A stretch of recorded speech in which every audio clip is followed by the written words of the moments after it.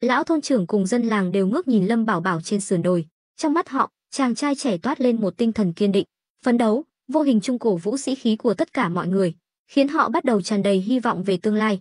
Tuy Ngưu Bối thôn giờ đã tạm thời giải quyết được vấn đề cơm áo, nhưng so với cuộc sống của người dân ở Ngư Thành vẫn còn một khoảng cách rất xa. Lâm Bảo Bảo hai tay nắm chặt bom mưa, dùng sức cắm xuống đất cát mềm mại. Đất toàn cát nên cũng chẳng tốn mấy sức lực. Lượng thuốc nổ đen trong bom mưa lần này rất lớn, mạnh nhất từ trước đến nay hắn từng làm. Nếu nó bay lên trời và nổ được, coi như đã thành công một nửa. Nhưng nếu nó nổ ngay trên mặt đất, thôi thì cứ coi như hắn xui xẻo vậy.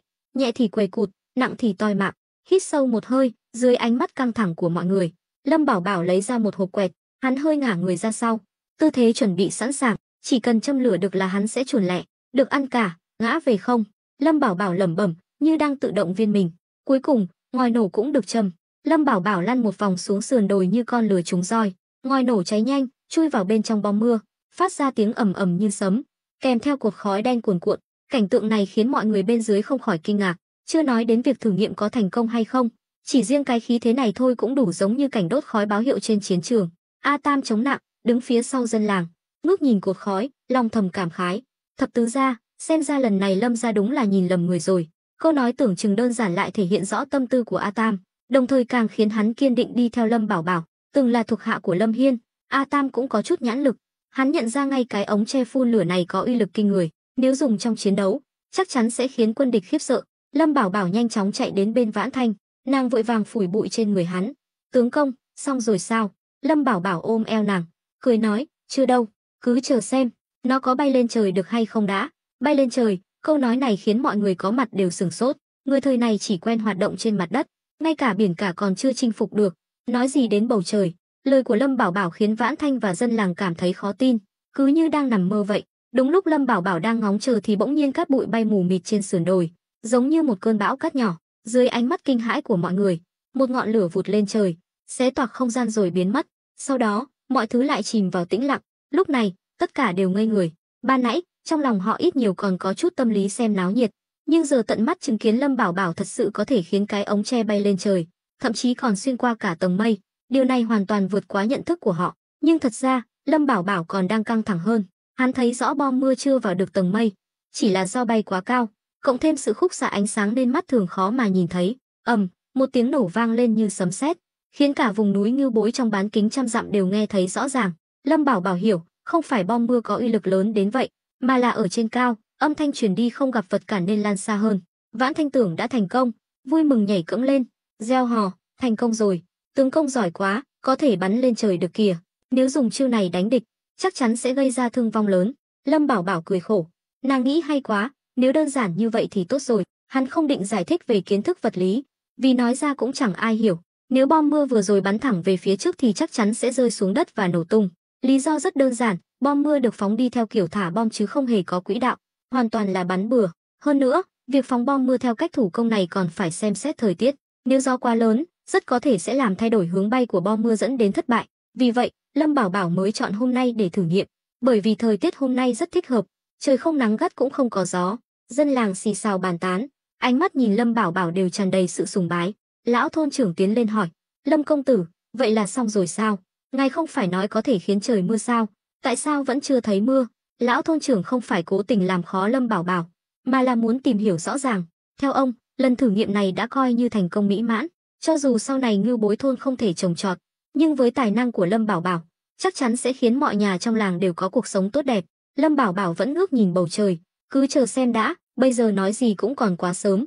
Thấy hắn nói vậy, mọi người cũng yên tâm, cùng ngẩng đầu nhìn trời theo hắn. Lâm Bảo Bảo hiểu rõ, tạo mưa nhân tạo chỉ là một kiến thức vật lý đơn giản, kỹ thuật tạo mưa nhân tạo không quá phức tạp, nhưng trong tình trạng thiếu thốn đủ thứ như hiện tại, muốn thành công cũng phải dựa vào may mắn. Hơn nữa, cần một khoảng thời gian nhất định để các đám mây hình thành những thay đổi vật lý, lượng lớn tinh thể băng làm thay đổi nhiệt độ và độ ẩm không khí, từ đó đạt được mục đích tạo mưa. Thời gian trôi qua từng giây từng phút, có thể nói, từ khi đến thế giới này, đây là lần đầu tiên Lâm Bảo Bảo cảm thấy căng thẳng đến vậy. Thành bại lần này sẽ quyết định trực tiếp kế hoạch và hướng phát triển tiếp theo của hắn. Bỗng nhiên, trên cao vang lên một tiếng sấm, lần này là sấm thật. Mắt Lâm Bảo Bảo sáng lên, có sấm chứng tỏ bên trong các đám mây đã bắt đầu có sự thay đổi về mặt vật lý. Đây chính là dấu hiệu của mưa. Ngay sau đó, từ bầu trời tĩnh lặng bỗng truyền đến tiếng tí tách, âm thanh ngày càng dày đặc, nghe đến khó chịu. Lúc này, Vãn Thanh đang ngước nhìn bỗng cảm thấy có giọt nước rơi trên mặt, nàng đưa tay sờ, thấy là nước thì mừng rỡ reo lên. Tướng công, thành công rồi, lần này thật sự thành công rồi, mưa rồi. Theo tiếng reo của nàng, cơn mưa như chút nước đổ xuống Ngưu Bối thôn. Sau hơn 1 năm, cuối cùng trời cũng mưa trở lại, dân làng vui mừng nhảy múa dưới mưa. Vãn Thanh nhảy cẫng lên người Lâm Bảo Bảo, hớn hở, tướng công giỏi quá, thật sự có thể khiến trời mưa. Chàng là thần tiên sống xuống cứu chúng ta sao?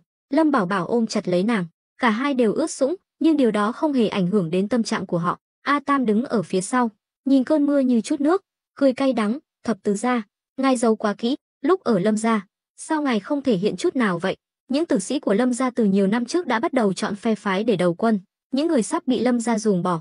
Vì vậy, họ âm thầm quan sát, tìm kiếm một chủ nhân có tiềm năng và trí tuệ nhất, đặc biệt là A Tam. Hắn hiểu rõ, lựa chọn còn quan trọng hơn cả nỗ lực. May mắn thay, ông trời đã cho hắn một cơ hội nữa, để hắn được phò tá Lâm Bảo Bảo, dù phải trả giá bằng một chân, nhưng cũng đủ để hắn hưởng lợi cả đời. Không ai ngờ, phạm vi cơn mưa lại rộng lớn đến vậy, không chỉ Ngưu Bối thôn, mà các làng mạc khác trong vòng bán kính vài trăm dặm cũng có mưa, thậm chí, Ngư Thành cách đó 500 dặm cũng được mưa tưới mát. Tuy mưa ở Ngư Thành rất nhỏ, nhưng cũng đủ khiến Khâu Dịch đang ăn chơi trác táng phải giật mình. Lúc này, hắn đang ngồi trong phòng riêng trên lầu 2 của Hồng Xuân viện, cửa sổ phòng tình cờ hướng về phía Ngưu Bối thôn. Bên ngoài mây đen dày đặc, tiếng mưa tiếng sấm rền vang không dứt, khiến hắn chợt nhớ đến lời cá cược với Lâm Bảo Bảo hôm trước. Bên cạnh hắn, ngoài các cô nương của Hồng Xuân viện, chỉ có Trịnh Hữu Lực. Khâu Dịch đứng dậy, đi đến bên cửa sổ, nhìn trời mưa, ngẩn người. Trịnh Hữu Lực bước tới, "Khâu công tử, ngài sao vậy?" Khâu Dịch quay lại, vẻ mặt nghiêm trọng, "Ngươi còn nhớ lời cá cược giữa ta và Lâm Bảo Bảo chứ?" Trịnh Hữu Lực sững người một lúc rồi nhanh chóng lấy lại bình tĩnh, giả vờ ngạc nhiên, "Lâm công tử thật là thần cơ diệu toán, ngay cả việc trời mưa cũng tính được." Hắn biết từ khi Lâm Bảo Bảo giải quyết xong vấn đề phân loại đất ở Ngưu Bối thôn thì đã dồn hết tâm trí vào việc nghiên cứu cách tạo mưa, để việc trồng trọt sau này không bị thiếu nước tưới. Trong lòng hắn tất nhiên cũng kinh ngạc, nhưng không muốn thể hiện ra trước mặt Khâu Dịch. Khâu Dịch đột ngột quay lại, nhìn chằm chằm vào hắn, "Trịnh Hữu Lực, ngươi cũng là người thông minh, đừng tưởng ta dễ bị lừa." Trịnh Hữu Lực giật mình, vội vàng cúi đầu, "Khâu công tử hiểu lầm rồi, tiểu nhân chỉ là hộ vệ của công tử, sao dám lừa ngài chứ?" "Hừ, hôm qua, khi ta đến Ngưu Bối thôn đón ngươi, Lâm Bảo Bảo đang làm gì đó với một cái lò và nước sôi trong sân." Khâu Dịch dừng lại, hắn chỉ nhớ lại chuyện hôm qua, nhưng không hiểu Lâm Bảo Bảo làm lò và đun nước là có ý gì. Hôm qua hắn không để ý, hoàn toàn là vì không tin Lâm Bảo Bảo có thể khiến trời mưa. Ai ngờ mới qua một ngày đã bị vả mặt, sáng nay trời còn đẹp, vậy mà giờ lại mưa. Hắn thấy mưa ở Ngư Thành không lớn, nhưng nhìn về hướng Ngưu Bối thôn, bầu trời đen kịt, rõ ràng là đang mưa to hơn. Trịnh Hữu Lực cúi đầu, chắp tay nói, "Nếu Khâu công tử muốn tìm hiểu rõ ràng, chúng ta có thể đến Ngưu Bối thôn ngay bây giờ. Hỏi công tử nhà ta là sẽ biết." "Hừ, ta không cần đi, ngươi cứ nói thật cho ta biết, những trò mà Lâm Bảo Bảo làm trước đó có phải là để tạo mưa không?" Trong lòng Khâu Dịch không muốn tin, nhưng sự thật bày ra trước mắt, hắn không tin cũng không được. Hơn nữa, cho dù có trùng hợp thì cũng không thể nói mưa là mưa ngay được. Nếu thật sự có bản lĩnh này, Lâm Bảo Bảo không phải người, mà là thần tiên. Trịnh Hữu Lực trong lòng đã có đáp án, biết trận mưa này 89 phần 10 là có liên quan đến công tử nhà mình. Nghĩ đi nghĩ lại, hắn chỉ đành gật đầu. Đúng vậy. Khâu Dịch cười cay đắng, Lâm Bảo Bảo đúng là không đơn giản, có thể chế tạo ra hỏa khí giết người đã là ghê gớm rồi, vậy mà còn có thể khiến trời mưa. Hắn hiểu rõ lợi hại quan hệ trong chuyện này, nếu Ngưu Bối thôn thật sự bắt đầu trồng trọt, trong ngắn hạn sẽ rất có lợi cho Ngư Thành, lương thực nhiều hơn, thuế má tự nhiên cũng nhiều hơn, tài chính của Ngư Thành sẽ dồi dào hơn, cũng có lợi cho địa vị của cha hắn. Nhưng về lâu dài, vấn đề sẽ lớn hơn. Khâu Dịch đã từng nói chuyện riêng với Lâm Bảo Bảo, biết hắn là kẻ có dã tâm, có hỏa khí mạnh mẽ, lại có thể tự chủ lương thực, thì bước phát triển tiếp theo sẽ ra sao, đến kẻ ngu cũng nhìn ra được. Thấy Khâu Dịch im lặng hồi lâu, Trịnh Hữu Lực cũng không dám nói gì thêm. Tuy nhiên, tâm trạng hắn lại rất tốt, địa vị của Lâm Bảo Bảo càng cao, quyền lực của hắn thủ lĩnh tử sĩ cũng càng lớn. Lúc này, một cô gái xinh đẹp đang rót rượu tiến đến, nũng nịu, "Khâu công tử, nhìn trời mưa làm gì, lại đây uống rượu với thiếp nào." Nói rồi, nàng chủ động đưa cho hắn một chén rượu. Khâu Dịch theo bản năng nhận lấy chén rượu, định uống thì bỗng nhiên nổi giận, ném mạnh chén rượu xuống đất, quát, "Cút hết cho ta." Các cô gái vội vàng chạy ra khỏi phòng, đứng canh ở ngoài cửa. Một tú bà trang điểm đậm bước vào, khúm núm, "Khâu công tử, có phải các cô nương làm ngài không vừa ý không? Có cần đổi người khác không?" Khâu Dịch hừ lạnh, "Trịnh thống lĩnh, chúng ta đi." Trịnh Hữu Lực tò mò, "Đi đâu ạ?" "Về dinh gặp cha ta." Khâu Dịch bỏ đi trước, hắn không dám quá lỗ mãng với Trịnh Hữu Lực, dù sao đánh chó cũng phải ngó mặt chủ. Hơn nữa, thực lực mà Lâm Bảo Bảo thể hiện đã khiến hắn e dè. Trịnh Hữu Lực vội vàng theo sau. Về đến phủ, Khâu Dịch chào tạm biệt Trịnh Hữu Lực rồi đi thẳng đến thư phòng của cha mình. Vì trời mưa, buổi chiều không có công việc, Khâu Quang Nhật đang ngồi bên bàn đọc sách, xem xét hai cuốn sổ sách. Bên cạnh ông ta là Mã Kế, tổng quản nội vụ. Mã Kế vẻ mặt căng thẳng, liên tục lau mồ hôi. Con hư tại mẹ, cháu hư tại bà. Khâu Quang Nhật tham ô, kẻ dưới cũng chẳng kém cạnh. Mã Kế phụ trách ghi chép sổ sách, đương nhiên cũng lạm dụng chức quyền để kiếm trác, nên rất sợ Khâu Quang Nhật phát hiện ra điều gì. Tuy nhiên, hai cuốn sổ này hoàn toàn khác nhau. Một cuốn để trưng bày cho Lâm gia kiểm tra, cuốn còn lại mới là sổ sách riêng của ông ta. Nhìn những con số được ghi chép cẩn thận, nụ cười trên khuôn mặt già nua của Khâu Quang Nhật càng thêm rạng rỡ. Thật ra, ông ta đã sớm nhận thấy Mã Kế rất căng thẳng. Đồng thời, ông ta cũng biết lão già này đang qua mặt mình. Nhưng Khâu Quang Nhật là cáo già, ông ta hiểu rõ mọi việc đều phải cân bằng. Bản thân tham ô, kẻ dưới đều biết, nhưng muốn làm lâu dài thì phải chừa đường sống cho người khác, tức là mình ăn thịt thì phải cho người ta húp canh. Chỉ cần không quá đáng, Khâu Quang Nhật đều sẽ làm ngơ. Khâu Quang Nhật gật đầu, đặt cuốn sổ xuống. Mã tổng quản làm tốt lắm, mọi thứ đều được ghi chép rõ ràng. Mã Kế bản lĩnh còn non kém, tưởng mình đã qua mặt được Khâu Quang Nhật, vội vàng định nọt, đều nhờ đại nhân lãnh đạo sáng suốt, tiểu nhân chỉ làm theo phận sự. Đúng lúc này, ngoài cửa vang lên tiếng gọi, đại nhân, thiếu gia có việc muốn gặp. Khâu Dịch đứng trước cửa, bộ áo dài sang trọng đã ướt sũng, trông có vẻ hơi chật vật. Tuy nhiên, so với tâm trạng của hắn, những thứ này chẳng là gì. Vào đi. Khâu Quang Nhật lên tiếng. Khâu Dịch mới đẩy cửa bước vào, nhìn thấy Mã Kế, Khâu Dịch vội vàng chắp tay, bái kiến Mã tổng quản. Ở Ngư Thành, chức vụ của Mã Kế chỉ đứng sau Khâu Quang Nhật. Tuy nhiên, ông ta không dám chậm trễ với Khâu Dịch, vội vàng đáp lễ, Khâu công tử, ngài quá khách sáo rồi. Lúc này, Khâu Quang Nhật nhíu mày, con đi đâu mà ra nông nỗi này, sao không thay quần áo? Cha, con có việc gấp, không kịp thay đồ. Cha nghe con nói đã. Nói rồi, Khâu Dịch cố ý liếc nhìn Mã Kế. Mã Kế hiểu ý ngay, đại nhân, vậy tiểu nhân xin phép lui xuống trước. Nói rồi, ông ta quay người định đi, nhưng Khâu Quang Nhật lập tức nói, khoan đã, ta còn việc muốn dặn dò.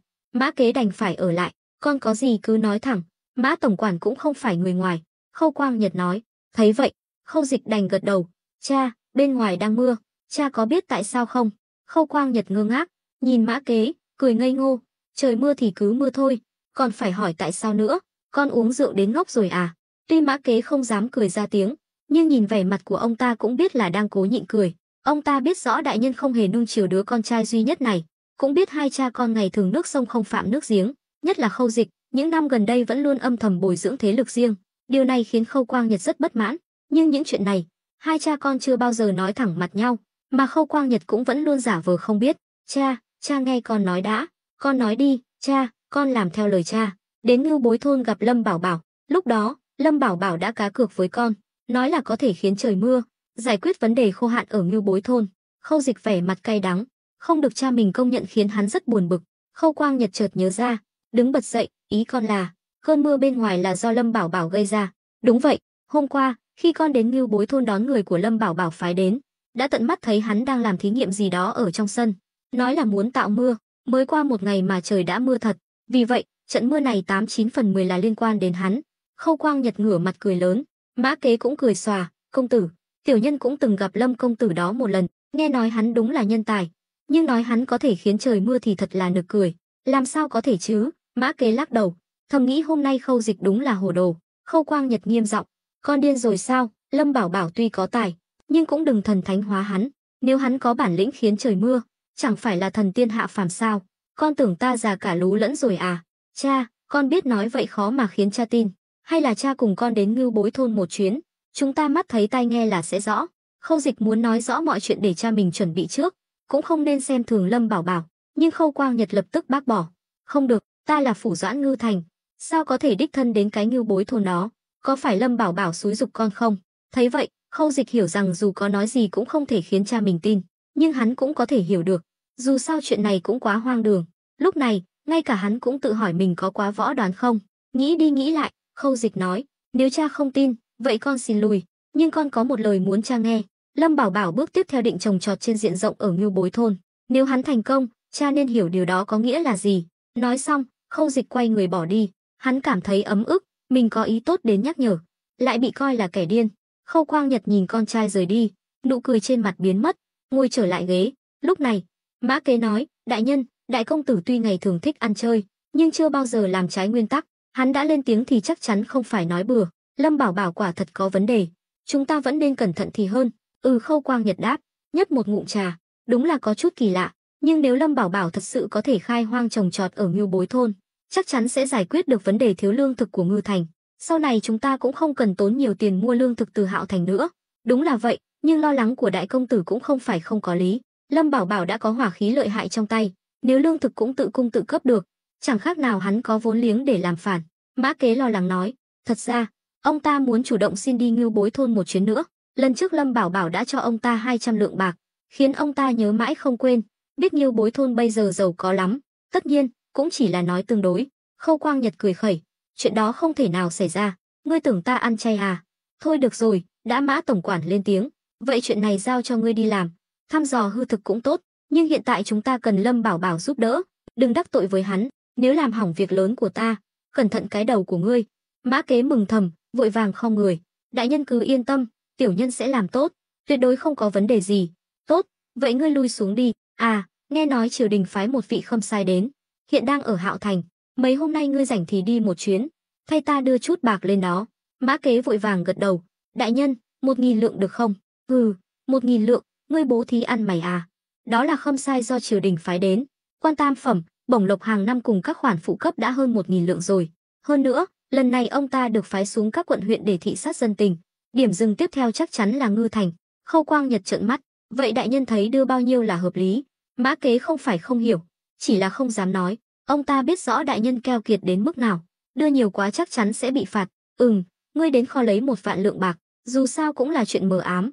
Tuy trong thư phòng chỉ có 2 người, nhưng Khâu Quang Nhật vẫn hơi ngại ngùng, giọng nói nhỏ hơn hẳn, tiểu nhân tuân lệnh. Mã Kế quay người rời đi. Lúc này, cánh cửa bí mật bên cạnh bàn làm việc đột nhiên mở ra, một người đàn ông trung niên mặc áo choàng xám bước ra. Đại nhân, lời Mã tổng quản nói cũng có lý, Lâm Bảo Bảo rõ ràng là có dã tâm, dù đại nhân muốn lợi dụng hắn, cũng nên dằn mặt hắn một chút, nếu không e là sẽ sinh sự. Người đàn ông trung niên này để râu quai nón, tay chống gậy trúc, chân phải có vẻ hơi khập khiễng. Hóa ra ông ta là sư gia mà Khâu Quang Nhật bỏ tiền ra mời về, tên là Thường Ngộ Phong.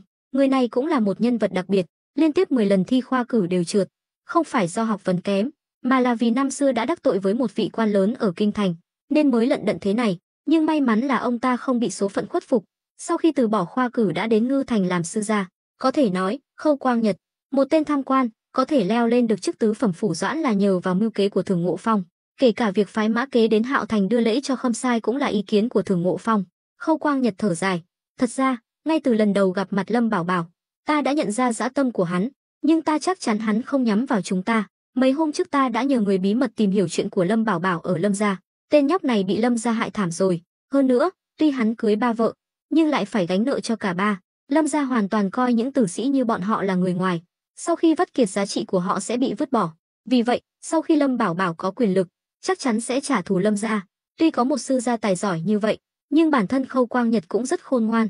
Thường Ngộ Phong chợt hiểu ra là vậy. Nếu nói như vậy, Lâm Bảo Bảo hiện tại đang nằm gai nếm mật sao? Khâu Quang Nhật cười khổ gật đầu. Đúng vậy, chúng ta chỉ cần nắm được hành động của hắn là được, không cần can thiệp quá nhiều. Đến khi hắn đối đầu với Lâm gia thất bại, hắn chắc chắn sẽ chớt. Nhân lúc này, cứ lợi dụng hắn, giao những việc chúng ta không tiện ra tay cho hắn làm, chẳng phải là tốt sao? Thường Ngộ Phong gật đầu. Đại nhân sáng suốt, ha ha, cả hai cùng cười lớn. Từ khi Lâm Bảo Bảo phóng bom mưa thành công, cả Ngưu Bối thôn đều náo nhiệt. Dân làng biết Lâm Bảo Bảo có thể khiến trời mưa, đều kinh ngạc như thấy thần tiên. Một số đứa trẻ trong làng thậm chí còn gọi Lâm Bảo Bảo là thần tiên sống, có đứa còn quỳ lại hắn. Lâm Bảo Bảo rất ngại, phải lấy chút bạc lẻ cho bọn trẻ. Hắn không muốn chiếm tiện nghi của người khác, dù sao người nhỏ tuổi lại người lớn cũng phải có quả đáp lễ. Nhiệt huyết làm ruộng của dân làng càng dâng cao, họ làm theo lời Lâm Bảo Bảo, chăm chỉ sản xuất phân bón hữu cơ, cải tạo hàng nghìn mẫu đất quanh Ngưu Bối thôn. Đất ở phía cổng làng không nhiều, phần đất rộng lớn nằm ở phía gần hồ. Nhờ trận mưa vừa rồi, đất đai cũng ẩm hơn. Chỉ trong vòng 1 tuần, một vùng đất rộng lớn đã được cải tạo hoàn toàn. Thậm chí, đứng ở trong làng cũng có thể ngửi thấy mùi đất mới. Điều này trước đây là không thể nào xảy ra. Hôm nay, Lâm Bảo Bảo đang sắp xếp những ống tre đã chuẩn bị sẵn trong sân. Những ống tre này cao bằng người, được hắn dựng thẳng hàng dọc theo bờ tường. Vì bom mưa đã thành công, Lâm Bảo Bảo cũng đã nắm chắc kỹ thuật chế tạo, nên định làm thêm một ít để chuẩn bị cho việc tưới tiêu sau này. Lúc này, trưởng thôn đi vào, thấy Lâm Bảo Bảo đang bận rộn, liền cười nói: "Công tử, ngài tìm ta có việc gì sao?" "Cứ sai bảo." Ông ngày càng kính trọng và sùng bái Lâm Bảo Bảo. Mỗi thứ mà Lâm Bảo Bảo làm ra đều cải thiện đáng kể cuộc sống của thôn Ngưu Bối. giúp dân làng dần dần có cuộc sống sung túc hơn. Nhớ lại trước kia, thôn Ngưu Bối không chỉ thiếu ăn thiếu mặc, mà còn phải nơm nớp lo sợ bọn cướp. Nghĩ lại những ngày tháng đó thật sự sống không bằng chết. Lâm Bảo Bảo phủi tay, mở chiếc túi vải lớn đặt bên cạnh, nói, không có gì, chỉ là dạo này dân làng vừa phải sản xuất thuốc nổ, vừa phải làm ruộng, khá vất vả. Số bạc này chia cho mọi người, coi như là tiền công. Lão thôn trưởng ngạc nhiên nhìn vào túi, thấy ít nhất cũng phải 100 lượng. Lâm công tử, ngài không phải ngày nào cũng trả công rồi sao? Hơn nữa, cày ruộng cũng là vì Ngưu Bối thôn, mọi người đều tự nguyện làm việc, chúng tôi không thể nhận số tiền này. Lão thôn trưởng không phải kẻ ngốc, biết tham lam quá sẽ khiến người ta chán ghét. Hơn nữa, là người đứng đầu thôn, ông hiểu rõ nước chảy đá mòn, nếu thấy tiền là sáng mắt, ngược lại sẽ khiến Lâm Bảo Bảo khó chịu. Lâm Bảo Bảo nói, cứ nhận đi, chút tiền này chia cho dân làng cũng không nhiều, coi như là chút lòng thành của ta. Lão thôn trưởng do dự, ông không muốn nhận, nhưng lại sợ Lâm Bảo Bảo phật ý. Cuối cùng, lão thôn trưởng cắn răng, vậy số tiền này cứ giao cho ta giữ, sau này làm ruộng cần dùng tiền thì sẽ lấy từ đây. Thấy vậy, Lâm Bảo Bảo cũng đành đồng ý. Hắn vỗ vai lão thôn trưởng, ông đúng là hiểu ý ta. Lão thôn trưởng cười gượng, câu nói này tuy là khen ông, nhưng cũng khiến ông hiểu ra hàm ý sâu xa hơn. Việc cày ruộng đến đâu rồi? Lâm Bảo Bảo vòng vo một hồi, cuối cùng cũng vào vấn đề chính. Lão thôn trưởng vội vàng đáp, gần xong rồi, đất ở Ngưu Bối thôn toàn là đất hoang, lại tơi xốp, cày cũng không mất nhiều sức. Vậy tổng cộng có bao nhiêu mẫu? Khoảng 1000 mẫu ạ. Mắt Lâm Bảo Bảo sáng lên, là người xuyên không? Hắn biết cách tính toán, một mẫu ruộng ở trái đất một năm có thể thu hoạch được 600 đến 800 cân lúa mì. Còn ở thế giới này, do thiếu phân bón, hơn nữa đất ở Ngưu Bối thôn lại cằn cỗi, cho dù đã được cải tạo bằng phân hữu cơ, sản lượng e rằng cũng không đạt được 600 cân. Cứ tính theo mức thấp nhất, mỗi mẫu chỉ thu hoạch được 200 đến 300 cân, thì một năm cũng có 200 đến 300 vạn cân. Ở thế giới lạc hậu này, sản lượng như vậy đã là rất kinh người. Nếu hắn có thể nghiên cứu ra loại phân bón nào đó để tăng sản lượng, thì có lẽ còn có thể cao hơn nữa. Số lương thực này Ngưu Bối thôn không thể nào ăn hết, nếu đem bán, chắc chắn sẽ là một khoản tiền khổng lồ. Ai cũng biết, ở thời đại phong kiến này, việc trồng trọt hoàn toàn phụ thuộc vào thời tiết, mưa thuận gió hòa thì được mùa, gặp hạn hán thì coi như mất trắng.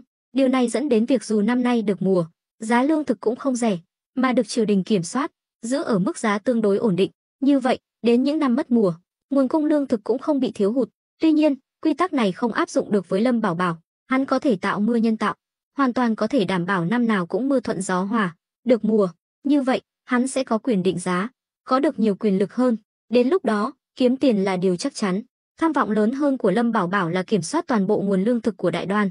Tất nhiên, suy nghĩ này hiện tại chỉ có thể giữ trong lòng, chưa có thực lực tuyệt đối. Lâm Bảo Bảo không dám thể hiện quá lộ liễu, dù sao người không có tội, Mang Ngọc có tội, hắn không muốn trở thành cái gai trong mắt của một số tập đoàn lợi ích. Thấy Lâm Bảo Bảo trầm ngâm, lão thôn trưởng tò mò, Lâm công tử, ngài đang nghĩ gì vậy? Lâm Bảo Bảo hoàn hồn, không có gì, ông có thể đi được rồi. Mang theo ít hạt giống này về nhé. Hạt giống lúa mì này đều là loại ưu tú mà Lâm Bảo Bảo đã dày công tuyển chọn trong suốt một tuần qua. Vâng. Trưởng thôn vác 2 bao tải lớn quay người đi, vừa đến cổng làng thì thấy một đoàn người đang đi tới. Đúng là Mã Kế vâng lệnh đến đây. Trưởng thôn vội vàng đặt bao tải xuống, quay lại báo với Lâm Bảo Bảo, Lâm công tử, người của huyện đến rồi. Lâm Bảo Bảo ra đón, nhìn thấy Mã Kế, hắn cười nói, ồ, Mã tổng quản, gió nào đưa ngài đến đây vậy? Mã Kế cười lớn, vẻ mặt đạo mạo, lần trước đã nhận tiền của Lâm Bảo Bảo, nhưng vẫn nói xấu hắn sau lưng. Tất nhiên, trong mắt ông ta, 200 lượng bạc không thể mua chuộc được mình. Lâm Bảo Bảo cũng hiểu điều này. Ha ha, Lâm công tử, lần này ta đến là để báo tin vui cho ngươi. Mã Kế làm quan nhiều năm, rất giỏi quan sát, tuy mới gặp mặt, nhưng cũng nhìn ra tâm trạng Lâm Bảo Bảo đang rất tốt. Vậy sao, mời vào. Lâm Bảo Bảo không quan tâm là chuyện gì, cứ mời vào nhà đã. Sau khi khách khứa an tọa, Lâm Thiển Nguyệt, với tư cách là đại phu nhân, mang trà lên. Mã Kế mỉm cười gật đầu, bưng chén trà lên nhấp một ngụm. Lâm Bảo Bảo ghé sát tai Lâm Thiển Nguyệt, nhỏ giọng, đi chuẩn bị 500 lượng bạc. Lâm Thiển Nguyệt trừng mắt, tuy trong nhà hiện tại có chút bạc, nhưng 500 lượng cũng là quá nhiều, nương tử đừng hỏi nhiều, cứ làm đi. Lâm Bảo Bảo muốn chuẩn bị trước, xem Mã Kế mang đến tin tức gì. Lâm Thiển Nguyệt quay người vào phòng ngủ, Lâm Bảo Bảo thoải mái ngồi trên ghế thái sư. Mã tổng quản không quản đường xa đến đây, chắc chắn là có chuyện muốn thông báo, nếu là tin tốt, ta cũng muốn biết sớm. Mã Kế đặt chén trà xuống, vẻ mặt thần bí, ấy, Lâm công tử đừng vội, ta nghe nói trận mưa tuần trước là do Lâm công tử sắp đặt, có đúng không? Hắn rất hiểu lòng người, rõ ràng là đến dò la tin tức, nhưng lại cố tình úp úp mở mở, như thể muốn trao đổi thông tin với Lâm Bảo Bảo. Lâm Bảo Bảo cười khẩy, cũng không thấy bất ngờ, dù sao chuyện hắn cá cược với Khâu Dịch vẫn còn đó, chỉ là trận mưa thôi mà. Mã tổng quản không cần để tâm, Mã Kế hơi nghiêng người về phía trước, giọng trầm xuống, vậy rốt cuộc có phải Lâm công tử đã tạo ra trận mưa đó không?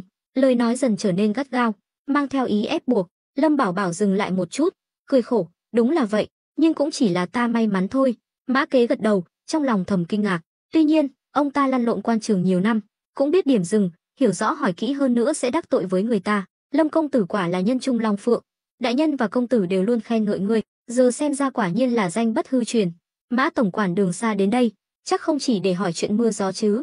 Thấy lời nói của Lâm Bảo Bảo đột nhiên trở nên sắc bén, Mã Kế vội vàng ngồi thẳng dậy, nghiêm giọng, đương nhiên không, lần này ta đến là để đưa bạc cho Lâm công tử. Nói rồi, ông ta ra hiệu cho tên hộ vệ phía sau. Tên hộ vệ lập tức lấy ra 8 tờ ngân phiếu. Mã Kế đẩy ngân phiếu đến trước mặt Lâm Bảo Bảo. Đây là 800 lượng, theo như thỏa thuận lần trước giữa Lâm công tử và Khâu công tử, chia 37, xin hãy nhận cho. Mắt Lâm Bảo Bảo sáng lên, xem ra việc dẹp phỉ ở Ngư Thành gần đây rất thuận lợi. Đương nhiên, mà thuận lợi như vậy là nhờ 4 vị tướng sĩ mà Lâm công tử phái đến. Lời nói của Mã Kế vừa thể hiện sự khâm phục với Lâm Bảo Bảo, vừa như đang nói hắn biết cách kiếm tiền. Đúng là như vậy, làm tổng quản nội vụ Ngư Thành hơn 10 năm, ông ta toàn thấy người ta đến nộp tiền cho quan phủ. Đây là lần đầu tiên thấy đại nhân đưa tiền cho người khác, hơn nữa lại là 800 lượng, qua đó có thể thấy Lâm Bảo Bảo lợi hại đến mức nào. Quan trọng nhất là, số tiền này là tiền bẩn, kiếm được bằng con đường không chính đáng. Lâm Bảo Bảo bình tĩnh cất 7 tờ ngân phiếu vào người, chỉ trả lại tờ cuối cùng cho Mã Kế, cười nói, 100 lượng này coi như tiền công cho Mã tổng quản. Mã Kế nhìn xuống tờ ngân phiếu, cười tươi, nhưng trong lòng lại thầm mắng Lâm Bảo Bảo keo kiệt, lần trước còn cho mình 200 lượng, chỉ còn lại 100 lượng, đúng là ăn cháo đá bát. Lâm Bảo Bảo thấy nụ cười trên mặt hắn cứng đờ, cười nói, sao vậy, Mã tổng quản chê ít à? Mã Kế chậm rãi ngẩng đầu nhìn Lâm Bảo Bảo, Lâm công tử, ngài có thể kết giao với Phủ Doãn, ta cũng rất bội phục, nhưng ngài nên biết, nếu không có ta giúp đỡ, ngài không thể nào có được 800 lượng này. Tên hộ vệ phía sau Mã Kế cũng nhìn Lâm Bảo Bảo với ánh mắt khiêu khích, tay nắm chặt đao bên hông. Lâm Bảo Bảo dừng lại một chút, mỉm cười đầy ẩn ý, này, Mã tổng quản, ngài là tổng quản nội vụ Ngư Thành, nói cách khác, là quan lớn chuyên quản lý tiền bạc và vật tư cho Phủ Doãn. Lẽ ra, ngài đến đây, dù không có việc gì, ta cũng phải tiếp đón chu đáo, nhưng đã Mã tổng quản nói thẳng như vậy, thì ta cũng nói thẳng luôn, ta đúng là có chút tiền, nhưng tiền của ta cũng không phải từ trên trời rơi xuống. Nếu Mã tổng quản muốn tiền, không vấn đề gì, chỉ cần giúp ta làm việc, muốn bao nhiêu cũng có, ta tuyệt đối sẽ không bạc đãi đồng minh, chỉ sợ Mã tổng quản không có năng lực, cũng không có gan làm. Nói xong những lời này không chút khách khí, Lâm Bảo Bảo bưng chén trà lên, nhấp một ngụm, tên hộ vệ phía sau Mã Kế lập tức rút đao ra, quát, táo tợn, dám vô lễ với Mã tổng quản như vậy, ngươi chán sống rồi sao? Nhưng Lâm Bảo Bảo vẫn bình tĩnh, cúi đầu uống trà. Mã Kế thấy vậy, thầm thở dài, Lâm Bảo Bảo quả là một nhân vật khó đối phó. Hắn nhận ra, ngay cả Phủ Doãn cũng không thể dùng vũ lực với Lâm Bảo Bảo, hắn càng không có khả năng đó. Hơn nữa, hắn đến đây là vì tiền, không phải để gây sự, mà cho dù có gây sự, hắn cũng không có bản lĩnh đó. Nghĩ đi nghĩ lại, Mã Kế phẩy tay, hỗn xược, ta đang nói chuyện với Lâm công tử, đâu đến lượt ngươi xen vào. Hơn nữa, Lâm công tử còn là khách quý của Phủ Doãn. Tên hộ vệ vội vàng cúi đầu, thuộc hạ đáng tội, cút ra ngoài. Mã Kế quát, tên hộ vệ vội vàng lui ra. Trong sảnh chỉ còn lại 2 người. Tất nhiên, ở phòng bên cạnh, ba nàng vợ đang rình nghe. Uyển Uyển, người có tính cách nóng nảy nhất, tức đến đỏ mặt tía tai. Nếu không có Lâm Thiển Nguyệt và Vãn Thanh giữ lại, nàng đã xông ra ngoài rồi. Lâm Bảo Bảo đặt chén trà xuống, hỏi, Mã tổng quản suy nghĩ thế nào rồi? Mã Kế đã hiểu ý Lâm Bảo Bảo, nheo mắt, Lâm công tử muốn ta làm gì? Lâm Bảo Bảo giơ 2 ngón tay lên. Thứ nhất, lần trước ta đến phủ dự tiệc, đã tặng một lô nước hoa, tính ra thời gian cũng gần hết rồi, mong Mã tổng quản giúp ta tìm hiểu xem có ai muốn đặt hàng không. Mắt Mã Kế sáng lên, nước hoa lần trước của Lâm công tử quả là bảo bối, dạo này ta bận quá nên quên mất. Bây giờ, các quý bà, tiểu thư trong Ngư Thành đều đang tìm mua nước hoa, nhưng các quan lại vì sợ làm phiền Lâm công tử, nên không dám đến hỏi, vì vậy mới không có tin tức gì. Chuyện này cứ giao cho ta, chỉ cần Lâm công tử có hàng, ta đảm bảo sẽ bán được giá tốt. Lâm Bảo Bảo cười hài lòng, tốt, vậy chuyện này cứ quyết định như vậy. Không biết Lâm công tử định bán mỗi lọ bao nhiêu tiền?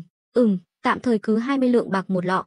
Cái gì? 20 lượng? Mã Kế giật mình, chiếc mũ trên đầu suýt rơi xuống đất, vội vàng giữ lại. Lâm Bảo Bảo cười, sao vậy, Mã tổng quản thấy đắt sao? Không chỉ là đắt, mà là quá đắt, một lọ nhỏ như vậy mà bán 20 lượng. Lâm công tử nghĩ các quan lại đều là kẻ ngốc sao? Mã Kế cười khổ, hoàn toàn bị Lâm Bảo Bảo khuất phục, đương nhiên không phải là kẻ ngốc, nhưng theo ta được biết, các quan lại này đều giàu có lắm, bán 20 lượng một lọ không hề đắt, ta không có vấn đề gì, chỉ cần Lâm công tử quyết định giá, ta sẽ bán theo giá đó, nếu bán không được, Lâm công tử đừng trách ta làm việc không hiệu quả. Mã Kế cũng nói rõ trước. Ha ha, Mã tổng quản cứ yên tâm, bán hàng cũng phải có kỹ năng. Nếu cứ bán đại trà thì khó mà thu hút được người mua.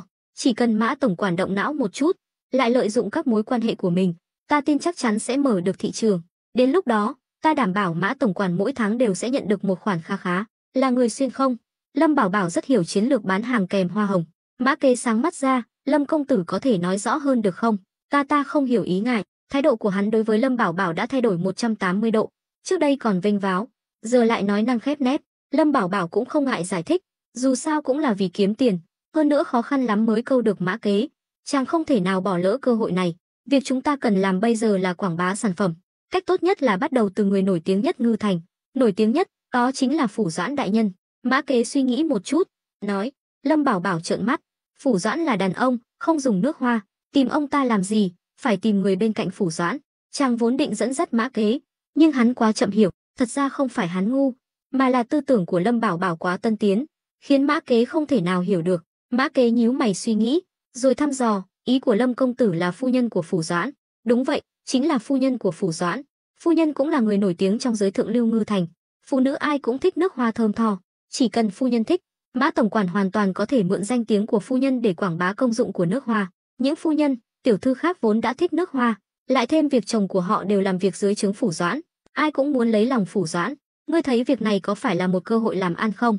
Mã Kế nhìn Lâm Bảo Bảo với vẻ mặt kinh ngạc, giơ ngón tay cái lên. Lâm công tử quả là cao kiến, kế hoạch này thật tuyệt vời. Lâm Bảo Bảo hài lòng. Tiếp theo không cần ta phải dạy ngươi nữa chứ? Không cần, ta đã hiểu hết rồi. Mã Kế vội vàng nói. Lâm Bảo Bảo nói tiếp. Chuyện thứ hai, sau này ta còn muốn buôn bán lương thực. Mã tổng quản có cách nào bán lương thực đến những nơi khác không? Mục đích cuối cùng của Lâm Bảo Bảo khi lôi kéo Mã Kế là để kiếm tiền. Tổng quản nội vụ ngày nào cũng tiếp xúc với các thương nhân, có thể nói là cầu nối giữa quan lại và thương nhân. Lâm Bảo Bảo đương nhiên sẽ không bỏ lỡ cơ hội này, dù có phải tốn nhiều tiền cũng đáng. Mã Kế ngạc nhiên, Lâm công tử, tự ý mua bán lương thực là tội chớt, ngài không định gài bẫy ta đấy chứ?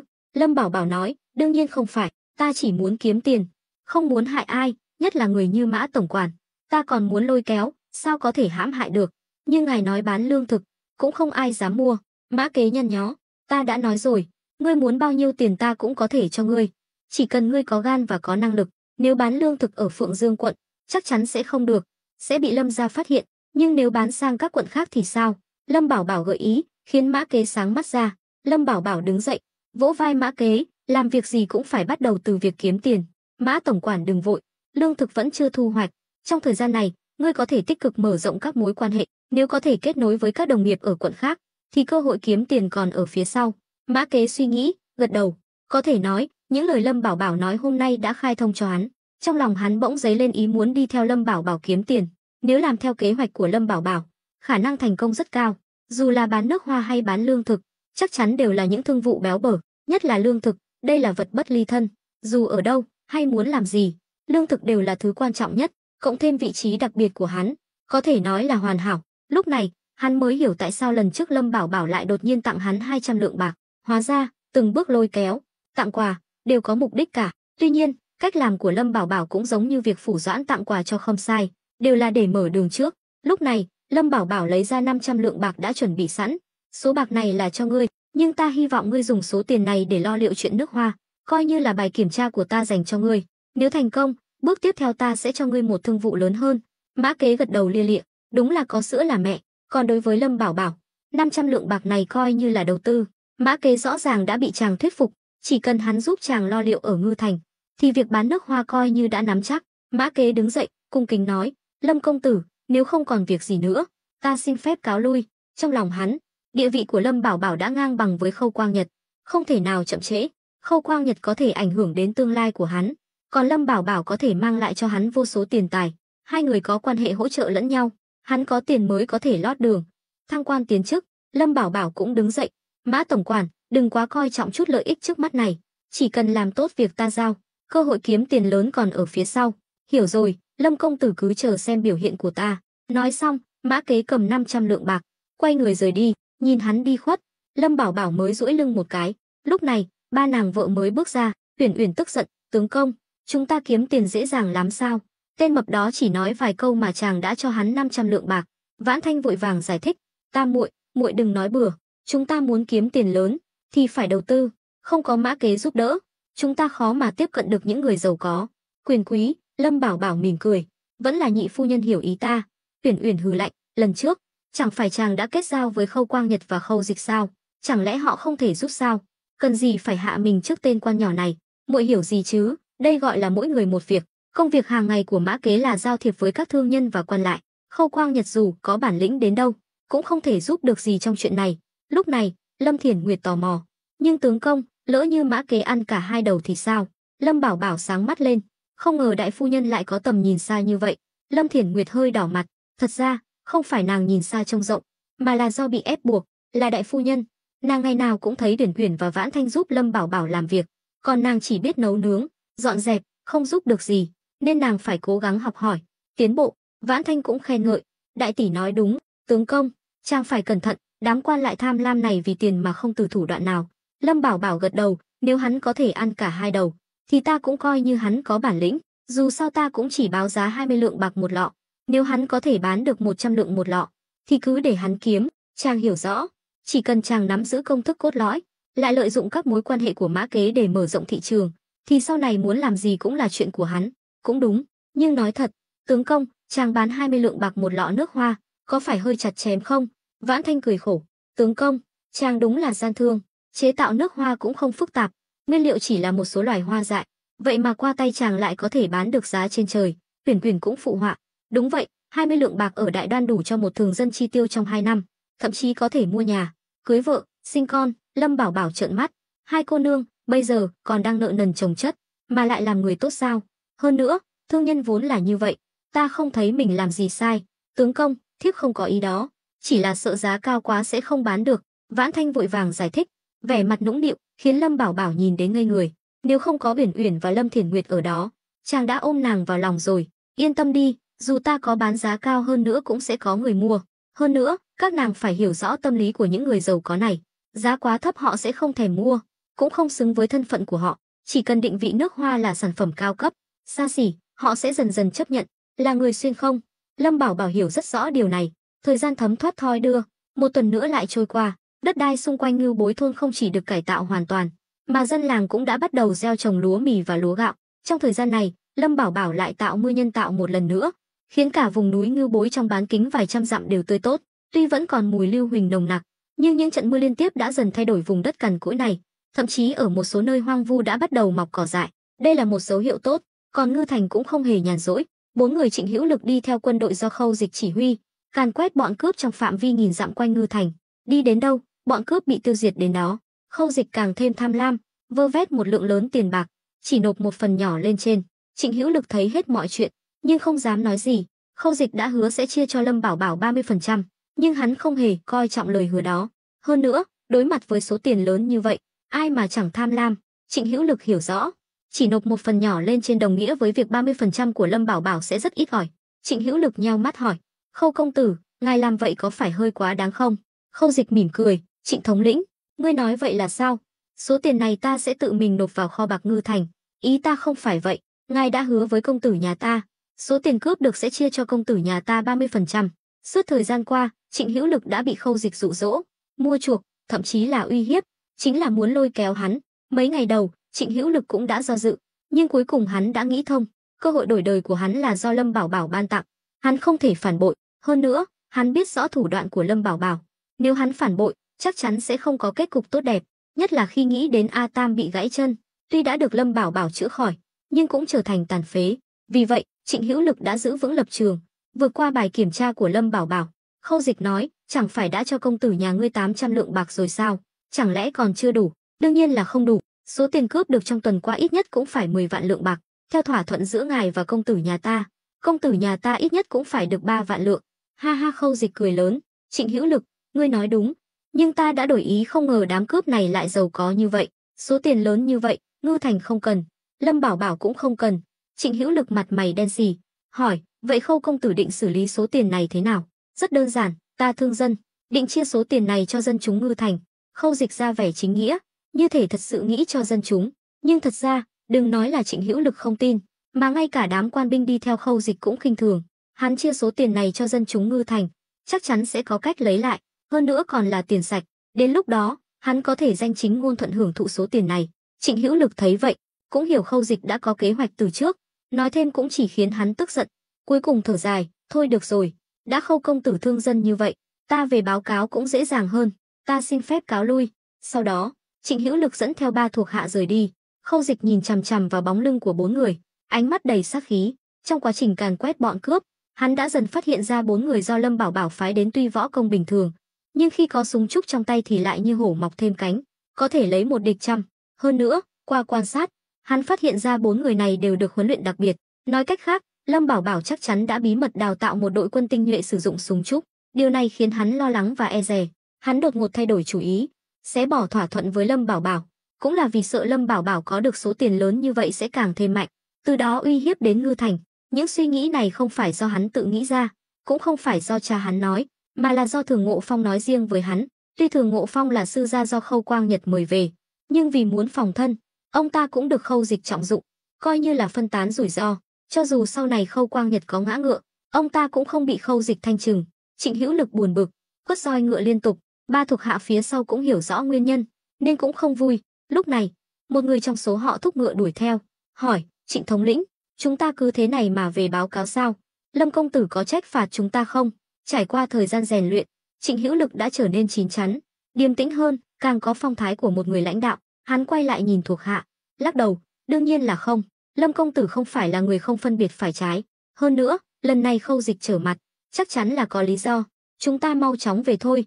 Sau đó, 4 người phi ngựa suốt quãng đường, chỉ chưa đầy 1 canh giờ đã đi được hơn 200 dặm. Khi đến vùng ngoại ô Ngưu Bối thôn, họ đều bị cảnh tượng trước mắt làm cho kinh ngạc. Những cồn cát minh mông trước đây đã biến mất, thay vào đó là những cánh đồng bát ngát. Trên những cánh đồng ngay ngắn này đã mọc lên những mầm cây non. Một tên lính kinh ngạc: Trịnh thống lĩnh, trời đất, thay đổi lớn quá, không phải Ngưu Bối thôn không trồng trọt được sao? Trịnh Hữu Lực khẽ thúc ngựa, cho ngựa đi dọc theo con đường giữa cánh đồng lúa mì. Bản lĩnh của Lâm công tử chúng ta sao có thể tưởng tượng được. Xem ra trong thời gian chúng ta vắng mặt, Lâm công tử lại làm được không ít việc lớn.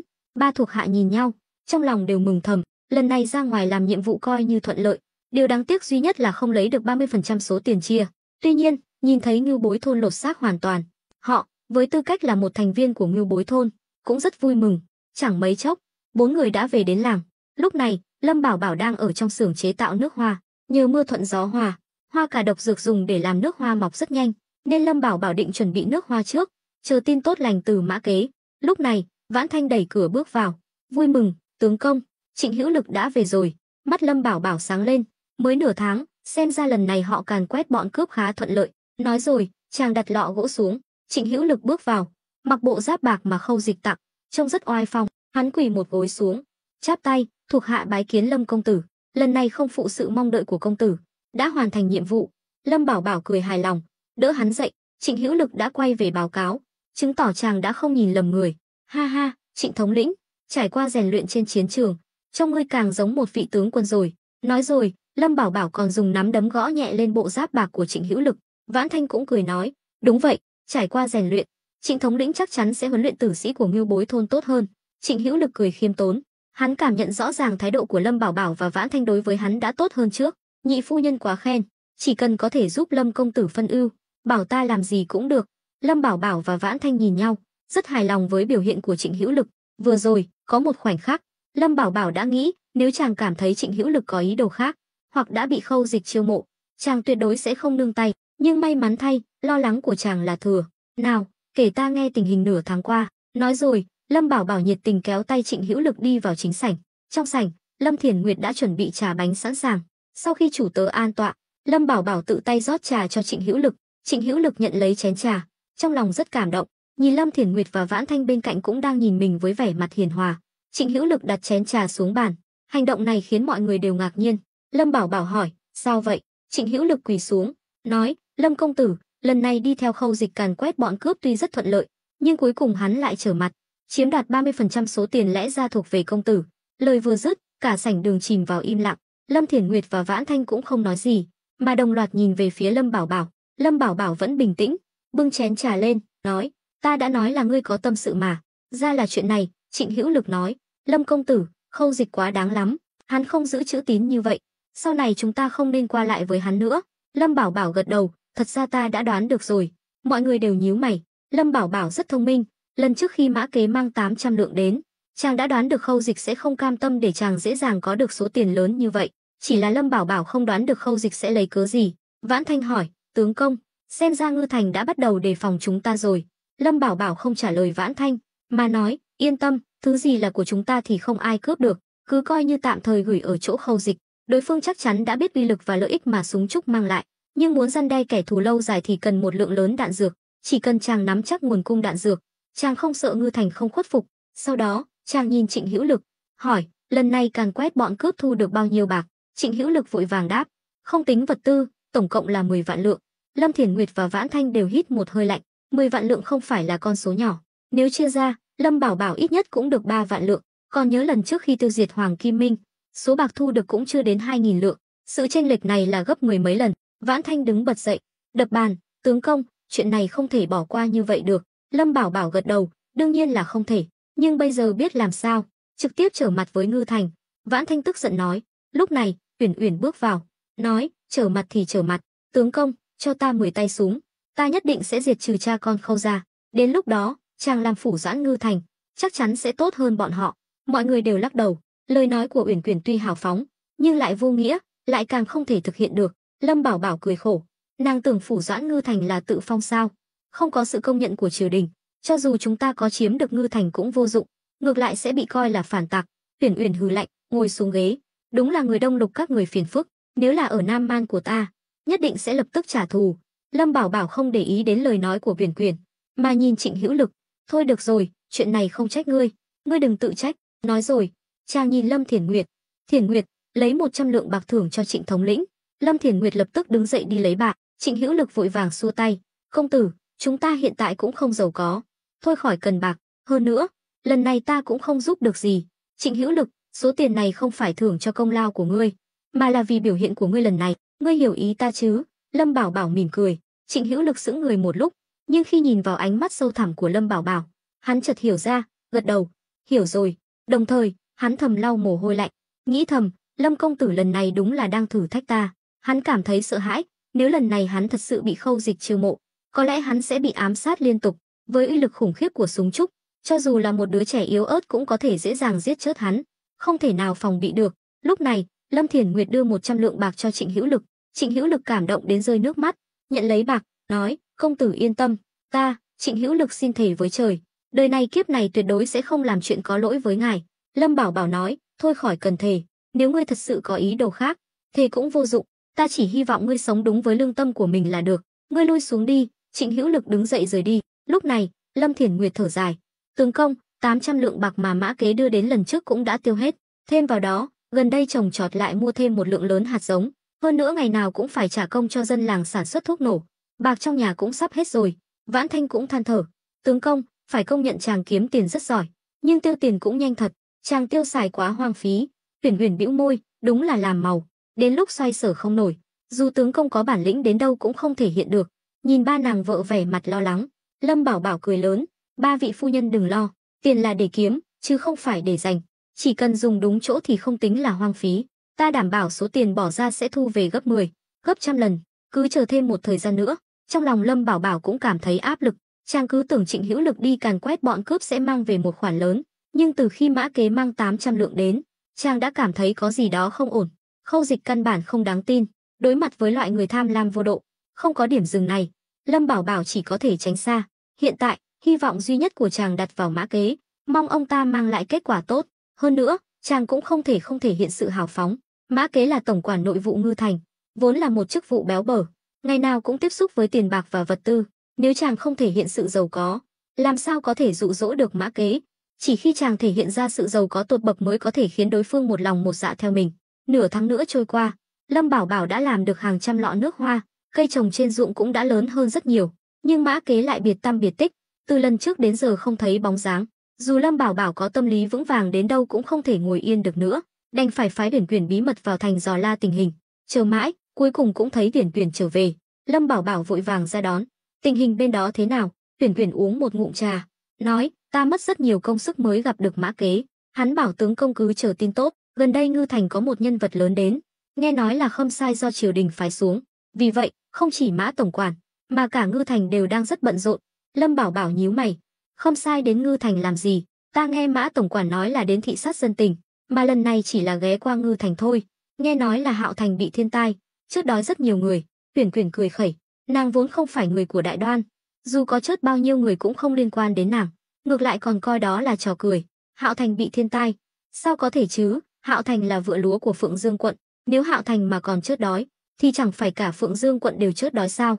Lâm Bảo Bảo từng là người của Lâm gia, tuy chỉ là tử sĩ thấp kém nhất, nhưng cũng mang danh nghĩa là người của Lâm gia, nên biết khá rõ về Phượng Dương quận. Chuyện này ta cũng không rõ, đợi Mã Kế đến, chàng tự mình hỏi hắn. Uyển Uyển lười hỏi thêm, nàng đứng dậy định về phòng nghỉ ngơi thì bỗng nhớ ra điều gì đó. À, tướng công, cái này cho chàng. Nói rồi, nàng lấy ra một túi vải từ trong ngực. Lâm Bảo Bảo tò mò, đây là gì? Ta ghé qua tiệm rèn ở Ngư Thành, lão thiết rèn đưa cho chàng, nói là đồ chàng đặt trước đó.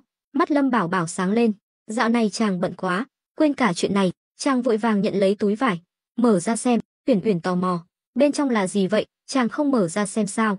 Ta xem rồi, chỉ là mấy miếng sắt vụn, những thứ này dùng để làm gì? Có lẽ dù có vắt óc suy nghĩ, nàng cũng không thể nào đoán ra được. Lâm Bảo Bảo cười bí hiểm, đây là bảo bối, sau này nàng sẽ biết. Nói xong, Lâm Bảo Bảo ôm túi vải, quay người đi về phía xưởng. Uyển Uyển bĩu môi, cũng quay về phòng nghỉ ngơi. Còn Lâm Bảo Bảo, sau khi vào xưởng, chàng mở túi vải ra, nhìn những linh kiện dùng để lắp ráp súng lục, trên mặt lộ rõ vẻ vui mừng. Tuy nhiên, những linh kiện này được chế tạo quá thô sơ, các góc cạnh còn nhiều ba via, hơn nữa mỗi linh kiện đều không cân đối, trông thật sự giống như sắt vụn.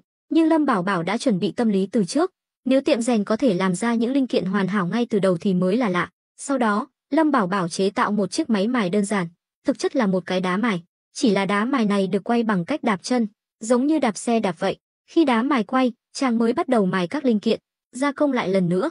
Tuy chỉ là những việc nhỏ, nhưng càng nhỏ càng khó, một số vị trí nhỏ hẹp, đá mài không thể nào chạm tới được. Lâm Bảo Bảo mất rất nhiều công sức, mất 2 canh giờ mới mài xong một cái nòng súng. Chàng không biết lão thiết rèn làm thế nào mà chế tạo ra được loại nòng súng hình trụ này, nhưng trông nó có vẻ tốt hơn chàng tưởng tượng. Đúng lúc này, ngoài cửa vang lên tiếng gõ cửa. Ai đó? Lâm Bảo Bảo dừng đá mài, hỏi, công tử, Mã tổng quản đến rồi. Người nói là lão thôn trưởng.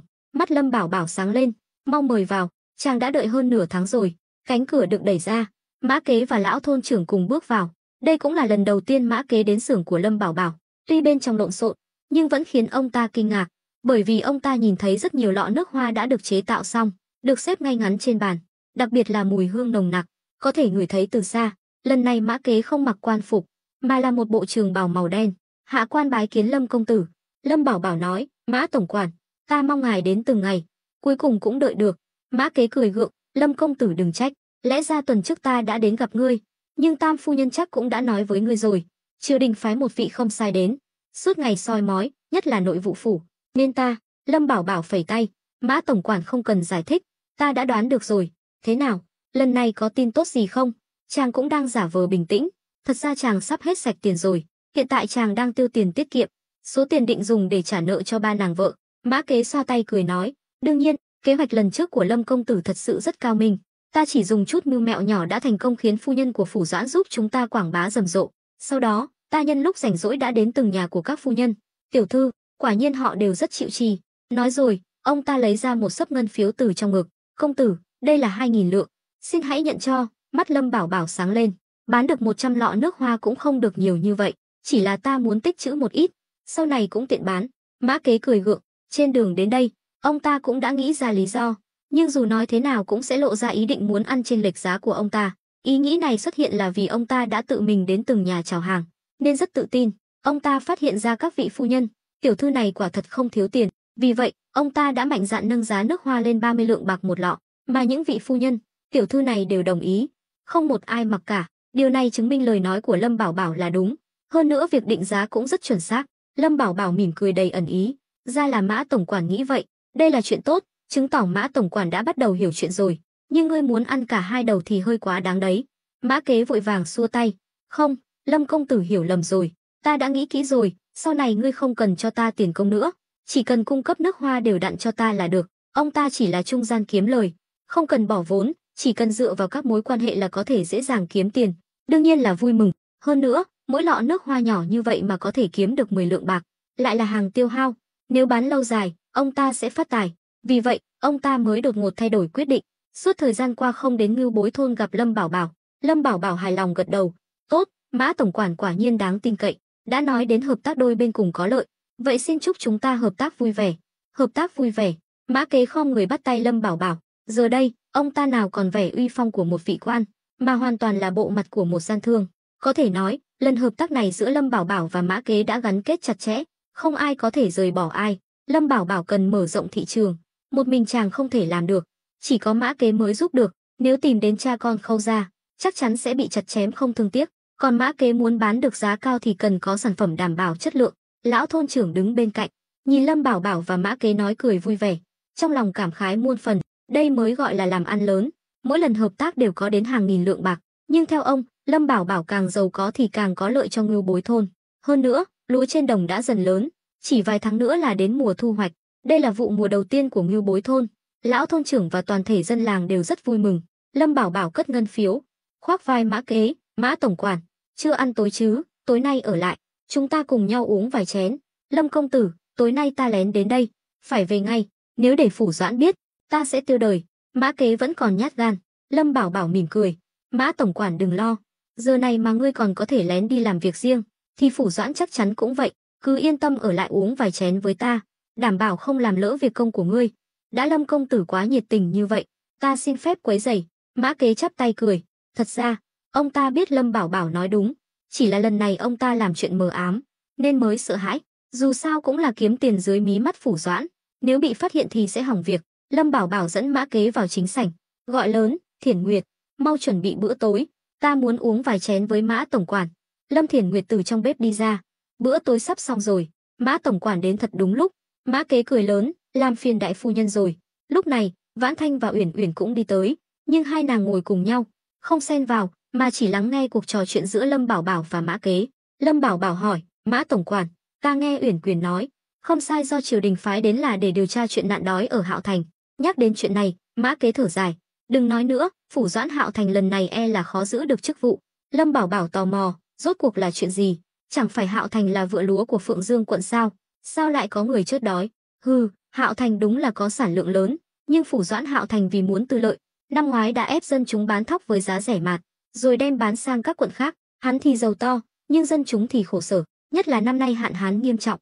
Lương thực của Hạo Thành đừng nói là bán ra ngoài, mà ngay cả để ăn cũng chưa chắc đã đủ. Mã Kế thao thao bất tuyệt, bỗng nhiên nhớ đến trên đường đến đây, ông ta đã nhìn thấy lúa trên đồng của Ngưu Bối thôn đã cao bằng người, liền kinh ngạc, Lâm công tử, ngươi thật là thần kỳ, năm nay nhiều nơi ở Phượng Dương quận bị hạn hán, lúa trên đồng đều khô héo cả. Ngưu Bối thôn này vốn là vùng đất cằn cỗi nhất, sao lúa lại tốt tươi như vậy? Lâm Bảo Bảo và hai nàng vợ mỉm cười. Trong thời gian Mã Kế vắng mặt, nếu không có những cánh đồng lúa này, bốn người bọn họ e rằng đã không trụ nổi. Ngay cả Lâm Bảo Bảo cũng không dám chắc Mã Kế lần này có mang bạc đến hay không. Chỉ có những cánh đồng lúa này mới có thể đảm bảo bọn họ không bị chết đói. Mấy hôm trước, Lâm Bảo Bảo còn định đi càn quét bọn cướp để kiếm chút bạc. Lâm Bảo Bảo khẽ cười, nghe Mã tổng quản nói vậy, ta yên tâm rồi, xem ra năm nay dù có bán lúa mì cũng sẽ kiếm được một khoản kha khá. Mã Kế gật đầu, đúng vậy, bây giờ lương thực là thứ đáng giá nhất, đến lúc đó, nếu Lâm công tử bán lúa mì, chắc chắn sẽ kiếm được bộn tiền. Tuy nhiên, theo quy định thu thuế của Ngư Thành, Lâm công tử phải nộp thuế cho Ngư Thành trước. Lâm Bảo Bảo nhíu mày, phải nộp bao nhiêu, ngươi có biết không? Tỷ lệ nộp là 20% tổng sản lượng, đây là quy định bắt buộc. Tất nhiên, số lương thực này Ngư Thành cũng phải nộp cho Lâm gia, còn Lâm gia sẽ thu thập lương thực từ các nơi, rồi nộp một phần cho triều đình. Lâm Bảo Bảo chợt hiểu ra, cuối cùng chàng cũng hiểu rõ luật lệ ở đây. Vậy nếu Ngưu Bối thôn năm nay thu hoạch được 10 triệu cân, ta phải nộp 2 triệu cân lương thực.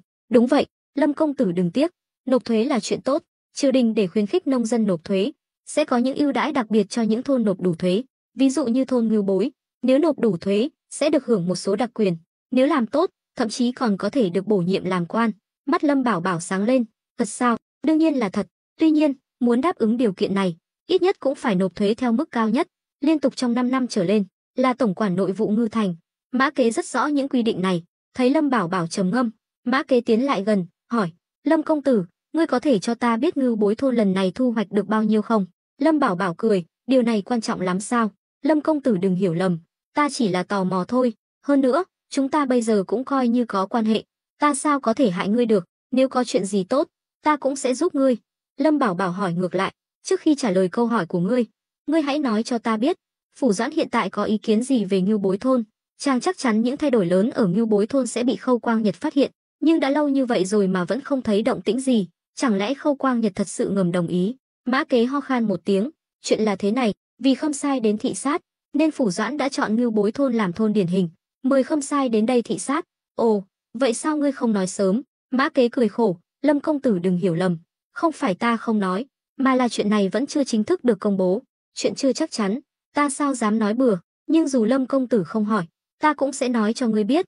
Lâm Bảo Bảo hài lòng gật đầu, trong lòng đã có tính toán, Khâm Sai đến thị sát Ngưu Bối thôn cũng là một cơ hội cho chàng.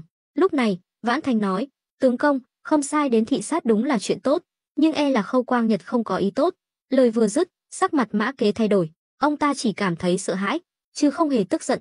Lâm Bảo Bảo nhìn Mã Kế, hỏi, sao lại nói vậy? Vừa rồi nghe Mã tổng quản nói, Hạo Thành đang bị nạn đói, nếu Ngưu Bối thôn năm nay được mùa, Khâu Quang Nhật vì muốn lấy lòng cấp trên, nhất định sẽ làm việc tốt, thể hiện trước mặt Khâm Sai, lấy lương thực của Ngưu Bối thôn cứu trợ cho Hạo Thành. Vãn Thanh nói, khiến Lâm Bảo Bảo nhíu mày. Mã Kế cũng gật đầu, theo suy luận của nhị phu nhân, chuyện này rất có khả năng xảy ra. Ông ta biết Vãn Thanh từng là người của Quốc sự viện, nơi đó chỉ có hai loại người, môn quan và mưu sĩ, không có chuyện gì trong ngoài triều đình mà họ không tham gia. Vì vậy, việc Vãn Thanh có thể nhìn ra nguyên nhân sâu xa như vậy cũng là điều dễ hiểu. Lâm Bảo Bảo hít sâu một hơi, xem ra chúng ta phải chuẩn bị trước. Mã Kế tò mò, ý của Lâm công tử là? Lâm Bảo Bảo cười, thu hoạch trước thời hạn, giấu bớt sản lượng. Vãn Thanh ngạc nhiên, rồi gật đầu, được. Mã Kế lắc đầu, Lâm công tử, cách này tuy khả thi, nhưng có rủi ro, nếu bị Phủ Doãn hoặc Khâm Sai phát hiện, Ngưu Bối thôn sẽ tiêu đời. Hừ, dù sao ta cũng không thể để người khác lợi dụng, ta sẽ không đồng ý nói rồi. Lâm Bảo Bảo nhìn Mã Kế với ánh mắt đầy ẩn ý. Mã Kế hiểu ý ngay, vội vàng đảm bảo, Lâm công tử yên tâm, chúng ta bây giờ là người cùng hội cùng thuyền, ta không thể nào phản bội ngươi. Lâm Bảo Bảo gật đầu. Lúc này, Lâm Thiển Nguyệt đã dọn cơm lên bàn. Ăn cơm thôi. Lâm Bảo Bảo đứng dậy, kéo Mã Kế, Mã tổng quản, mời. Sau đó, mọi người ngồi quây quần bên bàn ăn, ba nàng vợ ngồi cùng nhau nói chuyện vui vẻ.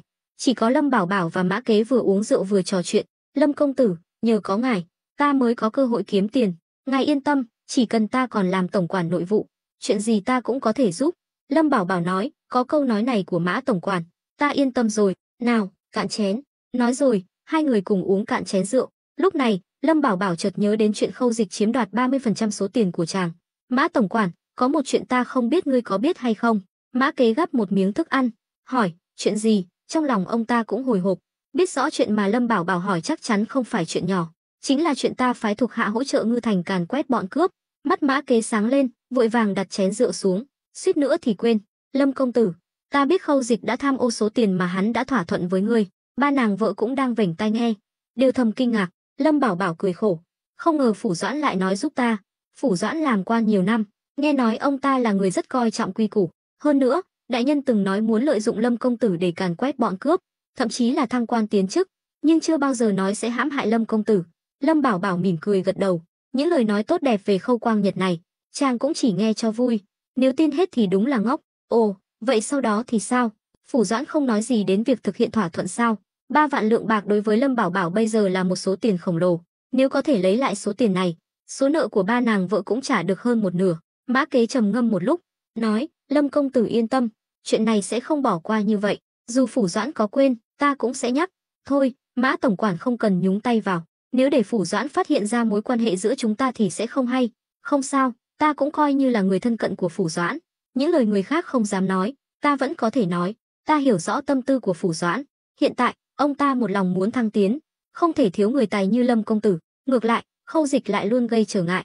Nghe vậy, Lâm Bảo Bảo đã hiểu ra, cười nói, xem ra quan hệ cha con Phủ Doãn không được tốt lắm, không chỉ là không tốt, mà còn rất tệ. Khâu Dịch luôn âm thầm xây dựng thế lực riêng, tuy không biết hắn muốn làm gì, nhưng chắc chắn là muốn đối đầu với Phủ Doãn. Vì vậy, Lâm công tử đừng hiểu lầm, những việc Khâu Dịch làm không phải là ý của Phủ Doãn. Lâm Bảo Bảo tự tay rót rượu cho Mã Kế, nào, uống rượu. Sau đó, hai người cụng ly, ăn uống vui vẻ.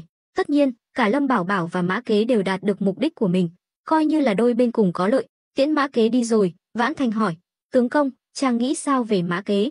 Chàng thấy hắn có đáng tin không? Lâm Bảo Bảo nói, trên đời này, ngoài người thân, về nguyên tắc thì không ai đáng tin cả. Ta cũng không cần phải hoàn toàn tin tưởng hắn, chỉ cần duy trì mối quan hệ đôi bên cùng có lợi này là được. Lâm Bảo Bảo nghĩ rất đơn giản, chỉ cần chờ danh tiếng của nước Hoa lan rộng đến các khu vực khác, đến lúc đó chàng mang theo công thức, còn sợ không kiếm được tiền sao? Chàng để Mã Kế không làm gì mà mỗi lọ nước hoa đã kiếm được 10 lượng bạc, còn dễ dàng hơn chúng ta. Vãn Thanh hơi khó chịu, ha ha, cô nương ngốc, nàng đừng chỉ nhìn trước mắt, hắn đúng là không làm gì, nhưng nếu không có hắn giúp đỡ, nước hoa của chúng ta không thể nào bán được. Nói cách khác, số tiền hắn kiếm được là nhờ vào các mối quan hệ của hắn. Cứ chờ xem, ta sẽ cho mùi hương nước hoa lan tỏa khắp đại đoan. Lâm Bảo Bảo nói với vẻ mặt đầy khí thế, rồi quay người bỏ đi. Lâm Thiển Nguyệt hỏi, tướng công, muộn thế này rồi, chàng còn đi đâu? Lâm Bảo Bảo quay lưng lại với ba nàng vợ, phẩy tay, ta đi dạo một chút, các nàng đừng lo. Nhìn bóng lưng Lâm Bảo Bảo khuất dần, Uyển Uyển hỏi, hai vị tỷ tỷ, các tỷ nghĩ Ngư Thành có trả lại số bạc đó không? Lâm Thiển Nguyệt cười khổ, không nói gì. Vãn Thanh gật đầu, nếu những gì Mã Kế nói là sự thật, thì rất có khả năng. Hơn nữa, Mã Kế cũng đã nói, không sai và Phủ Doãn sẽ đến Ngưu Bối thôn thị sát, chính là vì muốn lấy số lương thực thu hoạch được lần này. Nếu Phủ Doãn có ý định này, chắc chắn sẽ phải lấy lòng tướng công. Uyển Uyển mắt sáng lên, vỗ tay, vậy là lão già đó sẽ trả lại số bạc 3 vạn lượng, ta không dám nghĩ đến, nếu thật sự lấy lại được, món nợ của chúng ta có hy vọng rồi. Vãn Thanh và Lâm Thiển Nguyệt đều âm thầm gật đầu, tuy số tiền này có nguồn gốc bất chính, nhưng đối với họ mà nói, đó là tiền cứu mạng. Tính cách của ba nàng cũng giống như ngoại hình, mỗi người một vẻ, nhưng họ đều rất coi trọng danh dự. Nói đúng ra, ba nàng hiện tại vẫn là tội nhân, trong tay Lâm gia vẫn còn giữ tội trạng của họ, chỉ khi trả hết nợ, họ mới có thể xóa bỏ tội danh. Trong đêm tối, Lâm Bảo Bảo một mình đi dạo giữa cánh đồng lúa, nhìn những cánh đồng lúa mì bát ngát, chàng cũng cảm khái muôn phần. Lần đầu tiên chàng đến Ngưu Bối thôn, nơi đây chỉ là một vùng đất hoang cằn cỗi, nghèo nàn, nhưng mới chưa đầy nửa năm, cả Ngưu Bối thôn đã lột xác hoàn toàn. Lúc này, một toán lính đang tuần tra đi tới, đúng lúc gặp Lâm Bảo Bảo, người dẫn đầu là Trịnh Hữu Lực. Hắn nhận ra Lâm Bảo Bảo ngay lập tức, vội vàng tiến lên, Lâm công tử, muộn thế này rồi, sao ngài lại ra ngoài? Ồ, ta chỉ ra ngoài dạo chơi thôi. Lâm Bảo Bảo khoanh tay, mắt vẫn nhìn cánh đồng lúa mì. Chàng bỗng nhớ ra điều gì đó, hỏi, à, Mã tổng quản không sao chứ?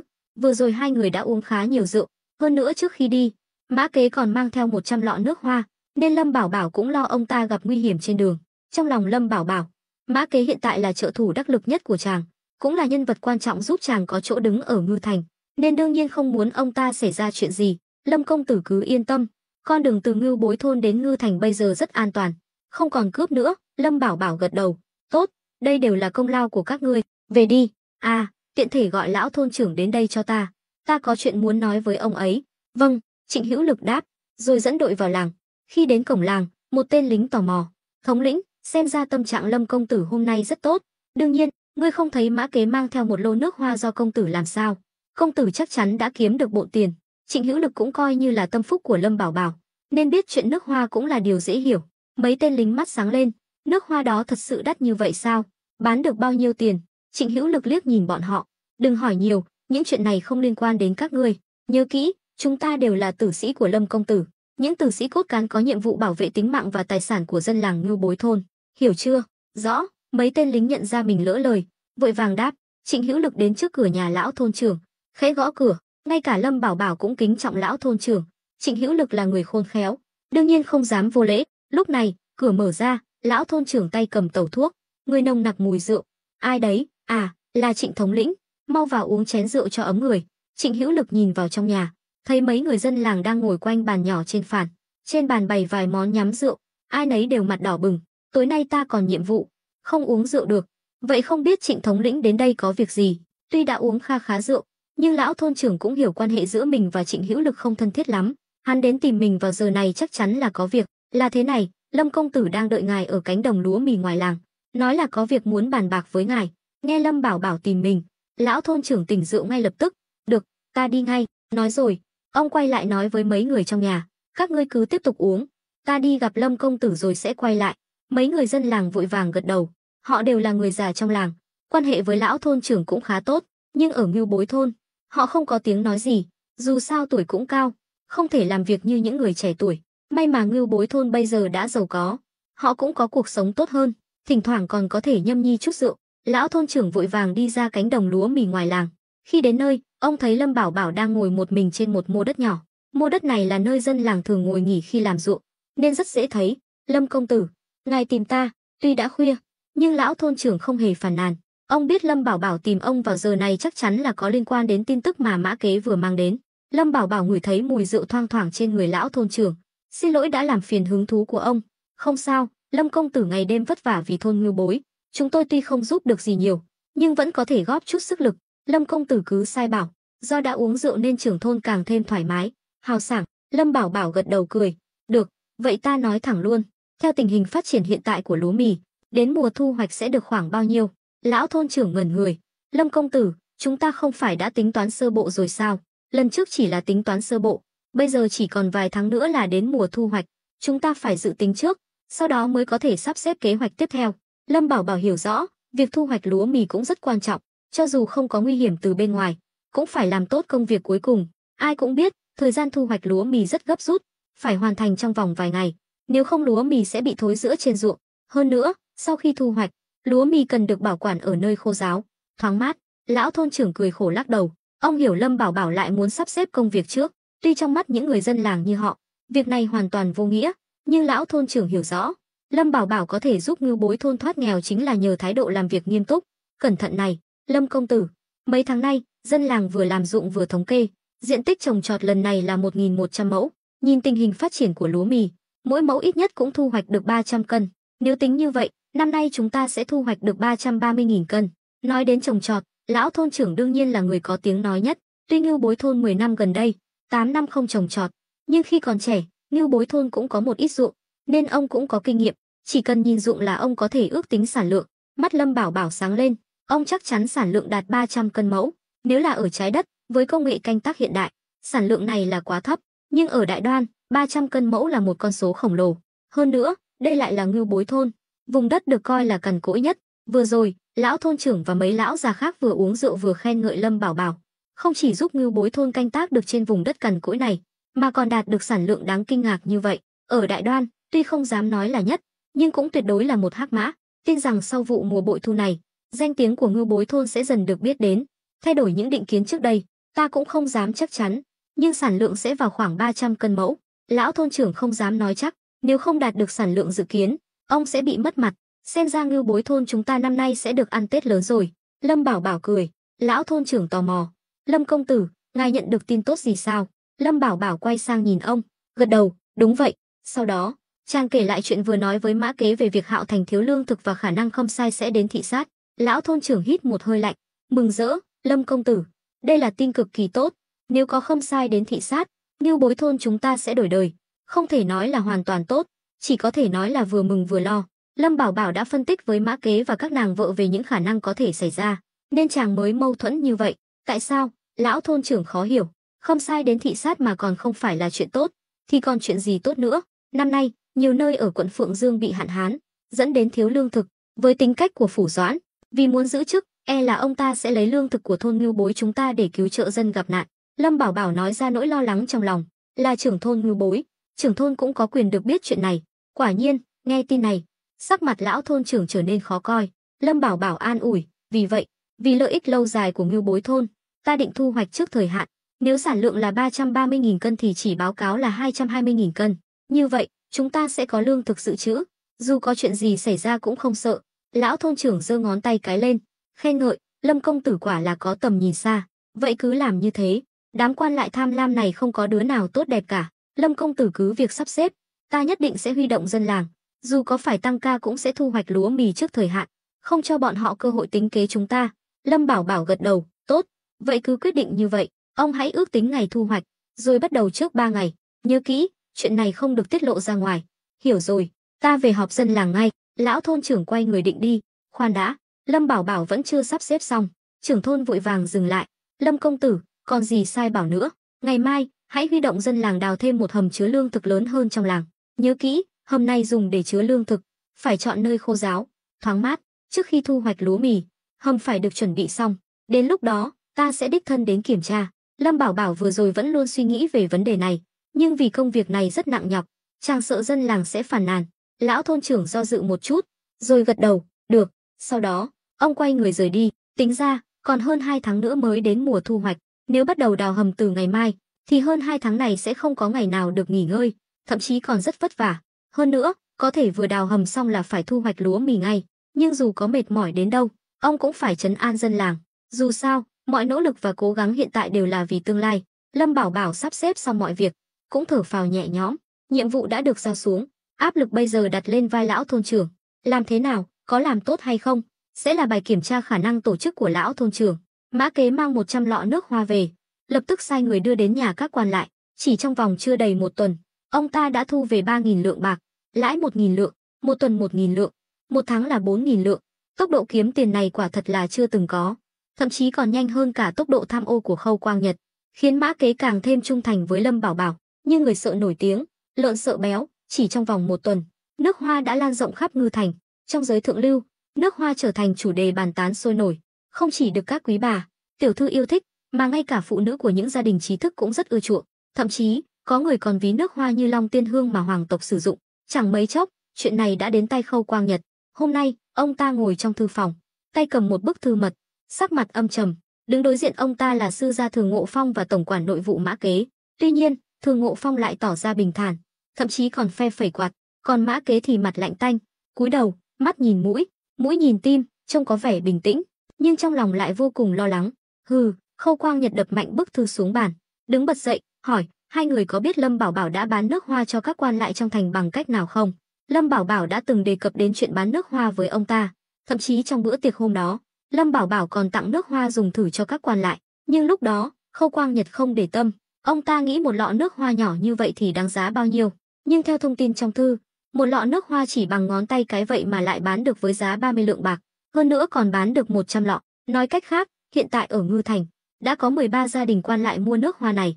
Thường Ngộ Phong nói, đại nhân hà tất phải tức giận, Lâm Bảo Bảo chỉ là kiếm chút tiền thôi, không đáng để bận tâm. Hơn nữa, đại đoan ta có 4 tầng lớp sĩ, nông, công, thương. Lâm Bảo Bảo đã tự hạ thấp thân phận, bằng lòng làm thương nhân, thì cứ để hắn làm. Khâu Quang Nhật hừ lạnh, nếu hắn không có dã tâm lớn như vậy thì ta đã không lo lắng, ta chỉ sợ hắn lấy danh nghĩa kinh doanh, nhưng lại âm thầm dùng nước hoa làm bình phong để che giấu mục đích thực sự, thì mối nguy hiểm sẽ rất lớn. Khâu Quang Nhật có thể nói ra những lời này chứng tỏ ông ta rất nhạy bén, có thể nhìn ra vấn đề sâu xa hơn. Thường Ngộ Phong mỉm cười, nhưng trong lòng lại nhíu mày. Lúc này, Mã Kế, người vẫn luôn im lặng, chắp tay nói, đại nhân, dã tâm của Lâm Bảo Bảo đã rõ ràng. Tục ngữ có câu súng nổ to hơn pháo lép, hắn làm mọi việc công khai, chứng tỏ không có ý định che giấu. Đã đại nhân nhìn thấu, thì còn nguy hiểm gì nữa? Ông ta không thể không nói đỡ cho Lâm Bảo Bảo. Dù sao ông ta cũng là người khởi xướng mọi chuyện, nếu làm hỏng việc buôn bán nước hoa, chẳng khác nào tự đào mồ chôn mình. Mã Kế sao có thể làm chuyện ngu ngốc như vậy? Hơn nữa, ông ta còn chưa kiếm đủ tiền. Thường Ngộ Phong gật đầu, Mã tổng quản nói rất đúng. Đại nhân, Lâm Bảo Bảo là nhân tài, chúng ta phải lôi kéo, cho dù có muốn đàn áp cũng không phải là bây giờ. Đừng quên chúng ta đã hẹn với Khâm Sai đến thôn Ngưu Bối xem xét, lại còn muốn thôn Ngưu Bối cung cấp lương thực để cứu trợ dân gặp nạn. Chuyện lớn như vậy cần phải có quan hệ tốt, đại nhân chớ nên tham lam quá. Tuy Thường Ngộ Phong gió chiều nào theo chiều ấy, nhưng trong lòng ông ta vẫn nghiêng về Khâu Quang Nhật hơn. Tuy Khâu Dịch cũng không tệ, có tài văn võ, lại am hiểu mưu lược, nhưng so với cha mình vẫn còn kém xa. Nếu không bị ép buộc, Thường Ngộ Phong tuyệt đối sẽ không lựa chọn dứt khoát. Vì vậy, những năm qua, ông ta luôn theo đuổi chính sách trung dung. Thường Ngộ Phong nói tiếp, hơn nữa, đại nhân cũng đừng tức giận. Lâm Bảo Bảo đột nhiên bán nước hoa vào Ngư Thành mà không thông qua đại nhân, chắc chắn là vì tức giận chuyện càn quét bọn cướp lần trước. Đại công tử đúng là không ra gì, hắn đã hứa với Lâm Bảo Bảo sẽ chia tiền, nhưng lại nuốt lời, đổi lại là ai cũng sẽ không vui. Nghe vậy, sắc mặt u ám của Khâu Quang Nhật dần dịu lại. Cũng đúng, hai người nói có lý, là ta quá cẩn thận rồi. Khâu Quang Nhật và Thường Ngộ Phong nhìn nhau, nếu nói giữa hai người không có gì mờ ám thì chắc chẳng ai tin, nhưng thấy đã thuyết phục được Khâu Quang Nhật, cả hai đều thở phào nhẹ nhõm. Lúc này, Khâu Quang Nhật nói, Mã tổng quản, có tiểu nhân. Mã Kế vội vàng bước lên, khom người, ông ta mơ hồ đoán được Khâu Quang Nhật muốn ra lệnh gì, đến kho lấy 3 vạn lượng bạc trả cho Lâm Bảo Bảo. Tuy trong lòng mừng thầm, nhưng Mã Kế vẫn phải giữ vẻ mặt nghiêm túc, nhíu mày, đại nhân, 3 vạn lượng có phải hơi nhiều không? Theo ta thấy, cho Lâm Bảo Bảo 1 vạn lượng là đã nhiều rồi. Ông ta không thể không nói như vậy. Mã Kế biết rõ Khâu Quang Nhật rất đa nghi, chỉ cần ông ta biểu hiện khác với thường ngày, chắc chắn sẽ bị nghi ngờ. Thật ra, Khâu Quang Nhật cũng không phải kẻ ngốc, Lâm Bảo Bảo có thể âm thầm bán nước hoa vào Ngư Thành mà không bị phát hiện, nếu không có người giúp đỡ thì tuyệt đối không thể nào làm được, nhưng có những lời không cần nói quá rõ ràng, đến lúc đó sẽ khó xử. Hơn nữa, Khâu Quang Nhật cũng không dám thật sự trở mặt với thuộc hạ, phải biết rằng Khâm Sai hiện đang ở Ngư Thành, tuyệt đối không thể để xảy ra chuyện gì. Khâu Quang Nhật mỉm cười, đi vòng qua bàn làm việc, vỗ vai Mã Kế, Mã tổng quản quả nhiên là quản gia tốt của ta, nhưng những khoản cần chi thì không thể tiết kiệm, như Thường sư gia đã nói, Lâm Bảo Bảo hiện tại không thể đắc tội, hơn nữa số tiền này vốn là của hắn. Mã Kế vẫn tiếp tục phản đối, Đại nhân, lần trước khi đại công tử giao bạc cho ta, đã dặn dò không được trả lại cho Lâm Bảo Bảo. Hừ, tên nghịch tử đó láo xược, ta sẽ không tha cho hắn. Ngươi cứ làm theo lời ta. Có lời này của Khâu Quang Nhật, Mã Kế mới yên tâm, không người. Tiểu nhân tuân lệnh. À, 3 vạn lượng bạc này cũng không phải dễ lấy. Ngươi hãy chuyển lời cho Lâm Bảo Bảo. Muốn kiếm tiền ở Ngư Thành thì phải nộp thuế. 3.000 lượng bạc hắn kiếm được từ việc bán 100 lọ nước hoa lần trước. Ta không tính toán, nhưng nếu còn tiếp tục làm càn, đừng trách ta không nể tình.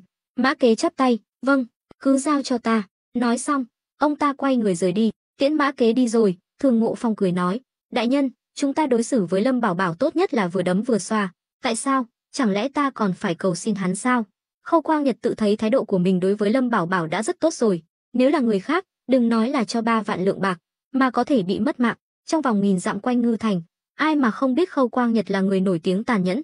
Đại nhân còn phải nhờ hắn làm việc. Ồ, Thường sư gia, ý ngươi là sao? Tuy trong lòng tức giận, nhưng Khâu Quang Nhật lại sáng mắt lên. Tuy ông ta là kẻ tham lam, nhưng cũng là người hiểu chuyện, biết rõ lời thật mất lòng. Đại nhân đừng vội tức giận. Lâm Bảo Bảo đã nắm giữ loại hỏa khí có thể thay đổi cục diện như súng trúc, đã được coi là nhân vật tầm cỡ.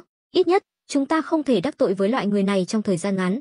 Hơn nữa hắn còn có giá trị lợi dụng rất lớn đối với chúng ta. Nhưng lần này lại khác, hắn có thể biến vùng đất cằn cỗi của Ngưu Bối thôn thành vựa lúa. Đây không phải là chuyện tầm thường. Hơn nữa, theo ta được biết, năm nay cả Phượng Dương quận đều bị hạn hán, sản lượng thấp. Ngưu Bối Sơn năm nay lại có mấy trận mưa lớn liên tiếp. So với những nơi khác, Ngưu Bối thôn đã có sự khác biệt rõ rệt. Thời buổi này, ai có lương thực, người đó là bá chủ. Tuy chưa từng gặp Lâm Bảo Bảo, nhưng Thường Ngộ Phong đã nhìn thấu những quân bài trong tay Lâm Bảo Bảo. Khâu Quang Nhật gật đầu, đúng vậy, ai ngờ tên nhóc đó lại có bản lĩnh lớn như vậy, có thể khiến Ngưu Bối thôn mưa thuận gió hòa, thật là kỳ lạ. Đại nhân, những điều ta vừa nói vẫn chưa phải là quan trọng nhất. Ngài thử nghĩ xem, tên nhóc đó có hỏa khí lợi hại, lại có thể tự sản xuất lương thực. Nếu nói hắn không có dã tâm thì chắc chẳng ai tin. Vì vậy, ta cho rằng Lâm Bảo Bảo đã có mưu đồ từ trước. Lời nói của Thường Ngộ Phong khiến Khâu Quang Nhật lo lắng. Tên nhóc đó chẳng lẽ muốn ra tay với ta sao? Ha ha, Thường Ngộ Phong cười lớn. Đại nhân, chẳng phải ngài đã điều tra chuyện của Lâm Bảo Bảo ở Lâm gia rồi sao? Câu trả lời đã rõ ràng. Theo ta thấy, 89 phần 10 là hắn muốn trả thù Lâm gia. Trả thù Phiên Vương, sao có thể chứ? Khâu Quang Nhật không dám tin. Không có gì là không thể. Đại nhân đừng quên, năm ngoái chuyện xẻo Phiên đã gây xôn xao triều đình, thậm chí còn khiến mấy vị đại thần của quốc sự viện mất mạng. Tuy cuối cùng chuyện cũng chìm xuống, nhưng hoàng thượng chắc chắn đã nhận ra mối nguy hại của Phiên Vương đối với triều đình. Vì vậy, lần này triều đình phái Khâm Sai xuống mà không hề thông báo cho Lâm gia, cũng không đến Lâm gia, mà lại trực tiếp đến Hạo Thành và Ngư Thành. Điều này chứng tỏ điều gì? Khâu Quang Nhật sáng mắt ra. Hoàng thượng muốn nhân cơ hội thiên tai này để xẻo Phiên. Bây giờ chưa thể xẻo Phiên, cho dù có xẻo Phiên cũng cần thời gian, ít nhất cũng phải 10 năm, 8 năm nữa. Là một thư sinh thi trượt nhiều lần, Thường Ngộ Phong có cách nhìn nhận riêng về đại sự quốc gia. Tuy mất một chân, nhưng cũng khiến ông ta nhìn thấu sự đời, càng hiểu rõ mối nguy hại của Phiên Vương đối với Đại Đoan. Hừ, Thường sư gia rốt cuộc muốn nói gì? Nói đông nói tây khiến ta chóng mặt. Ta chỉ muốn nói một điều, đó là phải kết giao với Lâm Bảo Bảo trước, cho dù không làm gì, cũng tuyệt đối không được đắc tội với hắn. Đến lúc Lâm Bảo Bảo khởi sự, chúng ta có thể gió chiều nào che chiều ấy, chọn phe nào có lợi. Khâu Quang Nhật mừng rỡ, hay lắm, Thường sư gia quả nhiên có tầm nhìn xa, ta có Thường sư gia giúp đỡ, đúng là phúc lớn. Thường Ngộ Phong vuốt râu, đại nhân quá khen, nhưng Lâm Bảo Bảo thật sự là cơ hội lớn nhất trong đời đại nhân. Nắm bắt được, đại nhân có thể bay lên 9 tầng mây, tương lai có thể có cơ hội làm quan trong triều. Ở Đại Đoan, cho dù chỉ là một chức quan nhỏ, nhưng chỉ cần có cơ hội vào triều yết kiến hoàng thượng, thì sau này khi được điều ra địa phương cũng sẽ có quyền lực hơn phủ doãn tứ phẩm. Tóm lại, công lao lớn nhất là phò tá hoàng đế, ghen ghét lớn nhất là so bì với bề tôi. Muốn thăng quan tiến chức, chỉ có ở bên cạnh hoàng đế mới là nhanh nhất. Hơn nữa, dù có lập bao nhiêu chiến công, giúp ích cho triều đình đến đâu, cũng không bằng công lao cứu giá. Vì vậy, cho dù Khâu Quang Nhật không có cơ hội yết kiến hoàng thượng, nhưng chỉ cần để hoàng thượng biết đến ông ta, thì tương lai ông ta cũng có cơ hội thăng tiến. Chỉ cần ông ta không ngu ngốc, sẽ hiểu rõ lợi hại trong chuyện này. Mã Kế trở về nội vụ phủ, đã sai người đến kho lấy 3 vạn lượng bạc. Ông ta muốn nhân cơ hội này, vừa đưa bạc lấy lòng Lâm Bảo Bảo, vừa nhập thêm một lô nước hoa. 100 lọ nước hoa mua từ Lâm Bảo Bảo lần trước đã bán hết veo trong vòng chưa đầy một tuần. Tốc độ bán chạy như vậy nằm ngoài dự đoán của ông ta. Hơn nữa, mấy hôm nay vẫn có người hỏi mua, nhưng ông ta không còn hàng. Tuy nhiên, Mã Kế rất khôn khéo, ông ta chỉ lợi dụng các mối quan hệ của mình để đưa nước hoa vào Ngư Thành, còn việc bán hàng thì giao cho tâm phúc của mình, ông ta không trực tiếp nhúng tay vào. Tuy Khâu Quang Nhật đối xử với ông ta khá tốt, nhưng nếu để Khâu Quang Nhật biết ông ta cấu kết với Lâm Bảo Bảo, thì hậu quả sẽ rất khó lường. Đúng lúc này, Ngoài cửa kho vang lên tiếng cãi vã, Mã Kế vội vàng chạy ra. Ông ta không hiểu ai lại to gan dám gây rối ở nội vụ phủ, cho dù không nể mặt ông ta, cũng phải nể mặt Phủ Doãn chứ.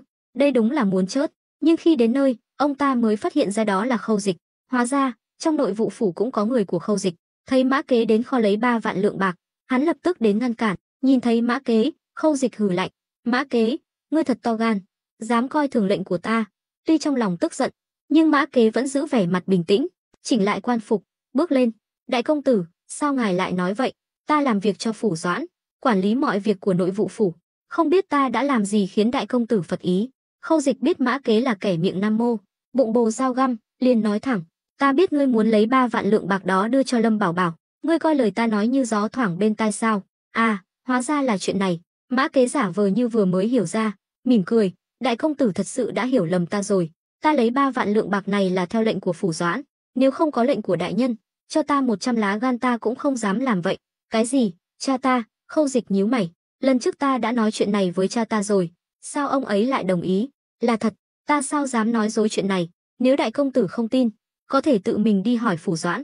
Mã Kế không muốn đắc tội với ai, nên đổ hết trách nhiệm lên đầu Khâu Quang Nhật. Dù sao thì hai cha con họ cũng bất hòa từ lâu. Tuy ngoài mặt tỏ ra cung kính với Khâu Dịch, nhưng thật ra ông ta không coi Khâu Dịch ra gì. Ông ta biết rõ Khâu Dịch có thể vênh váo như vậy là vì Khâu Quang Nhật làm ngơ. Nếu Khâu Dịch thật sự chọc giận Khâu Quang Nhật, thì hắn sẽ gặp xui xẻo. Cho dù là con trai của Phủ Doãn cũng không thoát được. "Được, bây giờ ta sẽ đi gặp cha ta. Mã tổng quản cứ chờ ở đây. Nếu ngươi dám lén đưa bạc cho Lâm Bảo Bảo khi ta không có mặt, đừng trách ta trở mặt." Khâu Dịch hừ lạnh, quay người bỏ đi. Mã Kế vội vàng khom người đáp ứng, tiễn Khâu Dịch đi rồi. Ông ta nhìn đám thuộc hạ, những người này đều là quan lại trong nội vụ phủ, lẽ ra đều nằm trong tầm kiểm soát của ông ta. Nhưng lần này Khâu Dịch có thể đến nhanh như vậy, rõ ràng là có nội gián. Mã Kế nghiêm giọng, "Tuy ta không biết ai trong số các ngươi đã báo tin cho đại công tử, nhưng ta đã để mắt đến các ngươi rồi. Bây giờ, ta cho các ngươi một cơ hội để sửa sai. Ai chủ động đến thư phòng của ta nhận tội, ta sẽ bỏ qua mọi chuyện. Nếu còn ngoan cố, các ngươi biết hậu quả sẽ ra sao. Nội vụ phủ chỉ trung thành với Phủ Doãn. Đây là quy tắc bất di bất dịch, ai dám vi phạm sẽ bị mất đầu." Nói xong, Mã Kế quay người bỏ đi. Lúc này, một thanh niên cởi trần, mặc áo vải màu xám hỏi, "Đại nhân, số bạc này còn lấy không?" "Đương nhiên, cứ lấy ra chuẩn bị sẵn, chờ lệnh của đại công tử." Nhìn Mã Kế rời đi, mọi người nhìn nhau, còn tên thanh niên mặc áo vải thì lập tức mở kho, lấy ra 3 vạn lượng bạc. Tất cả những người vào kho, dù là Mã Kế hay Khâu Dịch, đều phải thay bộ đồ vải này. Số bạc trong kho đều được kiểm kê rõ ràng, người ngoài vào đương nhiên phải đề phòng. Nếu có ai dám ăn cắp, mặc bộ đồ vải này sẽ không thể giấu bạc được. Khâu Dịch đến thư phòng của Khâu Quang Nhật, nghe thấy tiếng cha mình đang nói chuyện với Thường Ngộ Phong, nhưng không nghe rõ nội dung cụ thể. Hơn nữa, ngoài cửa còn có hộ vệ canh gác, hắn không dám nghe lén, chỉ có thể nói lớn, "Cha, con có việc cầu kiến." Trong thư phòng, Khâu Quang Nhật ngẩn người, nhưng lập tức hiểu ra, nói, "Con vào đi." Khâu Dịch đẩy cửa bước vào, vừa vào cửa đã thấy Thường Ngộ Phong đang ngồi trên ghế thái sư, nghiêng đầu nhấp trà, vẻ mặt ung dung. Khâu Dịch vội vàng hành lễ, bái kiến Thường sư gia. Thường Ngộ Phong mỉm cười gật đầu. Sau đó, Khâu Dịch nói, "Cha, sao cha lại muốn đưa 3 vạn lượng bạc cho Lâm Bảo Bảo? Sao, con có ý kiến gì à?" "Cha, việc này không ổn. Ngưu Bối thôn dưới sự lãnh đạo của Lâm Bảo Bảo đã ngày càng lớn mạnh, nếu lại cho hắn 3 vạn lượng bạc nữa, hắn sẽ càng thêm mạnh. Cha muốn nuôi hổ làm hại mình sao?" Đây là lần đầu tiên Khâu Dịch ví Lâm Bảo Bảo như con hổ, nhưng trong lòng hắn, Lâm Bảo Bảo quả thật không dễ đối phó, thậm chí còn có thể quay lại cắn mình. Khâu Quang Nhật cười lạnh, vẫy tay gọi Khâu Dịch lại gần. Khâu Dịch tuy không hiểu tại sao, nhưng vẫn bước tới, chát. Khâu Quang Nhật giơ tay tát Khâu Dịch một cái thật mạnh, khiến hắn xoay mấy vòng tại chỗ. Đúng là vừa nhanh, vừa chuẩn, vừa mạnh. Khâu Dịch ôm mặt đau đớn, tức giận, "Cha, ý cha là sao? Ngươi đáng bị đánh, cái tát này là để đánh thức ngươi." Tuy Khâu Quang Nhật không thích con trai mình gây rối và tự ý xây dựng thế lực riêng, nhưng dù sao cũng là con ruột của mình, ông ta chỉ có thể dạy dỗ như vậy. Khâu Dịch căm hận, nhưng vẫn cố nén giận, hỏi, con không hiểu ý cha." Lúc này, Thường Ngộ Phong nói, "Đại công tử, hiện tại là thời điểm đặc biệt. Không sai, đại nhân vẫn đang ở Ngư Thành. Hơn nữa, chắc ngài cũng đã nghe nói, Hạo Thành đang bị nạn đói. Không sai, đại nhân đương nhiên phải tìm cách giải quyết, nên cần một lượng lớn lương thực để cứu trợ. Vào lúc này mà ngài lại đắc tội với Lâm Bảo Bảo, có phải là quá thiếu sáng suốt không?" Cách nói chuyện của Thường Ngộ Phong rất khéo léo, vừa không đắc tội với Khâu Dịch, vừa thể hiện được ý chính. Khâu Dịch gật đầu, tuy nói vậy, nhưng một lần cho Lâm Bảo Bảo 3 vạn lượng bạc thì không ổn. Nếu nuôi béo hắn, Ngư Thành sẽ gặp họa. Khâu Dịch tỏ vẻ lo lắng cho Ngư Thành, nhưng thật ra, cả Khâu Quang Nhật và Thường Ngộ Phong đều biết hắn đang có ý đồ riêng. Hắn không muốn cha mình quá thân thiết với Lâm Bảo Bảo. Khâu Quang Nhật cười lạnh, không ngờ ngươi còn quan tâm đến lợi ích của Ngư Thành hơn cả ta thật sự đã nhìn lầm ngươi. Khâu Dịch vội vàng cúi đầu, hắn vốn có ý đồ riêng, những lời nói vừa rồi chỉ là để ngăn cản Lâm Bảo Bảo có được số tiền này. Cha, con chỉ nói sự thật, không phức tạp như cha nghĩ. Thôi, đừng nói nhảm nữa, bây giờ ngươi lập tức cút về nhà cho ta. Không có lệnh của ta, không được bước vào phủ nửa bước. Khâu Quang Nhật lần này đã quyết tâm, ông ta nhìn thấy bóng dáng của mình ngày xưa trên người con trai. Tên nhóc này rõ ràng là muốn phá hoại chuyện tốt của ông ta, mà còn nói năng đường hoàng như vậy. Khâu Dịch hoảng hốt, cha không thể đối xử với con như vậy, cho dù con không phải con trai của cha, thì con cũng là tổng binh Ngư Thành, cũng là quan ngũ phẩm do triều đình bổ nhiệm, con có quyền được biết và tham gia mọi chuyện. Thường Ngộ Phong thấy tình hình không ổn, biết sẽ có chuyện, vội vàng nói, đại công tử, cẩn thận lời nói, đừng ăn nói hồ đồ. Nhưng Khâu Dịch không nghe lọt tai nữa. Khâu Quang Nhật bước đến trước mặt hắn, nhìn hắn từ trên xuống dưới, nhóc con, ngươi có biết ai là người quyết định mọi việc ở Ngư Thành không? Ngươi đúng là quan triều đình, cũng là tổng binh, nhưng thì sao? Chẳng phải vẫn do ta bổ nhiệm sao? Ta tuy không có quyền cách chức ngươi, nhưng có quyền tịch thu binh phủ của ngươi. Đưa đây. Khâu Dịch trừng mắt, rút một đoạn đao ra, uy hiếp, cha, đừng ép con. Thường Ngộ Phong thấy đắng miệng, Khâu Dịch trước đây vốn là người rất cẩn thận, sao đột nhiên lại trở nên lỗ mãng như vậy? Khâu Quang Nhật cười lạnh, còn dám rút đao, ngươi muốn giết ta sao? Khâu Dịch vội vàng lùi lại, ánh mắt đầy bất an. Con hy vọng cha tôn trọng ý kiến của con, cũng như công việc của con, đừng ép con. Hắn vẫn đang cố gắng níu kéo, nhưng Khâu Quang Nhật đã chịu đựng đủ rồi, quát lớn, người đâu, tịch thu binh khí và binh phủ của tên nhóc này, rồi giam hắn vào đại lao. Hai tên hộ vệ canh cửa lập tức bước vào, khống chế Khâu Dịch, tịch thu đao và binh phủ trong người hắn. Binh phủ là tín vật chỉ huy toàn bộ binh mã Ngư Thành, với tư cách là tổng binh, hắn đương nhiên phải mang theo bên mình, nhưng mất binh phù, hắn chẳng khác nào hổ mất nanh vuốt. Cha, con biết sai rồi, xin cha tha cho con lần này. Khâu Dịch cuối cùng cũng nhận ra mình đã phạm sai lầm lớn, vội vàng cầu xin. Lúc này, Thường Ngộ Phong cũng cầu xin, đại nhân, đại công tử cũng là vì Ngư Thành, xin ngài hãy cho hắn một cơ hội. Thật ra, ông ta biết cầu xin cũng vô dụng, chỉ có thể đợi Khâu Quang Nhật nguôi giận. Hơn nữa, ông ta chắc chắn Khâu Quang Nhật giam con trai mình chỉ là vì không muốn xảy ra chuyện vào lúc này. Dù là đắc tội với Lâm Bảo Bảo hay khiến Khâm Sai nghi ngờ đều không phải là chuyện tốt. Vì vậy, bề ngoài là giam giữ Khâu Dịch, nhưng xét cho cùng cũng là bảo vệ hắn. Ít nhất hắn sẽ không phạm sai lầm lớn. Thường sư gia, đừng cầu xin cho tên nghịch tử này. Hôm nay dù có Ngọc Hoàng Đại Đế đến cũng không cứu được hắn. Đem hắn đi. Hai tên hộ vệ áp giải Khâu Dịch đi. Khâu Dịch chửi ầm lên. Lão già lẩm cẩm, ngươi nghe lời xúi giục của Lâm Bảo Bảo, chắc chắn sẽ hối hận. Vở kịch này coi như đã kết thúc. Khâu Quang Nhật cũng buồn bực, ngồi trở lại ghế. Lúc này, Thường Ngộ Phong đến cửa, dặn dò một tên hộ vệ, đi báo cho Mã tổng quản, mọi việc cứ theo kế hoạch, đừng làm lỡ đại sự. Vâng. Tên hộ vệ quay người chạy về phía nội vụ phủ. Thường Ngộ Phong cũng rời đi. Ông ta đã đoán được mục đích của Khâu Quang Nhật, nên không lo lắng cho Khâu Dịch. Ngược lại, qua chuyện này, ông ta càng thấy rõ Khâu Quang Nhật là người bênh vực con trai mình. Tuy người thường không nhìn ra, nhưng không thể qua mắt được ông ta. Mã Kế biết tin Khâu Dịch bị Khâu Quang Nhật giam vào đại lao, thậm chí còn bị tịch thu binh phủ, trong lòng mừng rỡ, tên nhóc này cuối cùng cũng bị trừng trị. Ông ta có thể mang tin tốt này đến gặp Lâm Bảo Bảo. Như Bối thôn vẫn hoạt động bình thường, dân làng người thì làm ruộng, người thì sản xuất thuốc nổ. Theo chỉ thị của Lâm Bảo Bảo, một bộ phận dân làng bắt đầu đào hầm chứa lương thực. Sau một tuần, hầm đã được đào xong phần thô. Bên trong tối om, hai bên tường có cắm mấy ngọn đuốc. Lúc này, Lâm Bảo Bảo bước vào, nhìn mọi người đang hăng say làm việc, chàng cảm thấy rất vui mừng. Nhưng điều khiến chàng bất ngờ là trong số những người đào hầm này, có hơn một nửa là tử sĩ. Lâm Bảo Bảo ngạc nhiên, Trịnh thống lĩnh, sao ngươi cũng ở đây? Trịnh Hữu Lực mỉm cười, chưa kịp trả lời, lão thôn trưởng đã nói, Lâm công tử, là thế này, Ngưu Bối thôn hiện tại đang thiếu nhân lực, trước đây làm hai việc cùng lúc đã thấy căng thẳng rồi, bây giờ lại phải đào hầm nữa thì càng thiếu người, ta lo lắng sẽ ảnh hưởng đến mùa màng, nên đã mời Trịnh thống lĩnh dẫn các tướng sĩ đến giúp đỡ. Lâm Bảo Bảo gật đầu, chuyện này đúng là làm khó ông rồi, nhưng đừng để có lần sau. Ta huấn luyện tử sĩ là để bảo vệ Ngưu Bối thôn khỏi sự xâm lược từ bên ngoài, chứ không phải để làm việc. Nếu bây giờ có kẻ địch tấn công, sẽ thiệt hại lớn đến mức nào?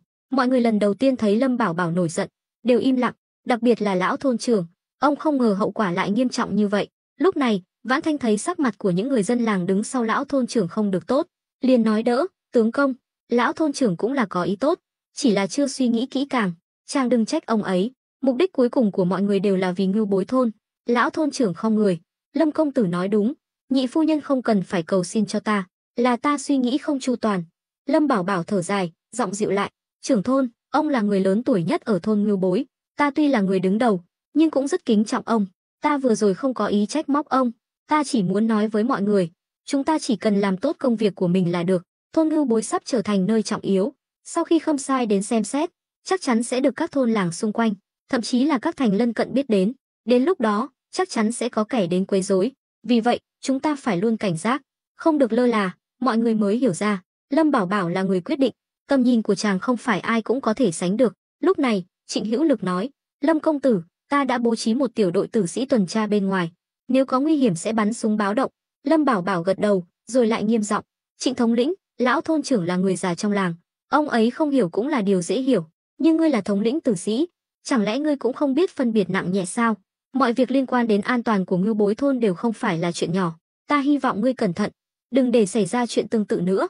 Trịnh Hữu Lực giật mình, không ngờ Lâm Bảo Bảo không trách lão thôn trưởng, mà lại trách hắn vội vàng đáp, thuộc hạ đã hiểu, phạt ngươi nửa năm bổng lộc. Trịnh Hữu Lực gật đầu đồng ý, rồi dẫn các tử sĩ rời đi. Lão thôn trưởng thấy vậy, trong lòng rất áy náy, vì lần này là do ông tự ý quyết định mời Trịnh Hữu Lực đến giúp, không ngờ lại khiến Trịnh Hữu Lực bị phạt. Lâm công tử, ngài đừng phạt Trịnh thống lĩnh nữa, nếu phạt thì phạt ta. Lâm Bảo Bảo nói, lão thôn trưởng đừng bận tâm, quản lý quân đội và đối xử với dân làng là hai chuyện khác nhau. Là lãnh chúa của Ngưu Bối thôn, ta phải quản lý quân đội nghiêm khắc, chỉ có kỷ luật nghiêm minh mới có thể khiến dân làng Ngưu Bối thôn an cư lạc nghiệp. Nếu ngay cả an toàn tính mạng cũng không được đảm bảo, thì dân làng làm sao yên tâm làm việc. Những lời này của chàng thể hiện sự công bằng, công chính, không hề thiên vị, cũng không hề nổi giận trách mắng thuộc hạ. Lão thôn trưởng chỉ biết gật đầu, còn những người dân làng xung quanh cũng hiểu được nỗi khổ tâm của Lâm Bảo Bảo, trong lòng càng thêm kính trọng chàng. Ngưu Bối thôn có một vị lãnh chúa có trách nhiệm như vậy, đúng là phúc của hơn 500 người dân trong làng. Sau đó, Lâm Bảo Bảo kiểm tra hầm chứa lương thực, khen ngợi, hầm này xây dựng không tệ, mấy tháng nay, ông vất vả rồi. Chàng nhìn những người dân làng đang nhìn mình, nói, ta biết mọi người đều thấy ta không thân thiện, nhưng ta cũng hy vọng mọi người hiểu, làm bất cứ việc gì cũng phải phân biệt giữa tình cảm cá nhân và công việc, nếu không phân biệt rõ ràng, sẽ gây ra hậu quả nghiêm trọng. Tất nhiên, chúng ta vẫn còn thời gian, nếu thật sự không kịp, có thể từ từ xây dựng hầm này.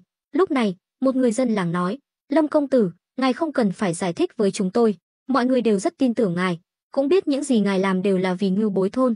Lâm Bảo Bảo hài lòng gật đầu rời đi, ra khỏi hầm tối om. Vãn Thanh nhíu mày, tướng công, sao hôm nay chàng lại nghiêm khắc như vậy?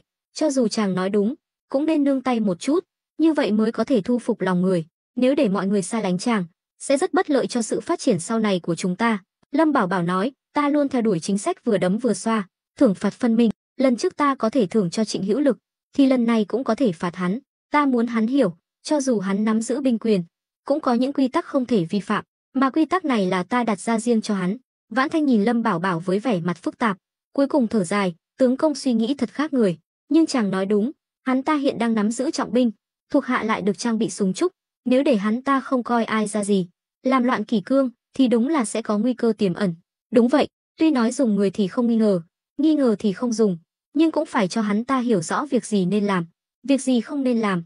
Vãn Thanh cảm khái, nàng không ngờ Lâm Bảo Bảo lại tinh thông cách dạy người như vậy. Nàng từng làm quan trong triều, tuy chỉ là tam phẩm, nhưng cũng đã chứng kiến sự gian xảo của những đại thần vây quanh hoàng thượng. Những người có thể leo lên vị trí đó đều là tinh anh của Đại Đoan, nhưng theo nàng thấy, những người tài giỏi nhất của Đại Đoan dường như cũng không bằng Lâm Bảo Bảo về cách nhìn người, dạy người. Khi hai người sắp về đến nhà, cửa bỗng mở ra, A Tam chống nặng bước ra, thấy Lâm Bảo Bảo trở về, hắn vội vàng nói, thập tứ gia, ngài đã về rồi. Lâm Bảo Bảo nhướng mày, A Tam phải chống nặng mà còn ra đón chàng, chắc chắn là có chuyện gì vậy? Thập tứ gia, ngài mau vào trong đi. Mã tổng quản vừa đến, hiện đang ở chính sảnh, đại phu nhân và tam phu nhân đang tiếp chuyện. Mắt Lâm Bảo Bảo sáng lên, đi thôi. Nói rồi, chàng vội vàng bước vào nhà. Vãn Thanh tò mò, sao Mã tổng quản lại đến nhanh vậy?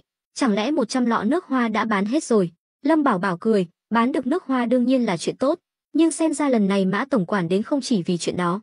Suốt thời gian qua, chàng vẫn luôn canh cánh trong lòng 3 vạn lượng bạc kia, tuy bề ngoài tỏ ra bình thản, như thể không quan tâm đến số tiền đó, nhưng thật ra, số bạc nào là của chàng sẽ không bỏ qua một xu nào.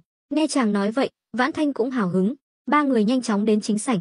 Chưa vào cửa, Lâm Bảo Bảo đã nghe thấy tiếng cười sang sảng của Mã Kế. Nghe giọng điệu có vẻ tâm trạng ông ta rất tốt, điều này càng khẳng định suy đoán của Lâm Bảo Bảo. Chàng đẩy cửa bước vào, Mã Kế thấy Lâm Bảo Bảo trở về, vội vàng đứng dậy nghênh đón. Lâm công tử, ngài đã về rồi, ta còn tưởng phải đợi đến trưa mới được gặp ngài. Mã tổng quản đã đến, đương nhiên phải tiếp đón chu đáo. Thiển Nguyệt, mau đi chuẩn bị bữa trưa. Lâm Thiển Nguyệt đứng dậy, Bây giờ còn hơn nửa canh giờ nữa mới đến trưa. Mã Kế cười toe toét, lần trước được thưởng thức tài nấu nướng của đại phu nhân, ta về nhà vẫn còn nhớ mãi, lần này đến đây quấy rầy, mong đại phu nhân đừng trách. Khi quan hệ với Lâm Bảo Bảo ngày càng thân thiết, ông ta cũng bắt đầu nói đùa, điều này không chỉ không ảnh hưởng đến mối quan hệ của họ, mà còn khiến họ gần gũi hơn. Lâm Thiển Nguyệt nói, nếu Mã tổng quản thích, sau này có thể đến đây thường xuyên, nhưng ngài phải bán được nhiều nước hoa hơn nữa. Vãn Thanh và Uyển Uyển cũng cười theo. Nước hoa do Lâm công tử chế tạo hiện đang rất được ưa chuộng ở Ngư Thành, tin rằng không lâu nữa, không cần chúng ta quảng cáo, nó sẽ lan rộng khắp Ngư Thành, thậm chí cả các quan lại ở những thành lân cận cũng sẽ biết đến. Nhắc đến nước hoa, Mã Kế hào hứng hẳn lên. Tuy lời nói của ông ta có phần phóng đại, nhưng cũng chứng minh được mức độ nổi tiếng của nước hoa. Nếu không, ông ta cũng sẽ không tự tin như vậy. Sau đó, Lâm Thiển Nguyệt và Uyển Uyển đi vào bếp chuẩn bị bữa trưa, chỉ còn Vãn Thanh ở lại tiếp chuyện. Lúc này, Lâm Bảo Bảo hỏi, Mã tổng quản, lần này đến đây có tin vui gì muốn thông báo sao? Đây mới là điều chàng quan tâm nhất hiện tại. Mã Kế nhìn quanh một lượt, rồi lấy ra một xấp ngân phiếu từ trong ngực. Hóa ra, để tiện mang theo, ông ta đã đến ngân hàng đổi 3 vạn lượng bạc thành ngân phiếu. Vãn Thanh thấy xấp ngân phiếu dày cộp, mắt sáng lên, nhìn Lâm Bảo Bảo với ánh mắt như muốn nói chàng thật thần cơ diệu toán. Lâm Bảo Bảo giả vờ không biết, Mã tổng quản, đây là ý gì? Lâm công tử, đây là 3 vạn lượng bạc, ta cũng phải tốn không ít nước bọt mới thuyết phục được Phủ Doãn giao số tiền này ra. Mã Kế là lão cáo già, rõ ràng không liên quan gì đến ông ta, nhưng ông ta lại nhận hết công lao về mình. Lâm Bảo Bảo mỉm cười gật đầu, nhận lấy xấp ngân phiếu, lắc lắc trên tay, rồi đưa cho Vãn Thanh. Mã tổng quản quả nhiên là người làm việc lớn, ta xin cảm ơn, Lâm công tử đừng khách sáo, đây là việc ta nên làm. Hơn nữa, còn một tin vui nữa muốn báo cho Lâm công tử. Mã Kế vênh váo, bưng chén trà lên nhấp một ngụm. Lâm Bảo Bảo cười, tin vui gì vậy? Mã Kế mới kể lại chuyện vừa rồi ở kho bạc, gặp phải Khâu Dịch, vì muốn Lâm Bảo Bảo ghi nhớ ơn huệ này, ông ta phải kể rõ đầu đuôi câu chuyện. Lâm Bảo Bảo và Vãn Thanh chăm chú lắng nghe, thỉnh thoảng gật đầu, phụ họa, càng nhìn Mã Kế, bọn họ càng thấy vừa mắt. Tuy nhiên, Lâm Bảo Bảo biết rõ chuyện này chắc chắn đã bị Mã Kế thêm mắm dặm muối, nên chàng cũng chỉ nghe cho vui. Ơn huệ này của Mã tổng quản, ta sẽ ghi nhớ, chúng ta còn nhiều thời gian hợp tác phía trước, chỉ cần ta có tương lai tươi sáng, nhất định sẽ không để Mã tổng quản thiệt thòi. Vậy thì đa tạ. Qua cuộc nói chuyện hôm nay giữa Thường Ngộ Phong và Khâu Quang Nhật về Lâm Bảo Bảo, Mã Kế cũng đoán được tương lai của Lâm Bảo Bảo sẽ không dừng lại ở đây, nhất là khi vừa rồi ở cổng làng, ông ta nhìn thấy những cánh đồng lúa mì sắp chín vàng, càng khiến ông ta quyết tâm lấy lòng Lâm Bảo Bảo, có lương thực, lại có hỏa khí, tương lai không ai biết Lâm Bảo Bảo sẽ đạt đến trình độ nào. Bữa trưa diễn ra trong không khí vui vẻ. Mã Kế nói, Lâm công tử, trước khi đến đây, ta vừa nói chuyện với Phủ Doãn và Thường sư gia, xem ra chuyện Khâm Sai đến thị sát Ngưu Bối thôn đã chắc chắn. Lâm Bảo Bảo biết ông ta muốn nói gì, liền nói, đã Phủ Doãn nể mặt ta như vậy, ta đương nhiên sẽ không làm khó ông ta, chỉ cần không ảnh hưởng đến lợi ích của thôn Ngưu Bối, ta sẵn sàng quyên góp lương thực cứu trợ dân gặp nạn. Mã Kế xoa tay, tốt lắm, có câu nói này của Lâm công tử, ta về báo cáo cũng yên tâm rồi. Nói rồi, ông ta đứng dậy định đi thì bỗng nhớ ra điều gì đó, nhìn Lâm Bảo Bảo. Lâm Bảo Bảo hỏi, Mã tổng quản còn việc gì sao? Là thế này, Phủ Doãn đã biết chuyện chúng ta bán nước hoa ở Ngư Thành, ông ấy rất tức giận. Mã Kế cân nhắc từ ngữ, rồi nói ra sự thật. Lâm Bảo Bảo gật đầu, ta đoán được rồi. Ông ta còn nói gì nữa? Đại nhân còn nói, Lâm công tử muốn làm ăn ở Ngư Thành thì phải nộp thuế. Được, ta biết rồi, cứ theo quy định thuế của Ngư Thành mà làm. Lâm Bảo Bảo biết không thể nào tránh khỏi Khâu Quang Nhật, nhưng chàng có thể đưa ra yêu cầu, chỉ cần không quá đáng, chàng cũng có thể đồng ý. Mã Kế nói tiếp, Lâm công tử, vì mỗi lần bán nước hoa, ta cũng được chia một phần, nên tiền thuế cứ để ta lo. Ấy, không được, Mã tổng quản cũng vất vả kiếm tiền, lại còn phải chạy đi chạy lại vì ta, sao có thể để ngươi chịu thiệt? Lâm Bảo Bảo chỉ khách sáo thôi, việc Mã Kế nộp thuế là điều đương nhiên, nhưng không thể nói thẳng, nếu không sẽ đắc tội với người ta. Không sao, tiền thuế chỉ là chuyện nhỏ, ta hoàn toàn có thể lo được. Tuy nhiên, Lâm công tử, theo ta hiểu về Phủ Doãn, ngươi kiếm tiền trên địa bàn của ông ta thì không thể nào tránh khỏi ông ta, vì vậy, tốt nhất ngươi nên chuẩn bị riêng một khoản tiền, định kỳ đưa cho Phủ Doãn, như vậy, chúng ta kiếm tiền cũng yên tâm hơn. Hóa ra, Mã Kế vòng vo một hồi, cuối cùng là muốn Lâm Bảo Bảo bỏ tiền ra. Tuy nhiên, Lâm Bảo Bảo vừa mới nhận được 3 vạn lượng bạc, nếu bây giờ từ chối, chắc chắn sẽ ảnh hưởng đến mối quan hệ của họ. Hơn nữa, Lâm Bảo Bảo cũng là người có tầm nhìn xa, hiểu rõ tình hình hiện tại của mình. Mã tổng quản nhắc nhở đúng, những khoản cần chi thì vẫn phải chi, coi như là mua bình yên. Bình yên mà Lâm Bảo Bảo nói đến không phải là chút lợi ích trước mắt này, chàng muốn dùng tiền để bịt miệng Khâu Quang Nhật, tránh để ông ta nói gì với Lâm gia. Mã Kế mới lấy ra 2.000 lượng bạc. Lâm công tử, theo lệ cũ, lại lấy 100 lọ. Lâm Bảo Bảo nháy mắt với Vãn Thanh, nàng hiểu ý, liền đi về phía xưởng. Lâm Bảo Bảo nói, Mã tổng quản, xem ra việc buôn bán ngày càng tốt, ngươi kiếm được tiền là chuyện tốt, nhưng mỗi lần tăng giá đều phải báo cho ta biết trước, đây là quy tắc mới ta đặt ra, mong Mã tổng quản tuân thủ. Mã Kế hơi khựng lại, đương nhiên, ta sao dám giấu giếm chuyện giá cả, dù sao nước hoa cũng là do Lâm công tử vất vả chế tạo, lẽ ra ngài phải được hưởng phần lớn. Sau đó, Vãn Thanh mang 100 lọ nước hoa đến, Lâm Bảo Bảo và Vãn Thanh tiễn Mã Kế ra tận cổng làng. Lần này Mã Kế đến là vì công việc, nên không sợ bị người khác nhìn thấy. Vãn Thanh nhìn theo bóng lưng Mã Kế rời đi, hỏi, tướng công, lần này Mã tổng quản mang đến không ít tin tức. Lâm Bảo Bảo gật đầu, đúng vậy, không ngờ Khâu Quang Nhật vì muốn lấy lòng ta mà lại giam con trai mình vào đại lao. Vãn Thanh nói, xem ra chuyện mà Phủ Doãn muốn nhờ tướng công không hề đơn giản, tướng công nên chuẩn bị trước thì hơn. Nàng biết rõ những lợi ích mà Mã Kế mang đến lần này lớn đến mức nào, không nói đâu xa, 3 vạn lượng bạc kia chính là một chuyện lớn. Nếu Khâu Quang Nhật giả vờ không biết, số tiền này hoàn toàn có thể bị ông ta giữ lại ở kho bạc nội vụ phủ, cuối cùng vẫn vào túi ông ta, nhưng ông ta lại chịu nhả ra, chứng tỏ lần này ông ta đang mưu đồ chuyện lớn. Lâm Bảo Bảo hừ lạnh, không sao, cho dù hắn có tham lam đến đâu, cũng phải xem hắn có nuốt nổi không, nếu tham lam quá, cẩn thận vỡ cả hàm răng. Nói xong, Lâm Bảo Bảo quay người vào nhà, vừa vào chính sảnh, chàng đã thấy Lâm Thiển Nguyệt và Uyển Uyển đang ngồi quanh bàn, trên bàn bày 3 vạn lượng ngân phiếu, có thể thấy tâm trạng của hai nàng rất tốt.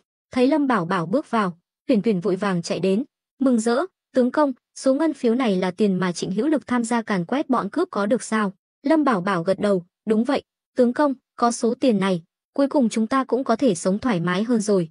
Lâm Thiển Nguyệt, với tư cách là đại phu nhân, người quản lý tài chính trong nhà, đương nhiên hy vọng càng nhiều tiền càng tốt. Lâm Bảo Bảo cười khổ, số tiền này không được động đến nếu không cần thiết, để dành trả nợ cho ba nàng. Nghe vậy, Lâm Thiển Nguyệt, Uyển Uyển và Vãn Thanh đều rất cảm động. 3 vạn lượng bạc là một số tiền rất lớn, ít nhất là đối với ba nàng. Vãn Thanh tuy từng là mưu sĩ của Quốc sự viện, nhưng bổng lộc hàng năm của nàng cũng chỉ có 130 lượng bạc, cộng thêm các khoản phụ cấp khác cũng không được nhiều như vậy. Vì vậy, 3 vạn lượng bạc đối với nàng mà nói cũng là một con số khổng lồ. Thời gian thấm thoát thoi đưa, loáng một cái đã 2 tháng rưỡi trôi qua. Trong thời gian này, nghìn mẫu ruộng của thôn Ngưu Bối được chăm sóc cẩn thận, cộng thêm việc Lâm Bảo Bảo thỉnh thoảng tạo mưa nhân tạo, lại có phân bón đặc chế, lúa mì trên đồng phát triển rất tốt. Bây giờ, chỉ cần có người ngoài đến thôn Ngưu Bối, dù chỉ là đi ngang qua, cũng có thể nhìn thấy những cánh đồng lúa mì chín vàng rực rỡ, khiến ai cũng phải ghen tị. Hạt lúa mì trên bông nào bông nấy đều căng tròn, sắp đến ngày thu hoạch.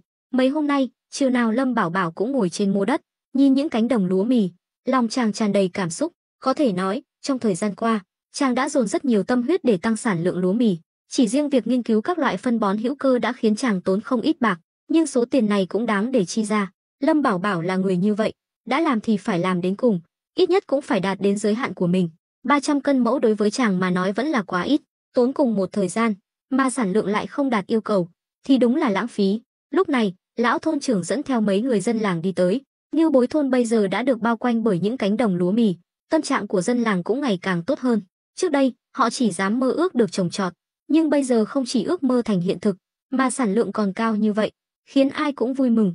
Trong vô thức, địa vị của Lâm Bảo Bảo trong lòng dân làng Ngưu Bối thôn đã đạt đến mức cao nhất. Họ hiểu rõ hơn ai hết, vùng đất xung quanh núi Ngưu Bối cằn cỗi đến mức nào, nhưng chính vùng đất chó ăn đá gà ăn sỏi này, giờ đây đã được Lâm Bảo Bảo biến thành vùng đất màu mỡ. Đây là điều mà trước đây họ không dám nghĩ đến. Một người dân làng nhìn bóng lưng Lâm Bảo Bảo đang ngồi trên mô đất, tò mò hỏi, lão thôn trưởng, sao mấy hôm nay Lâm công tử cứ ngồi ở đây vậy? Lão thôn trưởng thở dài, các ngươi không biết đấy thôi. Tuy Lâm công tử không nói với mọi người, nhưng mấy tháng nay, chàng đã vất vả rất nhiều để tăng sản lượng lúa mì. Mấy người dân làng mới hiểu ra, Lâm Bảo Bảo dù sao cũng là lãnh chúa của Ngưu Bối thôn, có rất nhiều chuyện họ không có tư cách biết, nếu không phải lão thôn trưởng thỉnh thoảng kể cho họ nghe, thì họ cũng không thể nào đoán được. Lão thôn trưởng chỉ vào những cánh đồng lúa mì chín vàng xung quanh, hãy nhìn những cánh đồng lúa mì sắp chín này, rồi nhớ lại lúc Lâm công tử mới đến Ngưu Bối thôn, các ngươi nên cảm ơn chàng ấy. Những người dân làng âm thầm gật đầu, họ không phải là không biết ơn, chỉ là không biết cách thể hiện. Lúc này, Lâm Bảo Bảo quay đầu lại, thấy lão thôn trưởng và mấy người dân làng, chàng bứt một bông lúa mì, ngậm trong miệng. Lão thôn trưởng, ông đến rồi. Lão thôn trưởng vội vàng tiến lên, Lâm công tử, không biết lần này ngài gọi ta đến có việc gì? Hầm chứa lương thực đã xây xong chưa? Xong từ lâu rồi, bây giờ chỉ còn công việc hoàn thiện. Từ khi nghe Lâm công tử dặn dò, ta đã giám sát chặt chẽ chất lượng, đặt yếu tố bí mật, thông thoáng và khô ráo lên hàng đầu. Lão thôn trưởng báo cáo công việc như thể đang báo cáo với cấp trên, khiến Lâm Bảo Bảo cũng hơi ngỡ ngàng. Lời nói của lão thôn trưởng giống hệt những người thầu xây dựng ở kiếp trước. Tất nhiên, đây là nhờ vào sự chỉ dạy tận tình của Lâm Bảo Bảo. 2 tháng nay, lão thôn trưởng cũng đã vất vả rất nhiều. Lâm Bảo Bảo hài lòng gật đầu, ông vất vả rồi, tuy vất vả, nhưng tất cả đều xứng đáng. Đây đều là để xây dựng nền móng vững chắc cho Ngưu Bối thôn. Mọi người gật đầu. Lâm Bảo Bảo luôn ghi nhớ câu nói muốn giàu thì phải làm đường, ít đẻ con, trồng nhiều cây. Trước đây, chàng chưa hiểu hết ý nghĩa sâu xa của câu nói này. Dù sao chàng cũng chỉ là một thường dân, nhưng khi đến thế giới này, chàng mới thật sự hiểu được, nếu không có cơ sở hạ tầng tốt, muốn thoát nghèo chỉ là giấc mơ hão huyền. Nửa năm qua, Lâm Bảo Bảo đã phải vắt óc suy nghĩ, vượt qua rất nhiều khó khăn, vất vả lắm mới trồng được lương thực, nếu không bảo quản tốt thì đúng là lãng phí. Hơn nữa, ở Đại Đoan, lương thực là thứ quan trọng nhất, vì vậy, dù phải trả giá, chàng cũng phải làm tốt việc này. Lão thôn trưởng khiêm tốn nói, Lâm công tử đừng nói vậy, nếu nói vất vả, thì phải là ngài mới đúng. Hơn nữa, công lao lớn nhất cũng là của ngài, giúp Ngưu Bối thôn thoát nghèo, có cuộc sống tốt đẹp như ngày hôm nay, dân làng chúng tôi đều rất biết ơn. Lão thôn trưởng nói đúng, dưới sự lãnh đạo của Lâm công tử, cuộc sống của chúng tôi ngày càng có hy vọng, đây đều là công lao của Lâm công tử. Mọi người thi nhau nói, thật ra, ban đầu trong lòng họ cũng có chút bất mãn, nhất là chuyện xây dựng hầm chứa lương thực, khiến không ít người phàn nàn. Trong thời đại nông nghiệp này, việc đào một cái hầm có thể chứa hàng trăm nghìn cân lương thực là vô cùng khó khăn và vất vả, do không có công cụ hỗ trợ, hầu hết đều phải làm bằng sức người. Lâm Bảo Bảo mỉm cười, thật ra, ta biết 2 tháng nay mọi người đều có chút bất mãn với ta, nhưng ta muốn nói một câu, cuộc sống giàu sang đều là do phấn đấu mà có. Lại có câu ông cha trồng cây, con cháu hưởng bóng mát, thế hệ chúng ta nỗ lực phấn đấu, mới có thể để thế hệ sau của Ngưu Bối thôn có cuộc sống tốt đẹp hơn. Vì vậy, ta không nói gì thêm, mong mọi người hiểu cho. Lúc này, lão thôn trưởng nói, Lâm công tử, ngài gọi chúng tôi đến đây không phải chỉ để tâm sự chứ? Lâm Bảo Bảo đứng dậy, nghiêm giọng, đương nhiên không phải, mấy hôm nay ta vẫn luôn quan sát ruộng lúa mì đã chín rồi, lần này gọi mọi người đến là để thông báo, từ bây giờ bắt đầu thu hoạch, huy động toàn bộ sức lực của cả làng, tạm thời gác lại công việc khác, nhanh chóng thu hoạch toàn bộ lúa mì. Lão thôn trưởng và dân làng đều mừng rỡ, họ đã chờ đợi ngày này gần nửa năm, không ngờ lại đến đột ngột như vậy. Lão thôn trưởng ngạc nhiên, có phải hơi gấp không? Còn chưa đầy 1 canh giờ nữa là trời tối, hay là đợi đến sáng mai rồi thu hoạch? Dân làng cũng gật đầu đồng tình, không được, ta đợi chính là lúc trời tối, tối nay huy động toàn bộ dân làng, dù là người già, yếu, bệnh tật cũng phải ra đồng thu hoạch, phải hoàn thành trước khi trời sáng. Lâm Bảo Bảo đã có tính toán, sáng nay, Khâu Quang Nhật đã phái người đến hỏi có cần điều động quan binh đến giúp thu hoạch hay không, nhưng chàng đã khéo léo từ chối. Thật ra, Lâm Bảo Bảo hiểu ý của Khâu Quang Nhật, giúp thu hoạch chỉ là một mặt, quan trọng nhất là muốn biết sản lượng lúa mì năm nay của Ngưu Bối thôn, nhưng đây là chuyện liên quan đến vận mệnh của Ngưu Bối thôn, Lâm Bảo Bảo sao có thể tiết lộ. Dù thế nào, chàng cũng phải giữ lại một phần lương thực, chỉ khi nào cơm no áo ấm, Lâm Bảo Bảo mới yên tâm. Hơn nữa, muốn kiếm được nhiều tiền hơn, cũng phải có lương thực dự trữ mới dễ dàng thao tác. Nếu để Khâu Quang Nhật biết được sản lượng cụ thể, hắn chắc chắn sẽ tính kế Lâm Bảo Bảo. Lão thôn trưởng nói, Lâm công tử, chúng ta năm nay trồng hơn 1.000 mẫu lúa mì, muốn thu hoạch xong trong một đêm là điều không thể. Lần này, lão thôn trưởng kiên quyết phản đối, thu hoạch lúa mì hoàn toàn là lao động chân tay, cho dù là một thanh niên trai tráng, một ngày cũng chỉ thu hoạch được tối đa 2 mẫu. Mấy người dân làng cũng ngạc nhiên, nếu một đêm thu hoạch 1.000 mẫu, e rằng ngày hôm sau ai cũng sẽ mệt lả. Lão thôn trưởng biết có khó khăn, nhưng dù khó khăn đến đâu cũng phải hoàn thành. Ta nói thật cho ông biết, lương thực của Ngưu Bối thôn đã bị Ngư Thành nhắm vào. Tối nay thu hoạch xong, khi Ngư Thành phái người đến, họ sẽ không biết chúng ta thu hoạch được bao nhiêu. Nếu để họ biết được sản lượng cụ thể, sau này Ngưu Bối thôn sẽ bị Ngư Thành bóc lột hàng năm. Vì vậy, ông hãy xem xét đi. Lâm Bảo Bảo biết rõ, việc thu hoạch 1.000 mẫu ruộng trong một đêm là vô cùng khó khăn. Nếu tính theo đầu người già, yếu, bệnh tật chắc chắn không thể làm hết. Nhưng hiện tại, đây là thời khắc then chốt.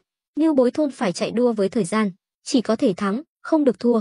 Lão thôn trưởng và mấy người dân làng đều biến sắc, bọn họ thật sự quá đáng, bọn họ thật sự quá đáng.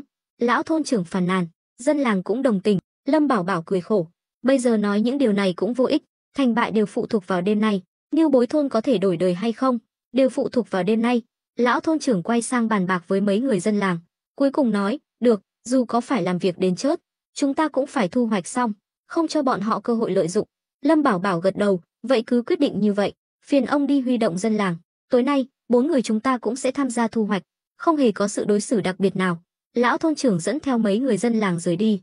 Khi Lâm Bảo Bảo trở về làng, chàng thấy tất cả dân làng đều tập trung ở cổng làng. Lão thôn trưởng đang hừng hực khí thế thuyết phục mọi người. Tuy dân làng đều tỏ vẻ không tình nguyện, nhưng khi biết Ngư Thành muốn chiếm đoạt số lương thực mà họ vất vả làm ra, ai nấy đều như được tiêm máu gà, tinh thần phấn chấn, hăng hái làm việc. Lúc này, Vãn Thanh đi tới, hỏi, tướng công, chàng chắc chắn muốn làm vậy sao? Lâm Bảo Bảo liếc nhìn nàng, còn cách nào khác sao? Vãn Thanh im lặng, còn Lâm Thiển Nguyệt và Uyển Uyển thì không có ý kiến gì. Lâm Thiển Nguyệt vốn xuất thân nông dân, trước đây mỗi khi vào mùa vụ, nàng cũng sẽ cùng gia đình thu hoạch mùa màng. Uyển Uyển từng là tướng quân của Nam Man, việc lao động chân tay càng không thành vấn đề. Thấy Lâm Bảo Bảo đến, dân làng vội vàng nhường đường. Lâm Bảo Bảo đến bên cạnh lão thôn trưởng, nhìn toàn thể dân làng, nói lớn: "Thưa bà con, lương thực đối với ngưu bối thôn chúng ta chính là mạng sống, tuyệt đối không cho phép bất kỳ thế lực nào bên ngoài nhúng tay vào. Tương lai, cho dù có bán lương thực, quyền quyết định cũng phải nằm trong tay chúng ta. Ta biết 2 tháng nay mọi người đều rất vất vả, ta đều nhìn thấy, cũng chân thành cảm ơn mọi người đã luôn hợp tác. Vì vậy, đêm nay thu hoạch, mỗi người phải thu hoạch ít nhất 2 mẫu ruộng, chỉ cần đạt yêu cầu, ta sẽ thưởng cho mỗi người 1 lượng bạc. Nếu ai thu hoạch được hơn 2 mẫu, cứ mỗi mẫu sẽ được thưởng thêm 1 lượng bạc. Cứ thế mà tính." Lâm Bảo Bảo là người xuyên không, đối với những bài phát biểu khích lệ tinh thần, chàng rất thành thạo. Chàng hiểu rõ, dù ở thời đại nào, chỉ cần có tiền thì không có vấn đề gì không giải quyết được. Quả nhiên, tinh thần của dân làng vốn đã hăng hái, nghe Lâm Bảo Bảo nói vậy càng thêm phấn khởi. "Lâm công tử yên tâm, dù Lâm công tử không thưởng bạc, chúng tôi cũng nhất định hoàn thành nhiệm vụ." Mọi người thi nhau nói, tỏ vẻ coi tiền bạc như rác rưởi. Lâm Bảo Bảo mỉm cười hài lòng, rất hài lòng với phản ứng của mọi người. Nhưng Vãn Thanh và Uyển Uyển lại thầm cười khẩy, mắng đám người này giả tạo, rõ ràng là tham tiền như mạng, mà còn nói những lời đạo đức giả. Lúc này, lão thôn trưởng thấy thời cơ đã chín muồi, nhìn Lâm Bảo Bảo, nói lớn: "Tốt, vậy bây giờ bắt đầu." Sau đó, toàn thể dân làng, già trẻ lớn bé đều ra đồng thu hoạch. 4 người nhà Lâm Bảo Bảo đương nhiên cũng tham gia. Vãn Thanh vừa cắt lúa mì vừa nói nhỏ: "Tướng công, chàng không cần phải thưởng bạc, số tiền đó dùng làm việc gì chẳng tốt." Uyển Uyển cũng phàn nàn: "Đúng là lãng phí tiền." Lâm Bảo Bảo bứt một nắm lúa mì, cảm thấy đau lưng, liền xoa xoa eo, tốn chút tiền cũng không sao, nhưng đây là vụ mùa đầu tiên, phải khích lệ tinh thần mọi người. Nếu bị Ngư Thành nhân cơ hội này cướp mất lương thực, mọi người không kiếm được tiền, không có cơm ăn, thì sau này ai còn muốn vất vả làm ruộng nữa. Hai nàng bĩu môi, không nghe lọt tai lời Lâm Bảo Bảo nói. Còn Lâm Thiển Nguyệt, người vẫn luôn im lặng, bỗng nhiên nói: "Nhị muội, tam muội, tướng công nói đúng, hai muội chưa từng làm ruộng, nên không hiểu được sự vất vả của người nông dân. Làm việc vất vả cả năm trời mà không thu hoạch được gì, thì ai còn muốn làm nữa. Hơn nữa, ở Đại Đoan, lương thực là thứ quan trọng nhất, không một thế lực nào dám xem thường." Lâm Bảo Bảo ngạc nhiên, không ngờ Lâm Thiển Nguyệt, người ngày thường ít nói, lại có thể nói ra những lời sâu sắc như vậy. Vãn Thanh gật đầu, cũng đúng, chúng ta có lương thực dự trữ, thì quyền chủ động sẽ nằm trong tay chúng ta. 4 người bọn họ đều không phải là người làm nông, làm việc vất vả mấy canh giờ, cả nhà cũng chỉ thu hoạch được chưa đến 1 mẫu, còn dân làng đã hoàn thành 13. Nhìn những bông lúa mì chín vàng được cắt xuống, đưa vào hầm chứa, Lâm Bảo Bảo mỉm cười. Đến nửa đêm, Lâm Bảo Bảo điều động các tử sĩ do Trịnh Hữu Lực chỉ huy đến giúp thu hoạch. Những tử sĩ này đều là thanh niên trai tráng, sức khỏe dồi dào, tốc độ thu hoạch tăng lên đáng kể. Cuối cùng, trước khi bình minh, 1000 mẫu ruộng đã được thu hoạch xong. Rất nhiều người dân làng mệt lả, thậm chí có người kiệt sức, nằm ngủ ngay trên ruộng. Nhìn những người dân làng nằm la liệt trên ruộng, Lâm Bảo Bảo hít sâu một hơi, quay lại nhìn ba nàng vợ. Ba nàng đã dựa vào nhau ngủ gật từ lâu, còn mấy chục tử sĩ của Trịnh Hữu Lực vẫn còn rất sung sức. Đây chính là kết quả của việc rèn luyện cường độ cao hàng ngày, khác biệt hoàn toàn so với người thường. Lúc này, lão thôn trưởng, người đầy bụi bặm, bước đến, mệt mỏi nói: "Lâm công tử, mọi người đều mệt lả rồi, hôm nay có thể nghỉ ngơi được chưa?" "Được, 2 ngày tới mọi người có thể nghỉ ngơi ở nhà." "À, ông hãy sắp xếp người sàng lọc số lúa mì đã thu hoạch, thống kê số lượng, làm tốt công việc cuối cùng." Lão thôn trưởng lĩnh mệnh rời đi. Khi 4 người Lâm Bảo Bảo trở về nhà, ai nấy đều mệt mỏi, nằm vật ra ghế. Lúc này, Lâm Thiển Nguyệt mệt mỏi đứng dậy: "Tướng công, mọi người đợi một chút, ta đi nấu cơm." Lâm Bảo Bảo vội vàng ngăn lại: "Đại phu nhân, đêm qua nàng đã vất vả rồi, hôm nay để ta nấu cơm, cũng để ba nàng nếm thử tài nấu nướng của ta." Nhìn Lâm Bảo Bảo đi vào bếp, ba nàng đều cảm động. Ở thời đại lạc hậu này, đàn ông không bao giờ vào bếp, càng không động vào nồi niêu song chảo, nhưng Lâm Bảo Bảo lại không quan tâm đến những điều đó, khiến ba nàng cảm thấy rất hạnh phúc. Một người đàn ông vừa biết kiếm tiền, vừa chu đáo như vậy, ở thế giới này đúng là hàng hiếm. Vãn Thanh nằm sấp trên bàn, nghiêng đầu nhìn Lâm Bảo Bảo, nói: "Thiển Nguyệt tỷ, tướng công thật tốt." Lâm Thiển Nguyệt gật đầu: "Đúng vậy, tướng công tuy ngoài miệng nói năng khó nghe, nhưng lại rất tốt bụng. Ba chúng ta ngày thường được chàng chiều chuộng quá, sinh hư rồi, sau này phải hầu hạ tướng công thật tốt." Có đại phu nhân lên tiếng, Vãn Thanh vội vàng gật đầu, chỉ có Uyển Uyển là vẻ mặt ngượng ngùng. Họ đã sống chung với nhau gần nửa năm, nhưng nàng vẫn chưa từng động phòng với Lâm Bảo Bảo. Nếu là người đàn ông khác, chắc đã đuổi nàng đi từ lâu. Qua đó có thể thấy, Lâm Bảo Bảo thật sự không phải là người đàn ông bình thường. Điều này khiến nàng cuối cùng cũng hạ quyết tâm.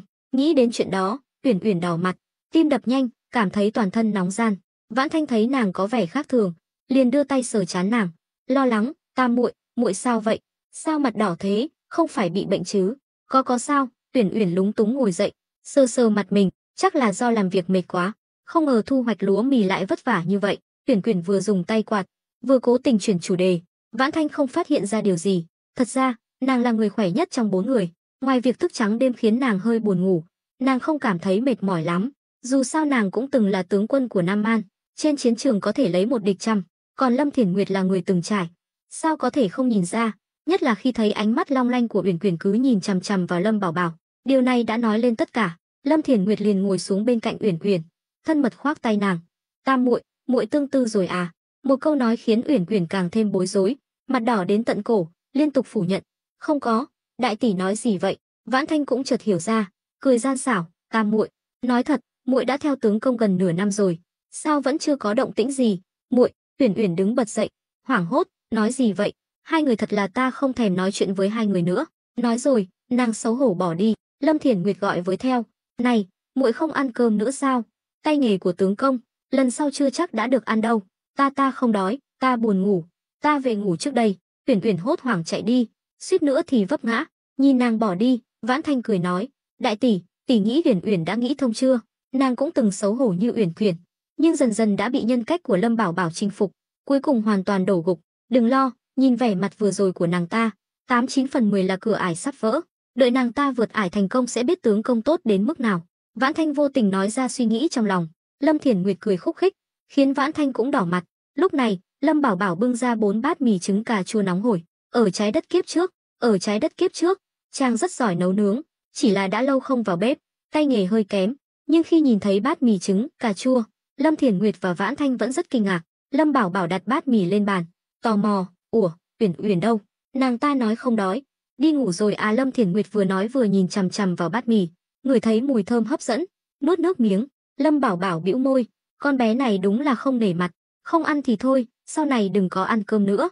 Vãn Thanh cười, "Tướng công, mì đã nấu xong rồi, chàng cứ mang qua cho nàng ta, biết đâu lại có thu hoạch bất ngờ." Lâm Thiển Nguyệt khẽ gọi Vãn Thanh, nàng hiểu ý Vãn Thanh, dường như muốn đẩy thuyền. Lâm Thiển Nguyệt không phản đối, nhưng lại lo lắng cho sức khỏe của Lâm Bảo Bảo. Vãn Thanh le lưỡi, cúi xuống ăn mì, vừa ăn một miếng, mắt nàng sáng lên, ngon quá, tướng công, chàng làm thế nào vậy? Được công nhận tài nấu nướng." Lâm Bảo Bảo phấn khởi, "Ngon thì ăn nhiều một chút, sau này có dịp, ta sẽ nấu cho nàng ăn nữa." Nói rồi, chàng xoa đầu Vãn Thanh, nhìn hai người tình tứ. Lâm Thiển Nguyệt hơi ghen tị, hư nhẹ một tiếng, rồi cũng bắt đầu ăn mì. Bị Vãn Thanh nói vậy, nàng cũng thấy thèm, thấy hai nàng ăn ngon lành, Lâm Bảo Bảo cũng cầm đũa lên ăn. Chẳng mấy chốc, ba người đã ăn xong. Lâm Bảo Bảo bưng bát mì còn lại, nói, "Mì nguội rồi sẽ không ngon nữa, ta mang qua cho Uyển Uyển." Nói rồi, chàng quay người định đi. Lâm Bảo Bảo không biết ba nàng vừa nói gì, chỉ là có ý tốt, nhưng Lâm Thiển Nguyệt vội vàng ngăn lại, "Tướng công, đêm qua chàng đã mệt rồi, cứ đi nghỉ ngơi đi, để thiếp mang mì qua cho nàng ta." Vãn Thanh bĩu môi, đại phu nhân thật là tốt bụng, giọng điệu có chút chua ngoa, thật ra là đang mỉa mai Lâm Thiển Nguyệt xen vào chuyện bao đồng. Vãn Thanh biết Lâm Thiển Nguyệt có ý kiến với mình, nên vẫn luôn thân thiết với Uyển Uyển. Vì vậy, thấy Lâm Thiển Nguyệt ngăn cản, muốn phá hỏng chuyện tốt của Uyển Uyển, nàng liền tỏ vẻ không vui. Sắc mặt Lâm Thiển Nguyệt hơi thay đổi, đứng im tại chỗ. Nàng không ngờ Vãn Thanh lại nói thẳng ra như vậy. Lâm Bảo Bảo cũng nghe ra sự căng thẳng giữa hai người, khó hiểu, "Ta vừa nấu cơm xong, đã xảy ra chuyện gì sao?" Lâm Thiển Nguyệt thở dài, đặt bát mì xuống bàn, lạnh nhạt, "Đã nhị phu nhân lên tiếng, vậy ta không xen vào nữa." Nói xong, nàng quay người về phòng, đóng sầm cửa lại. Lâm Bảo Bảo ngơ ngác, nhìn Vãn Thanh với vẻ mặt trách móc, nàng làm sao vậy? Vãn Thanh cũng nhận ra thái độ của mình vừa rồi không tốt, trong lòng hối hận, nhưng nước đổ khó hốt, hối hận cũng vô ích, nàng bèn đứng dậy, "Còn không phải tại chàng nói xong." Vãn Thanh cũng quay người bỏ đi. Lâm Bảo Bảo nhìn căn phòng trống trơn, rồi nhìn xuống bát mì trên bàn, bực bội, đúng là rảnh rỗi sinh nông nổi, nhưng tiếc là chẳng ai quan tâm đến sự tức giận của chàng. Cuối cùng, Lâm Bảo Bảo bưng bát mì, đi thẳng đến phòng Uyển Uyển. Chàng vốn có ý tốt, muốn tự tay nấu cơm cho ba nàng vợ, không ngờ không những không được khen, mà còn khiến họ không vui, đúng là lòng dạ đàn bà khó đoán. Dù Lâm Bảo Bảo có mưu mô đến đâu cũng không thể hiểu nổi. Lâm Bảo Bảo gõ cửa phòng Uyển Uyển, nàng ta đã nằm trên giường, nhưng không ngủ được, bị Lâm Thiển Nguyệt và Vãn Thanh trêu chọc, mặt nàng đỏ bừng. Nàng nhìn ra cửa, thấy bóng Lâm Bảo Bảo, trong lòng càng thêm hồi hộp, tay đổ mồ hôi. Lúc này, nàng vừa mong Lâm Bảo Bảo bước vào, vừa mong chàng nhanh chóng rời đi. đường đường là nữ tướng Nam Man, không sợ ngàn quân vạn mã, vậy mà lại bị Lâm Bảo Bảo dọa đến mức không dám ra ngoài. Lâm Bảo Bảo thấy lạ, gọi, này, Uyển Uyển, nàng ngủ chưa? Nói chuyện đi chứ. Lâm Bảo Bảo bưng bát mì, đợi mãi mà không thấy trả lời. Chàng khó khăn lắm mới nấu cơm một lần, nàng ta lại không nể mặt như vậy. Đúng lúc này, A Tam chống nạng đi tới, tò mò, thập tứ gia, có chuyện gì vậy? Hắn thấy Lâm Bảo Bảo bưng bát mì đứng gõ cửa, cảm thấy khó hiểu. Theo hắn thấy, Lâm Bảo Bảo là chủ nhà, hơn nữa, cho dù là tử sĩ bị Lâm gia ruồng bỏ, nhưng dù sao cũng là người của Lâm gia. Lâm Bảo Bảo bực bội, đưa bát mì cho A Tam, không có chuyện gì, bát mì này thưởng cho ngươi. Nói xong, Lâm Bảo Bảo quay người bỏ đi. Chàng cảm thấy ấm ức, mình có ý tốt mà lại bị đối xử như vậy. Vậy thì đa tạ thập tứ gia, ta cũng chưa ăn sáng. A Tam nhận lấy bát mì, vui vẻ nói, hắn không biết chuyện gì đã xảy ra, nhưng có mì ăn thì đương nhiên là vui. Đúng lúc này, cửa phòng đột nhiên mở ra, Uyển Uyển lao ra, giật lấy bát mì trên tay A Tam, rồi kéo tay Lâm Bảo Bảo vào phòng. Nàng ta rất khỏe, Lâm Bảo Bảo không thể phản kháng, suýt nữa thì ngã. Nhíu mày, vừa rồi ta đi nấu cơm, ba người đã nói gì vậy? Nhắc đến chuyện vừa rồi, mặt Uyển Uyển lại đỏ bừng, ấp úng, chàng thật phiền phức. Nàng hoàn toàn hiểu lầm ý của Lâm Bảo Bảo, cũng không biết vì mình mà Lâm Thiền Nguyệt và Vãn Thanh đã cãi nhau, cứ tưởng Lâm Bảo Bảo đang cố tình trêu chọc nàng. Nói rồi, Uyển Uyển nhảy lên giường, cởi hết quần áo, rồi chui vào trong chăn, khiến Lâm Bảo Bảo sững sờ. Uyển Uyển, nàng muốn làm gì? Lâm Bảo Bảo há hốc mồm, khó hiểu. Tuy nhiên, khi nhìn thấy thân hình hoàn mỹ của nàng, Lâm Bảo Bảo cảm thấy máu nóng sục sôi, suýt nữa thì chảy máu mũi. Uyển Uyển nhắm mắt lại, ra vẻ mặc chàng muốn làm gì thì làm. Nào, chẳng phải chàng muốn ăn ta sao? Nếu ta nhíu mày một cái, ta không phải là con gái của bàn cổ đại thần. Lâm Bảo Bảo cười khổ, lắc đầu, bị cảnh tượng trước mắt làm cho bối rối. Nhưng đây đúng là tính cách của Uyển Uyển, đã làm thì phải làm cho ra trò. Lâm Bảo Bảo cẩn thận ngồi xuống mép giường, nhỏ giọng, Uyển Uyển, có phải nàng hiểu lầm gì rồi không? Uyển Uyển mở mắt ra, ánh mắt long lanh, nhìn Lâm Bảo Bảo, khiến chàng nuốt nước miếng. Hiểu lầm gì? Chẳng phải chàng hỏi Thiển Nguyệt tỷ và Vãn Thanh đã nói gì sao? Đừng dài dòng nữa, muốn ăn thì ăn đi, nhưng ta cảnh cáo chàng, sau này nếu chàng dám phụ lòng, ta sẽ cắn đứt của quý của chàng, rồi chăm sóc chàng cả đời. Lâm Bảo Bảo trừng mắt, cảm thấy lạnh sống lưng, dùng mình một cái, không cần phải tàn nhẫn như vậy chứ. Thôi, ta không dám động vào nàng nữa, nàng nghỉ ngơi đi, ta đi đây. Lâm Bảo Bảo đứng dậy bỏ đi. Chàng không hiểu Uyển Uyển bị làm sao, thật sự coi chàng là người sắt sao? Đêm qua làm việc vất vả cả đêm, giờ còn phải hầu hạ nàng ta, nhưng Uyển Uyển không chịu, bất chấp việc xuân quang lộ ra ngoài, nàng ngồi bật dậy, chiếc chăn trượt xuống, lộ ra làn da trắng nõn, rồi kéo Lâm Bảo Bảo lại. Lâm Bảo Bảo mất thăng bằng, ngã vào lòng nàng. Lúc này, ưu thế của một nữ tướng được thể hiện rõ ràng, sức khỏe của nàng thật sự rất lớn. Lâm Bảo Bảo trước mặt nàng yếu ớt như một chú gà con. Chàng còn muốn đi đâu? Đã nhìn thấy hết rồi, thì phải ở lại chịu trách nhiệm. Nói rồi, nàng chủ động hôn lên môi Lâm Bảo Bảo. Lâm Bảo Bảo cảm thấy một mùi hương ngọt ngào, trong lòng kêu khổ, vội vàng nghiêng đầu né tránh. Khoan đã, Uyển Uyển ánh mắt long lanh, nhíu mày, làm gì? Ta chỉ muốn hỏi, rốt cuộc ai ân ai? Điều này quan trọng sao? Trong lòng Uyển Uyển hồi hộp, tay run lên, nhưng nàng càng hồi hộp thì lại càng tỏ ra mạnh mẽ. Lâm Bảo Bảo kêu trời, đương nhiên là quan trọng, ta là đàn ông. Uyển Uyển cười, vậy thì để ta ăn chàng. Dù sao hôm nay chàng không để lại dấu ấn thì đừng hòng bước ra khỏi phòng ta. Nói rồi, nàng lại hôn Lâm Bảo Bảo, chiếc chăn phủ lên hai người. Chẳng mấy chốc, trong phòng vang lên những âm thanh khiến người ta đỏ mặt. Cả ngày hôm đó, Ngưu Bối thôn rất yên tĩnh, vì làm việc vất vả cả đêm, mọi người đều đang ngủ. Sáng hôm sau, khi Lâm Bảo Bảo thức dậy, chàng cảm thấy hai chân mềm nhũn như mì sợi, phải vịn tường mà đi. Uyển Uyển thì mặt mày hồng hào, có vẻ như đã ngủ rất ngon, trở thành người phụ nữ của Lâm Bảo Bảo. Nàng dường như đã trút bỏ được gánh nặng trong lòng, thậm chí còn ăn ngon lành bát mì trứng cà chua để nguội từ hôm qua. Tướng công, giờ ta cũng là người phụ nữ của chàng rồi, sau này chàng đừng có mèo mỡ đấy nhé. Lâm Bảo Bảo rùng mình, nhớ lại những chuyện không thể quên đêm qua, chàng chỉ muốn đập đầu vào tường. Nàng đừng nói nữa, một tuần không, một tháng, đừng nhắc đến chuyện đó với ta nữa, ăn mì của nàng đi. Nói rồi, chàng đẩy cửa bước ra ngoài, đi trong sân. Lâm Bảo Bảo càng nghĩ càng tức, tức đến mức đấm ngực, cứ thế này thì chớt, chàng có ba nàng vợ xinh đẹp, lẽ ra phải sống cuộc sống như đế vương, nhưng giờ xem ra, đào hoa vẫn sắp thành đào hoa kiếp rồi.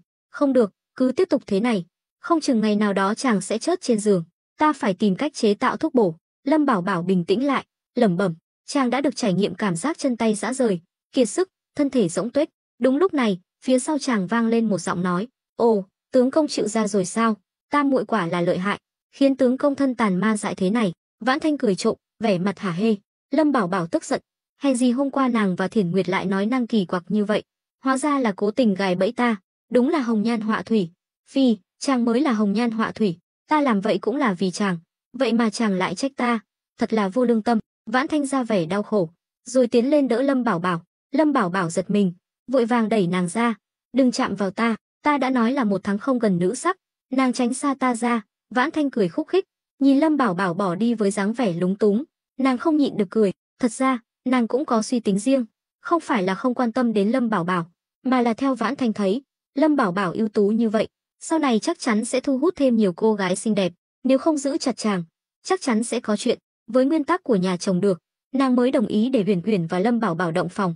Qua đó có thể thấy, Lâm Thiển Nguyệt và Vãn Thanh là hai kiểu phụ nữ hoàn toàn khác nhau, cách họ quan tâm đến Lâm Bảo Bảo cũng khác nhau. Lúc này, Lâm Bảo Bảo lại tức giận quay lại. Vãn Thanh nói: "Ồ, sao lại quay lại rồi? Hóa ra tướng công không nỡ xa thiếp. Hừ, ta vừa nhớ ra còn có việc phải làm, suýt nữa thì lỡ mất chuyện lớn." Lâm Bảo Bảo trở về thư phòng, đóng cửa lại, mới thở phào nhẹ nhõm, ngồi xuống ghế. Lần này, chàng coi như đã được nếm trải sự lợi hại của ba nàng vợ. Chàng bị kẹp ở giữa, đúng là lửa nóng, băng giá. Lâm Thiển Nguyệt dịu dàng như nước, đáp ứng mọi yêu cầu của chàng, lại rất chu đáo trong cuộc sống. Còn Vãn Thanh thì như một con cáo nhỏ tham lam, luôn nghĩ ra những trò tinh quái để hành hạ chàng. Tuy khiến Lâm Bảo Bảo cảm thấy vô cùng kích thích, nhưng cũng rất mệt mỏi. Cuối cùng là Uyển Uyển, cô nàng này tuy là thân nữ nhi, nhưng tâm hồn lại là một nữ hán tử. Lâm Bảo Bảo nhớ lại cảnh mình bị nàng hành hạ đêm qua, chàng chỉ muốn khóc. 4 chữ để hình dung Uyển Uyển, đó là bá đạo, mạnh mẽ. Lâm Bảo Bảo mở ngăn kéo bàn, lấy ra một cuốn sách cũ kỹ, ố vàng, trên bìa có ghi 4 chữ Cung đình nội kinh. Cuốn sách này là quà mà Mã Kế lén tặng chàng lần trước. Lúc đó, Lâm Bảo Bảo còn khịt mũi coi thường, nhưng bây giờ chàng lại muốn ôm Mã Kế thật chặt. Tên này đúng là hiểu chàng. Lâm Bảo Bảo mở Cung đình nội kinh, trang đầu tiên là mục lục, nào là đại lực hoàn, canh rùa bổ thận, tăng cường sinh lực. Nhìn những công thức đủ loại, Lâm Bảo Bảo cảm khái, xem ra dù ở thời đại nào, đàn ông cũng đều thấy mình yếu. Tuy kiếp trước Lâm Bảo Bảo chưa từng đọc sách về lĩnh vực này, nhưng chỉ cần suy nghĩ cũng biết chắc chắn phải nhiều hơn thời đại này. Nhưng điều này lại cho Lâm Bảo Bảo một ý tưởng kiếm tiền mới. Đại đoan trọng nam khinh nữ, đàn ông có 3 vợ 4 nàng hầu là chuyện bình thường. Nếu chàng có thể chế tạo ra một loại thần dược có công dụng như Viagra thì chắc chắn sẽ phát tài. Dù sao thì ở thời đại phong kiến lạc hậu này, cuộc sống của người dân khá đơn điệu, nhất là vào buổi tối, không uống rượu thì đi kỹ viện, hoặc là về nhà ngủ. Trong thời gian này, khó tránh khỏi việc ân ái, nhất là Lâm Bảo Bảo. Sau khi xem những ghi chép trong cung đình nội kinh, chàng chỉ thấy buồn cười. Cái này mà cũng gọi là cung đình nội kinh, chẳng qua chỉ là một cuốn sách dạy cách bồi bổ sức khỏe thôi. Bồi bổ bằng thức ăn thì hiệu quả quá chậm, không bằng dùng thảo dược trực tiếp. Lâm Bảo Bảo dựa lưng vào ghế, nhắm mắt nghỉ ngơi, trong đầu hiện lên những loại thảo dược mà chàng biết, nào là nhân sâm, đương quy, câu kỳ tử, nhưng hương, dâu tằm, thục địa. Nếu gom hết những loại thảo dược này lại, vo thành viên, liệu có thể bổ dương tráng thận không? Lâm Bảo Bảo đang suy nghĩ thì cửa thư phòng bỗng bị gõ. Ai đó? Lâm Bảo Bảo ngồi thẳng dậy, hỏi. Vãn Thanh nói vọng vào. Tướng công, mau ra đây. Lão thôn trưởng nói có rất nhiều người từ Ngư Thành đến. Lâm Bảo Bảo thở dài, biết điều gì đến cũng sẽ đến. Lúc này, ở cổng làng, một đám quan binh Ngư Thành đang tập trung. Phía sau còn có 2 chiếc kiệu. Mã Kế, với tư cách là tổng quản nội vụ, lại là quan lại gần đây qua lại với Lâm Bảo Bảo nhiều nhất, đang cưỡi ngựa đứng ở phía trước. Khi Lâm Bảo Bảo đến nơi, thấy cảnh tượng hoành tráng như vậy, trong lòng chàng hơi bất an. Chàng nhìn thấy 2 chiếc kiệu phía sau đoàn người. Lúc này, Mã Kế vội vàng xuống ngựa, nháy mắt với Lâm Bảo Bảo. Lâm công tử, ngài đã đến. Hôm nay Phủ Doãn đại nhân và Khâm Sai đại nhân đến thị sát Ngưu Bối thôn, mau cùng ta đi nghênh đón 2 vị đại nhân. Lâm Bảo Bảo nhỏ giọng hỏi, sao lại gấp gáp như vậy? Lâm công tử, ngươi làm việc nhanh thật, mới 2 ngày mà đã thu hoạch xong rồi. Mã Kế hơi sốt ruột, nói nhỏ. Lâm Bảo Bảo cười đắc ý. Đương nhiên. 2 người đi đến trước 2 chiếc kiệu. Mã Kế nói lớn, 2 vị đại nhân, Lâm công tử đã đến. 2 người kiệu phu vén rèm kiệu, Khâu Quang Nhật bước ra trước, vẻ mặt nghiêm nghị. Từ chiếc kiệu còn lại, một người đàn ông trung niên tuấn tú, để râu dê, đầu đội mũ ngọc, mặc quan phục, đeo tràng hạt, bước ra, trông rất oai vệ. Lâm Bảo Bảo không dám chậm trễ, khom người, thảo dân Lâm Bảo Bảo bái kiến 2 vị đại nhân. Khâu Quang Nhật gật đầu, nhìn quanh Ngưu Bối thôn, thấy xung quanh trơ trụi, không khỏi nhíu mày. Lâm Bảo Bảo, ta nghe nói Ngưu Bối thôn năm nay được mùa, sao lại không thấy một bông lúa mì nào? Ngươi đang đùa giỡn ta sao? Không sai đại nhân cũng khó hiểu, tò mò nhìn xung quanh. Ông ta đã nghe nói về sự hoang tàn của Ngưu Bối thôn trước đây, cũng nghe được một số lời đồn về Lâm Bảo Bảo. Lần này, ông ta đến đây là vì nhiệm vụ tìm kiếm lương thực cứu trợ cho Hạo Thành. Nếu tay trắng trở về, sẽ lỡ mất việc lớn. Những người dân làng Ngưu Bối thôn đứng ở xa cũng lo lắng.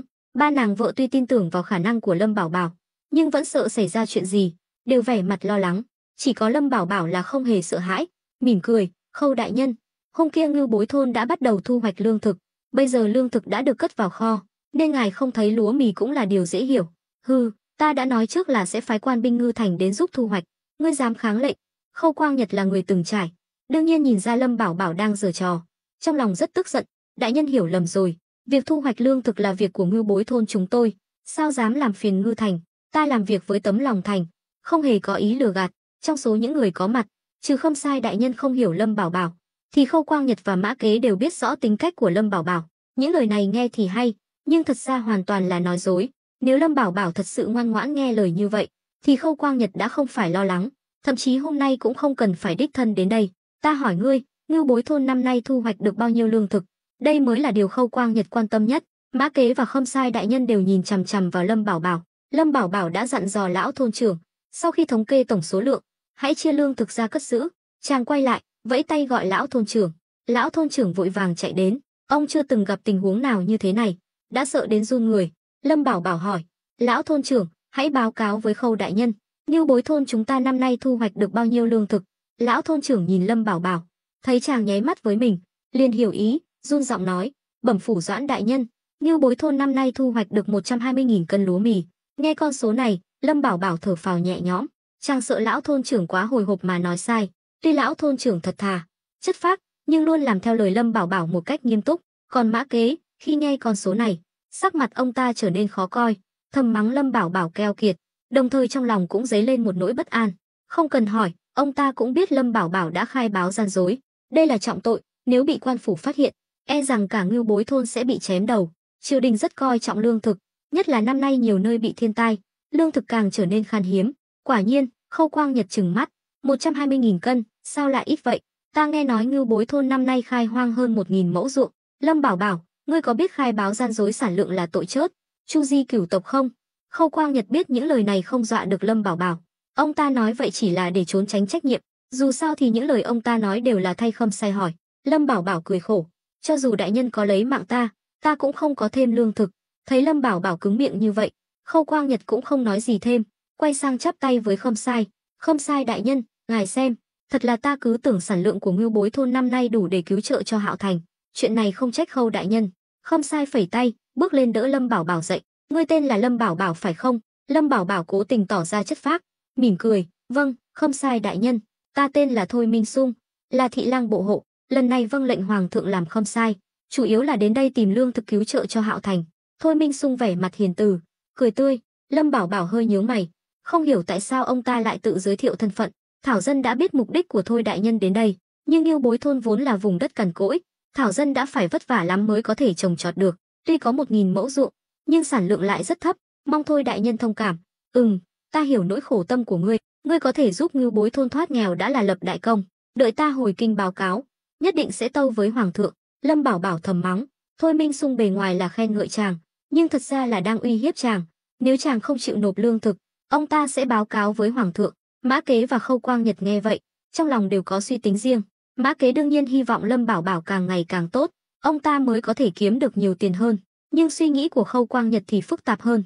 Ông ta vừa mong Lâm Bảo Bảo cứng rắn thêm một thời gian nữa, vừa mong chàng bị trừng phạt. Ông ta chắc chắn Lâm Bảo Bảo đã nói dối, hơn nữa còn cố tình đối đầu với ông ta. Mới hôm kia, ông ta phái người đến báo sẽ giúp Ngưu Bối thôn thu hoạch lúa mì, nhưng tối hôm đó, Lâm Bảo Bảo lại cho dân làng thu hoạch hết, rõ ràng là không muốn ông ta nhúng tay vào. Đối với ông ta mà nói, đây là điều không thể chấp nhận được. Nếu Lâm Bảo Bảo bị Khâm Sai trừng phạt, với tư cách là phủ doãn Ngư Thành, ông ta có thể danh chính ngôn thuận chiếm đoạt Ngưu Bối thôn, chỉ cần có thể tiếp tục canh tác, tương lai sẽ có nguồn thu dồi dào. Còn Lâm Bảo Bảo lại giả vờ như không hiểu ý của Thôi Minh Sung, khom người, "Đa tạ Thôi đại nhân, Thảo dân làm tất cả chỉ là muốn cho dân làng Ngưu Bối thôn có cuộc sống tốt đẹp hơn, chưa từng nghĩ đến việc báo đáp." Ta hiểu, thôi được rồi. Lâm công tử, ngươi có thể dẫn ta đi xem kho lương thực không? Lâm Bảo Bảo vội vàng gật đầu, quay sang nói với lão thôn trưởng, "Mau dẫn đường." Lão thôn trưởng vội vàng đáp ứng, chạy về phía kho lương thực trong làng. Lúc trước, ông đã nghe theo lời Lâm Bảo Bảo, xây dựng 2 kho lương thực, một ở phía đông làng, một ở phía bắc làng. Còn hầm chứa ban đầu bây giờ đã trở thành kho thuốc súng của Lâm Bảo Bảo. Số đạn dược sản xuất trong nửa năm qua đều được cất giữ ở đó. Như vậy, số vật tư mà Lâm Bảo Bảo đang nắm giữ quả thật là một con số khổng lồ. Lâm Bảo Bảo đi bên cạnh dẫn đường, còn Khâu Quang Nhật và Thôi Minh Sung thì vênh váo đi ở giữa. Nhìn những ngôi nhà đổ nát của Ngưu Bối thôn, hai vị quan triều đình đều cảm thấy khó chịu, nhất là Khâu Quang Nhật. Dân chúng dưới quyền quản lý của ông ta lại sống khổ sở như vậy, trách nhiệm lớn nhất thuộc về ông ta. Tuy nhiên, cả Khâu Quang Nhật và Thôi Minh Sung lúc này đều như mù vậy, hoàn toàn không nhìn thấy cảnh vật xung quanh, dường như trong mắt họ chỉ có lương thực. Chẳng mấy chốc, mọi người đã đến kho lương thực ở phía đông làng. Lâm Bảo Bảo đi bên cạnh, lặng lẽ đến gần lão thôn trưởng, nhỏ giọng hỏi, sẽ không có vấn đề gì chứ? Công tử yên tâm, lão thôn trưởng đáp. Lâm Bảo Bảo yên tâm, rồi nhiệt tình đi đến cửa kho. Cửa kho dẫn xuống dưới đất, hai cánh cửa lớn đều được khóa cẩn thận. Lâm Bảo Bảo mỉm cười nhìn Khâu Quang Nhật và Thôi Minh Sung, hai vị đại nhân, xin đợi một lát, ta sẽ mở kho. Đến lúc đó, hai vị đại nhân sẽ biết ta có nói dối hay không. Nói rồi, chàng nhận lấy chìa khóa từ tay lão thôn trưởng. Cửa kho được mở ra. Thôi Minh Sung vẫn luôn tò mò quan sát xung quanh, lại sờ vào đất trên vách hầm, hỏi, Lâm công tử, kho lương thực này mới được xây dựng gần đây phải không? Lâm Bảo Bảo giật mình, thầm mắng lão già này thật tinh mắt. Đúng vậy, vì muốn dự trữ lương thực, ta đã huy động dân làng đào hầm này. Thôi Minh Sung gật đầu, bỗng nhiên nhìn lão thôn trưởng với nụ cười đầy ẩn ý. Ông ta hiểu Lâm Bảo Bảo là một con cáo già, dù mình có hỏi gì, chàng cũng sẽ lảng tránh. Nhưng lão thôn trưởng này trông có vẻ dễ dụ hơn, nên ông ta quyết định bắt đầu từ ông lão này. Ông là thôn trưởng Ngưu Bối thôn sao? Thôi Minh Sung hỏi. Vâng. Lão thôn trưởng run lẩy bẩy, liên tục lau mồ hôi trên trán. Lâm Bảo Bảo thấy tình hình không ổn, vội vàng bước lên. Thôi đại nhân, có vấn đề gì cứ hỏi ta. Lão thôn trưởng tuổi cao, nói năng không rõ ràng. Lâm công tử cứ yên tâm, lần này ta đến đây tìm lương thực cứu trợ dân gặp nạn, đồng thời cũng là để thăm hỏi dân tình, nên ngươi không cần lo lắng. Lâm Bảo Bảo càng tỏ ra sốt sắng, ông ta càng thấy khả nghi. Lâm Bảo Bảo gật đầu, nhìn lão thôn trưởng, bề ngoài thì bình thường, nhưng thật ra là đang nhắc nhở lão thôn trưởng suy nghĩ kỹ trước khi nói. Lão thôn trưởng hiểu ý ngay, không biết Thôi đại nhân muốn hỏi gì, ta nhất định sẽ trả lời thành thật. Thấy lão thôn trưởng đột nhiên bình tĩnh lại, Thôi Minh Sung nhíu mày, cười nói, Ngưu Bối thôn có mấy hầm chứa như thế này? Lão thôn trưởng suy nghĩ một chút, rồi nói, hai hầm. Nghe vậy, Lâm Bảo Bảo sởn gai ốc, mắt tròn xoe. Khâu Quang Nhật và Thôi Minh Sung đồng thời sáng mắt lên. Ồ, hầm còn lại ở đâu? Thôi Minh Sung thấy kế hoạch của mình đã thành công, trong lòng mừng thầm, nhìn Lâm Bảo Bảo với ánh mắt đầy ẩn ý. Còn ba nàng vợ đứng phía sau thì lo lắng đến toát mồ hôi. Hầm còn lại ở trung tâm thôn.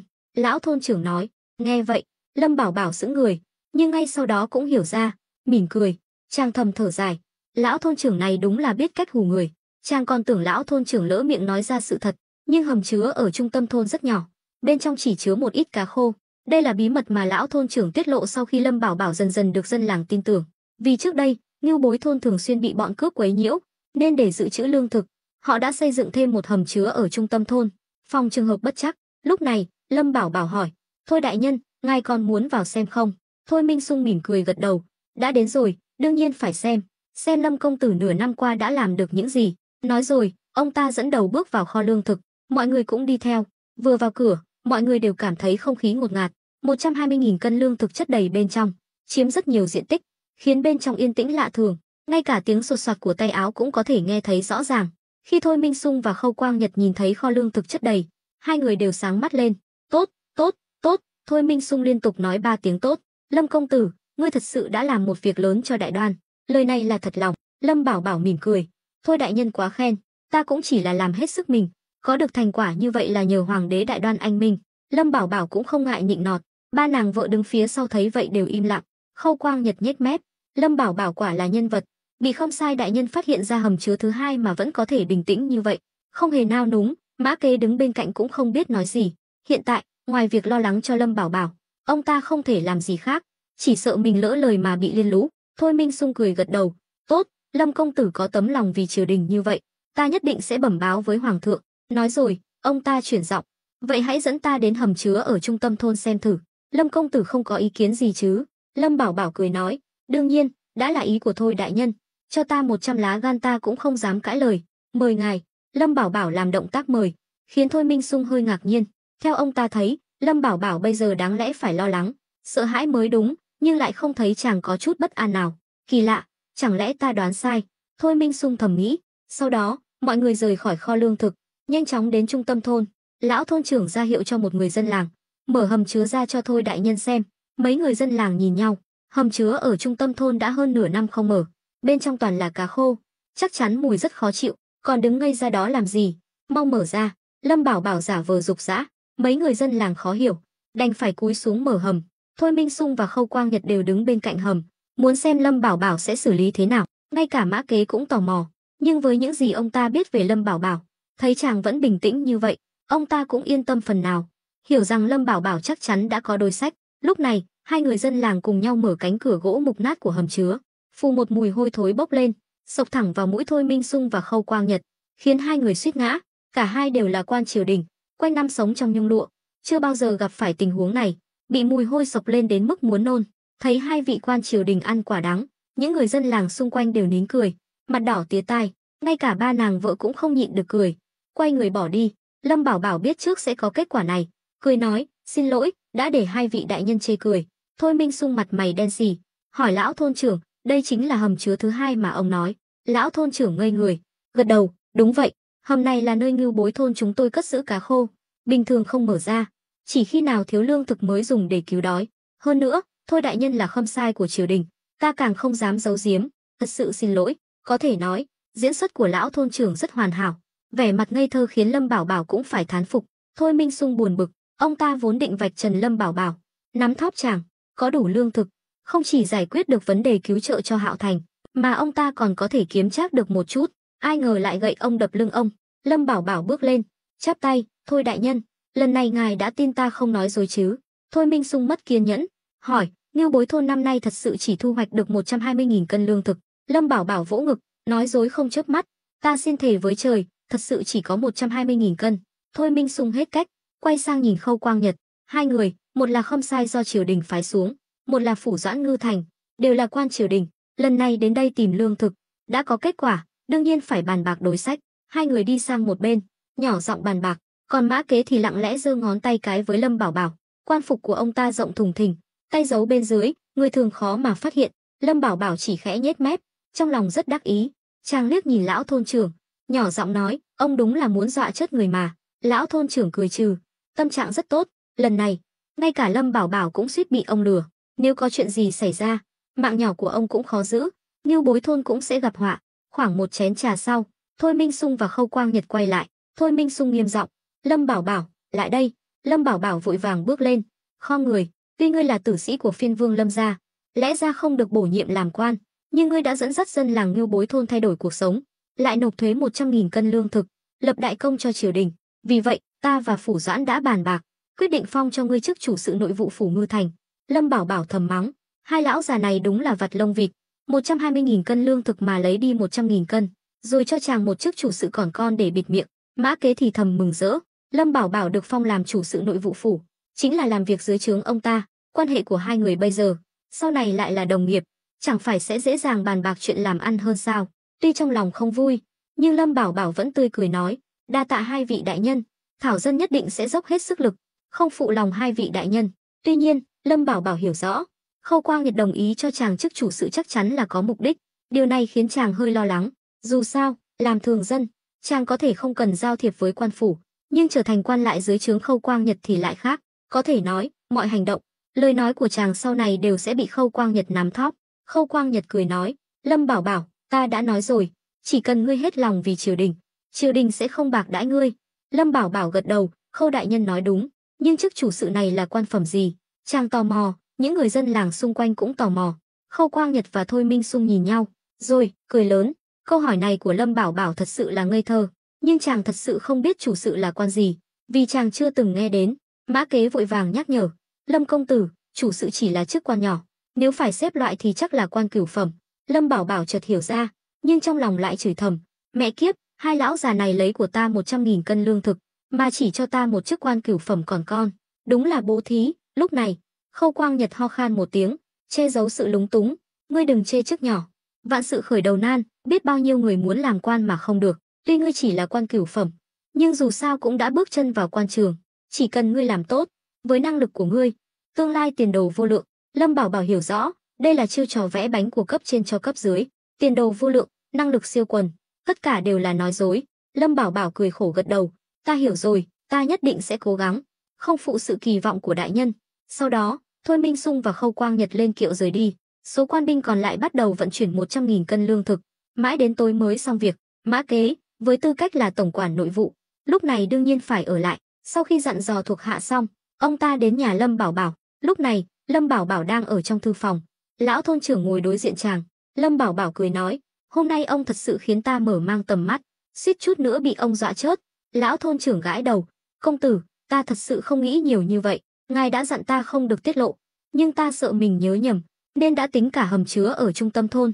Lâm Bảo Bảo gật đầu, thôi được rồi, dù sao chuyện cũng đã qua, lần này ông cũng lập công lớn. Lão thôn trưởng cười nói, vẫn là Lâm công tử giỏi, đã bước chân vào quan trường, sau này nhất định sẽ làm quan lớn. Thôi, đừng nhắc đến chuyện làm quan nữa, 100.000 cân lương thực chỉ đổi lấy một chức quan nhỏ nhoi, nếu không phải hôm nay Khâm Sai lên tiếng, ta còn không biết có chức chủ sự này. Lâm công tử đừng chê chức nhỏ. Đúng lúc này, giọng nói của Mã Kế vang lên từ ngoài cửa. Lâm Bảo Bảo và lão thôn trưởng đồng thời nhìn ra cửa, cánh cửa kêu cọt kẹt một tiếng. Mã Kế mặc quan phục bước vào. Đây là lần đầu tiên ông ta mặc quan phục đến nhà Lâm Bảo Bảo. Mã tổng quản đừng trêu ta nữa, giờ ta đã là thuộc hạ của ngài phải chiếu cố ta nhiều hơn. Lâm Bảo Bảo nói đùa, Phủ Doãn đại nhân nói đúng, thời buổi này muốn nổi bật chỉ có cách làm quan. Lâm Hiên cũng đã tốn không ít tiền của mới có được chức vụ nha dịch, ngay cả cửu phẩm cũng không phải, mà hắn vẫn vui vẻ. Lâm Bảo Bảo gật đầu, cũng đúng, nhưng chức chủ sự này hàng ngày phải làm những việc gì? Chúng ta chỉ là nội vụ phủ Ngư Thành, có việc hay không là do ta quyết định. Nếu Lâm công tử là chủ sự bộ hộ, thì công việc sẽ nhiều hơn. Mắt Lâm Bảo Bảo sáng lên, vậy thì tốt, với quan hệ giữa ta và Mã tổng quản, chắc ngài sẽ không giao cho ta việc gì khó khăn chứ? Mã Kế cười nói, đương nhiên, Lâm công tử chỉ cần mỗi tháng đến phủ vài lần điểm danh là được, mỗi năm còn được mấy chục lượng bạc, sao lại không làm? Vậy thì được. Lâm Bảo Bảo hài lòng gật đầu, chàng thật sự không muốn làm quan, nhất là những chức vụ bận rộn, ước muốn lớn nhất của chàng hiện tại là kiếm tiền, còn làm quan hay không đều là chuyện phụ. Lúc này, Mã Kế tò mò, Lâm công tử, bây giờ không có người ngoài, ngươi nói thật cho ta biết, lần này ngươi giấu bao nhiêu lương thực? Lão thôn trưởng đã biết chuyện, nhưng vẫn tỏ vẻ tò mò nhìn Lâm Bảo Bảo. Lâm Bảo Bảo cười khẩy, nghiêng đầu, ngươi đoán xem. Đừng bắt ta đoán nữa, ta đã đoán cả ngày rồi. Nhưng Lâm công tử, ngươi thật sự to gan, dám lừa gạt Khâm Sai, chẳng khác nào phạm tội khi quân, nếu bị phát hiện sẽ chu di cửu tộc. Ta biết, nhưng làm việc lớn không câu nệ tiểu tiết, không độc ác không thành đại sự. Ta đã vất vả lắm mới giúp Ngưu Bối thôn trồng được lương thực, sao có thể giao hết cho triều đình? Hơn nữa, nếu ta làm vậy, ta cũng có lỗi với hơn 500 người dân Ngưu Bối thôn. Nghe Lâm Bảo Bảo nói vậy, lão thôn trưởng cảm động đến rơi nước mắt. Theo ông thấy, Lâm Bảo Bảo luôn nghĩ cho lợi ích của Ngưu Bối thôn, có một vị lãnh chúa như vậy, đúng là phúc lớn của Ngưu Bối thôn. Mã Kế trợn mắt, rốt cuộc là bao nhiêu? Lâm Bảo Bảo nhìn lão thôn trưởng, ông hãy nói cho Mã tổng quản biết. Lão thôn trưởng gật đầu, năm nay chúng ta canh tác hơn 1.000 mẫu ruộng, tổng cộng thu hoạch được 310.000 cân lương thực. Tuy đã chuẩn bị tâm lý, nhưng Mã Kế vẫn bị con số này dọa cho giật mình. Lâm công tử, ngươi thật sự quá liều lĩnh, ngươi chắc chắn là 310.000 cân, chứ không phải 210.000 cân. Trong lòng ông ta cũng đã ước tính, với vùng đất cằn cỗi của Ngưu Bối thôn, có thể thu hoạch được 200.000 cân đã là rất giỏi rồi. 310.000 cân là con số mà ông ta không dám nghĩ đến. Lâm Bảo Bảo đắc ý, nếu ta lừa Mã tổng quản, thì cần gì phải nói nhiều như vậy. Mã Kế nhìn chàng với vẻ mặt phức tạp, định nói gì đó, nhưng cuối cùng lại không nói nên lời. Vậy là Lâm công tử hiện tại đang tích trữ 190.000 cân lương thực? Không đúng, hai vị đại nhân chỉ lấy 100.000 cân, còn lại 10.000 cân, ngươi còn 210.000 cân. Mã Kế đã hơi lúng túng, nói năng không rõ ràng. Lâm Bảo Bảo chỉ mỉm cười gật đầu. Mã Kế im lặng, một lúc lâu sau, ông ta mới bình tĩnh lại, hỏi, Lâm công tử, ngươi định xử lý số lương thực này thế nào? Lâm Bảo Bảo đứng dậy, đi vòng qua bàn làm việc, vỗ vai Mã Kế, ta mạo hiểm tích trữ số lương thực này, đương nhiên là để bán lấy tiền. Thế nào, Mã tổng quản có hứng thú không? Mắt Mã Kế sáng lên, còn có phần của ta sao? Đương nhiên, ta không phải là người keo kiệt, có tiền thì cùng kiếm, chỉ cần Mã tổng quản tìm được người mua, lại giúp ta vận chuyển, đến lúc đó, kiếm được tiền, ta nhất định sẽ không bạc đãi ngươi. Lâm Bảo Bảo nói vậy cũng là bất đắc dĩ, với khả năng hiện tại của chàng, không thể nào âm thầm vận chuyển số lương thực này đi được. Mã Kế mừng rỡ, vỗ bàn đứng dậy, nói, hay lắm, Lâm công tử nói đúng, làm việc lớn không câu nệ tiểu tiết, không độc ác không thành đại sự, đói chớt kẻ nhát gan, no chớt kẻ tham lam, vì tương lai của chúng ta, mạo hiểm một lần cũng đáng.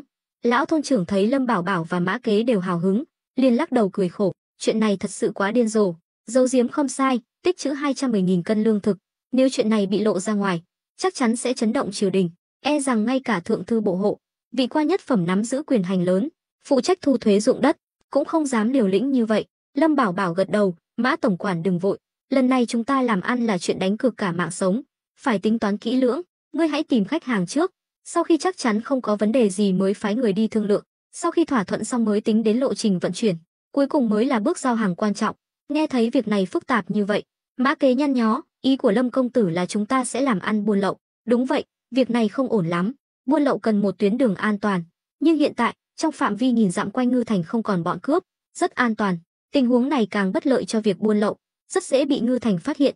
Lâm Bảo Bảo nói, không sao, cần gì thì chúng ta sẽ tạo ra cái đó, còn nước còn tát, hơn nữa, buôn lậu mới có thể thu được lợi nhuận cao nhất. Nhớ kỹ, khách hàng của chúng ta phải là những nơi đang rất thiếu lương thực, và tuyệt đối không giao dịch với quan phủ, cho dù họ trả giá cao đến đâu cũng không bán.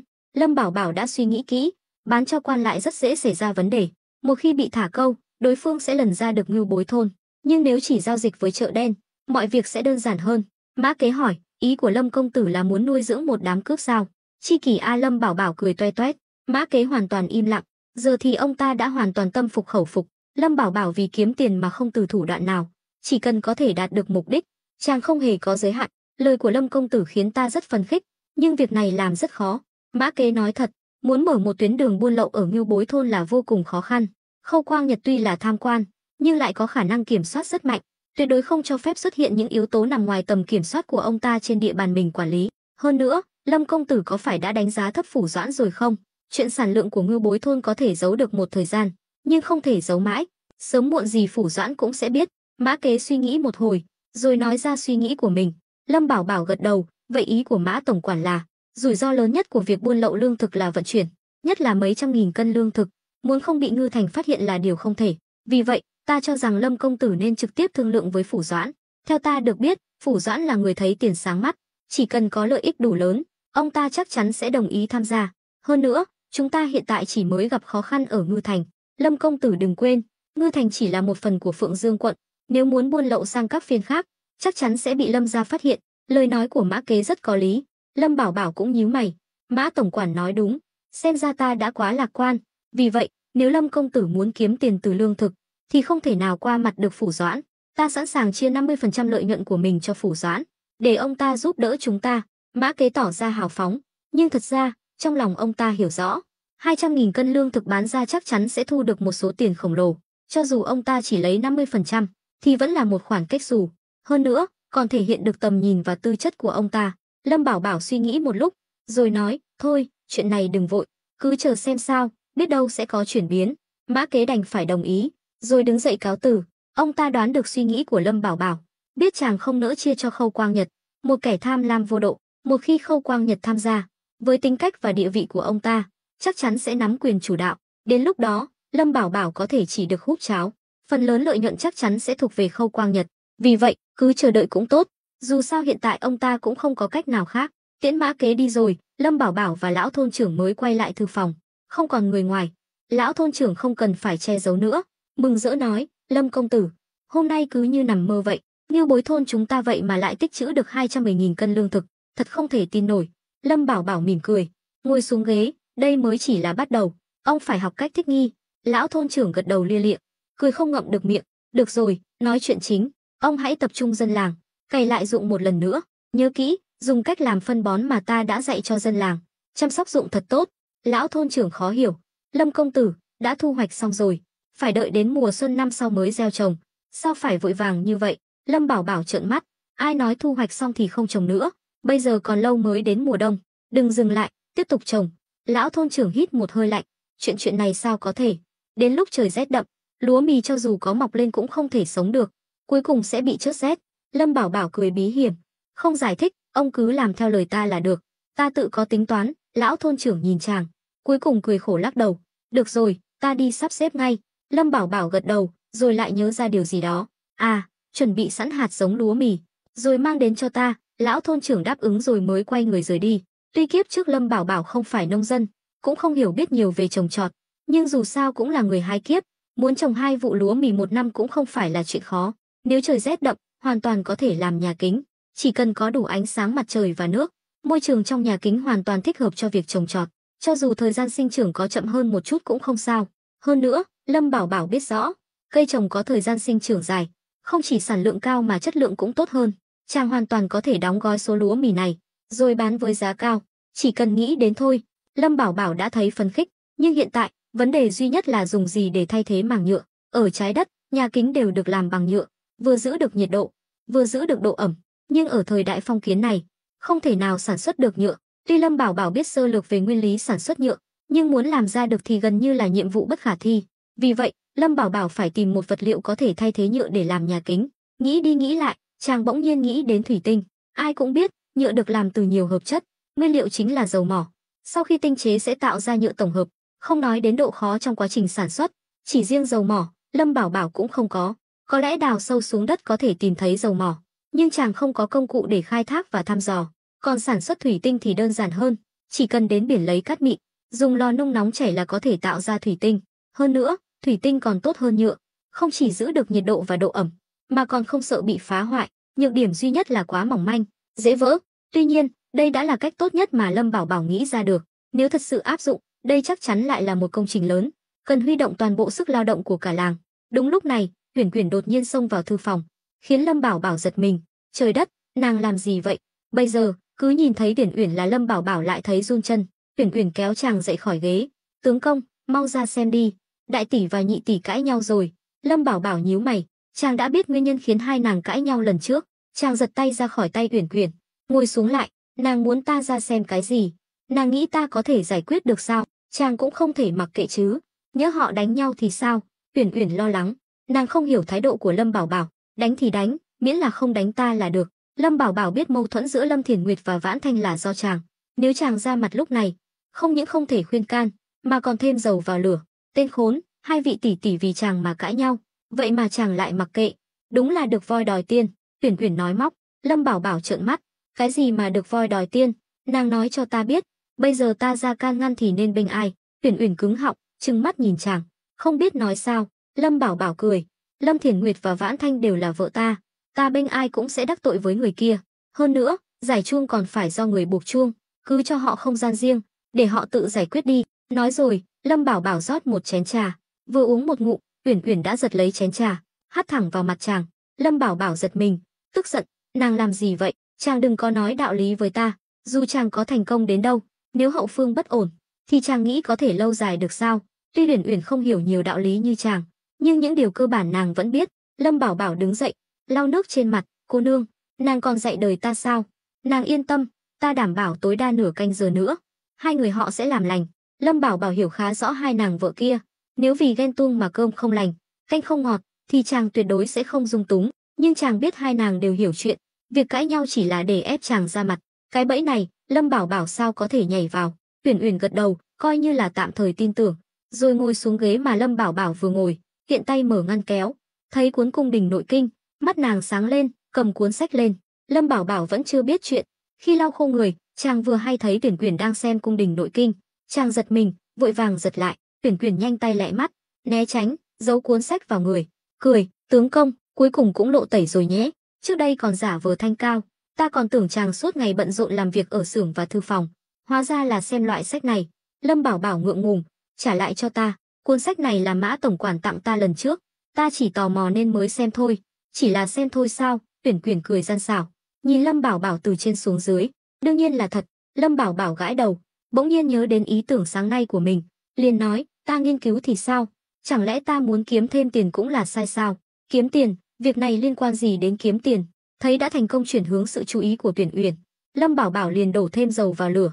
"Liên quan rất lớn, ta muốn chế tạo một loại thuốc bổ dương, chỉ cần đàn ông uống vào, dù là 70, 80 tuổi, ta cũng có thể khiến họ trẻ lại." Sung Mãn, Uyển Uyển ngồi bên cạnh, thấy Lâm Bảo Bảo vừa nói đến chuyện này là mắt sáng lên, còn khoa tay múa chân, liền cười, "Ồ, hóa ra tướng công nghiên cứu những thứ này là vì muốn cứu giúp chúng sinh, ta thật sự đã hiểu lầm chàng."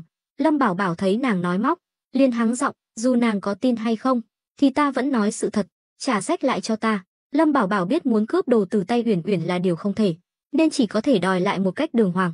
"Không trả." Uyển Uyển cười đắc ý, nhét cuốn cung đình nội kinh vào ngực. Lâm Bảo Bảo chỉ biết trừng mắt nhìn nàng, "Tướng công muốn thì tự tìm trên người ta đi." Từ khi hai người ân ái, tính cách của Uyển Uyển cũng dần thay đổi, nhưng nàng không phải với ai cũng phóng khoáng như vậy, làm vậy chỉ là để trêu chọc Lâm Bảo Bảo. Lâm Bảo Bảo nhếch mép, "Được, coi như nàng lợi hại, lần sau ta sẽ tìm Mã tổng quản xin thêm một cuốn. Cuốn này tặng nàng, vậy thì đa tạ tướng công." Nói xong, Uyển Uyển đứng dậy bỏ đi, nàng còn phải mang về nghiên cứu kỹ càng, tuy ngoài miệng không nói, nhưng trong lòng nàng cũng bắt đầu lo lắng cho sức khỏe của Lâm Bảo Bảo. Muốn lấy cuốn sách này về là để học hỏi những phương thuốc trong đó, bồi bổ cho chàng. Nhìn bóng lưng yêu kiều của nàng, Lâm Bảo Bảo thở dài, bỗng nhiên nhớ ra điều gì đó. À, nàng đợi đã, Uyển Uyển quay lại. Sao vậy, chàng muốn ta giúp chàng đi giải vây sao? Nghĩ gì vậy, ngày mai ta phải vào thành. Đi cùng ta, Uyển Uyển mừng rỡ. Vào thành, tuyệt quá, ta đã chán ở nhà lắm rồi. Nàng tưởng rằng vì quan hệ giữa hai người đã thân mật hơn, nên Lâm Bảo Bảo mới muốn dẫn nàng đi cùng. Nhưng thật ra, Lâm Bảo Bảo dẫn nàng theo là vì tiện hành động. Ngày mai chàng vào Ngư Thành, trước tiên là để khảo sát thị trường, xem tình hình bán nước hoa thế nào. Tuy chàng đã giao toàn quyền bán hàng cho Mã Kế, nhưng không thể nào không biết gì. Thứ hai là tìm cát mịn, đã muốn làm nhà kính bằng thủy tinh thì phải chuẩn bị kỹ càng, cát sỏi bình thường chắc chắn không được, phải là cát mịn mới có thể làm thủy tinh. Sau khi Uyển Uyển rời đi, Lâm Bảo Bảo cố tình đợi ở thư phòng thêm gần nửa canh giờ, rồi mới đi đến chính sảnh. Lúc này, Lâm Thiển Nguyệt đang ngồi trên ghế thêu thùa, trên tấm vải là hình hai con uyên ương, trông rất sống động, như thật. Lâm Bảo Bảo thấy Vãn Thanh không có ở đó, mới bước vào, cười nói: "Đại phu nhân thật khéo tay, thêu hai con vịt này đẹp quá." Lâm Thiển Nguyệt hừ nhẹ một tiếng, rõ ràng là vẫn còn giận, quay lưng lại với Lâm Bảo Bảo, tiếp tục thêu. Lâm Bảo Bảo mặt dày tiến lại gần, ôm eo nàng từ phía sau. "Sao vẫn còn giận ta? Ai chọc giận đại phu nhân rồi? Nói cho ta biết, ta sẽ xử lý hắn." Lâm Thiển Nguyệt liếc nhìn chàng, "Vừa rồi chàng đi đâu? Sao giờ mới đến?" "Ta bận việc mà." "Đại phu nhân, đoán xem chúng ta hiện tại có bao nhiêu lương thực?" Lâm Bảo Bảo cố tình muốn dỗ dành nàng. Lâm Thiển Nguyệt biết rõ, cũng không dám quá đáng, thái độ dịu dàng hơn. "Bao nhiêu?" 210.000 cân. Lâm Thiển Nguyệt hít một hơi lạnh. "Nhiều vậy sao?" Rồi nàng lại ủ rũ, chẳng phải đã bị tên tham quan đó lấy mất 100.000 cân rồi sao? Hắn lấy 100.000 cân, nhưng ta còn giấu 190.000 cân, cộng thêm 20.000 cân mà họ để lại, vừa đúng 210.000 cân. Lâm Thiển Nguyệt kinh ngạc, nhiều lương thực như vậy, phải ăn đến bao giờ? 500 người ở Ngưu Bối thôn ăn 10 năm cũng không hết. Ai nói là để ăn, chúng ta chỉ giữ lại một phần nhỏ, còn lại đều bán hết. Như vậy, tiền chuộc thân cho ba nàng sẽ đủ. Thật sao? Vui quá. Lâm Bảo Bảo cười.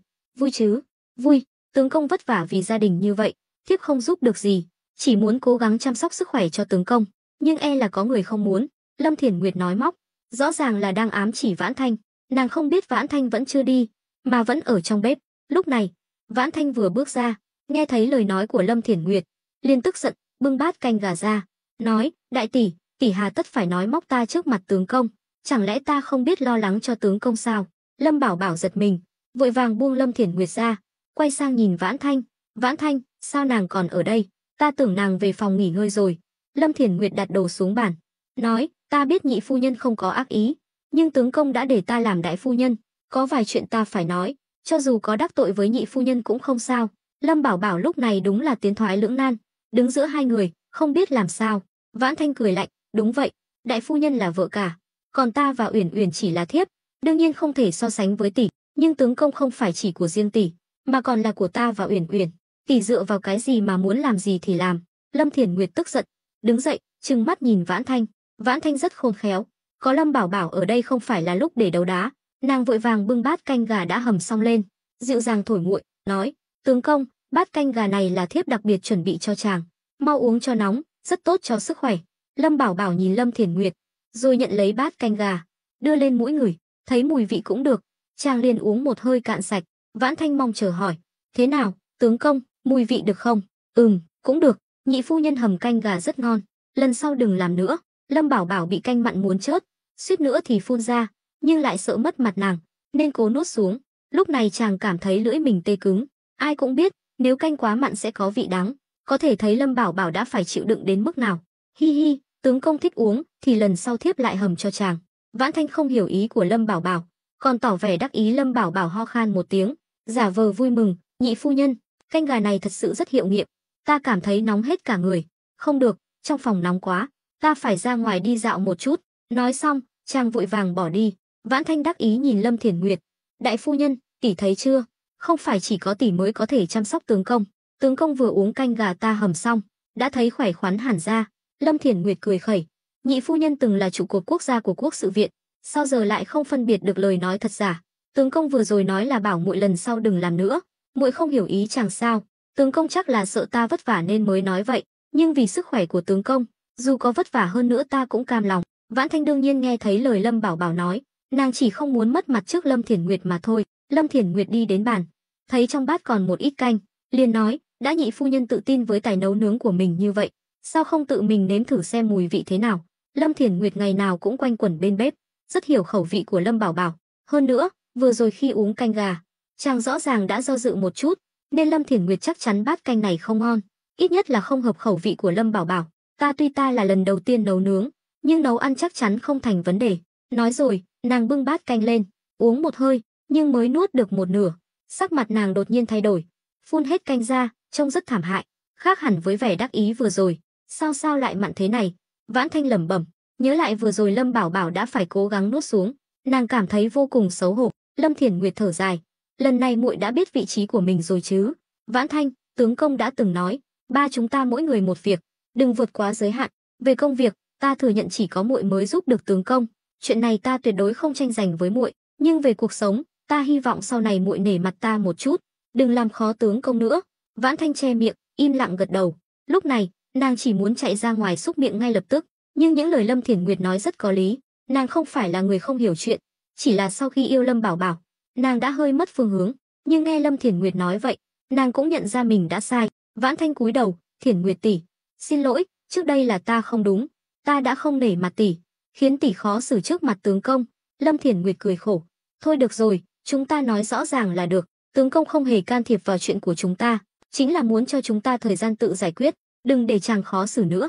Lúc này, Lâm Thiển Nguyệt đã thể hiện được tấm lòng và khí độ của một đại phu nhân. Trong lòng Vãn Thanh vẫn còn không phục, nhưng sự đã rồi, nàng cũng hiểu rõ, về mặt cuộc sống, nàng thật sự không bằng Lâm Thiển Nguyệt, ưu điểm duy nhất của nàng là có thể giúp Lâm Bảo Bảo trong công việc, những mặt khác, nàng thật sự không thể so sánh với Lâm Thiển Nguyệt. Trước tiên, nàng không biết chăm sóc người khác, thứ hai là không đủ tỉ mỉ, không thể chăm sóc chu đáo cuộc sống của Lâm Bảo Bảo, ngay cả một bát canh gà cũng không nấu được, nàng còn dám so bì sao? Lâm Bảo Bảo bực bội đi trong làng, vừa đi vừa lẩm bẩm, mẹ kiếp, đúng là xui xẻo, ta đã làm gì nên tội chứ? Thật là đen đủi. Chàng đến một ngôi nhà mới xây gần cổng làng, ngôi nhà này chỉ nhỏ hơn nhà của Lâm Bảo Bảo một chút, đây là nơi ở của Trịnh Hữu Lực và các tử sĩ, để rèn luyện tinh thần tập thể cho họ. Lâm Bảo Bảo đã áp dụng mô hình doanh trại quân đội ở trái đất, cho họ mặc quân phục, sinh hoạt tập thể. Lúc này, trong sân, Trịnh Hữu Lực đang cởi trần, hai tay chống gậy đặt trên vai, còn đối diện hắn, mấy chục tử sĩ đang chống đẩy. Đây là bài tập mà Lâm Bảo Bảo đã dạy riêng cho Trịnh Hữu Lực, nhưng lại được hắn dùng để phạt các tử sĩ. Một, hai khi Trịnh Hữu Lực hô một, các tử sĩ phải chống hai tay xuống đất, cúi người xuống, khi hô hai mới được nâng người lên. Động tác này tuy đơn giản, nhưng nếu cứ lặp đi lặp lại trong thời gian dài thì sẽ rất mệt mỏi, khiến người tập bị đau nhức khớp tay. Các tử sĩ đều kêu than, có người còn khóc. Khi thấy Lâm Bảo Bảo đến, họ đều nhìn chàng như nhìn thấy vị cứu tinh, mong chàng lên tiếng, nhưng Lâm Bảo Bảo dường như không có ý định can thiệp, mà còn hứng thú đứng dựa vào gốc cây xem.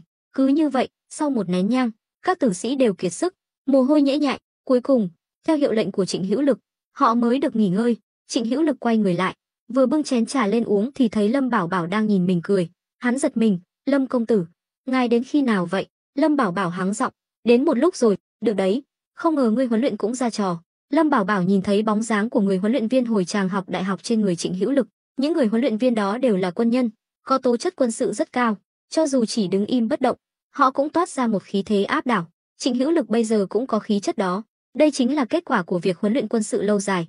Giữa hai lông mày toát ra sát khí, Trịnh Hữu Lực gãi đầu, "Lâm công tử đến đây muộn thế này, chắc là có việc gì?" Lâm Bảo Bảo phẩy tay, đi thẳng đến căn phòng sáng đèn ở phía xa. Trịnh Hữu Lực vội vàng đi theo, chạy lên trước mở cửa. Hôm nay, Lâm Bảo Bảo dám đối đầu với Phủ Doãn và Khâm Sai, khiến Trịnh Hữu Lực vô cùng kính nể, bởi vì hắn biết Lâm Bảo Bảo đã nói dối trước mặt hai vị quan triều đình, nếu là người thường, không ai có đủ bản lĩnh đó, e rằng đã sợ đến lắp bắp, nói năng lộn xộn, chứ đừng nói là có thể qua mặt được. Hơn nữa, Trịnh Hữu Lực là một trong số ít người ở Ngưu Bối thôn biết số lượng lương thực thực tế, 210.000 cân lương thực, đừng nói là nuôi Ngưu Bối thôn 500 người, mà cho dù là cung cấp cho một đội quân chính quy cũng dư sức. Vì vậy, trong lòng Trịnh Hữu Lực, Lâm Bảo Bảo đã trở thành người có địa vị tối cao. Lâm Bảo Bảo nắm giữ số lượng lương thực lớn như vậy, nếu chàng thật sự có ý định tạo phản, chắc chắn sẽ là mối đe dọa lớn đối với Phượng Dương quận, thậm chí là cả triều đình. Có tiền, có lương thực, không sợ không có người đi theo. Đây là quy luật bất biến ở thời đại này. Lâm Bảo Bảo ngồi xuống ghế, Trịnh Hữu Lực vội vàng rót trà. "Công tử, mời ngài." Lâm Bảo Bảo nhận lấy chén trà, uống một hơi cạn sạch, cũng không thấy nóng, vì bát canh gà lúc nãy đã khiến chàng tê liệt vị giác. Đặt chén trà xuống, Lâm Bảo Bảo thở dài một hơi, muốn biết ta vừa nói chuyện gì với Mã tổng quản không? Trịnh Hữu Lực thấy chàng hỏi, mới hoàn hồn, nếu Lâm công tử muốn nói, thuộc hạ xin được lắng nghe, nhưng thuộc hạ đoán, chắc là liên quan đến lương thực, đúng không? Lâm Bảo Bảo nhìn hắn với ánh mắt tán thưởng. Đúng vậy, ta nói thật cho ngươi biết, ta định bán 200.000 cân lương thực này. Trịnh Hữu Lực hít một hơi lạnh, Lâm công tử, thuộc hạ không nghe nhầm chứ? Nhiều lương thực như vậy, ngài định bán thế nào? Nếu bị Phủ Doãn biết, thì sẽ tiêu đời. Đúng vậy, nếu bị họ biết thì sẽ tiêu đời, nhưng nếu họ không biết thì sao? Lâm Bảo Bảo hỏi ngược lại, không biết, thuộc hạ không bàn đến chuyện bán lương thực thế nào, chỉ hỏi một câu, vận chuyển bằng cách nào? 200.000 cân không phải là con số nhỏ, nếu dùng xe ngựa vận chuyển, chắc chắn sẽ bị chú ý. Trịnh Hữu Lực bây giờ cũng coi như là một vị tướng, cũng có chút nhãn quan chiến lược. Mắt Lâm Bảo Bảo sáng lên, đây chính là lý do ta tìm ngươi, lần trước ngươi đi càn quét bọn cướp cùng Khâu Dịch, chắc cũng quen thuộc với khu vực nghìn dặm quanh Ngư Thành rồi chứ? Đúng vậy. Trịnh Hữu Lực dừng lại một chút, gật đầu, vậy ta hỏi ngươi, trong vòng nghìn dặm này còn bọn cướp nào không? Lâm Bảo Bảo cố ý nhắc nhở. Trịnh Hữu Lực ngẩn người, rồi quả quyết, có, chỉ là những tên cướp còn sống sót đều rất xảo quyệt, bình thường rất khó tìm thấy tung tích của chúng. Lâm Bảo Bảo cười đầy ẩn ý. Trịnh Hữu Lực thăm dò, công tử chẳng lẽ muốn lợi dụng bọn cướp để vận chuyển lương thực? Ha ha, Lâm Bảo Bảo cười lớn, Trịnh thống lĩnh, ngươi càng ngày càng thông minh, nhanh nhạy đấy, công tử quá khen, thuộc hạ ngu dốt lắm, chỉ là ngày ngày đi theo công tử, nên cũng học hỏi được đôi chút. Trịnh Hữu Lực cười, thôi, đừng nịnh nọt nữa, ngày mai trời sáng, ta phải vào Ngư Thành làm chút việc, ngươi và Uyển Uyển đi cùng ta.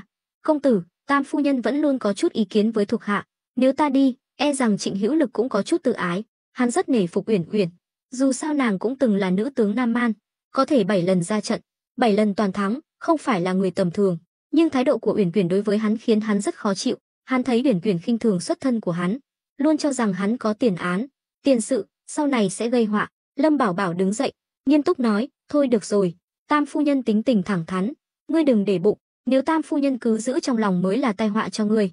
Tối nay nghỉ ngơi sớm, ngày mai cùng ta xuất phát.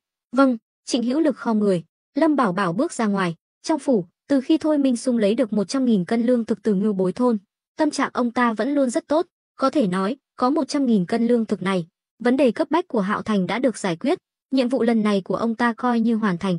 Chỉ có một điều hơi tiếc là không thể moi được thêm lương thực từ Ngưu Bối thôn. Lúc này, ông ta mặc áo dài trắng, đầu đội mũ, đang ung dung thưởng trà. Bên cạnh có một vũ nữ xinh đẹp múa mua vui. Vũ nữ này là do Khâu Quang Nhật đặc biệt sắp xếp. Khâu Quang Nhật có thể ngồi lên chức phủ Doãn Ngư Thành, đương nhiên cũng có chút thủ đoạn. Dưới trướng ông ta có một nhóm mỹ nữ chuyên hầu hạ các quan lại cấp trên, đều do ông ta đích thân đào tạo. Từ cử chỉ, lời nói đến nhan sắc, vóc dáng, đều là hàng tuyển. Thôi Minh Sung vừa xem vũ nữ múa, vừa nhấp trà, gõ nhịp theo điệu nhạc, vẻ mặt thích thú. Tuy nhiên, tuy bề ngoài ông ta có vẻ ung dung, nhưng trong đầu vẫn luôn suy nghĩ về những chuyện đã xảy ra ở thôn Ngưu Bối hôm nay. Tuy ông ta đã đích thân đến xem xét, xác nhận thôn Ngưu Bối không có vấn đề gì, nhưng không hiểu sao ông ta vẫn có cảm giác bị lừa. Lâm Bảo Bảo là tử sĩ của Lâm gia, tuy xuất thân cao quý, nhưng thực chất lại bị Lâm gia ruồng bỏ. Loại người này lẽ ra không có hiểu biết gì, khi gặp khâm sai như ông ta, không những không hề sợ hãi, mà còn mưu mô, xảo quyệt, điều này hoàn toàn không bình thường. Nhưng ông ta nghĩ mãi, nhớ lại tất cả những chuyện đã xảy ra hôm nay, vẫn không tìm thấy điểm đáng ngờ nào. Với kinh nghiệm 20 năm làm quan của ông ta, không có điểm đáng ngờ chính là điểm đáng ngờ nhất. Nghĩ đi nghĩ lại, Thôi Minh Sung cuối cùng cũng quyết định, đủ rồi, ta hơi mệt, ngươi lui xuống đi. Vũ nữ lập tức dừng lại, uốn éo, mồ hôi nhễ nhại, trên trán lấm tấm mồ hôi.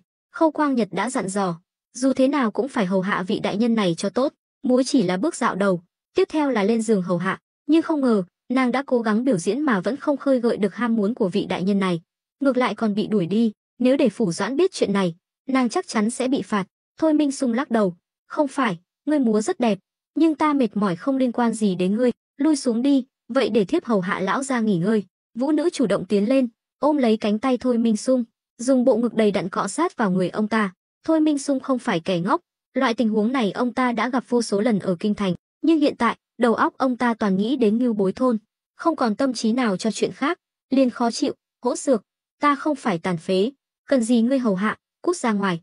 Nói rồi, Thôi Minh Sung giơ tay tát vũ nữ một cái. Vũ nữ ôm mặt đau đớn, nhưng không dám phàn nàn, vội vàng khom người lui ra. Ở Đại Đoan, sĩ, nông, công, thương được chia thành tam giáo cửu lưu, vũ nữ hay sư gia đều thuộc hạ cửu lưu, mà trong mắt Thôi Minh Sung, vũ nữ trước mặt chỉ là đồ chơi, lại là hạng người thấp kém nhất trong hạ cửu lưu, nên ông ta không có thái độ tốt cũng là điều dễ hiểu. còn vũ nữ càng không dám bất mãn, bị đánh cũng chỉ biết chịu đựng, càng không dám cầu cứu Khâu Quang Nhật. Thôi Minh Sung nhìn ra cửa, gọi, Kỳ Du, cánh cửa kêu cọt kẹt. Một thanh niên mặc trang phục thị vệ bước vào, tướng mạo đường hoàng, tay trái cầm kiếm, khom người. Đại nhân. Thôi Minh Sung bưng chén trà lên, hất tay áo, vừa uống trà vừa hỏi, hôm nay ngươi đi Ngưu Bối thôn cùng ta, có cảm nhận gì? Kỳ Du nhíu mày, do dự một chút, rồi nói, cũng không có gì đặc biệt, tuy nhìn chung Ngưu Bối thôn rất nghèo, nhưng nhìn sắc mặt của dân làng thì không giống như sống khổ cực, tinh thần họ rất tốt, ánh mắt có thần. Thuộc hạ đã để ý một số gia đình, thấy nhà nào nhà nấy đều đóng cửa im ỉm, như thể đang đề phòng điều gì đó. Lão thôn trưởng đặt chén trà xuống, ngước mắt nhìn Kỳ Du. Kỳ Du trầm ngâm một lát rồi nói, thuộc hạ còn một chuyện, không biết có nên nói hay không. Cứ nói đừng ngại, ta không trách tội ngươi đâu. Thôi Minh Sung phẩy tay, dạ, cảm giác mà Ngưu Bối thôn mang lại cho thuộc hạ, cứ như là đang diễn trò. Trừ vị chủ sự Lâm Bảo Bảo kia, ngay cả dân làng bình thường dường như cũng đã chuẩn bị sẵn sàng. Thấy quan binh chẳng hề sợ hãi, ngay cả lão thôn trưởng cũng cho thuộc hạ một cảm giác giả tạo. Mắt Thôi Minh Sung sáng lên, vỗ bàn, hay lắm, xem ra ngươi cũng có cảm giác giống ta. Kỳ Du tiến lên vài bước, thấp giọng, ý đại nhân là Lâm chủ sự kia nói dối, hiện tại vẫn chưa thể khẳng định, nhưng có một điều chắc chắn là lão già Khâu Quang Nhật kia cũng không nói thật với chúng ta. Hơn nữa, Lâm Bảo Bảo kia không đơn giản, luôn cho ta một cảm giác cao thâm khó lường. Vậy ý đại nhân là có cần thuộc hạ bắt hắn về tra hỏi cho rõ ràng không? Không được, đánh rắn động cỏ là điều tối kỵ, vì ngay cả Khâu Quang Nhật cũng muốn giúp Lâm gia che giấu. Vậy thì trong này chắc chắn có bẩn khúc. Thôi Minh Sung nhíu mày, ngươi ở đây canh cửa, dù là Khâu Quang Nhật cũng không được phép vào. Ta sẽ cải trang, quay lại Ngưu Bối thôn một chuyến. Kỳ Du kinh ngạc, đại nhân, giờ đã khuya rồi, bây giờ xuất thành e là không ổn. Nhỡ có nguy hiểm thì sao? Không sao, ta chỉ mang theo một thị vệ cải trang xuất thành, chắc chắn sẽ không bị ai nhận ra. Cho dù gặp phải bọn cướp cũng có thể ứng phó được. Thấy Thôi Minh Sung đã quyết, Kỳ Du đành gật đầu đồng ý. Thôi Minh Sung trở về phòng ngủ, thay một bộ thường phục, lặng lẽ dẫn theo một thị vệ đại nội ra khỏi thành. Còn Kỳ Du, với tư cách là thống lĩnh thị vệ bảo vệ Khâm Sai, đích thân đứng canh giữ bên ngoài, khí thế như một người giữ ải, vạn người không qua. Khoảng nửa canh giờ sau, một nhóm người xuất hiện ở cuối đường, dẫn đầu là một thị nữ, tay cầm đèn lồng, phía sau là mấy tên lính của phủ Ngư Thành và Khâu Quang Nhật. Hắn vẫn còn mặc quan phục, rõ ràng là đã biết chuyện vũ nữ chọc giận Thôi Minh Sung, nên đặc biệt đến hỏi thăm. Vừa đến cửa đã bị Kỳ Du chặn lại, bái kiến Khâu đại nhân. Khâu Quang Nhật khom người, Kỳ thống lĩnh, cho hỏi Khâm Sai đại nhân đã nghỉ ngơi chưa? Hắn ta cố gắng dòm vào trong, thấy ánh đèn vẫn sáng, rõ ràng là chưa ngủ, nhưng Kỳ Du đã được Thôi Minh Sung dặn dò từ trước, cũng biết Khâu Quang Nhật nhất định sẽ đến, nên đã chuẩn bị sẵn lời nói dối. Khâm Sai đại nhân hôm nay đi đường mệt mỏi, đã nghỉ ngơi rồi, nếu Khâu đại nhân có việc gì thì ngày mai hãy nói, mời về cho. Ồ, Kỳ thống lĩnh có thể giúp ta thông báo một chút, để ta gặp mặt Thôi đại nhân được không? Khâu Quang Nhật có chút chột dạ, việc Thôi Minh Sung đột nhiên nổi giận đuổi vũ nữ đi khiến hắn bất an. Không được, Khâm Sai đại nhân vừa hạ lệnh, bất cứ ai cũng không được quấy rầy. Khâu đại nhân đừng làm khó ta. Kỳ Du kiên quyết từ chối. Tuy Khâu Quang Nhật là quan tam phẩm, cao hơn hắn một bậc, nhưng hắn là thị vệ thường xuyên hầu hạ bên cạnh hoàng đế, chức thống lĩnh cũng có quyền thế, nên trong lòng không coi một tên quan địa phương ra gì. Khâu Quang Nhật cười gượng gạo, vậy thì thôi, nếu đã là lệnh của Khâm Sai đại nhân, vậy ta xin cáo lui. Nói rồi, hắn xoay người bỏ đi. Câu nói này cũng rất thâm thúy, chỉ nói là tuân theo lệnh của Thôi Minh Sung, ngầm thể hiện sự khinh thường với Kỳ Du. Kỳ Du đương nhiên hiểu rõ, nhưng cũng chẳng để tâm. Ở một nơi khác, Thôi Minh Sung ngồi trên xe ngựa, người đánh xe chính là thị vệ đại nội mà ông ta mang theo. Tuy đi đường đêm nhưng rất an toàn, có thể thấy hiệu quả của lần phủ Ngư Thành đi Tiễu Phỉ trước đó rất rõ ràng. Khi họ đến cách Ngưu Bối thôn 300 mét, từ xa đã thấy ánh lửa lập lê trong làng. Tuy khoảng cách khá xa, nhưng thị vệ đánh xe vẫn nhận ra ngay đó là ánh lửa của nhóm người đang tuần tra ban đêm. Thôi Minh Sung vén rèm cửa sổ, hỏi, sao lại dừng lại? Đại nhân, Ngưu Bối thôn này vậy mà lại có thị vệ tuần tra đêm, nếu chúng ta cứ xông vào như vậy, chắc chắn sẽ bị tấn công. Thị vệ đại nội đều là những người được tuyển chọn kỹ lưỡng từ khắp nơi trong đại đoan, rất quen thuộc với công tác an ninh, liếc mắt một cái đã nhận ra vấn đề. Mắt Thôi Minh Sung sáng rực, cười khẩy, thật không ngờ, cái làng Ngưu Bối nho nhỏ này vậy mà lại nuôi cả thị vệ, quả nhiên là có bí mật lớn. Ông ta cũng không phải kẻ ngốc, thông thường chỉ những nơi cấp huyện trở lên mới có thị vệ vũ trang, mà ngay cả cấp huyện cũng hiếm khi tuần tra nghiêm ngặt như vậy. Ngưu Bối thôn chỉ là một ngôi làng hẻo lánh trên núi, trước đây Thôi Minh Sung chưa từng nghe đến, vậy mà bây giờ lại có thị vệ tuần tra đêm, điều này đã nói lên rất nhiều vấn đề. Sau một hồi suy nghĩ, Thôi Minh Sung nhảy xuống xe, phủi bụi trên người, nói, ta sẽ đi thu hút sự chú ý của chúng, ngươi nhân cơ hội lẻn vào Ngưu Bối thôn, điều tra cẩn thận cho ta, đừng bỏ sót bất kỳ ngóc ngách nào. Ngôi làng này có thể đã bị chúng đào rất nhiều hầm ngầm, Nhớ kỹ, nếu phát hiện ra điều gì thì tuyệt đối không được đánh rắn động cỏ, lập tức quay lại tìm ta. Thị vệ gật đầu, lo lắng nói, đại nhân, như vậy có phải quá nguy hiểm không? Nếu chúng ra tay với đại nhân thì sao? Thôi Minh Sung cười lạnh, yên tâm, sẽ không có vấn đề gì đâu. Nói rồi, ông ta ung dung bước dọc theo con đường đất dẫn vào làng Ngưu Bối.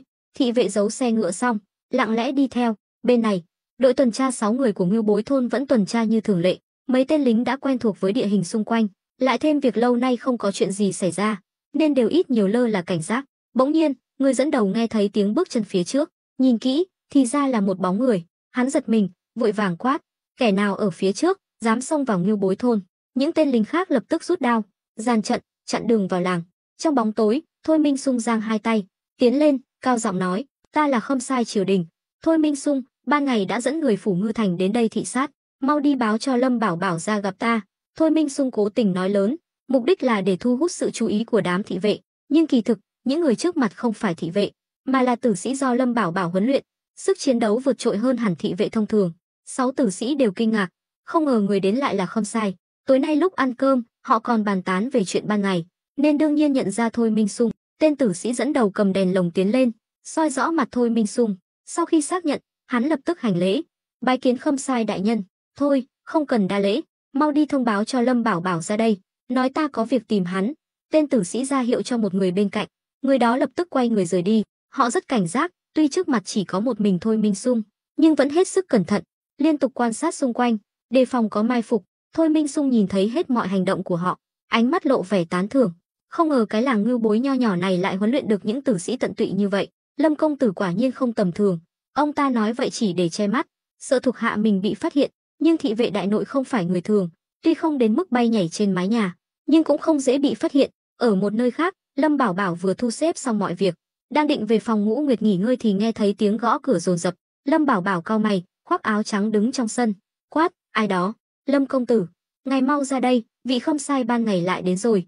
Tên tử sĩ đó trước đây không có tư cách nói chuyện với Lâm Bảo Bảo, lần này vì quá gấp gáp nên vừa gõ cửa phòng Trịnh Hữu Lực, chưa kịp đợi mở cửa đã vội chạy đi thông báo cho Lâm Bảo Bảo. Nghe nói Khâm Sai đến, Lâm Bảo Bảo giật mình, Ngũ Nguyệt cũng tò mò, khoác áo ngoài hỏi, chàng, khuya rồi ai vậy? Lâm Bảo Bảo nghiêm mặt, nàng mau đi gọi Uyển Quyển dậy, bảo nàng canh chừng toàn bộ ngôi làng, đặc biệt là mấy kho lương thực và kho thuốc súng, tuyệt đối không được để người lạ đến gần.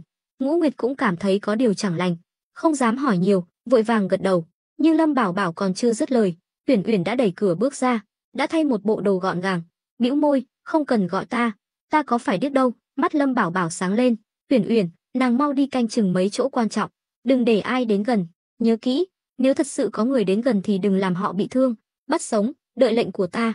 Uyển Uyển gật đầu đồng ý, nàng vốn xuất thân võ tướng, tuy đã rời quân ngũ, nhưng tố chất quân sự vẫn còn đó. Không nói hai lời, nàng tung người một cái, biến mất trong màn đêm. Cả Ngũ Nguyệt và Lâm Bảo Bảo đều thầm kinh ngạc, cô nàng này quả thật có chút bản lĩnh. Lâm Bảo Bảo khen một câu, mặc quần áo chỉnh tề rồi chạy ra ngoài. Lúc này, Vãn Thanh vừa bước ra khỏi cửa, thấy bóng Lâm Bảo Bảo rời đi, liền hỏi Ngũ Nguyệt, muội muội, có chuyện gì vậy? Chưa rõ, nhưng nghe tử sĩ nói, vị Khâm Sai ban ngày lại đến. Cái gì? Khuya thế này đến làm gì? Vãn Thanh ngạc nhiên. Ngũ Nguyệt chỉ lắc đầu. Bên này, Lâm Bảo Bảo sải bước đến cổng làng, thấy Trịnh Hữu Lực dẫn theo 5 tử sĩ đang đứng đó, phía sau là Thôi Minh Sung. Trịnh Hữu Lực là thống lĩnh tử sĩ của Ngưu Bối thôn, có chuyện xảy ra, đương nhiên phải có mặt đầu tiên. Trịnh Hữu Lực cung kính nói, công tử, là Khâm Sai đại nhân. Lâm Bảo Bảo mặt không cảm xúc gật đầu, thấp giọng nói, lập tức phái người phong tỏa toàn bộ ngôi làng, bất cứ ai cũng không được ra vào. Tuân lệnh. Lâm Bảo Bảo lúc này mới nở nụ cười, chủ động tiến lên đón. Hóa ra là Thôi đại nhân, khuya thế này ngài lại đến Ngưu Bối thôn, sao không báo trước một tiếng để tại hạ chuẩn bị? Thôi Minh Sung cười khẩy, Lâm công tử chuẩn bị cái gì? Hay là định giấu giếm bí mật nào đó? Lâm Bảo Bảo ngẩn người, cười gượng, Thôi đại nhân nói đùa rồi, Ngưu Bối thôn chỉ là một ngôi làng nhỏ trên núi, lấy đâu ra bí mật gì chứ? Ha ha. Thôi Minh Sung ngửa mặt cười lớn, thôi được rồi, ta chỉ nói đùa thôi, Lâm công tử đừng giận. Lâm Bảo Bảo chỉ cười trừ, trong lòng lại thầm mắng, lão già này thật gian xảo, khuya khoắt thế này đến đây, chắc chắn là không có ý tốt. Nhưng binh đến tướng chặn, nước đến đất ngăn, Lâm Bảo Bảo không thích phiền phức, nhưng cũng chưa bao giờ sợ phiền phức. Thôi đại nhân là Khâm Sai do triều đình phái đến, tại hạ chỉ là chủ sự của Ngưu Bối thôn, dù đại nhân có làm gì, tại hạ cũng không dám giận. Thôi, đừng nói nhiều nữa, ta hơi mệt, muốn nghỉ chân một chút. Lâm công tử chắc sẽ không từ chối chứ? Lời nói của Thôi Minh Sung rõ ràng là cố tình câu giờ. Lâm Bảo Bảo đương nhiên nhận ra, nhưng không dám, cũng không thể trở mặt. Tuy trong lòng đã chửi ầm lên, nhưng ngoài mặt vẫn phải tươi cười. Mời thôi đại nhân. Sau đó, Thôi Minh Sung cứ như ở nhà mình, nghênh ngang bước vào Ngưu Bối thôn. Dọc đường, ông ta quan sát những ngôi nhà xung quanh, nhưng không một nhà nào có người ra xem. Điều này càng khiến Thôi Minh Sung thán phục. Với tư cách là khâm sai, ông ta đã đi thị sát rất nhiều nơi, ghé qua không ít làng mạc và thành trì lớn. Dân thường thấy ông ta, hoặc là tò mò, hoặc là sợ hãi, nhưng chỉ có Ngưu Bối thôn này mang lại cho ông ta cảm giác khác lạ. Lâm Bảo Bảo không nói gì, nhìn chằm chằm vào bóng lưng Thôi Minh Sung, trong lòng thầm đoán, lão già này rốt cuộc đang giở trò gì. Chẳng mấy chốc, đám tử sĩ đã hộ tống Lâm Bảo Bảo và Thôi Minh Sung đến nhà chính, rồi canh gác tất cả các lối ra vào, ngay cả cửa sổ cũng không bỏ sót, cứ như thị vệ thực thụ. Thôi Minh Sung nhìn thấy cảnh này, cười lạnh trong lòng. Ông ta đương nhiên hiểu rõ những người này đang đề phòng điều gì, nhưng điều đó càng khiến ông ta kinh ngạc. Mình đến đây còn chưa nói rõ mục đích, mà đám thị vệ này của Ngưu Bối thôn lại như đã biết trước điều gì, bắt đầu canh phòng cẩn mật, nhưng cũng có thể là đang đề phòng ông ta, không muốn ông ta rời đi dễ dàng. Điều này khiến Thôi Minh Sung chột dạ, nếu mình thật sự chọc giận Lâm Bảo Bảo, hắn có ra tay tàn độc không? Với suy nghĩ đó, Thôi Minh Sung bất giác nghiêm mặt lại. Lúc này, Lâm Bảo Bảo nhận chén trà nóng từ Ngũ Nguyệt, ân cần đặt lên bàn trước mặt Thôi Minh Sung. Mời Thôi đại nhân dùng trà. Thôi Minh Sung mỉm cười, bưng chén trà lên nhấp một ngụm. Nếu ta đoán không nhầm, đây là trà động đình Bích Loa Xuân thượng hạng. Mắt Lâm Bảo Bảo sáng lên. Thôi đại nhân quả nhiên tinh tường, loại trà ngon này, tại hạ phải tốn rất nhiều công sức mới có được, vẫn luôn không nỡ uống. Hôm nay nhờ phúc của đại nhân mới có dịp được thưởng thức. Câu nói này được hắn diễn đạt rất khéo léo. Thực ra, trà Bích Loa Xuân này là do Mã Kế mấy lần trước mang đến. Tuy Mã Kế làm tổng quản nội vụ phủ Ngư Thành, nhưng luôn đối xử đặc biệt với Lâm Bảo Bảo, gần như mỗi lần đến đều chuẩn bị quà cáp. Đây cũng là lý do Lâm Bảo Bảo khá hài lòng về hắn. Cách cư xử với người khác thể hiện rõ năng lực của một người, đặc biệt là những chi tiết nhỏ nhặt nhất. Thôi Minh Sung gật đầu, đặt chén trà xuống bàn. Sau một hồi hàn huyên ngắn ngủi, không khí trong phòng dần trở nên ngột ngạt. Im lặng một lát, Thôi Minh Sung đột nhiên lên tiếng. Lâm công tử, ta đến đây vào lúc đêm khuya thế này, ngươi không có gì muốn nói sao? Lâm Bảo Bảo ngẩn người, cười nói, thôi đại nhân nói đùa rồi, ngài đến muộn như vậy, chắc là ngài có việc gì đó mới đúng. Đại nhân cứ nói thẳng, nếu tại hạ có thể giải quyết được, nhất định sẽ không từ chối. Thôi Minh Sung mỉm cười gật đầu, nhìn Ngũ Nguyệt và Vãn Thanh đứng sau Lâm Bảo Bảo với ánh mắt đầy ẩn ý. Lâm Bảo Bảo lập tức hiểu ra, Ngũ Nguyệt, Vãn Thanh, không còn việc gì của hai nàng nữa, lui xuống đi. Hai nàng hiểu ý, xoay người rời đi. Vãn Thanh còn cẩn thận đóng cửa lại. Trong phòng chỉ còn lại hai người Lâm Bảo Bảo và Thôi Minh Sung. Lâm Bảo Bảo nói, đại nhân, giờ có thể nói rồi chứ? Trong lòng hắn ít nhiều đã đoán được, chỉ là chưa hiểu rõ thái độ thực sự của Thôi Minh Sung. Thôi Minh Sung trở nên nghiêm nghị, vỗ mạnh xuống bàn, quát, Lâm Bảo Bảo, ngươi thật to gan. Nụ cười trên mặt Lâm Bảo Bảo biến mất, hỏi, không biết Thôi đại nhân có ý gì? Thôi, đừng giả vờ nữa, chuyện Ngưu Bối thôn trồng lương thực, từ lúc bắt đầu ta đã nghe nói rồi, dù ngươi có giỏi che giấu đến đâu, thì cây trồng trên ruộng cũng nói lên tất cả, không tính đến vấn đề phân loại đất của Ngưu Bối thôn, cho dù năng suất có thấp đến đâu, thì sản lượng của 1000 mẫu ruộng cũng tuyệt đối không thể dưới 10 vạn cân. Cần ta nói rõ hơn nữa không? Bây giờ ta cho ngươi một cơ hội, nói cho ta biết sản lượng cụ thể. Lâm Bảo Bảo sa sầm mặt mày, nhưng vẫn bình tĩnh bưng chén trà lên, nhấp một ngụm nhỏ, khiến Thôi Minh Sung tức đến mức trợn mắt. Lúc này, ông ta thật sự bắt đầu khâm phục tên tiểu tử này. Mình đã nói rõ ý đồ, lại còn nhấn mạnh ngữ khí, vậy mà hắn vẫn có thể mặt không đổi sắc, tim không đập nhanh. E rằng ngay cả phiên vương của Phượng Dương quận cũng không làm được điều này. Ngươi còn muốn chối cãi? Thôi Minh Sung gặng hỏi. Lâm Bảo Bảo hai tay ôm chén trà ấm, nói, thôi đại nhân nghi ngờ cũng là lẽ thường tình, nhưng sự thật rõ ràng ngay trước mắt. Bây giờ dù ta có móc tim móc phổi ra, thôi đại nhân cũng sẽ không tin. Huống hồ, muốn gán tội thì còn sợ gì không có lý do. Thôi đại nhân thay vì dùng lời lẽ uy hiếp, chi bằng nói thẳng ra đi. Hừ. Thôi Minh Sung nổi giận, đứng phát dậy, nheo mắt, hay cho Lâm Bảo Bảo, ý ngươi là ta đang oan uổng ngươi. Đừng đợi đến khi ta phái quan binh đến đào xới cả Ngưu Bối thôn lên, đến lúc đó sự thật phơi bày, ngươi hối hận cũng không kịp nữa. Lâm Bảo Bảo cuối cùng cũng mỉm cười, câu nói này tuy mang tính chất ép buộc, nhưng cũng đã bộc lộ suy nghĩ trong lòng Thôi Minh Sung.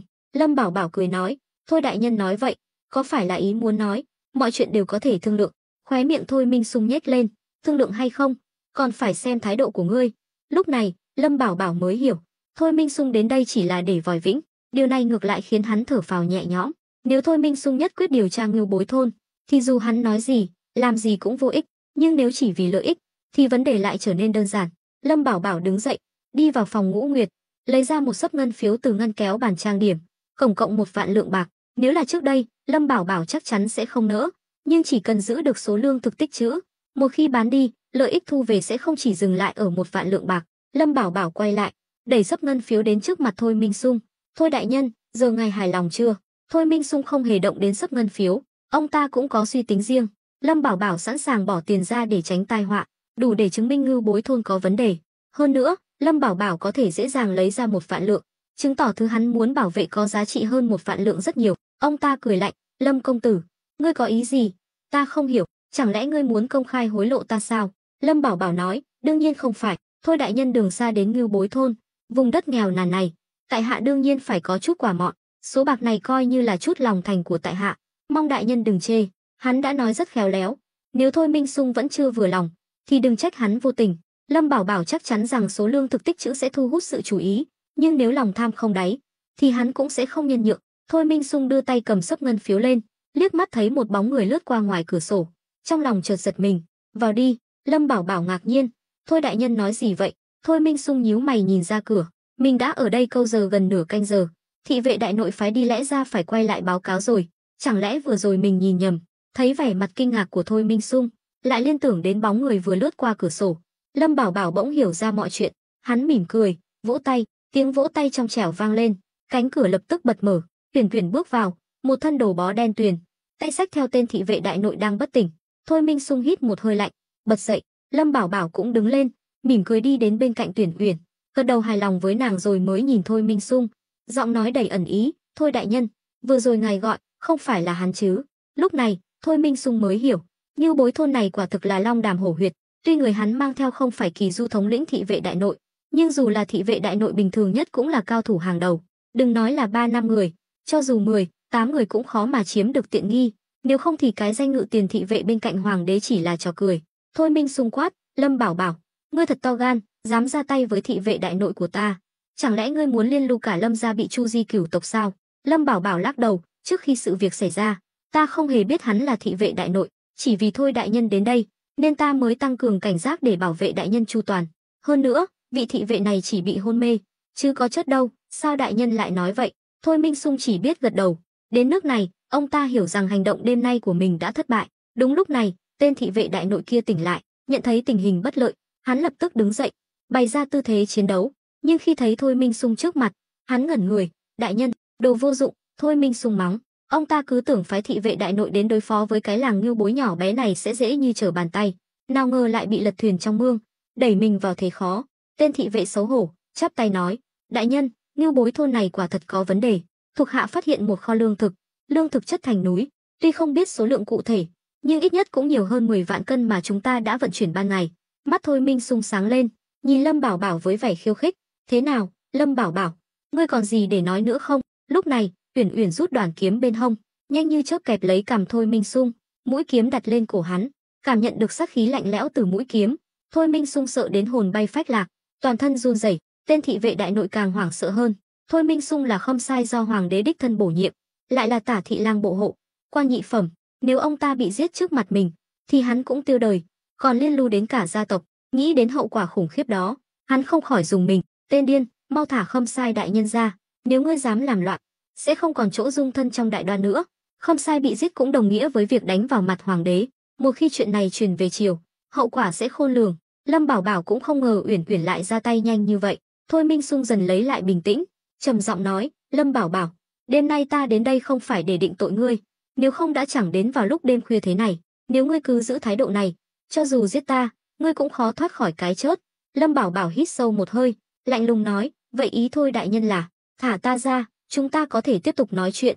Ngươi tích trữ nhiều lương thực như vậy, chẳng qua cũng chỉ vì muốn kiếm tiền, nhưng ngươi quá ngây thơ rồi, không có sự giúp đỡ của ta đảm bảo ngươi không bán nổi một đấu gạo nào. Hơn nữa, chỉ cần số lương thực này xuất hiện trên thị trường, dù là chợ đen, cũng sẽ khiến ngươi mất mạng. Ngươi thật sự cho rằng chỉ cần chút mưu mẹo nhỏ nhoi là có thể chiếm đoạt tiền của triều đình sao? Lời nói của Thôi Minh Sung rất sắc bén, đánh trúng điểm yếu của Lâm Bảo Bảo. Hơn nữa, cách dùng từ của ông ta cũng rất thâm thúy, chiếm đoạt mang nghĩa cướp đoạt tài sản.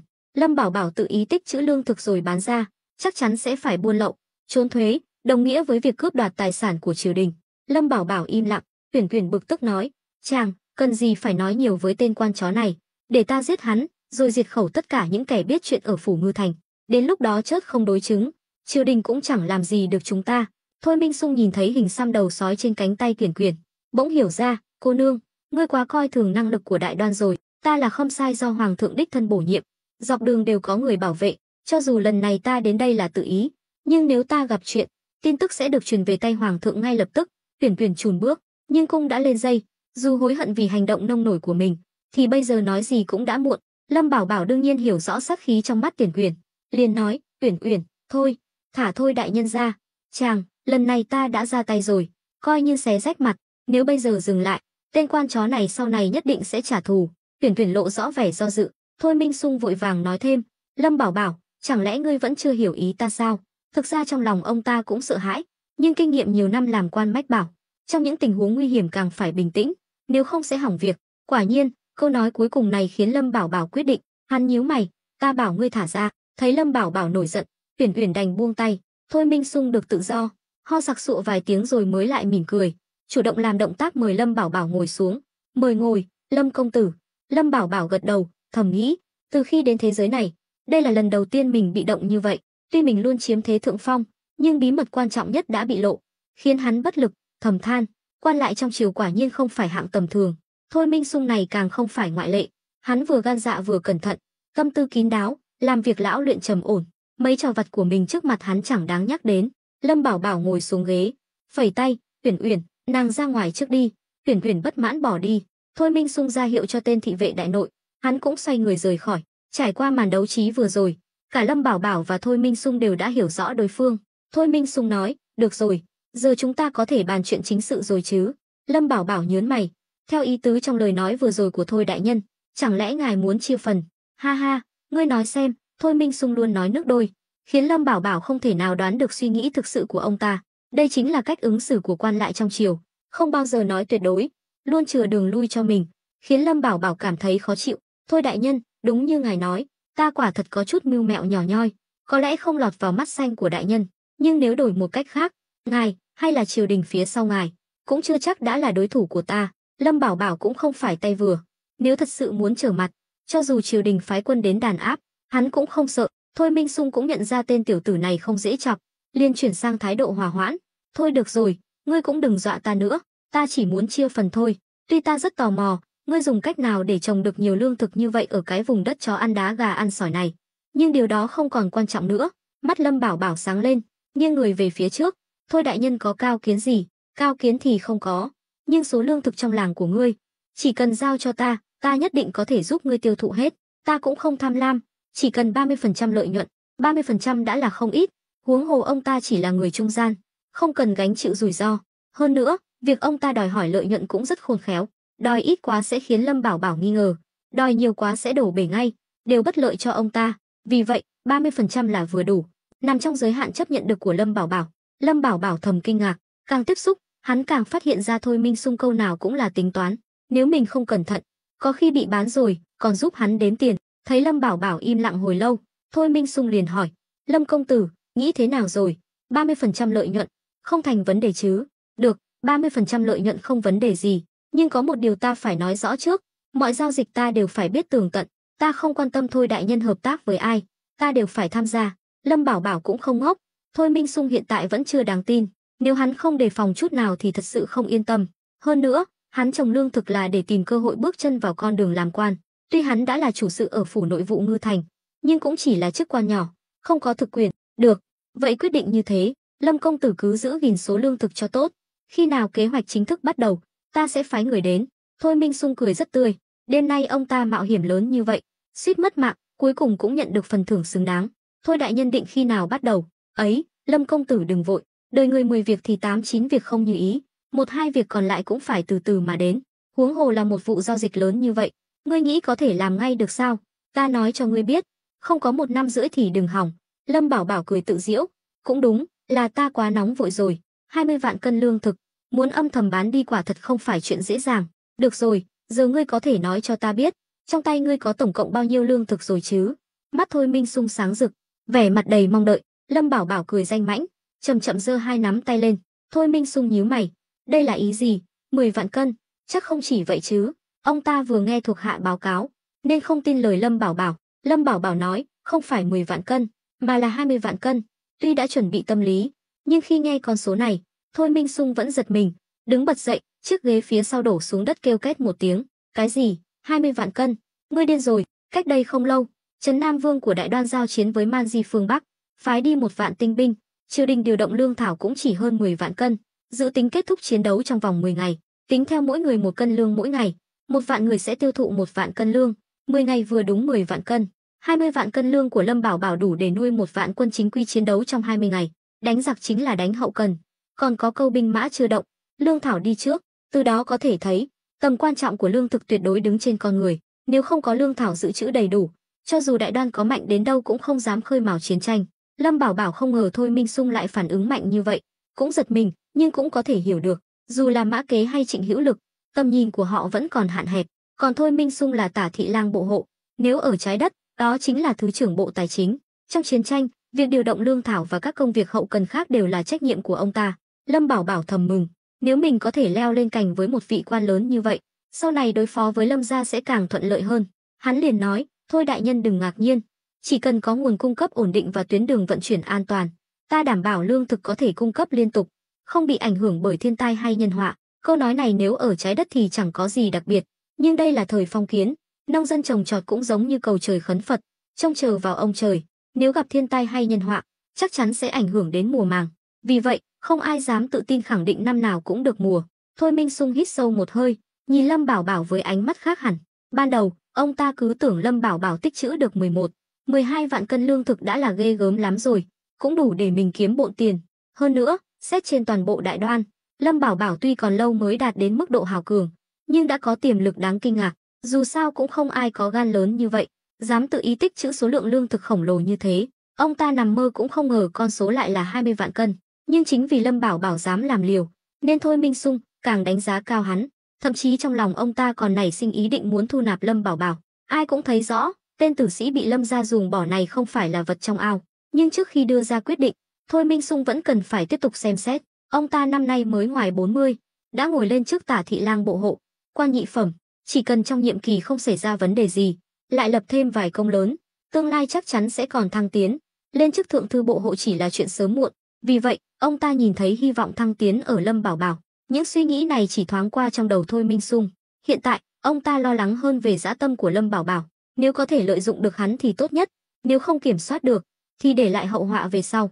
Ông ta liền hỏi, Lâm Bảo Bảo, ngươi chắc chắn chỉ đơn thuần muốn kiếm tiền, chứ không có ý đồ gì khác. Thôi Minh Sung có chút lo lắng, sợ Lâm Bảo Bảo có ý định tạo phản. Nếu mình ngây thơ tham gia vào, sau này sẽ gặp rắc rối lớn. Lâm Bảo Bảo cười khổ, chắp tay hướng lên trời. Đại Đoan quốc thái dân an, nhờ ơn thánh thượng, ta tuy thân phận nhỏ bé, nhưng cũng hiểu chuyện, biết ơn, sao có thể làm hại dân lành chứ. Thôi Minh Sung lúc này mới gật đầu hài lòng, đẩy sấp ngân phiếu trên bàn về phía Lâm Bảo Bảo. Tốt, ngươi hiểu được đạo lý này là tốt rồi, số tiền này ngươi cứ giữ lấy mà dùng. Lâm Bảo Bảo nhìn xuống sấp ngân phiếu, vậy kế hoạch vẫn tiến hành như cũ. Giờ cũng muộn rồi, ta về trước đây, đợi ta về chiều báo cáo xong, rồi tính tiếp. Nói rồi, Thôi Minh Sung đứng dậy bỏ đi. Lâm Bảo Bảo nhìn theo bóng lưng ông ta, nói, thôi đại nhân, cứ thế mà đi, e là không ổn đâu. Thôi Minh Sung dừng lại đột ngột. Lâm Bảo Bảo lập tức hiểu ra, nói, đại nhân cứ yên tâm, ta tuyệt đối không nuốt lời, càng không trả thù ngài. Nói rồi, Thôi Minh Sung lấy từ trong ngực ra một miếng lệnh bài, ném về phía sau. Lâm Bảo Bảo vội vàng đón lấy, mặt trước lệnh bài khắc hình một con ruồi đang giang cánh bay, mặt sau khắc chữ hộ. Đây là lệnh bài tùy thân của Tả Thị Lang bộ hộ, chỉ cần có lệnh bài này, Lâm Bảo Bảo thậm chí có thể vào bộ hộ. Có thể thấy, để lấy lòng tin của Lâm Bảo Bảo, Thôi Minh Sung cũng đã bỏ ra vốn liếng lớn. Lâm Bảo Bảo lúc này mới yên tâm, đại nhân đi thong thả, tại hạ không tiễn xa. Thôi Minh Sung cũng hài lòng, đẩy cửa rời đi. Ra đến cửa, ông ta thấy Tuyển Uyển đang trừng mắt nhìn mình. Thôi Minh Sung hỏi, cô nương tên gì? Tuyển Uyển hất mặt, vẻ mặt khiêu khích. Nam Man, Tuyển Uyển, nếu muốn trả thù thì cứ việc đến. Con dân của Bàn Đà Thần không sợ bất kỳ thử thách nào, càng không sợ cường quyền. Nhìn vẻ mặt nghiêm túc của nàng, Thôi Minh Sung mỉm cười gật đầu. Với thực lực của cô nương, ở lại cái làng nhỏ này thật đáng tiếc. Nói rồi, ông ta bước đi. Tên thị vệ đại nội vẫn bám sát theo sau. Lúc này, Lâm Bảo Bảo bước ra. Tuyển Uyển liền hỏi, chàng, cứ thế mà để hắn đi sao? Không sợ hắn trả thù à? Lâm Bảo Bảo lắc đầu, sợ thì có ích gì? Ai cho phép nàng tự ý ra tay mà không có lệnh của ta? Ta cũng chỉ là thấy khó chịu với bộ mặt tham lam của bọn chúng thôi. Tuyển Uyển ấm ức, nàng suýt nữa thì hỏng việc lớn rồi đấy. Thôi, chuyện này đến đây là kết thúc, nàng về nghỉ ngơi đi. À, báo cho Trịnh Hữu Lực tăng cường phòng bị, ngày mai kế hoạch vẫn tiến hành như cũ. Nói rồi, Lâm Bảo Bảo quay người vào nhà. Vãn Thanh và Ngũ Nguyệt vội vàng chạy đến, vẻ mặt lo lắng.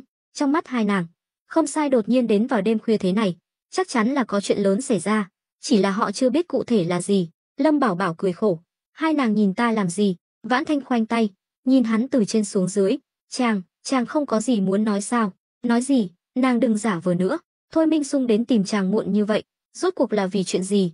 Vãn Thanh cũng từng làm quan, nên quá quen thuộc với những chuyện này. Nàng biết rõ Thôi Minh Sung là Tả thị lang bộ hộ, nắm trong tay tiền bạc và vật tư, là nhân vật có quyền thế. Lâm Bảo Bảo giả vờ như vừa chợt hiểu ra, vỗ trán, nhị phu nhân muốn biết chuyện của Thôi đại nhân sao? Cũng không có gì to tát, chỉ là tạm thời thống nhất được đầu ra cho 20 vạn cân lương thực thôi. Vãn Thanh hít một hơi lạnh, kinh ngạc, chàng định bán số lương thực này cho triều đình sao? Nàng nghĩ gì vậy? Nếu bán cho triều đình thì kiếm lời được gì? Hơn nữa, ta tự ý tích trữ lương thực là trọng tội, ta sao dám để chuyện này bại lộ chứ? Vậy không bán cho triều đình thì bán cho ai? Vãn Thanh truy hỏi đến cùng, muốn làm rõ mọi chuyện. Dù sao, Lâm Bảo Bảo đã âm mưu vụ mùa bội thu này từ lâu, chắc chắn là muốn kiếm một khoản lớn. Hơn nữa, nếu muốn làm một hiền nội trợ, nàng nhất định phải nắm rõ mọi việc. Đại Đoan có 36 phiên vương, chẳng lẽ lại sợ không có người mua? Hơn nữa, chi tiết cụ thể vẫn chưa bàn xong. Nhị phu nhân đừng hỏi nữa. Nói rồi, Lâm Bảo Bảo ngáp dài, quay người về phòng Ngũ Nguyệt nghỉ ngơi. Hắn phải giữ sức, ngày mai còn phải đến phủ Ngư Thành làm việc. Hai nàng nhìn nhau, chỉ biết thở dài, rồi mỗi người về phòng ngủ. Ở một nơi khác, Thôi Minh Sung ngồi xe ngựa cũ quay về phủ Ngư Thành, dưới sự che chở của thống lĩnh thị vệ đại nội. Dù là trên địa bàn của Khâu Quang Nhật, cũng không ai hay biết. Thôi Minh Sung trở về phòng, ngồi xuống ghế, tâm trạng đã tốt hơn hẳn, mỉm cười rót cho mình một chén trà nóng. Lúc này, Kỳ Du tiến lên, tò mò hỏi, đại nhân, xem ra hành động lần này của ngài rất thuận lợi, có thu hoạch gì không?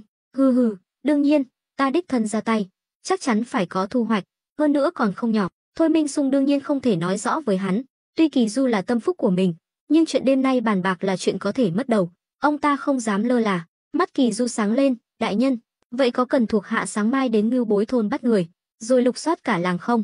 Thôi Minh Sung lập tức nổi giận, ngươi bớt nói nhảm đi, đừng phá hỏng chuyện lớn của ta, từ hôm nay không được gây phiền phức cho Ngưu Bối thôn nữa. Kỳ Du âm thầm gật đầu, trong lòng thầm nghĩ, không biết Lâm Bảo Bảo đã cho Thôi Minh Sung uống bùa mê thuốc lú gì mà khiến ông ta đột nhiên thay đổi chủ ý. Ở một nơi khác, thư phòng của Khâu Quang Nhật vẫn sáng đèn, hắn đang lo lắng đi qua đi lại, vừa rồi nhận được báo cáo, nói là thấy Thôi Minh Sung từ ngoài thành trở về. Điều này khiến Khâu Quang Nhật đứng ngồi không yên. Nửa đêm canh ba, Khâm Sai cố tình tránh mặt hắn ra khỏi thành, chắc chắn là đi làm việc gì đó. Hơn nữa còn không muốn cho hắn biết. Khốn kiếp, Thôi Minh Sung rốt cuộc là có ý gì? Chẳng lẽ hắn đã điều tra ra những chuyện mờ ám của ta trong những năm qua? Đây chính là điển hình của có tật giật mình. Đánh rắm cũng đỏ mặt. Khâu Quang Nhật những năm qua làm quá nhiều chuyện xấu, tham ô hối lộ, vô ác bất tác, nên rất sợ triều đình phái Khâm Sai đến. Bề ngoài là để giải quyết nạn đói, nhưng thực chất là để điều tra những tên tham quan như hắn. Bên cạnh hắn, sư gia Thường Ngộ Phong vẫn ung dung thưởng trà, vuốt bộ râu dê, nói, đại nhân hà tất phải tự mình dọa mình, binh đến tướng chặn, nước đến đất ngăn, nếu rắc rối thật sự đến, dù đại nhân có lo lắng cũng vô ích, thay vì lo sợ bất an, chi bằng chủ động xuất kích. Khâu Quang Nhật dừng lại, nhíu mày, ý sư gia là vì Khâm Sai đã trở về, sao đại nhân không đến gặp lại lần nữa? Tin rằng bây giờ ông ta rất sẵn lòng gặp đại nhân.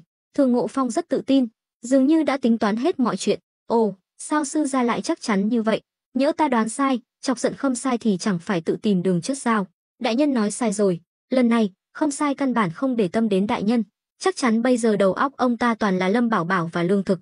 Hơn nữa, số lương thực cứu trợ lần này vẫn cần phủ Ngư Thành chúng ta hỗ trợ vận chuyển đến Hạo Thành. Xét về tình về lý, Khâm Sai cũng sẽ không làm khó đại nhân. Nghe Thường Ngộ Phong phân tích, Khâu Quang Nhật thở phào nhẹ nhõm, sư gia quả nhiên tâm tư kín đáo. Nghe sư gia phân tích như vậy, ta hoàn toàn yên tâm rồi. Nói rồi, hắn xoay người định đi gặp Thôi Minh Sung. Lúc này, sư gia đột nhiên lên tiếng, phủ Doãn đại nhân, xin dừng bước, nghe tại hạ nói hết đã. Khâu Quang Nhật hỏi, có chuyện gì? Sư gia, hôm nay đại nhân cùng Khâm Sai đến Ngưu Bối thôn thu lương, có phát hiện gì không? Khâu Quang Nhật lắc đầu, không có, Lâm Bảo Bảo kia rất giàu hoạt, ngay cả Khâm Sai lần này cũng bị hắn qua mặt. Vậy có khả năng nào là Khâm Sai vừa rồi ra khỏi thành là để bí mật gặp Lâm Bảo Bảo không?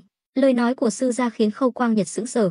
Tuy suy nghĩ này rất táo bạo, nhưng Khâu Quang Nhật nghĩ kỹ lại, thấy quả thực có khả năng này. Hắn nhíu mày, sư gia muốn nói gì? Tại hạ cho rằng ấn tượng mà Lâm Bảo Bảo luôn tạo ra cho chúng ta là xảo quyệt như hồ ly, đặc biệt là nửa năm nay, hắn làm ầm ĩ như vậy chỉ để trồng trọt, Sao có thể chỉ có 12 vạn cân lương thực? Ta thấy chuyện này 8-9 phần là có vấn đề. Sư gia nói chắc nịch, mắt Khâu Quang Nhật sáng lên, mừng rỡ, ý sư gia là Khâm Sai cũng đã nhìn thấu lời nói dối của tên tiểu tử đó, nên mới nửa đêm canh ba ra khỏi thành để bí mật gặp hắn. Sư gia vuốt râu dê, nói, tại hạ cũng chỉ là suy đoán, sự thật có phải như vậy hay không, còn phải xem đại nhân có moi được thông tin từ Khâm Sai hay không. Khâu Quang Nhật gật đầu, đẩy cửa rời đi. Hắn nhận ra, nếu lời sư gia nói là sự thật, thì sau này sẽ càng khó đối phó với Lâm Bảo Bảo. Hơn nữa, nếu hắn leo lên cành được với Khâm Sai, thì tuyệt đối là chuyện xấu đối với mình. Khi hắn đến phòng của Thôi Minh Sung, Kỳ Du đã không còn ở đó nữa, thay vào đó là một thị vệ đại nội bình thường. Khâu Quang Nhật chắp tay nói, Ngư Thành phủ Doãn Khâu Quang Nhật xin cầu kiến Khâm Sai đại nhân. Tên thị vệ đại nội kia làm như không thấy hắn. Khoảng 1 phút sau, cánh cửa đóng chặt cọt kẹt mở ra, Kỳ Du lạnh lùng bước ra, giọng mỉa mai, Khâu đại nhân thật là kiên trì, vậy mà có thể đợi Thôi đại nhân đến tận bây giờ. Khâu Quang Nhật cười gượng gạo, tại hạ nghe nói Khâm Sai đại nhân vì lo lắng cho dân chúng mà trằn trọc không ngủ, nên tại hạ cũng mất ngủ, không biết đại nhân có đồng ý gặp ta không? Đương nhiên, Thôi đại nhân đã đợi ngươi từ lâu rồi. Nói rồi, Kỳ Du bước đi, hắn vừa nhận được lệnh, phải lập tức quay về bộ hộ. Khâu Quang Nhật cung kính tiễn Kỳ Du, ánh mắt đầy oán hận. Sau đó, hắn xoay người bước vào phòng, vào đến chính sảnh, hắn thấy Thôi Minh Sung đang nằm dài trên ghế mây, lắc lư. Khâu Quang Nhật vội vàng hành lễ, Khâm Sai đại nhân. Thôi Minh Sung liếc nhìn hắn, giọng uể oải, Khâu đại nhân đến rồi. Khuya thế này, Khâu đại nhân không nghỉ ngơi, đến tìm ta có việc gì? Khâu Quang Nhật đi thẳng vào vấn đề, tại hạ vừa nghe thuộc hạ báo cáo, đại nhân vừa ra khỏi thành.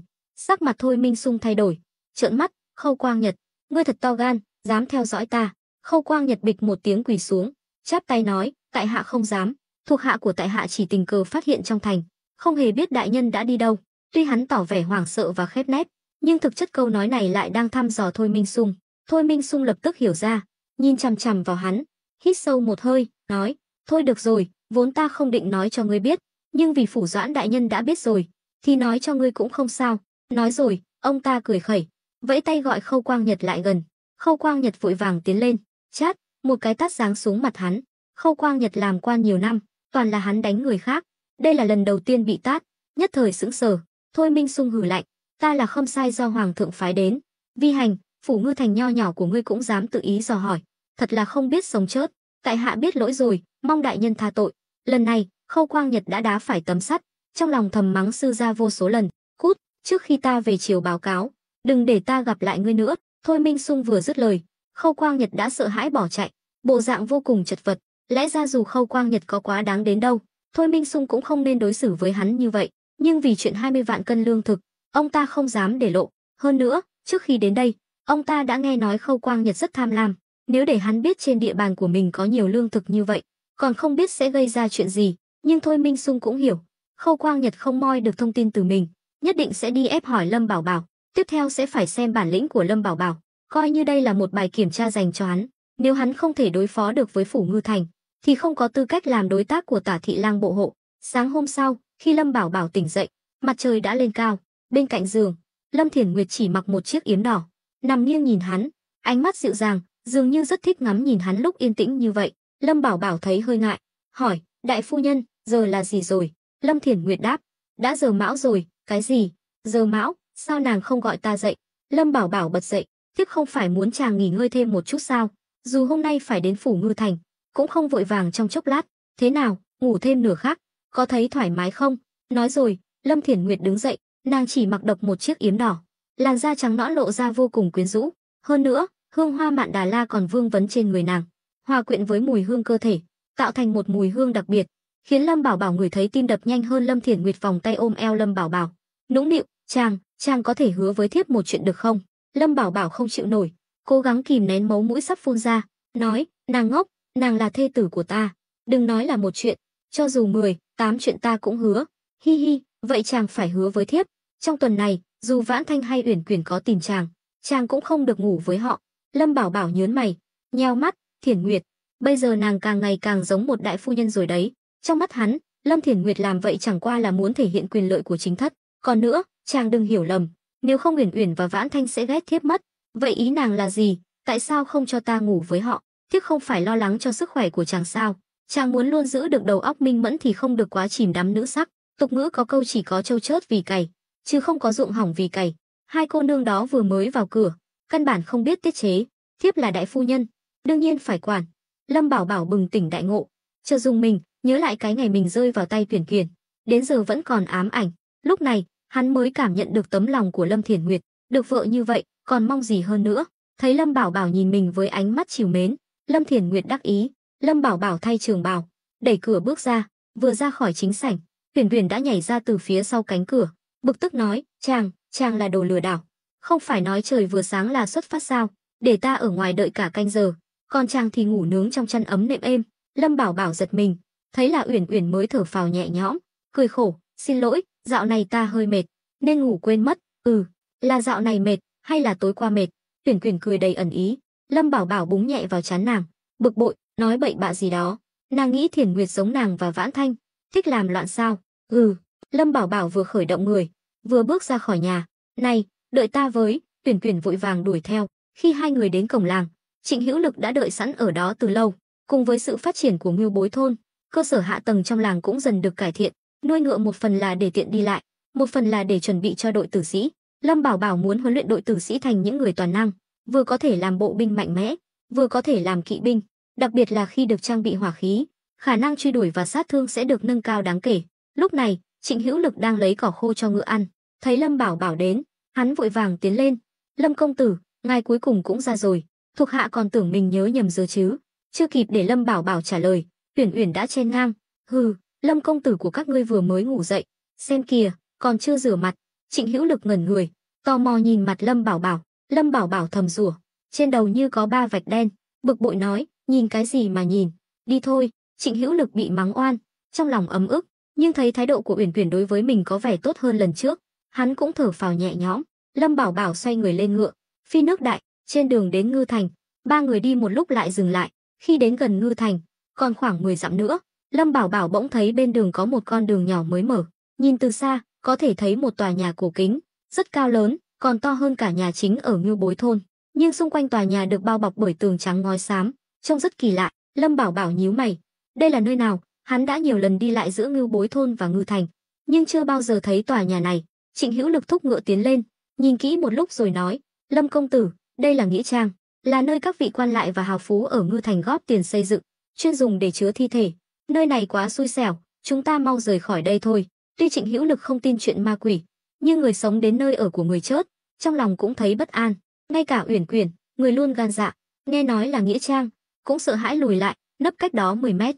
Biết là nghĩa trang, Lâm Bảo Bảo mới chợt hiểu, lần này hắn đến Ngư Thành tuy là để làm việc, nhưng còn một nhiệm vụ nữa là tìm kiếm nhóm cướp còn sót lại. Lâm Bảo Bảo hỏi: "Tối qua ngươi nói, sau lần đi dẹp phỉ với Khâu Dịch, vẫn còn một số tên sống sót, đúng không?"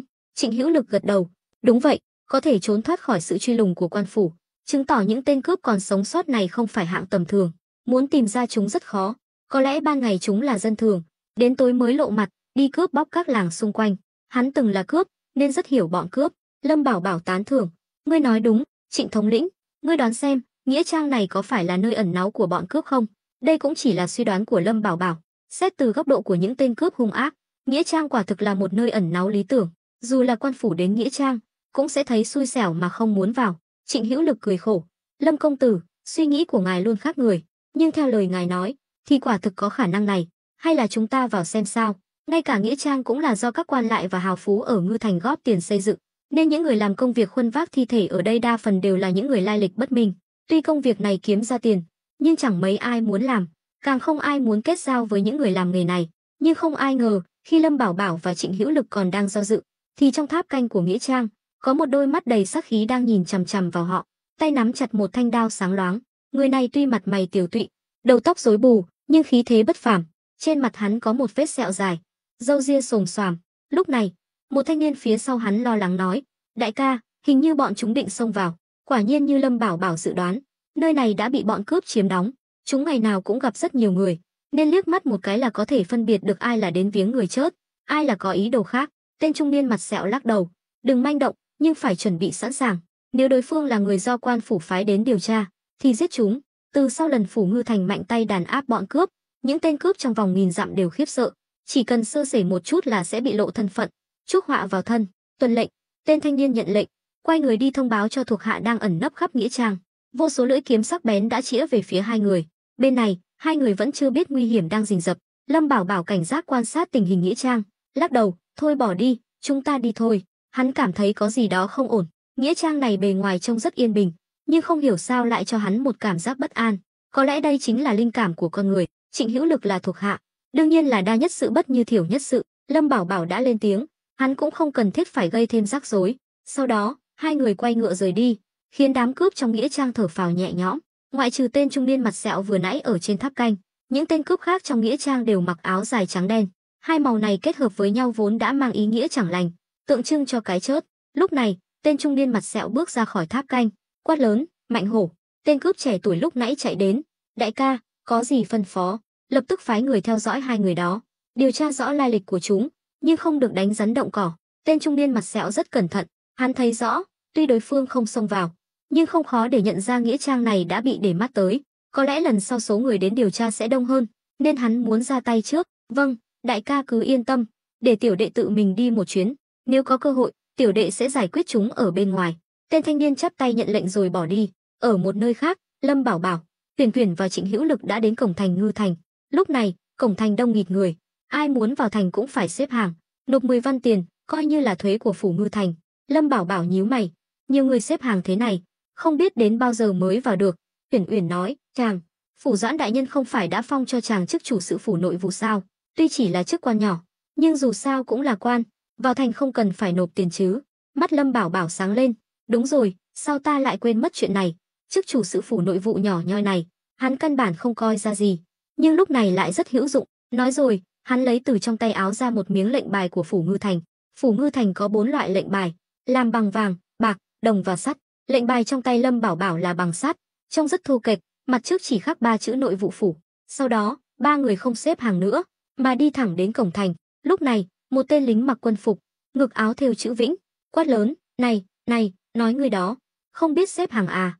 Muốn chết hả? Nói rồi, hắn vung gậy gộc trong tay về phía mặt Lâm Bảo Bảo, nếu bị đánh trúng một gậy này, chắc chắn sẽ bị vỡ đầu, gãy xương. Nhưng Lâm Bảo Bảo không hề sợ hãi, bên cạnh hắn có Uyển Uyển và Trịnh Hữu Lực bảo vệ, muốn làm hắn bị thương là điều không thể. Quả nhiên, Trịnh Hữu Lực nhanh như chớp rút đao ra đỡ.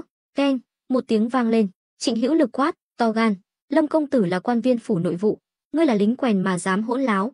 Hai tên lính hít một hơi lạnh, ở Đại Đoan, quân đội hoàng gia trên dưới chỉ có hơn 20 vạn người, muốn bảo vệ đất nước thì còn lâu mới đủ. Vì vậy, triều đình đã giao quyền cho 36 phiên vương, cho phép họ tự thành lập quân đội. Lục Lang quân ra đời từ đó. Trong số những người lính này, chỉ có những người mang chữ binh trên ngực áo mới được coi là quân chính quy. Lính mang chữ Vĩnh đều là do các quan lại và hào phú bỏ tiền ra thành lập quân đoàn, huấn luyện. Họ chủ yếu phục vụ cho quan phủ địa phương, nói thẳng ra là lính đánh thuê. Đến khi lớn tuổi thì bị sa thải. Những người dân đang xếp hàng xung quanh cũng âm thầm kinh ngạc. Các quan lớn nhỏ ở Ngư Thành, tuy họ không gọi được tên, nhưng cũng quen mặt. Nhưng người trước mặt này, họ chưa từng gặp bao giờ. Dưới sự chứng kiến của mọi người, Lâm Bảo Bảo lấy lệnh bài ra. Hai tên lính thấy lệnh bài, mới tin, nhưng ánh mắt vẫn đầy khinh thường. Người cầm lệnh bài bằng sắt ở Ngư Thành là quan chức cấp thấp nhất, xét về cấp bậc cũng chỉ hơn bọn lính canh cổng một chút. Nhưng dù sao Lâm Bảo Bảo cũng là quan, còn bọn họ chỉ là lính. Tên lính kia vội vàng cất gậy gộc, nói, không biết đại nhân xưng hô thế nào, giữ chức vụ gì ở phủ nội vụ. Lâm Bảo Bảo đi thẳng đến bên cạnh hắn, khinh thường nói, ngươi chưa đủ tư cách biết ta là ai. Nói rồi, hắn hất vai tên lính, nên ngang bước vào thành. Tuyển Tuyển và Trịnh Hữu Lực cũng lập tức đi theo. Nhìn ba người kiêu căng như vậy, hai tên lính tức đến nghiến răng, nhưng nghĩ đến Lâm Bảo Bảo là quan viên phủ nội vụ, cũng đành nhịn. Dù sao, bổng lộc hàng năm của bọn họ cũng do phủ nội vụ chi trả, không dám đắc tội. Những người dân xung quanh vẫn đang bàn tán xôn xao. Một tên lính tức giận quát, nhìn cái gì mà nhìn, mau nộp tiền vào thành, còn nhìn nữa là ăn gậy đấy. Người dân chỉ biết thở dài. Đám lính canh cổng này toàn là lũ chó cậy gần nhà, gà cậy gần chuồng. Bên này, Lâm Bảo Bảo ba người vào thành, đi thẳng đến phủ nội vụ. Tuy phủ nội vụ thuộc quyền quản lý của phủ Ngư Thành, nhưng cũng có trụ sở riêng, nằm ngay cạnh cổng phủ Ngư Thành. Có hai tên thị vệ gác cổng, trông rất oai nghiêm. Lâm Bảo Bảo muốn kiểm tra tình hình bán nước hoa, nói thẳng ra là muốn đi thăm khách hàng, nên cần Mã Kế đi cùng. Tuyển Tuyển nhìn cổng phủ nội vụ, nói, chúng ta cứ thế mà vào sao? Lâm Bảo Bảo trợn mắt, không vào thế này thì còn lạy ba lạy. Quỷ chín quỷ à, chàng không sợ Khâu Quang Nhật biết được sự thật sao? Sợ gì chứ, chức chủ sự phủ nội vụ này là do hắn ta phong cho ta, lẽ ra ta phải đến điểm danh hàng ngày, lần này đến cũng là chuyện bình thường. Trịnh Hữu Lực hỏi, Lâm công tử, vậy thuộc hạ, ngươi ở lại đây bảo vệ ta. Uyển Uyển, nàng đừng vào theo ta. Vậy ta làm gì? Uyển Uyển trừng mắt, nàng đi dạo quanh chợ xem có ai bán cát không, nhớ là phải là loại cát mịn, nàng cứ xem trước hoặc hỏi rõ nguồn gốc của cát mịn, đợi ta làm xong việc sẽ đến tìm nàng. Uyển Uyển gật đầu, vậy cũng được. Nói rồi, nàng nhìn Trịnh Hữu Lực, Trịnh thống lĩnh, lúc ta không có mặt, ngươi phải bảo vệ Lâm công tử chu đáo, nếu chàng có mệnh hệ gì, ta sẽ không tha cho ngươi. Trịnh Hữu Lực vội vàng chắp tay, tam phu nhân cứ yên tâm. Uyển Uyển lúc này mới quay người bỏ đi. Lâm Bảo Bảo lắc đầu, cô nàng này tuy miệng lưỡi sắc bén, nhưng tâm địa lại rất tốt, rất quan tâm đến mình.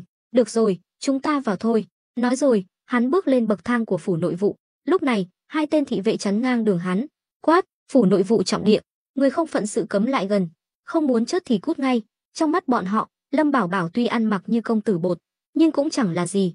Phủ nội vụ là cơ quan quyền lực chỉ đứng sau phủ Ngư Thành, hàng ngày có vô số quan lại và hào phú đến đây làm việc, người thường bọn họ căn bản không coi ra gì. Lâm Bảo Bảo mỉm cười, lấy lệnh bài trong tay áo ra, ta là chủ sự do phủ Doãn đại nhân đích thân bổ nhiệm, hôm nay đến báo cáo với Mã tổng quản, mong hai vị đồng liêu thông cảm. Một tên thị vệ nhận lấy lệnh bài bằng sắt trong tay Lâm Bảo Bảo, cẩn thận xem xét, rồi ngẩng đầu nhìn hắn, ánh mắt lộ vẻ kinh ngạc, thái độ cũng khách sáo hơn hẳn, chắp tay nói, xin hỏi, ngài có phải là Lâm công tử của Ngưu Bối thôn không? Lâm Bảo Bảo nhớn mày, chính là ta, ngươi nhận ra ta sao? Hai tên thị vệ lập tức cất đao, trả lại lệnh bài cho Lâm Bảo Bảo. Hóa ra là Lâm công tử, Mã tổng quản đã dặn dò, nếu Lâm công tử đến thì cứ mời vào. Lâm Bảo Bảo lúc này mới mỉm cười hài lòng, thầm khen Mã kế làm việc thật chu đáo, ngay cả những việc nhỏ nhặt như vậy cũng nhớ rõ. Lâm Bảo Bảo và Trịnh Hữu Lực được thị vệ dẫn đến phòng khách chờ đợi, có thị nữ mang trà lên. Lúc này, Trịnh Hữu Lực nhỏ giọng nói, Lâm công tử, phủ nội vụ này thật khí phái, nhìn còn hoành tráng hơn cả phủ Ngư Thành. Lâm Bảo Bảo cảm thán, đương nhiên rồi, phủ nội vụ là nơi quản lý tiền bạc, cơ sở vật chất chắc chắn phải tốt nhất. Thêm vào đó, Khâu Quang Nhật kia muốn che mắt thiên hạ, nên cố tình để phủ Ngư Thành trông cũ kỹ, tồi tàn, để làm nổi bật sự thanh liêm của mình. Hừ, Khâu Quang Nhật thật gian xảo, nhưng vô ích thôi. Bây giờ trong vòng 1000 dặm quanh Ngư Thành này, chỉ cần là người có chút địa vị, thì không ai không biết bản chất của hắn ta. Lâm Bảo Bảo đã nhìn thấu Khâu Quang Nhật từ lâu. Hai người đang nói chuyện, thì ngoài cửa vang lên tiếng bước chân. Mã kế vội vàng chạy đến, phía sau còn có hai vị chủ sự, là cánh tay đắc lực của hắn. Nhưng hai người họ đã biết thân phận của Lâm Bảo Bảo, lại biết hắn có quan hệ thân thiết với Mã kế, nên cũng rất niềm nở.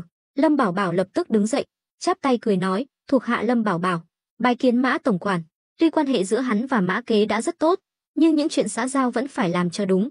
Hơn nữa đây cũng là để nể mặt Mã kế. Hai vị chủ sự thấy Mã kế cười lớn, vội vàng khoác vai Lâm Bảo Bảo, tiến lên nói, Lâm công tử, không cần khách sáo, hai người họ đều là tâm phúc của ta, cũng biết quan hệ của chúng ta. Lâm Bảo Bảo lắc đầu, nhìn hai vị chủ sự, hai người vội vàng hành lễ, bái kiến Lâm công tử. Lâm Bảo Bảo gật đầu đáp lễ. Mã kế nói tiếp, ta biết Lâm công tử đến đây là vì chuyện nước hoa, nên đã đặc biệt dẫn theo hai người họ. Việc bán nước hoa, hắn đã giao toàn quyền cho Mã kế, còn hắn làm thế nào, Lâm Bảo Bảo cũng không rõ. Lúc này, hai vị chủ sự chắp tay nói, tại hạ Bạch Quảng Cẩu, Mạnh Phàm, bái kiến Lâm công tử. Lâm Bảo Bảo mỉm cười gật đầu, Mã tổng quản đã biết ý ta đến đây là tốt rồi, nhưng cho ta hỏi một câu, Mã tổng quản không giận chứ? Ấy, Lâm công tử nói vậy là khách sáo rồi, nước hoa đều do công tử làm ra, công tử đến kiểm tra cũng là lẽ thường tình, nếu công tử không quan tâm, ta còn nghi ngờ thành ý của công tử đấy. Mã kế rất khôn khéo, dù trong lòng không vui, nhưng ngoài miệng cũng không dám đắc tội Lâm Bảo Bảo. Có câu nói này của Mã tổng quản, ta yên tâm rồi, dù sao nước hoa cũng đã bắt đầu bán, hiệu quả cũng không tệ, ta cũng muốn kết giao với một số khách hàng, biết đâu lại có cơ hội làm ăn khác. Mắt Mã kế sáng lên, hắn đã được chứng kiến thủ đoạn của Lâm Bảo Bảo, luôn nghĩ ra những cách kiếm tiền. Hai vị chủ sự cũng âm thầm kinh ngạc, nhìn nhau, trong lòng dục dịch dục động. Lúc này, Mã kế hỏi, Lâm công tử nói vậy khiến ta nóng lòng muốn biết, chẳng lẽ đã có cơ hội kiếm tiền rồi sao? Lâm Bảo Bảo cười bí hiểm, ghé sát vào tai Mã kế, nhỏ giọng nói, cái đó, lần trước ngươi tặng ta cuốn cung đình nội kinh, còn bản sao không? Mã kế ngẩn người, rồi chợt hiểu ra, cười đầy ẩn ý, đương nhiên là có, xem ra Lâm công tử đã được hưởng lợi từ cuốn sách đó rồi. Lâm Bảo Bảo ho khan một tiếng, ta nói gì đâu, ai được hưởng lợi chứ? Cuốn sách đó bị Uyển Quyền cướp mất rồi, ta chỉ là được cuốn cung đình nội kinh kia gợi ý, muốn thử luyện chế một số loại thuốc bổ thận tráng dương, không biết Mã tổng quản có hứng thú không? Thấy hai người thì thầm to nhỏ, cười vui vẻ. Hai vị chủ sự và Trịnh Hữu Lực đều rất tò mò, không biết họ đang bàn bạc chuyện gì. Mã kế ngẩn người, nhìn Lâm Bảo Bảo một lúc, dường như đã hiểu ra điều gì đó. Ý Lâm công tử là? Lâm Bảo Bảo cười, gật đầu, đúng vậy, chính là điều ngươi đang nghĩ. Mã kế vội vàng lắc đầu, chuyện này không được. Tại sao không được? Chẳng lẽ Mã tổng quản không tin tưởng vào bản lĩnh của ta? Không phải không được, mà là luyện chế thuốc cần phải có giấy phép hành nghề. Nếu ai cũng có thể luyện thuốc, thì chẳng phải thiên hạ đại loạn sao? Lâm Bảo Bảo trừng mắt, không ngờ ở thời phong kiến này cũng cần có giấy phép hành nghề như ở trái đất. Vậy làm thế nào để có được giấy phép hành nghề? Cần phải đến Bách Thảo Đường tham gia kỳ thi dược sư. Nếu vượt qua, Bách Thảo Đường sẽ cấp giấy phép hành nghề, lúc đó mới có thể mở tiệm thuốc. Lâm Bảo Bảo nhíu mày, Bách Thảo Đường này cũng do triều đình quản lý sao? Đúng vậy, Bách Thảo Đường trực thuộc Bộ Công, trên khắp Đại Đoan có hàng nghìn chi nhánh, vì do Bộ Công quản lý nên có chỗ dựa vững chắc. Những thái y chuyên chăm sóc sức khỏe cho hoàng thất đều xuất thân từ Bách Thảo Đường. Mã Kế rất kiên nhẫn trả lời câu hỏi của hắn, biết rõ Lâm Bảo Bảo đã để ý đến chuyện này, thì 89/10 là sẽ thử. Được rồi, vậy phiền Mã tổng quản giúp ta tìm hiểu xem kỳ thi đó gồm những nội dung gì. Lâm Bảo Bảo không ngờ lại phức tạp như vậy, đành tạm thời gác lại. Mã Kế gật đầu đồng ý, hỏi, Lâm công tử muốn thị sát tình hình bán nước hoa, vậy để hai người họ đi cùng được chứ?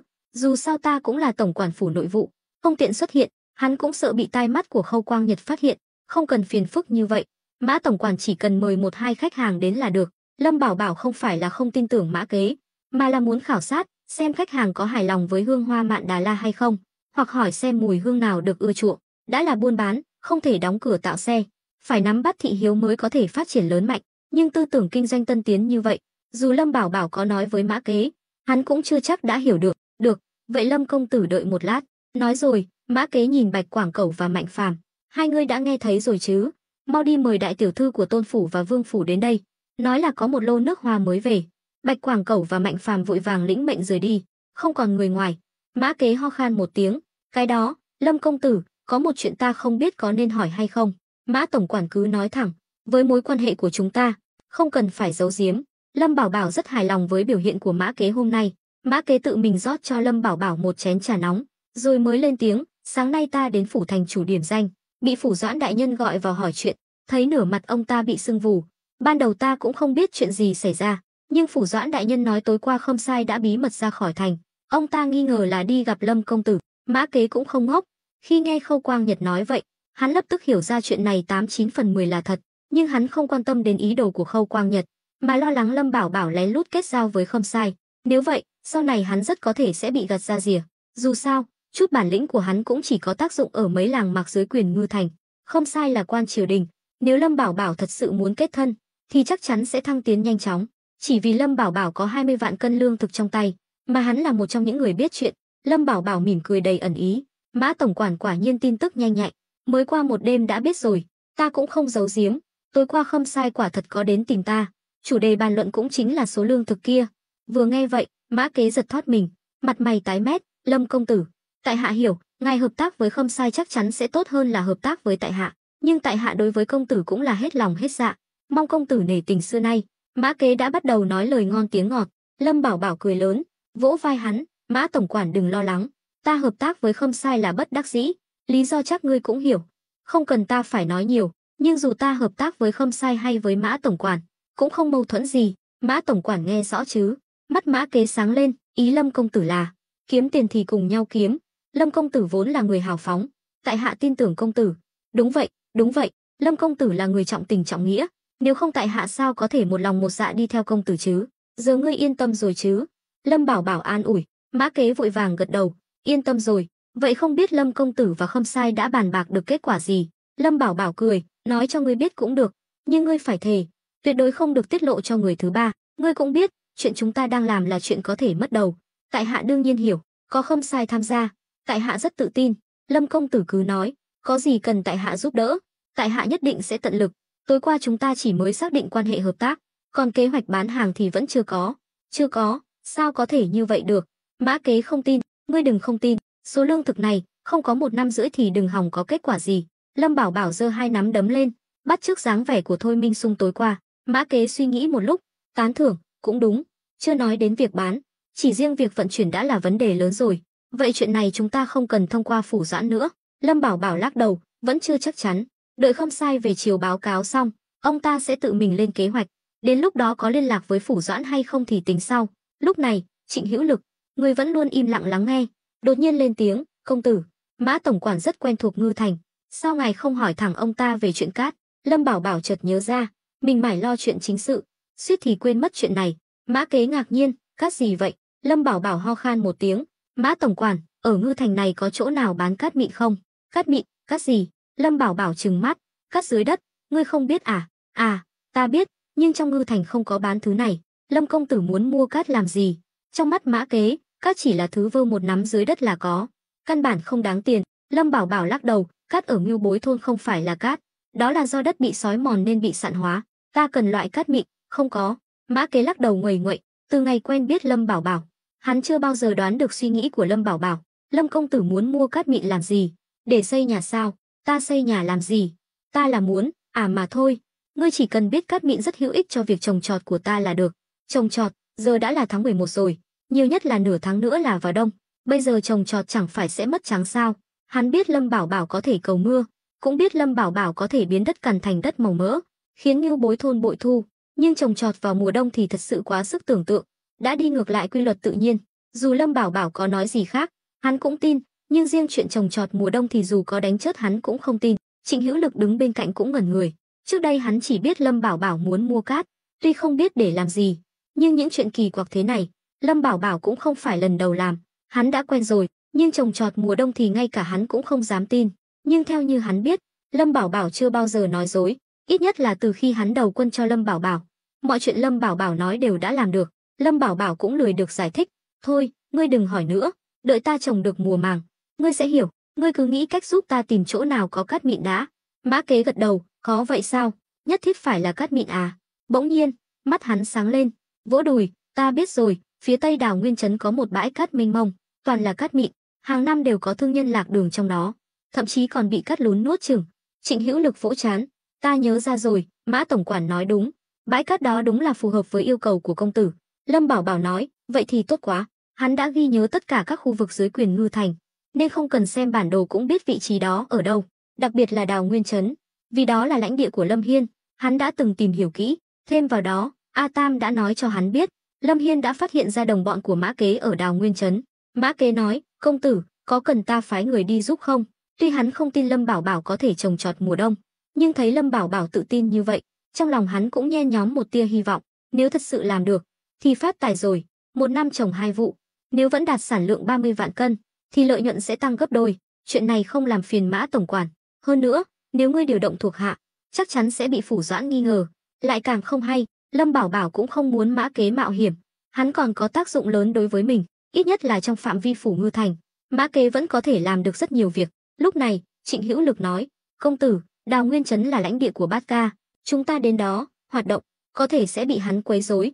Nhắc đến Lâm Hiên, Lâm Bảo Bảo nhíu mày, chuyện này hắn thật sự chưa nghĩ đến, hắn muốn luyện thủy tinh, chắc chắn cần rất nhiều cát mịn, 1-2 lần thì không sao, nhưng số lần nhiều, số lượng lớn, chắc chắn sẽ bị phát hiện. Trịnh Hữu Lực chống hai tay lên đầu gối, nghiêng người về phía trước, công tử, hay là để thuộc hạ ra tay, một lần giải quyết hắn luôn.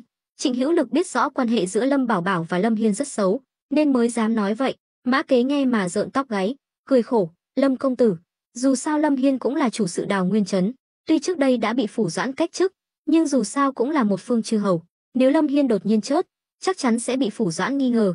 Lâm Bảo Bảo mỉm cười, ta biết, ta cũng không định giết hắn, xem ra ta phải đích thân đến đó một chuyến. Hắn biết rõ Lâm Hiên hận mình thấu xương, đặc biệt là sau lần trước, càng thêm hận, nhưng Lâm Bảo Bảo rất hiểu nhân tính, nhất là Lâm Hiên, chỉ cần đưa ra chút lợi ích là có thể dễ dàng mua chuộc hắn. Hơn nữa, trong mắt Lâm Bảo Bảo, giết Lâm Hiên phải trả giá quá đắt, nhưng nếu có thể thu phục hắn, thì không những giải quyết được vấn đề, mà còn có thể thâu tóm cả đào Nguyên Trấn, mở rộng phạm vi thế lực của mình. Thấy vẻ mặt đầy mưu mô của Lâm Bảo Bảo, Mã Kế thăm dò, Lâm công tử, hay là để tại hạ đi đào Nguyên Trấn cùng ngài? Lâm Bảo Bảo liếc nhìn Mã Kế, Mã tổng quản, ngươi không cần chuyện gì cũng phải tự mình làm, ta biết ngươi muốn thể hiện giá trị của mình, nhưng chuyện nguy hiểm thế này, ngươi đừng tham gia, ta tự có chừng mực. Bị Lâm Bảo Bảo mắng, Mã Kế chỉ biết cười trừ. Lúc này, Bạch Quảng Cẩu và Mạnh Phàm trở về, hai người bước vào, hành lễ với Lâm Bảo Bảo và Mã Kế. Đại nhân, đại tiểu thư của Tôn phủ và Vương phủ đã được mời đến, đang ở phòng khách chờ. Lâm Bảo Bảo lập tức đứng dậy, Mã Kế cũng đứng lên theo. Lâm công tử, Vương gia gia chủ, Vương Truyền Trung là binh mã đô thống của phủ Ngư Thành, là người nắm giữ binh quyền. Vị tiểu thư được mời đến tên là Vương Tư Ý, còn Tôn gia là nhà buôn thuốc, là thương hiệu số 1 ở Ngư Thành. Tất cả các loại thuốc sử dụng ở Ngư Thành và các vùng lân cận đều do Tôn gia cung cấp. Tiểu thư nhà họ tên là Tôn Tuyết Mông, cũng là một dược sư. Công tử không phải muốn thi lấy chứng chỉ dược sư sao? Vừa hay có thể hỏi nàng ta. Mắt Lâm Bảo Bảo sáng lên, Hắn vốn định dùng nước hoa làm quà tặng ngoại giao, nếu có thể nhân cơ hội này kết giao với hai gia đình này thì cũng coi như là một món hời. Đặc biệt là Tôn gia, đối với Lâm Bảo Bảo càng có giá trị hơn. Cái danh thiên tự nhất hào chắc chắn không phải tự nhiên mà có thể nắm giữ nguồn cung cấp thuốc cho toàn bộ Ngư Thành và các vùng lân cận, đủ để thấy họ không tầm thường. Nói một cách dễ hiểu, Tôn gia chính là nhà phân phối dược liệu, mà nhà phân phối thì có khái niệm độc quyền. Trong khu vực này, chỉ có họ mới được kinh doanh, người khác muốn tham gia, phải được Tôn gia chấp thuận và hỗ trợ. Lâm Bảo Bảo muốn tự chế thuốc bổ thận tráng dương, chắc chắn không thể thiếu sự giúp đỡ và công nhận của Tôn gia. Hắn có thể thu phục được cả Khâm Sai do triều đình phái đến, huống hồ là một Tôn gia buôn bán thuốc men. Có lý, Mã tổng quản cứ chờ ở đây, ta đi gặp hai vị tiểu thư đó. Nói rồi, Lâm Bảo Bảo bước đi. Tuy dạo này hắn bận rộn nhiều việc, nhưng lúc rảnh rỗi cũng đã nghiên cứu các loại hương nước hoa khác. Vì nguyên liệu có hạn, nên hắn chỉ làm được 2 lọ nước hoa hương ngọc lan. 2 lọ này vẫn luôn được hắn cất giấu cẩn thận, sợ bị 3 vị phu nhân phát hiện. Để chuẩn bị cho cuộc gặp gỡ khách hàng lần này, hắn đã tốn không ít công sức. 2 lọ nước hoa đặc biệt này chính là để tặng cho khách hàng. Đương nhiên, hoa ngọc lan cũng là do Lâm Bảo Bảo nhờ Mã Kế mang đến lần trước. Phòng khách của phủ nội vụ là nơi chuyên dùng để tiếp khách, nhưng chỉ tiếp những vị khách bình thường. Chỉ những người có thân phận như Lâm Bảo Bảo mới được tiếp ở chính sảnh. Cũng không trách Mã Kế nhìn mặt mà bắt hình dong. Với tư cách là tổng quản phủ nội vụ, hắn đương nhiên phải phân biệt đối xử với khách, nếu không sẽ là bất kính với những vị khách quý. Lúc này, Vương Tư Ý và Tôn Tuyết Mông đang ngồi nói chuyện phiếm. Cả hai đều là khuê nữ chưa xuất giá, dung mạo xinh đẹp, mỗi người một vẻ. Người thì thanh thuần khả ái, người thì kiều diễm động lòng người. Lâm Bảo Bảo bước vào, vừa hay bị một tấm bình phong màu xanh che khuất. Qua tấm bình phong, hắn thấy thấp thoáng 2 bóng hình xinh đẹp. Tư Ý tỷ tỷ, lần trước Mã tổng quản nói có hàng mới về, vậy mà ta đợi cả nửa tháng rồi vẫn chưa thấy. Tỷ nói xem, lần này có phải là hàng đã về rồi không? Tôn Tuyết Mông cười rất đẹp, má lúm đồng tiền bên trái hiện lên, nàng vén tóc mai ra sau tai. Vương Tư Ý lắc đầu, chắc là không phải. Nếu không, sao chỉ gọi mình ngươi, mà không có ai khác? Ngươi cũng biết nước hoa này được ưa chuộng thế nào mà. Cũng đúng, dù sao lần này ta cũng đã mang theo bạc rồi. Nếu Mã tổng quản dám nuốt lời, ta sẽ không tha cho hắn. Tôn Tuyết Mông cười khúc khích. Lâm Bảo Bảo nghe thấy cuộc trò chuyện của hai người, biết rõ quan hệ của họ rất tốt, hơn nữa đều rất mê nước hoa. Nhưng cũng đúng thôi, đừng nói là hai cô nương trẻ tuổi, cho dù là các bà các cô, e rằng cũng khó cưỡng lại sức hấp dẫn của nước hoa. Dù sao, ở thời phong kiến này, ngoài xạ hương và long tiên hương, thì không có thứ gì thơm hơn nước hoa. Hơn nữa, nước hoa là hương thơm được chiết xuất từ hoa, càng thích hợp cho nữ giới sử dụng. Lâm Bảo Bảo ho khan một tiếng, bước ra từ phía sau bình phong. Hai nàng lập tức nghiêm mặt lại, thấy Lâm Bảo Bảo, một người hoàn toàn xa lạ, cả hai đều ngạc nhiên. Vương Tư Ý nhíu mày, ngươi là ai? Sao Mã tổng quản không tự mình đến? Lâm Bảo Bảo chắp tay cười nói, tại hạ Lâm Bảo Bảo, chủ sự Ngưu Bối thôn, hiện đang kiêm nhiệm chức chủ sự phủ nội vụ. Lần này là do tại hạ nhờ Mã tổng quản mời hai vị tiểu thư đến. Ngươi chỉ là một chủ sự nhỏ nhoi, dựa vào đâu mà điều động được Mã tổng quản? Tôn Tuyết Mông hất mặt, không còn vẻ tươi cười như vừa nãy. Tuy hai nàng lúc nãy nói cười cười, nhưng đó là vì họ quen biết nhau, lại có địa vị tương đương. Đối với người hầu, họ rất khắt khe. Đây cũng là nguyên nhân khiến tầng lớp thượng lưu coi thường dân thường. Lâm Bảo Bảo thầm nghĩ, sự phân chia giai cấp ở Đại Đoan này thật rõ ràng, nhưng nghĩ kỹ lại, lúc mới quen Vãn Thanh, nàng ta hình như cũng chu ngoa, đanh đá như vậy. Lúc này, Vương Tư Ý dường như nhớ ra điều gì đó, đứng bật dậy, Lâm Bảo Bảo, ngươi chính là Lâm Bảo Bảo vừa được phủ doãn và Khâm Sai khen thưởng. Vương Tư Ý dù sao cũng là tiểu thư khuê các, dù bình thường không quan tâm đến chuyện bên ngoài, nhưng cũng nghe nói đến Lâm Bảo Bảo. Lâm Bảo Bảo đang đau đầu không biết làm thế nào để bắt chuyện với hai nàng. Không ngờ Vương Tư Ý lại nhận ra mình. Hắn khiêm tốn nói, chính là tại hạ, được Vương tiểu thư biết đến, thật là vinh hạnh của tại hạ. Tôn Tuyết Mông cũng chợt hiểu ra, nàng cũng đã nghe nói về Lâm Bảo Bảo. Dù sao, cách đây không lâu, Ngưu Bối thôn bỗng nhiên được mùa, cũng gây xôn xao dư luận. Những làng mạc dưới quyền Ngư Thành, không ai không biết Ngưu Bối thôn nghèo khó đến mức nào, căn bản không thể trồng trọt, nếu không thì đã chẳng nghèo như vậy. Nhưng Lâm Bảo Bảo này lại rất lợi hại, không những giải quyết được vấn đề trồng trọt, mà còn được quan triều đình khen thưởng. Đây không phải là vinh dự tầm thường. Vương Tư Ý sắc mặt dịu lại, nói, ngươi đừng có xưng tại hạ nữa, ngươi chỉ là một chủ sự nhỏ nhoi của phủ nội vụ, được xếp vào hàng cửu phẩm cũng chỉ là miễn cưỡng, thật sự tưởng mình làm quan rồi sao? Lâm Bảo Bảo cười trừ, thầm nghĩ, những tiểu thư khuê các này quả thật khó chiều, nhưng hắn lại thích những thử thách khó khăn, nếu là chuyện ai cũng làm được, thì hắn cũng chẳng thèm làm. Lâm Bảo Bảo ho khan một tiếng, Vương tiểu thư nói đúng, vừa rồi ta nghe hai vị tiểu thư đang bàn luận về nước hoa, không biết hai vị có ý kiến gì về loại nước hoa mà Mã tổng quản đã bán cho hai vị không? Cứ nói thẳng ra. Hai nàng đồng thanh nhìn Lâm Bảo Bảo chằm chằm. Tôn Tuyết Mông bĩu môi, ngươi chỉ là một chủ sự, nói với ngươi thì có tác dụng gì? mau đi mời Mã tổng quản đến đây, chúng ta nói chuyện với ông ta. Lâm Bảo Bảo thở dài, xin lỗi, hôm nay hai vị tiểu thư chỉ có thể nói chuyện với tại hạ. To gan, ngươi chỉ là một chủ sự nhỏ nhoi mà dám tự ý quyết định thay Mã tổng quản. Ta sẽ mách Mã tổng quản, để ông ta trị tội ngươi. Vương Tư Ý vỗ bàn, đứng phất dậy. Lâm Bảo Bảo giật mình, hắn thấy ở người phụ nữ này hình bóng của Huyền Huyền, nhưng nghĩ lại thì cũng đúng thôi. Gia chủ Vương gia là binh mã đô thống, ở phủ Ngư Thành cũng là quan võ tam phẩm. Hơn nữa, võ tướng thường tính tình nóng này.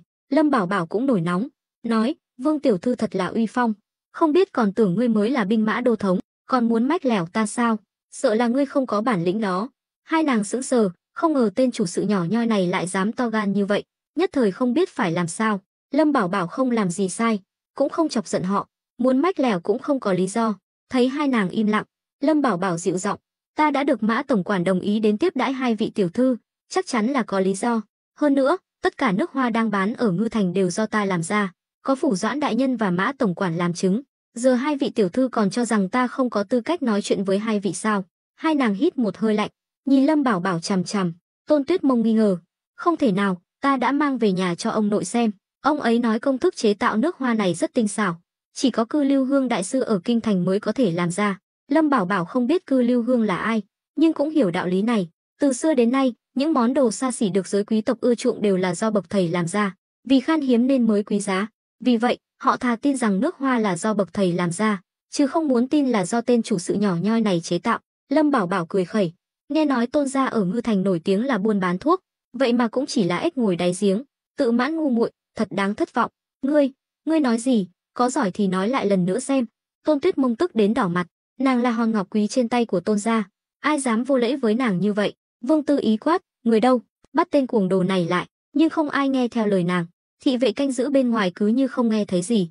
Thực ra, Mã Kế đã dặn dò từ trước, không có lệnh của hắn, không ai được động vào Lâm Bảo Bảo. Lúc này, Mã Kế, người vẫn luôn nấp bên ngoài, không nhịn được nữa. Hắn không ngờ hai cô nương này lại vô lễ như vậy, lại càng sợ họ nói ra những lời khó nghe, chọc giận Lâm Bảo Bảo. Hắn biết rõ, Lâm công tử này tuy ngoài mặt hiền lành, nhưng lại rất thâm hiểm. Nếu thật sự ra tay, e rằng Vương gia cũng phải chịu thiệt. Mã Kế là tổng quản phủ nội vụ, đã nghe phủ Doãn kể chuyện Khâu Dịch cấu kết với Lâm Hiên, phái sát thủ ám sát Lâm Bảo Bảo nhiều lần, nhưng kết quả là tất cả sát thủ đều bị tiêu diệt.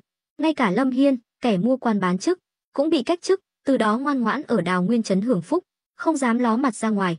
Còn Khâu Dịch, con trai của phủ Doãn, đến giờ vẫn bị giam trong đại lao, từ đó có thể thấy thủ đoạn của Lâm Bảo Bảo lợi hại đến mức nào, giá trị phi thường mà hắn thể hiện, ngay cả Khâu Quang Nhật cũng phải e dè. Vì vậy, nếu Lâm Bảo Bảo thật sự muốn ra tay, thì đối phó với Vương gia cũng không thành vấn đề. Quan võ tam phẩm tuy không nhỏ, nhưng cũng phải xem là võ tam phẩm ở đâu. Nếu là võ tam phẩm ở kinh thành thì không phải dạng vừa, chỉ cần một ngón tay cũng đủ để Lâm Bảo Bảo sống giờ chết giờ. Nhưng quan võ tam phẩm ở phủ Ngư Thành thì giá trị lại thấp hơn nhiều. Hơn nữa, Lâm Bảo Bảo còn có phủ Doãn chống lưng. Mã Kế biết rõ Lâm Bảo Bảo vừa bí mật gặp gỡ Khâm Sai, cho dù quan hệ giữa họ chỉ là đồng minh bình thường, thì cũng coi như là leo cao. Hiểu rõ những điều này, Mã Kế lập tức bước vào, quát: Vương tiểu thư, ngươi có biết đây là đâu không? Dám lớn tiếng huyên náo, chẳng lẽ không coi ta ra gì? Vương Tư Ý và Tôn Tuyết Mông vội vàng hành lễ, bái kiến Mã tổng quản. Thấy Mã Kế đến, Lâm Bảo Bảo cười khổ, lần này mình đúng là tú tài gặp lính, không làm gì được hai cô nương này. Mã tổng quản, vốn ta không muốn làm phiền ngươi. Mã Kế xua tay, Lâm công tử đừng lo lắng. Nói rồi, hắn quay sang Vương Tư Ý và Tôn Tuyết Mông, hai ngươi còn không mau xin lỗi Lâm công tử? Dựa vào đâu mà phải xin lỗi hắn? Chỉ là một chủ sự nhỏ nhoi. Vương Tư Ý bực tức nói, nàng cũng nhận ra Lâm Bảo Bảo có chút bản lĩnh, vậy mà lại được Mã tổng quản đối xử tốt như vậy. Nhưng nàng nói cũng không sai, Lâm Bảo Bảo chỉ là chủ sự phủ nội vụ, cùng lắm cũng chỉ là quan cửu phẩm, bắt nàng xin lỗi thì thật mất mặt. Lâm Bảo Bảo ho khan một tiếng, thôi bỏ đi, ta đến đây không phải để gây chuyện. Ta biết hai vị tiểu thư đều là người con mắt cao, nhưng dù hai vị có tin hay không, ta cũng không cần phải giải thích, chúng ta cứ dùng sự thật để chứng minh. Nói rồi, Lâm Bảo Bảo lấy ra hai lọ nước hoa hương ngọc lan đã chuẩn bị sẵn, một mùi hương ngọc lan thanh khiết lan tỏa khắp phòng. Mã Kế cũng sáng mắt lên, lần trước hắn đã làm theo lời Lâm Bảo Bảo, mang đến một ít hoa ngọc lan, không ngờ lại được làm thành nước hoa. Vương Tư Ý và Tôn Tuyết Mông cũng hít một hơi lạnh, vội vàng tiến lên, muốn đưa tay ra cầm lấy, nhưng lại sợ thất lễ. Dù sao vừa rồi họ đã rất vô lễ với Lâm Bảo Bảo, nếu không phải ở phủ nội vụ, họ chắc chắn đã sai người bắt trói Lâm Bảo Bảo lại rồi. Mã Kế mừng rỡ, Lâm công tử, đây là sản phẩm mới của ngài sao? Lâm Bảo Bảo mỉm cười, nhìn hai nàng, thế nào? Đã nói trăm nghe không bằng một thấy, Giờ hai vị tiểu thư đã tin rồi chứ? Tôn Tuyết Mông bĩu môi, chúng ta đâu có thấy ngươi tự tay làm, ai biết ngươi có phải lấy ở đâu về lừa chúng ta hay không? Tuy vẫn còn cứng miệng, nhưng có thể thấy nàng đã chột dạ, ánh mắt cứ dán chặt vào hai lọ nước hoa trong tay Lâm Bảo Bảo. Mã Kế giải thích, hai người không tin Lâm công tử, chẳng lẽ còn không tin ta sao? Hai nàng không dám vô lễ với Mã Kế, dù sao hắn cũng là tổng quản phủ nội vụ, lại là một trong những tâm phúc của phủ Doãn. Lâm Bảo Bảo lúc này mới nói, ta đặc biệt nhờ Mã tổng quản mời hai vị tiểu thư đến đây.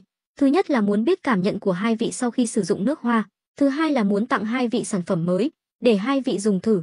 Nhưng nếu hai vị không muốn nhận, thì thôi vậy. Nói rồi, hắn quay sang Mã Kế, Mã tổng quản, còn khách hàng nào khác không? Phiền ngươi phái người đi mời. Ta tin rằng các vị tiểu thư khác chắc chắn sẽ rất vui khi nhận được món quà này. Mã Kế vừa định gật đầu đồng ý, thì Vương Tư Ý vội vàng ngăn lại. Đừng, Lâm công tử, ta sai rồi. Vừa rồi là ta không đúng. Ta xin lỗi ngươi. Tôn Tuyết Mông cũng nhỏ giọng nói. Ta cũng xin lỗi ngươi. Được chưa, chúng ta chỉ là hơi khó tin thôi. Lâm Bảo Bảo và Mã Kế nhìn nhau cười. Hai cô nương này đúng là cây đèn cầy không đốt không sáng. Lâm Bảo Bảo giả vờ miễn cưỡng. Thôi được rồi, thấy hai người đã biết lỗi, ta sẽ tặng hai người hai lọ nước hoa mới này. Nhưng nước hoa của ta không phải cho không đâu. Mắt Tôn Tuyết Mông sáng lên. Ta biết, ta nhất định sẽ giới thiệu nước hoa hương ngọc lan này cho các tỷ muội khác. Phụ nữ quả nhiên đều thích nước hoa. Lâm Bảo Bảo lại một lần nữa được kiểm chứng điều này, cũng không cần phiền phức như vậy. Hai người cứ dùng bình thường là được. Ta rất tự tin vào nước hoa hương ngọc lan do mình chế tạo. Người ta nói người hương biết phụ nữ, mỗi người phụ nữ đều có một mùi hương riêng. Ước mơ của ta là chế tạo ra nước hoa từ tất cả các loài hoa trên thế giới này, để nước hoa trở thành món đồ xa xỉ phổ biến khắp Đại Đoan, chứ không chỉ giới hạn ở Ngư Thành. Nói rồi, hắn đưa hai lọ nước hoa cho hai nàng.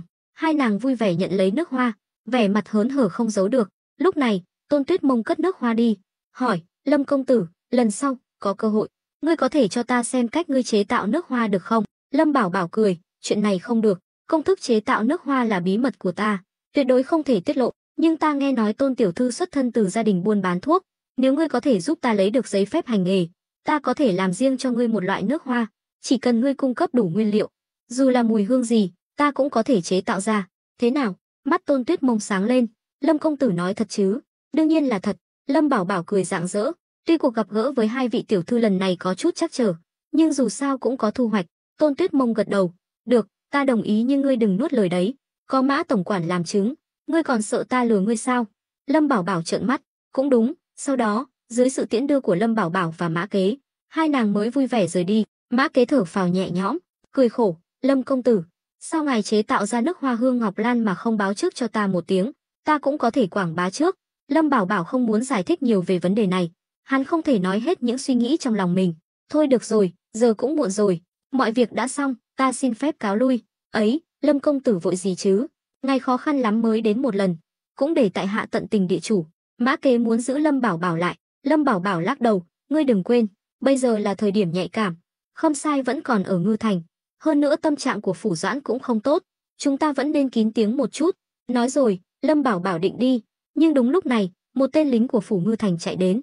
Xin hỏi, ngài có phải là Lâm công tử? Lâm Bảo Bảo không. Lâm Bảo Bảo nhíu mày. Chính là ta, phủ Doãn đại nhân nghe nói Lâm công tử đến Ngư Thành, đặc biệt sai tiểu nhân đến mời ngài đến phủ yết kiến. Tên lính dường như biết Lâm Bảo Bảo có thân phận đặc biệt, nên thái độ rất cung kính, nhưng càng như vậy, Lâm Bảo Bảo càng cảm thấy bất an. Phủ Doãn đại nhân có nói là tìm ta có việc gì không? Tiểu nhân chỉ phụ trách truyền lời, không biết đại nhân muốn nói gì. Lâm công tử cứ đi với tiểu nhân một chuyến, sẽ không mất nhiều thời gian đâu. Lúc này, Mã Kế nói, vừa hay ta cũng có việc muốn báo cáo với phủ Doãn đại nhân.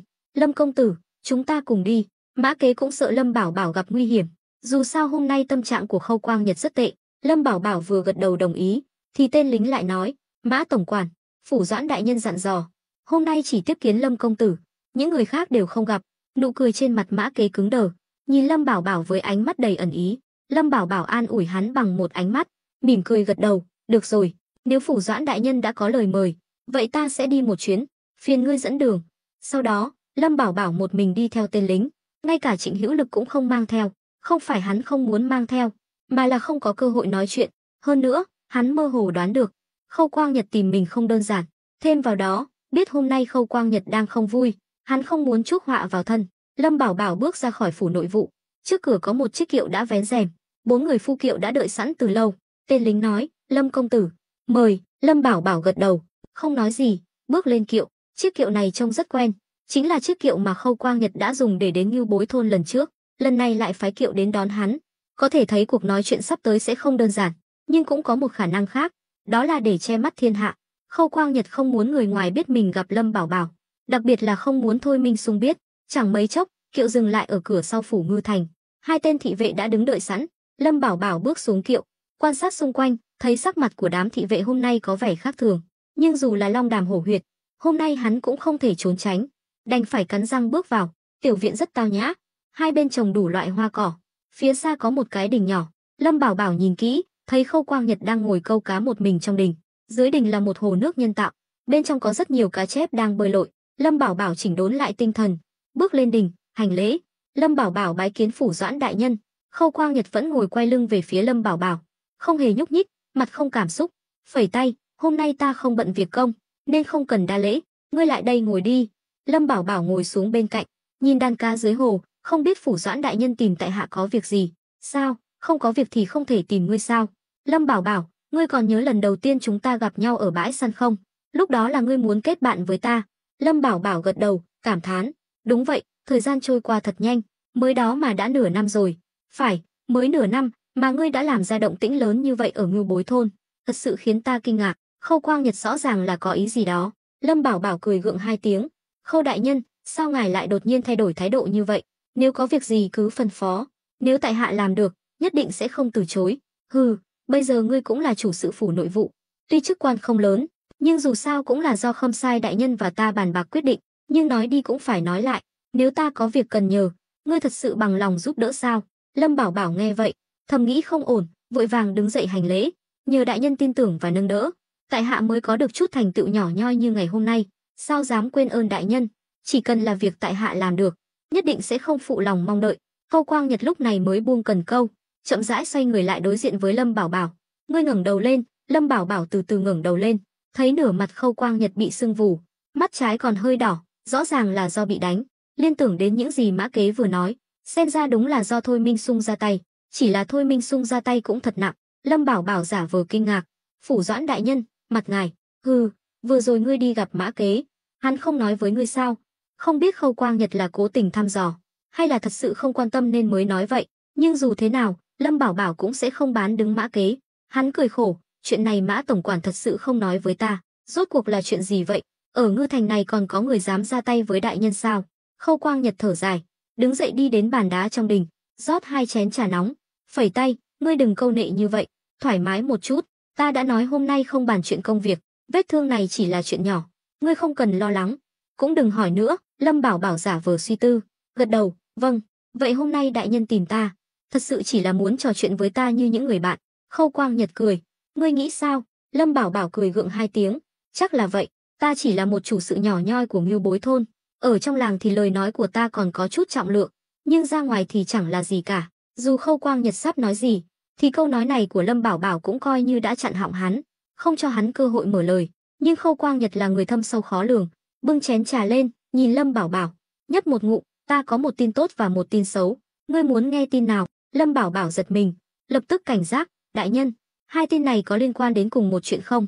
Khâu Quang Nhật lắc đầu, tùy vào lựa chọn của ngươi, lựa chọn khác nhau sẽ có kết quả khác nhau. Lâm Bảo Bảo nhíu mày suy nghĩ, nhưng vẫn không biết nên lựa chọn thế nào, liền thăm dò, hay là đại nhân cho tại hạ một gợi ý? Cũng được, ta gợi ý cho ngươi một chút, tin tốt là tin vui cho cả hai chúng ta, tin xấu. Khâu Quang Nhật nói đến đây thì im bặt. Lâm Bảo Bảo nhìn vào mắt hắn, thấy ánh mắt Khâu Quang Nhật như sói đói, hắn bỗng hiểu ra, trong tình huống này mà chọn tin xấu, chẳng khác nào tự tìm đường chết. Hơn nữa, hiện tại hắn đang ở một mình, trên người không mang theo vũ khí, nếu chọc giận Khâu Quang Nhật, chắc chắn sẽ không có kết cục tốt đẹp. Lâm Bảo Bảo vội vàng cười nói, còn phải hỏi sao, đương nhiên là chọn tin tốt rồi, ngươi chắc chứ? Khâu Quang Nhật cười nhếch mép, đây là lần đầu tiên Lâm Bảo Bảo thấy hắn cười, nhưng lại cho hắn một cảm giác vô cùng nham hiểm. Đại nhân sẽ không định gài bẫy ta chứ? Lâm Bảo Bảo có chút không chắc chắn, hắn bỗng thấy Khâu Quang Nhật dường như đã thay đổi, không còn dễ đoán như trước nữa. Gài bẫy ngươi sao? Nếu ta muốn trị tội ngươi, thì những thứ mờ ám trong tay ngươi đủ để ngươi mất mạng 10 lần. Lâm Bảo Bảo thầm mắng, lão già này rốt cuộc đang giở trò gì? Cuối cùng, hắn cắn răng, đại nhân cứ nói đi, rốt cuộc là chuyện gì? Vì ngươi đã chọn tin tốt, vậy ta xin trịnh trọng thông báo, từ hôm nay, ngươi chính là viên ngoại lang của ty kế toán, phủ nội vụ Ngư Thành. Lâm Bảo Bảo hít một hơi lạnh, Không ngờ tin tốt lại là chuyện này. Khâu đại nhân, ngài đang nói đùa sao? Ngài muốn thăng chức cho ta? Lâm Bảo Bảo luôn tin rằng trên đời này không có bữa trưa nào miễn phí, cho dù có, thì cũng chưa chắc đã là bữa trưa, mà có thể là thứ gì đó nguy hiểm đến tính mạng. Vì vậy, tuy ngoài mặt vui vẻ, nhưng trong lòng hắn đã đề cao cảnh giác, toàn thân căng cứng. Khâu Quang Nhật đặt chén trà xuống, nói, ta sẽ đùa kiểu này sao? Giờ ngươi có thể tạ ơn rồi.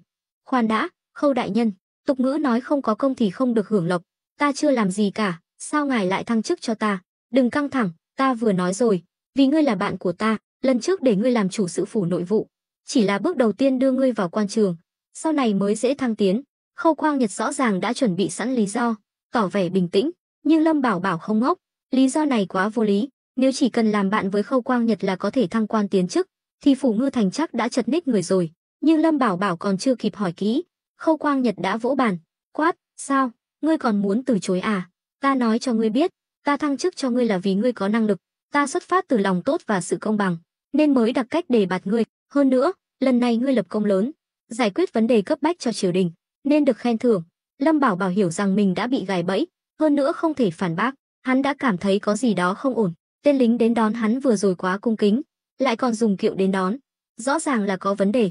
Hơn nữa, Lâm Bảo Bảo đã đề phòng đủ kiểu, nhưng không ngờ Khâu Quang Nhật lại dùng chiêu này. Ban thưởng trước, nếu sau này hắn từ chối yêu cầu của Khâu Quang Nhật, thì đã muộn. Phản ứng đầu tiên của Lâm Bảo Bảo là Thôi Minh Sung đã để lộ, nên mới liên lưu đến mình. Cuối cùng, Lâm Bảo Bảo đành quỳ xuống, chắp tay nói, nếu đã như vậy, thì đa tạ Khâu đại nhân. Ha ha, mau đứng dậy nói chuyện. Khâu Quang Nhật đỡ hắn dậy, mặt mày tươi tỉnh. Lâm Bảo Bảo hỏi, viên ngoại lang ty kế toán, phủ nội vụ là quan phẩm gì? Chính lục phẩm. Lâm Bảo Bảo hít một hơi lạnh, chính lục phẩm. Quá khoa trương rồi, ta từ cửu phẩm nhảy thẳng lên chính lục phẩm. Yên tâm, ở Ngư Thành này, ta nói một là một, hai là hai, không ai dám dị nghị, ngoại trừ hoàng thượng, dù là thần tiên nào cũng phải nghe theo ta. Lời nói của Khâu Quang Nhật thật kiêu ngạo. Lâm Bảo Bảo mơ hồ nghe ra ý tứ trong câu nói này, chẳng phải là đang nhắm vào Thôi Minh Sung sao? Lâm Bảo Bảo dường như nghĩ ra điều gì đó, nhìn chằm chằm vào Khâu Quang Nhật. Vừa hay lúc đó, Khâu Quang Nhật cũng đang nhìn hắn. Khâu Quang Nhật cười nham hiểm, được rồi, ngươi có thể lui xuống. Lâm Bảo Bảo gật đầu, xoay người định đi, bỗng nhiên dừng lại, thăm dò, đại nhân, ngài sẽ không cái gì? Khâu Quang Nhật hỏi. Không có gì, tại hạ cáo lui. Lâm Bảo Bảo đã là viên ngoại lang chính lục phẩm, coi như đã chính thức bước chân vào quan trường, nên tự xưng tại hạ cũng không có vấn đề gì. Nhìn theo bóng lưng Lâm Bảo Bảo rời đi, tâm trạng u ám của Khâu Quang Nhật cuối cùng cũng tốt hơn. Lúc này, Thường Ngộ Phong, tay cầm quạt xếp, từ khu vườn bên cạnh đi đến. Đại nhân, tên Lâm Bảo Bảo này có thể sẽ đi báo tin không? Hóa ra việc Lâm Bảo Bảo được thăng chức là do Thường Ngộ Phong bày mưu. Khâu Quang Nhật lắc đầu, chắc là không, tên tiểu tử này rất giàu hoạt, sao có thể tự chuốc họa vào thân, nhưng kế sách của sư gia thật sự không có vấn đề gì chứ? Chính lục phẩm không phải là chức quan nhỏ, cứ thế mà ban thưởng cho hắn, thật đáng tiếc. Ha ha, đại nhân đừng lo lắng, cứ cho hắn nếm chút ngọt đầu đã, đợi đến khi giá trị của hắn bị vắt kiệt, đại nhân chỉ cần tìm đại một lý do là có thể đuổi hắn đi. Hơn nữa, tên tiểu tử này cũng không trong sạch, lần này sẽ dùng số hỏa khí hắn bán cho đại nhân để đối phó với Thôi Minh Sung, dù thành công hay không, cũng đủ để hắn thân bại danh liệt. Hy vọng là vậy. Khâu Quang Nhật gật đầu, vẻ mặt đầy mưu mô. Bên này, Lâm Bảo Bảo bước ra khỏi cửa sau phủ Ngư Thành, còn không quên ngoái đầu nhìn lại, rõ ràng tâm trạng hắn đang rất tệ. Khi bước ra khỏi con hẻm, Trịnh Hữu Lực và Uyển Uyển liền chạy đến, hóa ra hai người họ đã đợi ở đây từ lâu. Sao chàng lại bất cẩn như vậy, một mình đi vào đó, nếu xảy ra chuyện gì thì sao? Uyển Uyển lo lắng hỏi. Lâm Bảo Bảo cười khổ, không phải ta không sao rồi sao? Sao hai người lại đến đây? Ta và Trịnh thống lĩnh lo lắng cho chàng, nếu chàng còn không ra, chúng ta định xông vào cứu chàng rồi. Uyển Uyển vẫn là bộ dạng sư tử Hà Đông, chỉ thiếu mỗi nanh vuốt. Lâm Bảo Bảo búng nhẹ vào trán nàng, cương chiều nói, ta biết nàng lo lắng cho ta, nhưng sau này gặp chuyện gì thì phải bình tĩnh suy nghĩ, đừng hành động theo cảm tính. Ái ui, biết rồi, chàng thật phiền phức, ta đâu phải con nít, sao cứ búng trán ta hoài vậy? Uyển Uyển ôm trán, bực bội nói. Vẻ mặt ngây thơ của nàng khiến Lâm Bảo Bảo cảm thấy thoải mái vô cùng. Hắn nhận ra, chỉ khi ở bên Uyển Uyển, hắn mới không cần phải toan tính, đừng nói là người ngoài, ngay cả khi ở bên Ngũ Nguyệt và Vãn Thanh, hắn cũng phải đoán ý họ, khiến hắn cảm thấy mệt mỏi. Lâm Bảo Bảo khoác vai nàng, vẫn là Tam phu nhân thật sự hiểu ý ta. Đây là lần đầu tiên Uyển Uyển thấy Lâm Bảo Bảo như vậy, có chút ngạc nhiên. Lúc này, Trịnh Hữu Lực hỏi, công tử, phủ Doãn đại nhân tìm ngài nói chuyện gì vậy? Lâm Bảo Bảo lắc đầu, đừng hỏi, các ngươi sẽ sớm biết thôi. Đi theo ta đến phủ nội vụ một chuyến. Lại đến phủ nội vụ làm gì? Không phải về nhà luôn sao? Uyển Uyển tò mò, nhưng Lâm Bảo Bảo không muốn nói gì thêm. Khi đến phủ nội vụ, trước cửa đã chật kín quan lại, đây đều là thuộc hạ của Mã Kế, quan bát phẩm, cửu phẩm nhiều vô số kể, nhưng khi thấy Lâm Bảo Bảo, tất cả đều lộ vẻ ghen tị. Mã Kế đứng ở hàng đầu, mỉm cười, dường như đã biết trước tin tức, hơn nữa, trông hắn còn vui vẻ hơn cả Lâm Bảo Bảo. Uyển Uyển và Trịnh Hữu Lực vẫn chưa hiểu chuyện gì, nhưng cũng bị trận thế này làm cho kinh ngạc. Lúc này, Lâm Bảo Bảo tiến lên, chắp tay cười nói, bái kiến Mã tổng quản. Mã Kế cười lớn, chúc mừng Lâm công tử, được thăng chức lên viên ngoại lang chính lục phẩm. Từ hôm nay trở đi, chúng ta đã là quan hệ cấp trên cấp dưới rồi. Các quan lớn nhỏ xung quanh cũng tiến lên chúc mừng. Tuy trong lòng không vui, nhưng họ cũng hiểu rõ Lâm Bảo Bảo quả thực rất lợi hại. Chỉ trong vòng nửa năm, từ một chủ sự làng mạc vô danh tiểu tốt, đã vươn lên thành viên ngoại lang chính lục phẩm. Phải biết rằng, phủ nội vụ là cơ quan quyền lực quan trọng nhất của Ngư Thành, mà ty kế toán là nơi chuyên quản lý và sắp xếp sổ sách của Ngư Thành. Chức vụ chủ quản của ty kế toán là lang trung, nếu ở trái đất thì tương đương với chức vụ vụ trưởng thuộc Bộ Tài chính. Lâm Bảo Bảo là viên ngoại lang, tức là phó vụ trưởng. Chức vụ này không hề nhỏ, hơn nữa còn bước vào trung tâm hệ thống quan liêu của Ngư Thành. Có thể nói, lần thăng tiến này của Lâm Bảo Bảo coi như là một bước lên mây. Uyển Uyển và Trịnh Hữu Lực đều hít một hơi lạnh, kinh ngạc nhìn Lâm Bảo Bảo. Vừa rồi hai người họ còn đang đoán xem Lâm Bảo Bảo nhất quyết đến phủ nội vụ làm gì, giờ thì đã hiểu. Lâm Bảo Bảo chắp tay đáp lễ mọi người, cuối cùng nhìn Mã Kế, tuy ngoài mặt tươi cười, nhưng Mã Kế vẫn thấy được sự bất lực và buồn bực trong mắt hắn. Mã tổng quản đừng trêu chọc tại hạ nữa. Mã Kế lắc đầu, khoác vai hắn, cười nói, nhanh, đừng đứng đây nữa, chúng ta vào trong nói chuyện, tiện thể dẫn ngươi đi xem nơi làm việc hàng ngày. Lâm Bảo Bảo đành phải đi theo. Qua 3 gian phòng, xung quanh không còn người ngoài. Lâm Bảo Bảo đẩy tay Mã Kế ra, thôi, đừng giả vờ nữa, ngươi không thể nào cho rằng Khâu Quang Nhật thăng chức cho ta là chuyện tốt chứ. Mã Kế cười khổ, không phải chuyện tốt thì chẳng lẽ là chuyện xấu. Lâm công tử có lẽ vẫn chưa biết, chức viên ngoại lang chính lục phẩm này là một chức béo bở, hơn nữa còn có nhiều cơ hội tiếp xúc với các vị quyền quý hơn. Chẳng phải đây là điều ngươi muốn sao? Lâm Bảo Bảo thở dài, ta muốn tiếp xúc với quyền quý, nhưng đây rõ ràng là cái bẫy mà Khâu Quang Nhật đã giăng sẵn cho ta. Lâm công tử, chúng ta hãy thử suy nghĩ theo một hướng khác. Bất kể phủ Doãn đại nhân có dụng ý gì, thì ngài cũng đã được lợi. Đây là sự thật không thể chối cãi. Cho dù phải trả giá, tại hạ cho rằng cũng đáng. Lâm Bảo Bảo trợn mắt, cái gì dễ dàng có được thì cũng dễ dàng mất đi. Mã tổng quản chẳng lẽ không hiểu sao? Mã Kế xua tay, vậy ý Lâm công tử là muốn từ chối. Lâm Bảo Bảo cười khổ, nếu có thể từ chối, thì ta đã nói rồi. Dù sao chức viên ngoại lang này cũng là làm việc dưới trướng ngươi cứ cho ta làm hữu danh vô thực là được. Nói rồi, Lâm Bảo Bảo xoay người bỏ đi. Mã Kế còn muốn nói thêm gì đó, nhưng nhìn bóng lưng kiên quyết của Lâm Bảo Bảo, hắn hiểu rằng nói gì cũng vô ích. Bên này, Lâm Bảo Bảo vừa ra khỏi phủ nội vụ, Uyển Uyển và Trịnh Hữu Lực đã chạy đến. Lâm Bảo Bảo nói, Uyển Uyển, ta và Trịnh thống lĩnh về làng trước, nàng ở lại đây một thời gian. Uyển Uyển nhớn mày, tại sao?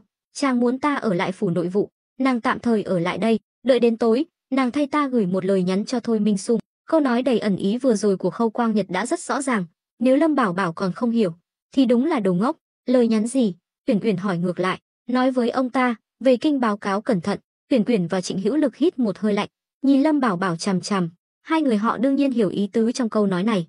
Chàng, nói thật cho ta biết, vừa rồi Khâu Quang Nhật đã nói gì? Lâm Bảo Bảo lúc này mới gật đầu. Khâu Quang Nhật e là sắp làm liều. Khi gặp Thôi Minh Sung, nàng không cần nói nhiều, chỉ cần chuyển lời của ta cho ông ta sẽ tự hiểu. Uyển Uyển suy tư gật đầu, nhìn Lâm Bảo Bảo và Trịnh Hữu Lực rời đi. Trời dần tối, Uyển Uyển làm theo lời Lâm Bảo Bảo, lặng lẽ đến hậu viện phủ Ngư Thành. Tuy chỉ đi theo Lâm Bảo Bảo đến đây vài lần, nhưng nàng cũng đã nhớ rõ địa hình, nhờ thân thủ nhanh nhẹn, Uyển Uyển dễ dàng tránh được tất cả thị vệ trong phủ, ngay cả những người hầu gái cũng không phát hiện ra nàng. Chẳng mấy chốc, Uyển Uyển đã đi qua khu vườn, từ xa thấy thị vệ mặc trang phục đại nội đang canh gác trước một căn phòng. Nàng hiểu rõ, nơi này được canh phòng nghiêm ngặt như vậy, chắc chắn là nơi ở của Thôi Minh Sung ở phủ Ngư Thành. Từ sau khi bị Khâu Quang Nhật đánh tối qua, Thôi Minh Sung không hề xuất hiện, ngay cả thị vệ của phủ Ngư Thành cũng tránh xa khu vực này, nhưng muốn vào gặp Thôi Minh Sung lại không dễ dàng. Các cửa ra vào của căn phòng đều được thị vệ đại nội canh gác nghiêm ngặt, gần như không có kẽ hở. Uyển Uyển đợi gần một canh giờ, trời đã tối đen, nhưng đám thị vệ đại nội, dù là lúc thay ca, cũng rất cảnh giác, không cho nàng cơ hội tiếp cận. Chớt tiệt, phải làm sao bây giờ? Uyển Uyển thầm mắng, nhưng đúng lúc nàng đang sốt ruột, thì cửa phòng bỗng nhiên mở ra. Kỳ Du, thống lĩnh thị vệ luôn bên cạnh Thôi Minh Sung, bước ra. Kỳ Du theo thói quen quan sát xung quanh, rồi dặn dò đám thị vệ vài câu, mới rời đi. Uyển Uyển nấp sau hòn non bộ, dựa lưng vào đó, nghe thấy tiếng bước chân đang đến gần. Đây là con đường duy nhất để ra khỏi tiểu viện. Thấy Kỳ Du đi ngang qua, Uyển Uyển đột nhiên lên tiếng, ngươi chính là thống lĩnh thị vệ bảo vệ Thôi Minh Sung. Kỳ Du giật mình bởi giọng nói bất ngờ vang lên, quay phát lại, quát, ai đó, ra đây. Nhưng Uyển Uyển vẫn dựa vào hòn non bộ, một chân gác lên đó, khoanh tay cười nói, đừng căng thẳng, ta là phụng mệnh chàng ta đến đây chuyển lời cho Thôi Minh Sung. Kỳ Du lúc này mới nhìn rõ Uyển Uyển. Hôm đó hắn cũng đi theo Thôi Minh Sung đến Ngưu Bối thôn thu lương, nên đương nhiên nhận ra nàng. Hắn nói, hóa ra là tam phu nhân của Lâm công tử, ngươi có gì cứ nói với ta cũng được, ta sẽ chuyển lời cho đại nhân. Uyển Uyển lắc đầu, không được, chàng ta dặn ta phải nói trực tiếp với Thôi Minh Sung. Tuy nhìn ngươi ăn mặc thế này, chắc là tâm phúc của Thôi Minh Sung, nhưng ta vẫn không tin tưởng ngươi. Tuy Uyển Uyển thường ngày hơi nóng nảy, bốc đồng, nhưng làm việc luôn cẩn thận, tỉ mỉ, không bao giờ qua loa đại khái. Đây cũng là lý do Lâm Bảo Bảo giao những việc quan trọng cho nàng. Tuy ngươi là phu nhân của Lâm Bảo Bảo, nhưng ngươi cũng là người Nam Man, vì lý do an toàn, ta tuyệt đối không thể để ngươi đến gần. Nếu ngươi muốn nói thì nói ngay bây giờ, không nói thì có thể đi. Nếu dám làm càn, đừng trách ta không nể mặt Lâm Bảo Bảo. Kỳ Du là thống lĩnh thị vệ đại nội, đương nhiên không thể dễ dàng tin tưởng một người ngoại tộc. Dù trong lòng đã tin, nhưng vì trách nhiệm, hắn vẫn không dám mạo hiểm. Uyển Uyển nhíu mày, ngươi sao lại cứng đầu như vậy? Ta không đùa với ngươi đâu. Lời nhắn mà chàng ta gửi đến liên quan đến tính mạng của đại nhân ngươi, chẳng lẽ ngươi không lo lắng sao? Vậy ngươi nói cho ta biết. Xem ra chàng ta đã lo lắng thử rồi. Không sai của Đường Đường đại đoan, lực lượng bảo vệ chắc chắn rất mạnh, ta không cần phải xen vào nữa.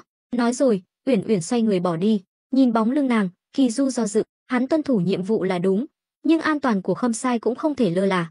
Hơn nữa, nghe Uyển Uyển nói vậy, dường như sắp có chuyện lớn xảy ra, khiến hắn lo lắng. Khoan đã, Uyển Uyển dừng lại, quay đầu nhìn hắn. Sao, không phải ngươi bảo ta đi sao? Có giỏi thì đừng cản ta. Tính tình nàng vốn nóng nảy, chỉ khi ở bên Lâm Bảo Bảo mới ngoan ngoãn như một chú mèo nhỏ. Kỳ Du cau mày, ta có thể dẫn ngươi đi gặp đại nhân, nhưng phải có ta đi cùng. Uyển Uyển lúc này mới mỉm cười, quay lại, đi đến bên cạnh hắn. Được thôi, ta đâu có nói là không đồng ý. Kỳ Du bị lép vế trong cuộc đấu khẩu này, khiến hắn rất khó chịu, lại còn thua một người phụ nữ ngoại tộc, nhưng hắn vẫn nhịn, trong lòng không ngừng tự nhủ, phải lấy đại cục làm trọng, đi theo ta. Nói rồi, hắn đi thẳng đến căn phòng kia, Uyển Uyển bám sát theo sau. Đám thị vệ xung quanh, khi thấy Uyển Uyển, đều giật mình.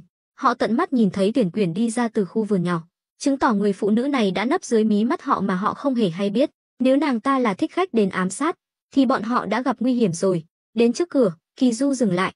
Uyển Uyển cô nương, xin đợi ở đây, ta vào báo cáo. Uyển Uyển kiên nhẫn gật đầu. Kỳ Du đẩy cửa bước vào. Uyển Uyển nhân lúc cửa mở, nhìn thấy Thôi Minh Sung đang ngồi trên ghế thái sư, nhắm mắt dưỡng thần. Trong phòng, Thôi Minh Sung nghe thấy tiếng mở cửa, bỗng mở mắt ra, nhìn Kỳ Du, sao ngươi lại quay lại? Đại nhân, thuộc hạ vừa gặp tam phu nhân của Lâm Bảo Bảo, Uyển Uyển, ở khu vườn nhỏ ngoài sân. Vừa nhắc đến cái tên Uyển Uyển, Thôi Minh Sung chợt nhớ đến đêm hôm đó ở Ngưu Bối thôn, mình bị người phụ nữ ngoại tộc này khống chế, không khỏi nhíu mày, nàng ta đến làm gì? Bẩm đại nhân, Uyển Uyển nói là phụng mệnh Lâm Bảo Bảo đến đây đưa tin tình báo, hơn nữa còn nhất quyết phải nói trực tiếp với ngài, nói là liên quan đến tính mạng của đại nhân. Kỳ Du sắc mặt hơi khó coi, hắn là thống lĩnh thị vệ bảo vệ Thôi Minh Sung, lời hắn vừa nói chẳng khác nào thừa nhận công tác bảo vệ của mình đã thất bại. Thôi Minh Sung đứng bật dậy, dẫn nàng ta vào đây, là quan triều đình, lại là Khâm Sai do hoàng đế bổ nhiệm. Thôi Minh Sung đương nhiên rất nhanh nhạy, lại có ý thức phòng bị rất cao. Ngày mai ông ta sẽ lên đường về kinh báo cáo, không muốn xảy ra bất kỳ sai sót nào. Hơn nữa, trong mắt ông ta, Lâm Bảo Bảo đã được coi là một thế lực đáng gờm ở Ngư Thành. Tin tức mà Lâm Bảo Bảo gửi đến, dù tin hay không, ông ta cũng không thể làm ngơ, cũng không dám làm ngơ. Kỳ Du gật đầu, xoay người mở cửa, thấy Điển Uyển đang áp tai vào cửa nghe lén, nhíu mày, ngươi vào đi. Uyển Uyển cười gượng gạo, giả vờ như không có chuyện gì xảy ra, bước vào, vừa nhìn thấy Thôi Minh Sung, nàng liền cười toe toét, lão già, chúng ta lại gặp nhau rồi. To gan, gặp Khâm Sai đại đoan mà không quỳ xuống hành lễ, chẳng khác nào gặp hoàng thượng. Kỳ Du quát lớn, thực ra câu này hắn có nói hay không cũng vậy, nhưng Kỳ Du muốn dằn mặt nàng, nhưng Uyển Uyển cũng không phải dạng vừa, cười lạnh, đừng nói là quỳ trước mặt lão già ngươi, cho dù là hoàng đế đại đoan, ta cũng không bao giờ quỳ. Kỳ Du nổi giận, ánh mắt lộ rõ sát khí, câu nói đại nghịch bất đạo như vậy, hắn làm quan nhiều năm cũng là lần đầu tiên nghe thấy. Lúc này, Thôi Minh Sung lên tiếng, thôi được rồi, Kỳ Du, cô nương này vốn không phải thần dân đại đoan, không quỳ thì thôi vậy. Kỳ Du lúc này mới dịu lại. Thôi Minh Sung nhìn Uyển Uyển, cười nói, cô nương, không ngờ chúng ta lại gặp nhau nhanh như vậy. Ta nghe nói ngươi đến đây để đưa tin tình báo cho ta, có chuyện gì vậy? Chuyện gì xảy ra ta không rõ, chỉ là ban ngày chàng ta được Khâu Quang Nhật mời đến phủ nói chuyện riêng, sau đó chàng ta bảo ta chuyển lời cho ngài, nói là về kinh nguy hiểm, cẩn thận. Uyển Uyển bắt chước giọng điệu của Lâm Bảo Bảo. Thôi Minh Sung nhíu mày suy nghĩ. Kỳ Du nghe vậy, bực bội nói, Đây là tin tình báo gì chứ? Nói cũng như không. Lâm Bảo Bảo không nói rõ là chuyện gì sao? Ví dụ như ai muốn hãm hại đại nhân. Uyển Uyển trợn mắt, ta biết đâu mà nói. Kỳ Du lại càng tức giận. Đây là lần đầu tiên hắn gặp người vừa ngu ngốc vừa vênh váo như vậy. Uyển Uyển bắt chước dáng vẻ của Lâm Bảo Bảo, cười đầy ẩn ý, chàng ta còn nói, chỉ cần ta nói mấy chữ này, lão già này nhất định sẽ hiểu, còn nói nếu không hiểu thì không sai cũng chỉ có vậy. Hai câu cuối rõ ràng là do nàng tự thêm vào. Thôi Minh Sung là người gian xảo. Trong lúc Uyển Uyển cãi nhau với Kỳ Du, ông ta đã nghĩ ra đáp án.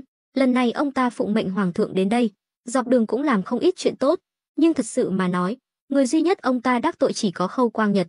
Nghĩ lại tối qua mình đã tát Khâu Quang Nhật một cái, ông ta bỗng hiểu ra, mỉm cười gật đầu. Ta hiểu rồi, cô nương, tuy ngươi luôn vô lễ với ta, nhưng vì ngươi đã có lòng tốt đến báo tin, ta sẽ không so đo với ngươi. Hừ, lão già ngươi thật vô sỉ, nếu không phải chàng ta ngăn cản, thì ngươi. Uyển Uyển nhìn Thôi Minh Sung từ trên xuống dưới với vẻ khiêu khích, cuối cùng vẫn nhịn, nàng biết rõ Thôi Minh Sung đang bàn chuyện làm ăn với chàng mình, nên không muốn thật sự đắc tội ông ta. Thôi Minh Sung vẫn không hề tức giận, cười nói, thôi được rồi, về nói với Lâm công tử, cảm ơn hắn, nhân tiện nhắc hắn cũng phải cẩn thận.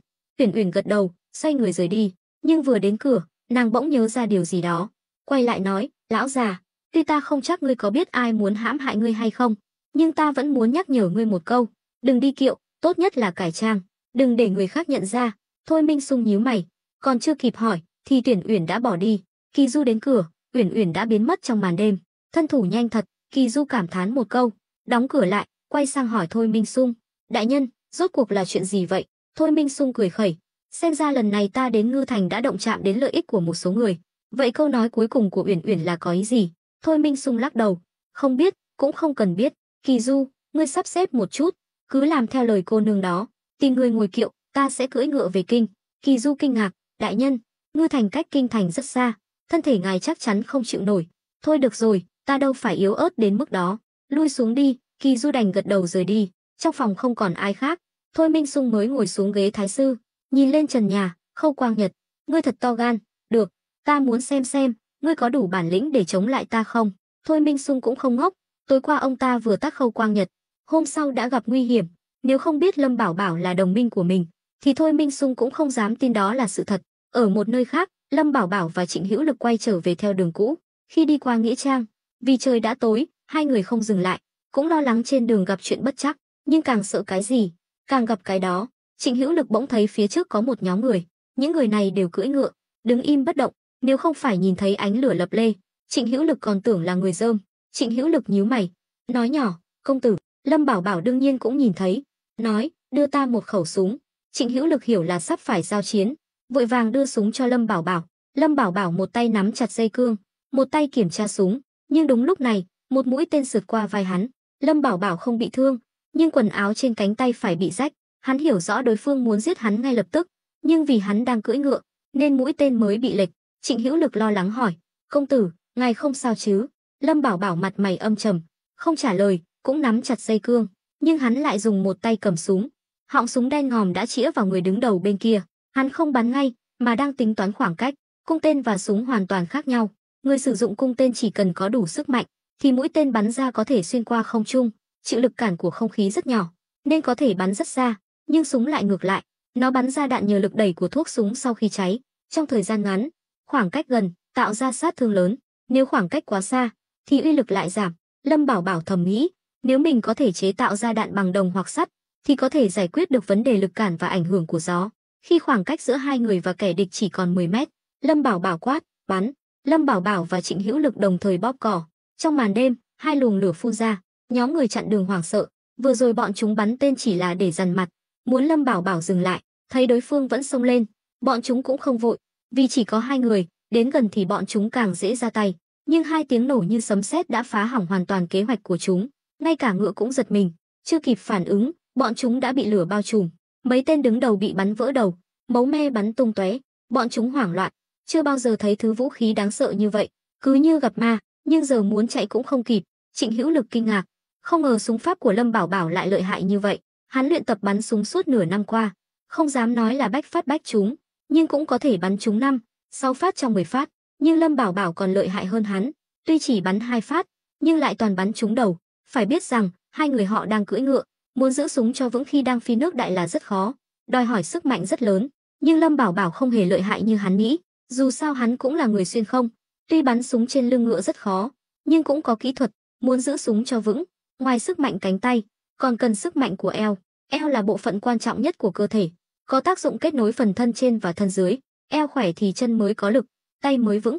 Khi bắn súng trên lưng ngựa, nên lấy eo làm điểm tựa, như vậy có thể giảm bớt gánh nặng cho cánh tay cầm súng. Những kỹ thuật này phải kết hợp với sự hiểu biết về cơ thể con người, mà ở thời phong kiến này, người ta hoàn toàn mù mờ về cơ thể của mình. Lâm công tử, súng pháp của ngài thật lợi hại. Trịnh Hữu Lực cười khổ. Lâm Bảo Bảo gật đầu, có cơ hội ta sẽ chỉ dạy cho ngươi. Sau đó, hai người dừng ngựa, trên đường không còn ai sống sót, chỉ toàn là máu me, ngay cả ngựa cũng hoảng sợ bỏ chạy, chỉ còn vài tên nấp dưới vệ đường run rẩy. Trịnh Hữu Lực nhìn mấy tên còn sống sót, quát, lũ chuột nhắt kia, dám phục kích công tử, mau ra đây. Nhưng mấy tên đứng đầu đều cúi gằm mặt, vì trời tối, Lâm Bảo Bảo không nhìn rõ mặt chúng. Lúc này, Lâm Bảo Bảo trầm giọng nói, ngẩng đầu lên. Mấy tên kia đã sợ mất mật, vội vàng ngẩng đầu lên. Lâm Bảo Bảo không hề quen biết bọn chúng, nhưng Trịnh Hữu Lực lại nhận ra ngay tên cầm đầu mặt sẹo. Giang Tam, là ngươi sao? Tên mặt sẹo đứng bật dậy, hắn luôn cẩn thận, ngay cả đám đàn em cũng không biết tên thật của hắn. Khi nhìn thấy Trịnh Hữu Lực, tên mặt sẹo mừng rỡ, Trịnh Hữu Lực, không phải ngươi đã chết từ nửa năm trước rồi sao? Hóa ra Giang Tam và Trịnh Hữu Lực từng là tiêu sư cùng tiêu cục, nhưng vì lần đó bị cướp tiêu, hai người đã trở thành cướp. Trịnh Hữu Lực gia nhập Hắc Phong trại, còn Giang Tam không muốn làm thuộc hạ, nên đã tự mình chiếm núi làm vua. Thời gian trôi qua, hắn cũng dần dần phát triển thế lực của riêng mình. Trịnh Hữu Lực đắc ý nói, nửa năm trước bị tiêu diệt là Hắc Phong trại, còn ta được công tử trọng dụng, đã hoàn lương rồi. Giang Tam nhìn Trịnh Hữu Lực với ánh mắt ghen tị, rồi nhìn Lâm Bảo Bảo đang ngồi trên lưng ngựa, hành lễ, tiểu nhân Giang Khôn, hiệu là nhị sĩ, bái kiến công tử. Lâm Bảo Bảo mỉm cười gật đầu. Hôm qua hắn còn nói muốn bồi dưỡng một thế lực cướp để kiểm soát khu vực xung quanh Ngưu Bối thôn, không ngờ lại gặp được nhanh như vậy. Suy nghĩ của Lâm Bảo Bảo, đừng nói là Giang Khôn, ngay cả Trịnh Hữu Lực, người luôn bên cạnh hắn, cũng không thể nào đoán được. Giang Khôn lúng túng nhìn Trịnh Hữu Lực, rồi mới nói, không biết công tử muốn biết gì. Phủ Ngư Thành vừa rồi rầm rộ đi dẹp phỉ, vậy mà ngươi vẫn có thể sống sót, xem ra cũng có chút bản lĩnh. Sao huyệt của ngươi ở đâu? Lâm Bảo Bảo hỏi. Bẩm công tử, tiểu nhân vẫn luôn dẫn theo thuộc hạ ẩn náu ở nghĩa trang. Hôm nay tiểu nhân nấp trong nghĩa trang, thấy hai người, chẳng lẽ là công tử? Lâm Bảo Bảo và Trịnh Hữu Lực lúc này mới hiểu ra. Trịnh Hữu Lực quay sang nhìn Lâm Bảo Bảo, thấy tâm trạng hắn có vẻ tốt, liền thở phào nhẹ nhõm, nịnh nọt, công tử quả nhiên là thần cơ diệu toán, vậy mà lại đoán chúng. Ban ngày Lâm Bảo Bảo đã nói nghĩa trang là nơi thích hợp nhất để bọn cướp ẩn náu, nhưng lúc đó Trịnh Hữu Lực vẫn còn bán tín bán nghi, nhưng sự thật chứng minh phán đoán của Lâm Bảo Bảo là chính xác. Phải nói rằng, chỉ riêng khả năng phán đoán này cũng đủ khiến Trịnh Hữu Lực khâm phục, đồng thời, hắn cũng thầm may mắn vì được đi theo một chủ nhân như vậy. Nhưng Lâm Bảo Bảo là người thâm sâu khó lường, đã từng đấu trí với phủ Doãn Ngư Thành và Khâm Sai, nên dễ dàng nhìn thấu suy nghĩ của Trịnh Hữu Lực. Trịnh thống lĩnh không cần phải nịnh nọt ta, ngươi muốn nói đỡ cho Giang Khôn phải không? Giang Khôn mừng rỡ, nhìn Trịnh Hữu Lực với ánh mắt biết ơn. Hai người họ từng vào sinh ra tử với nhau, nhưng sau đó vì lý tưởng khác nhau nên đã đường ai nấy đi, nhưng tình cảm vẫn còn đó. Trịnh Hữu Lực ho khan một tiếng, công tử, hôm qua ngài không phải nói muốn âm thầm bồi dưỡng một thế lực cướp sao? Giang Tam này có quan hệ rất tốt với thuộc hạ, để hắn thay chúng ta canh giữ bên ngoài, sau này ra vào sẽ rất an toàn. Hơn nữa, một thế lực vũ trang hùng mạnh cũng có thể kiểm soát được khu vực xung quanh, là tâm phúc của Lâm Bảo Bảo. Hắn đương nhiên biết dạo này Lâm Bảo Bảo đang lo lắng chuyện gì, câu nói này cũng đúng ý Lâm Bảo Bảo. Giang Khôn và đám đàn em nghe thấy cuộc trò chuyện của hai người, trong lòng thấp thỏm, đặc biệt là Giang Khôn, nhìn người anh em tốt ngày xưa của mình giờ đây đã phất lên như diều gặp gió, hắn không khỏi ghen tị, nhưng dù có ý định quy phục, hắn cũng không biết vị công tử này có chịu nhận mình hay không. Lâm Bảo Bảo mỉm cười gật đầu, cũng được, vì Giang Khôn này là bạn của Trịnh thống lĩnh, vậy chuyện đêm nay coi như bỏ qua. Giang Khôn mừng rỡ, liên tục cảm ơn, suýt nữa thì quỳ xuống dập đầu, nhưng Trịnh Hữu Lực lại nghe ra ý tứ khác, nhíu mày, công tử, Giang Tam này ngày xưa ở tiêu cục, năng lực còn hơn cả thuộc hạ, chỉ là những năm qua hắn làm cướp, không có cơ hội thể hiện, mong công tử nể mặt thuộc hạ, cho hắn một cơ hội. Lâm Bảo Bảo cất súng đi, nắm chặt dây cương, nói, Trịnh thống lĩnh, giờ cũng muộn rồi, chúng ta lên đường thôi. Nói rồi, Lâm Bảo Bảo thúc ngựa, quay đầu bỏ đi. Trịnh Hữu Lực thở dài, không hiểu ý Lâm Bảo Bảo là gì, vội vàng nói, Giang Tam, công tử có lẽ muốn thử thách ngươi, ngươi về sắp xếp một chút, rồi đến Ngưu Bối thôn ngay lập tức. Nói đoạn, Trịnh Hữu Lực ghim cương ngựa, toan quay về. Giang Khôn liền hỏi, Hữu Lực, vị công tử này rốt cuộc là nhân vật nào vậy? Trong mắt hắn, Lâm Bảo Bảo chỉ là một công tử bột nhà giàu nào đó, nhưng nhìn cách ăn mặc của Trịnh Hữu Lực thì lại khác, khiến hắn không tài nào đoán được lai lịch thực sự. công tử nhà ta tên là Lâm Bảo Bảo, là chủ nhân của Ngưu Bối thôn, đồng thời cũng là lục phẩm viên ngoại lang của nội vụ phủ Ngưu Thành. Giang Khôn nghe xong thì há hốc mồm, trong lòng ghen tị đến phát cuồng. Kẻ nào lưu lạc giang hồ làm cướp, chẳng qua đều là bất đắc dĩ. Dù ngày ngày có rượu thịt, có mỹ nữ, sống cuộc đời tiêu dao khoái lạc, nhưng thực chất bọn họ đã bị quan phủ tước đoạt hộ tịch, trở thành người không nhà không cửa, dù muốn hoàn lương cũng không có đường. Vậy mà Trịnh Hữu Lực không chỉ tẩy trắng được thân phận, mà còn trở thành gia nô của một quan lục phẩm, quả là may mắn hết phần thiên hạ. Hữu Lực, lần này ngươi nhất định phải giúp ta nói đỡ vài lời. Giang Khôn nài nỉ, yên tâm, công tử vừa rồi không trực tiếp từ chối ngươi, chắc là có suy tính gì đó, đợi ta quay về hỏi rõ sẽ biết, ngươi cũng mau chóng theo ta. Dứt lời, Trịnh Hữu Lực thúc ngựa phóng đi, để lại Giang Khôn ngơ ngác, hồn siêu phách lạc. Lúc này, một tên đàn em nhỏ giọng hỏi, đại ca, vậy chúng ta sau này không làm cướp nữa sao? Giang Khôn trừng mắt nhìn hắn, giáng xuống một cái tát tai vang dội. Mẹ kiếp, mày bị mù hay điếc hả? Cút về cho tao, bảo anh em đợi tao quay về rồi tính tiếp. Vâng vâng, đại ca. Tên đàn em ôm mặt, nước mắt nước mũi tèm lem. Giang Khôn nào có tâm trạng quan tâm đến hắn, thấy con ngựa dưới quan đạo, lập tức chạy tới, phi thẳng về Ngưu Bối thôn. Tuy là đầu lĩnh cướp, nhưng nửa năm nay hắn cũng nghe danh Ngưu Bối thôn, thỉnh thoảng hắn cũng nảy lòng tham, muốn đến Ngưu Bối thôn kiếm chắc chút đỉnh. Nhưng nghĩ đến kết cục thê thảm của Hắc Phong trại và Hoàng Kim Minh, hắn lại chùn bước. Nào ngờ hôm nay lại may mắn gặp được vị chủ nhân đầy huyền thoại của Ngưu Bối thôn. Hắn cảm thấy đây chính là bước ngoặt trong đời mình, phải nắm chắc cơ hội này. Khi Lâm Bảo Bảo về đến Ngưu Bối thôn, trời đã tối mịt, dân làng ngày ngày lao động vất vả nên đều đã đi ngủ từ sớm. Trong thôn yên tĩnh lạ thường, chỉ có đội tuần tra canh gác bên ngoài. Lâm Bảo Bảo vừa dắt ngựa vào chuồng, Trịnh Hữu Lực cũng đã đuổi theo tới. Công tử, sao ngài đi nhanh vậy? Thuộc hạ đuổi theo suốt dọc đường mà vẫn không kịp. Lâm Bảo Bảo mỉm cười đầy ẩn ý. Trịnh thống lĩnh, ngươi có phải cảm thấy mình đã đủ lông đủ cánh, có thể tự ý quyết định thay ta rồi không? Trịnh Hữu Lực giật mình, lập tức quỳ xuống, thuộc hạ biết tội, xin công tử thứ lỗi. Hóa ra lúc nãy trước mặt Giang Khôn, Trịnh Hữu Lực đã không ngừng thúc ép Lâm Bảo Bảo đưa ra quyết định, nhưng Lâm Bảo Bảo nào phải người dễ bị điều khiển, nếu lập tức đồng ý, Giang Khôn sẽ nghĩ sao? Là một người lãnh đạo, phải luôn giữ vững uy nghiêm của mình, không cho phép người khác xâm phạm. Tuy hiểu được tâm trạng của Trịnh Hữu Lực lúc đó, nhưng thưởng phạt phải phân minh, khen thưởng khi cần khen thưởng, dạy dỗ khi cần dạy dỗ, nếu không sẽ chỉ nuôi ong tay áo. Lâm Bảo Bảo nhìn xuống Trịnh Hữu Lực, ta không trách phạt ngươi, nhưng ngươi phải nhớ kỹ, ngươi là binh của ta. Lâm Bảo Bảo này, là binh, ngươi chỉ cần nghe lệnh, không được tự ý quyết định, hiểu chưa? Vâng, công tử dạy phải. Lâm Bảo Bảo phủi bụi trên áo, nói, nếu Giang Khôn đến, dẫn hắn đến ngân phòng nghỉ ngơi, ta sẽ gặp hắn sau, nhớ kỹ, đừng nói nhiều với hắn, việc có nhận hắn hay không còn phải xem xét nhân phẩm của hắn. Trịnh Hữu Lực, nếu ngươi dám lạm dụng chức quyền, đừng trách ta không khách khí. Nói xong, Lâm Bảo Bảo ném roi ngựa xuống đất, xoay người bước vào thôn. Trịnh Hữu Lực đứng dậy, thở phào nhẹ nhõm, cười khổ, vừa rồi hắn quá nóng vội nên mới lỡ lời, chọc giận Lâm Bảo Bảo. Trong lòng Trịnh Hữu Lực, Lâm Bảo Bảo giống như một tảng đá lớn đè nặng trên đầu hắn, khiến hắn vừa kính nể vừa sợ hãi. Cảm giác phức tạp này khiến hắn không sao diễn tả được, nhưng Lâm Bảo Bảo lại rất giỏi trong việc dùng người. Hắn muốn chính là loại tâm trạng phức tạp này, lòng trung thành không phải nói bằng miệng, mà phải thể hiện bằng hành động và suy nghĩ. Lâm Bảo Bảo âm thầm dẫn dắt Trịnh Hữu Lực, cũng hy vọng hắn có thể truyền đạt tư tưởng này cho tư quân, chỉ có kỷ luật nghiêm minh mới có thể tạo nên sức mạnh chiến đấu.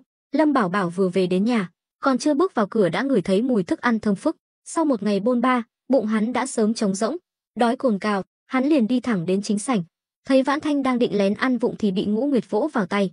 Nàng là nhị phu nhân của tướng công, sao lại không biết chút quy củ nào vậy? Ngũ Nguyệt ra dáng đại phu nhân. Vãn Thanh bĩu môi, xoa xoa bàn tay, nũng nịu, Ngũ Nguyệt tỷ tỷ, món này muội đã hâm nóng lại 2-3 lần rồi, tướng công còn chưa biết khi nào mới về, hay là chúng ta ăn trước đi, chờ thêm chút nữa. Giờ này tướng công chưa về chắc là đang bận việc lớn. Chúng ta là vợ, nếu ngay cả việc để tướng công được ăn cơm nóng cũng không làm được thì thật không xứng. Vãn Thanh nhìn chằm chằm món ăn trên bàn, nuốt nước miếng, rồi cũng gật đầu. Đạo lý nàng tất nhiên hiểu, chỉ là không quen phải nhịn đói chờ người khác. Lâm Bảo Bảo đứng ngoài cửa chứng kiến cảnh này, trong lòng ấm áp vô cùng. Dù ở ngoài có vất vả, nguy hiểm đến đâu, chỉ cần nghĩ đến 3 vị phu nhân xinh đẹp đang chờ mình ở nhà, hắn liền cảm thấy hạnh phúc. Khụ khụ, Lâm Bảo Bảo ho nhẹ một tiếng, bước ra khỏi bóng tối, giả vờ như không nghe thấy gì, cười nói, 2 vị phu nhân, ta về rồi. Vãn Thanh lập tức đứng dậy, vui mừng, tướng công, chàng cuối cùng cũng về rồi, muội sắp chớt đói rồi đây này. Lâm Bảo Bảo cười toe toét, véo nhẹ lên má nàng, rồi quay sang Ngũ Nguyệt. Ngũ Nguyệt, sau này nếu ta có việc bận ở ngoài, các nàng cứ ăn trước, không cần đợi ta. Ngũ Nguyệt vừa bày bát đũa, vừa nói, vậy nếu chàng biết mình không về được thì phải báo trước cho thiếp biết, nếu không thiếp vẫn sẽ chờ chàng về ăn cơm. Lâm Bảo Bảo cười trừ, học theo dáng vẻ của Vãn Thanh lúc nãy, định lén gắp thức ăn thì bị Ngũ Nguyệt vỗ vào tay. Đi rửa tay đi, ai biết chàng đã sờ mó cái gì ở ngoài. Bẩn chớt. Lâm Bảo Bảo đành ngoan ngoãn đi rửa tay, cảm giác được người khác chăm sóc khiến hắn thấy thật tuyệt vời. Vãn Thanh muốn thể hiện mình nên chạy ra sân, bưng một chậu nước vào. Tướng công, rửa tay đi ạ. Lâm Bảo Bảo đã quen được Ngũ Nguyệt hầu hạ nên cũng không thấy lạ, chỉ là thấy Vãn Thanh bỗng dưng siêng năng như vậy khiến hắn không quen. Vãn Thanh, nàng có bị làm sao không? Hay là tối qua ngủ một mình lại đạp chân rồi? Nói rồi, hắn đưa tay sờ trán nàng. Vãn Thanh hất tay hắn ra. Si, chàng mới đạp chân ấy, mau rửa tay đi, muội đói lắm rồi. Lâm Bảo Bảo cười, đúng rồi, đây mới là nàng chứ. Hừ. Vãn Thanh đỏ mặt, thực ra, nàng siêng năng như vậy là do Ngũ Nguyệt dạy, nàng giỏi việc quan, chứ hầu hạ người khác thì chị. Bị Lâm Bảo Bảo nói trúng tim đen, nàng càng thêm ngượng ngùng. Ba người ngồi vào bàn ăn, Ngũ Nguyệt gắp cho Lâm Bảo Bảo một miếng thịt kho tàu. Tướng công, Uyển Uyển đâu? Sao nàng ấy không về cùng chàng? Lâm Bảo Bảo vừa ăn vừa nói, ta giao cho nàng ấy một nhiệm vụ rất quan trọng, phải muộn một chút mới về, nhưng nhìn trời chắc cũng sắp về rồi. Nhắc đến chuyện chính sự, Vãn Thanh cũng trở nên nghiêm túc, cắn đũa hỏi, tướng công, hôm nay hai người đi Ngư Thành có thu hoạch gì không? Lâm Bảo Bảo thở dài, bỗng nhiên mất hết cả hứng thú ăn uống, đặt đũa xuống bát, nói, chiều nay, Khâu đại nhân đã gọi riêng ta đến gặp, và thăng quan cho ta. Hai nàng ngẩn người ra, nhìn nhau khó hiểu. Ngũ Nguyệt mừng rỡ, chuyện tốt mà, sao tướng công lại ủ rũ vậy? Thiếp đi lấy rượu, chúng ta cùng chúc mừng. Lâm Bảo Bảo vội vàng giữ nàng lại. Khoan đã, chúc mừng cái gì mà chúc mừng? Nàng còn chưa nghe ta nói hết mà. Ngũ Nguyệt ngơ ngác, không hiểu Lâm Bảo Bảo muốn nói gì. Lúc này, Vãn Thanh cũng đặt đũa xuống, chống tay lên bàn, nghiêng người về phía trước. Tướng công, có chuyện gì khuất tất sao? Lâm Bảo Bảo gật đầu, kể lại mọi chuyện hôm nay. Nghe xong, cả hai người đều im lặng. Ngũ Nguyệt vốn không giỏi những chuyện đấu đá tranh giành, không hiểu cũng là chuyện bình thường, nhưng Vãn Thanh thì không thể nào không hiểu. Thế nhưng nàng cũng im lặng không nói gì. Lâm Bảo Bảo vẫn muốn nghe ý kiến của nàng, dù sao nàng cũng từng là mưu sĩ của Quốc sự viện, nói trắng ra là thành viên của nhóm cố vấn bên cạnh hoàng thượng. Vãn Thanh, nàng thấy sao? Vãn Thanh thở dài, tướng công, chức lục phẩm viên ngoại lang này, chàng không nên nhận. Lâm Bảo Bảo bất lực xua tay, ta cũng biết là không nên nhận, nhưng trong tình huống đó, nếu ta từ chối, e là Khâu đại nhân sẽ không để ta đi, các nàng cũng chẳng đợi được ta về ăn cơm. Vãn Thanh nói tiếp, thiếp biết, Khâu Quang Nhật rõ ràng là muốn lợi dụng tướng công để đối phó với vị Khâm Sai đại nhân, âm mưu hiểm độc như vậy, tướng công tuyệt đối không được đồng ý. Lợi dụng ta để đối phó với Khâm Sai, nàng nói rõ hơn xem nào. Tuy Lâm Bảo Bảo giỏi tính toán, nhưng đứng trong chăn mới biết chăn có giận, hắn cũng cần người khác chỉ điểm. Vãn Thanh nói, tướng công vừa nói, Khâu Quang Nhật biết chuyện Khâm Sai đại nhân đêm khuya ra ngoài, nên đã phái người đi dò la, nhưng vị đại nhân kia không những không nói cho hắn biết, mà còn tát hắn một cái, nên mới sinh ra thù hận. Nhưng theo thiếp, đây chỉ là cái cớ. Những kẻ làm quan, đứa nào đứa nấy mặt dày mày dạn, vì đạt được mục đích, chuyện gì cũng có thể bịa ra. Vì vậy, Khâu Quang Nhật nghi ngờ hai người đêm qua đã gặp nhau. Lâm Bảo Bảo nhíu mày, gật đầu, nói tiếp đi. Tuy Khâu Quang Nhật không biết cụ thể là chuyện gì, nhưng với sự thông minh của hắn, cộng thêm sư gia bên cạnh bày mưu tính kế, chắc chắn hắn cũng đoán được đôi chút. Vì vậy, một mặt hắn lôi kéo tướng công, thăng quan cho chàng để ổn định chàng, mặt khác hắn sẽ ra tay với vị Khâm Sai đại nhân. Giả sử hắn thành công, tướng công đã nghĩ đến hậu quả chưa? Khi nói đến chuyện này, ánh mắt Vãn Thanh sáng lên, toát ra vẻ tinh anh. Lâm Bảo Bảo cười khổ, còn cần phải nói sao? Khâm Sai là mặt mũi của hoàng thượng, nếu bị ám sát chắc chắn sẽ chấn động triều đình, cuối cùng điều tra ra sẽ liên lụy đến vô số người. Tướng công nói đúng, nhưng chỉ đúng một nửa, đó mới chỉ là bề nổi, còn nguyên nhân sâu xa hơn là Khâu Quang Nhật muốn một mũi tên trúng hai đích, diệt trừ cả tướng công và Khâm Sai đại nhân. Lời nói của Vãn Thanh như sét đánh ngang tai. Lâm Bảo Bảo bật dậy, vẻ mặt kinh ngạc, hai tay nắm chặt trống lên bàn, rõ ràng là đang rất căng thẳng. Ngũ Nguyệt tuy không hiểu lắm, nhưng cũng nghe ra được là Khâu đại nhân muốn hãm hại tướng công nhà mình. Lâm Bảo Bảo từ từ nhắm mắt lại, tiêu hóa những phân tích của Vãn Thanh, khi thì gật đầu, khi thì lắc đầu. Ngũ Nguyệt lo lắng, tướng công. Vãn Thanh vội vàng ngăn lại, Ngũ Nguyệt tỷ tỷ, hãy để tướng công yên tĩnh một chút. Nàng hiểu rằng lần này muốn vượt qua nguy cơ chỉ có thể dựa vào chính Lâm Bảo Bảo, họ, những người vợ, chỉ có thể hỗ trợ. Nàng có thể hiến kế, Uyển Uyển có thể ra ngoài làm việc, Ngũ Nguyệt có thể lo liệu hậu cần, nhưng những sự trợ giúp này không thể giải quyết được vấn đề gốc rễ. Gốc rễ nằm ở việc Lâm Bảo Bảo sẽ lựa chọn như thế nào. Khoảng một khắc sau, Lâm Bảo Bảo mở mắt ra, đấm nhẹ xuống bàn, xem ra ta phải làm gì đó mới được. Vãn Thanh tò mò, tướng công, chàng có thể nói cho thiếp biết chàng định làm gì không? Lâm Bảo Bảo ngồi xuống, gắp vài miếng thức ăn, nói, theo suy luận của nhị phu nhân, nếu Khâu Quang Nhật muốn ám sát Khâm Sai, chắc chắn hắn sẽ không dùng thủ đoạn thông thường, mà cách hiệu quả nhất chính là dùng súng trúc mà ta đã bán cho hắn. Hiện tại thứ này vẫn chưa bị lộ ra ngoài, là thứ vũ khí mà hiện tại không ai biết đến, nên nếu hắn phái sát thủ phục kích, ám sát Khâm Sai ở khoảng cách mười mấy mét, nếu không tiếc đạn dược thì tuyệt đối có thể thành công.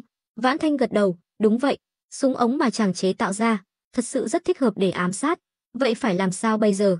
Lâm Bảo Bảo khổ sở nói, nếu để Khâu Quang Nhật thực hiện được âm mưu thì không chỉ Khâm Sai toi mạng, mà ta cũng tiêu đời. Triều đình điều tra nhất định sẽ lần ra Ngưu Bối thôn, vì súng ống là do ta chế tạo, thật là một kế hoạch thâm độc, vu oan giá họa. Nhờ sự phân tích của Vãn Thanh, Lâm Bảo Bảo đã hoàn toàn hiểu rõ tình hình, nhìn thấu âm mưu của Khâu Quang Nhật. Đúng lúc này, ngoài cửa vang lên tiếng bước chân, Uyển Uyển cuối cùng cũng trở về. Ta về rồi, đói chết mất. Uyển Uyển vừa vào cửa đã kêu đói, giống hệt Lâm Bảo Bảo lúc nãy. Ngũ Nguyệt vội vàng đứng dậy lấy bát đũa, mau lại đây ăn cơm đi. Vãn Thanh mắng yêu, đi rửa tay trước đã, không rửa tay thì bẩn lắm, ăn vào sẽ bị bệnh đấy. Ta đói lắm rồi. Nói rồi, Uyển Uyển ngồi phịch xuống, gắp hết thức ăn vào bát mình. Cách ăn uống này không hề giống con gái, khiến Vãn Thanh và Ngũ Nguyệt nhìn mà ngỡ ngàng. Nhưng tính cách thẳng thắn của Uyển Uyển cũng không khiến người ta khó chịu. Lâm Bảo Bảo chỉ lặng lẽ nhìn nàng ăn cơm. Uyển Uyển ăn ngấu nghiến một hồi, cuối cùng cũng no, mới nhận ra cách ăn uống đáng sợ của mình, ngượng ngùng nhìn ba người, cười nói, xin lỗi, ta không kiềm chế được. Ngũ Nguyệt cười khúc khích, nhìn muội ăn ngon thật đấy, ước gì ta cũng có khẩu vị tốt như muội. Vãn Thanh cũng trêu chọc, đúng vậy, Uyển Uyển ăn nhiều một chút cũng tốt, dù sao cũng vất vả cả ngày, tiêu hao nhiều năng lượng. Uyển Uyển bị hai người trêu chọc, liền nấc cụt liên hồi, không dừng lại được. Hai vị tỷ tỷ, muội khiến hai người chê cười rồi. Ngũ Nguyệt rót cho nàng một chén trà, Uyển Uyển mới ngừng nấc. Lúc này, Lâm Bảo Bảo, người vẫn luôn im lặng, mới lên tiếng, được rồi, nàng ăn no uống đủ rồi chứ. Uyển Uyển trừng mắt, chàng lại có việc muốn sai bảo ta sao? Đúng vậy, sao ta lại xui xẻo thế này? Ta mệt chết rồi, chuyện gì thì để mai hãy nói, được không? Uyển Uyển làm nũng, thực ra là muốn lười biếng, dù sao, nửa đêm canh ba, ai mà muốn ra ngoài chứ? Thấy nàng làm nũng, Lâm Bảo Bảo cũng hiểu mình hơi quá đáng.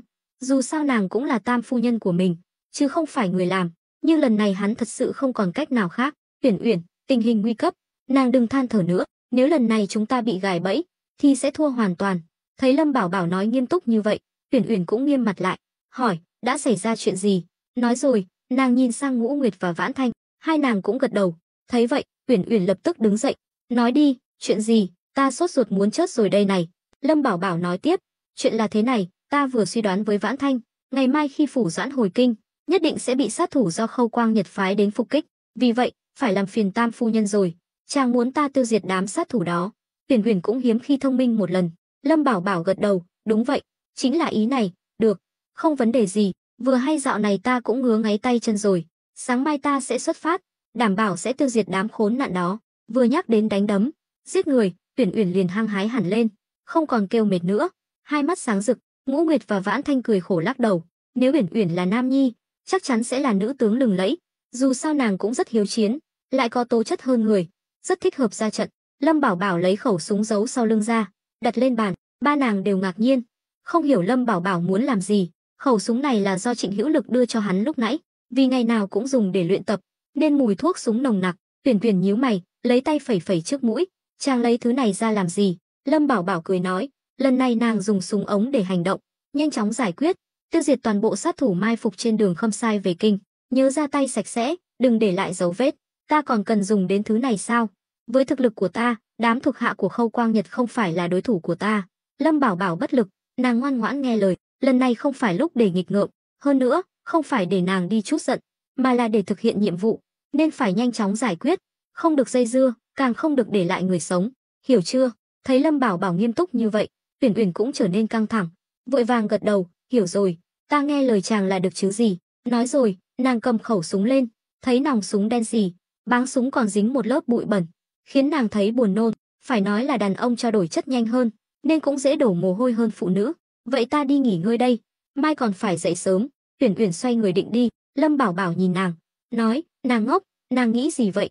Đêm nay không cần ngủ nữa. Nếu ta đoán không nhầm, Khâu Quang Nhật muốn vu oan giá họa, nhất định sẽ chuẩn bị từ trước. Vì vậy, bây giờ nàng phải xuất phát ngay. Xuất phát ngay, giờ này, ta biết đi đâu tìm bọn chúng. Uyển Uyển có chút cạn lời, nàng cứ mai phục ở cổng Bắc thành Ngư Thành. Đó là con đường duy nhất để về kinh.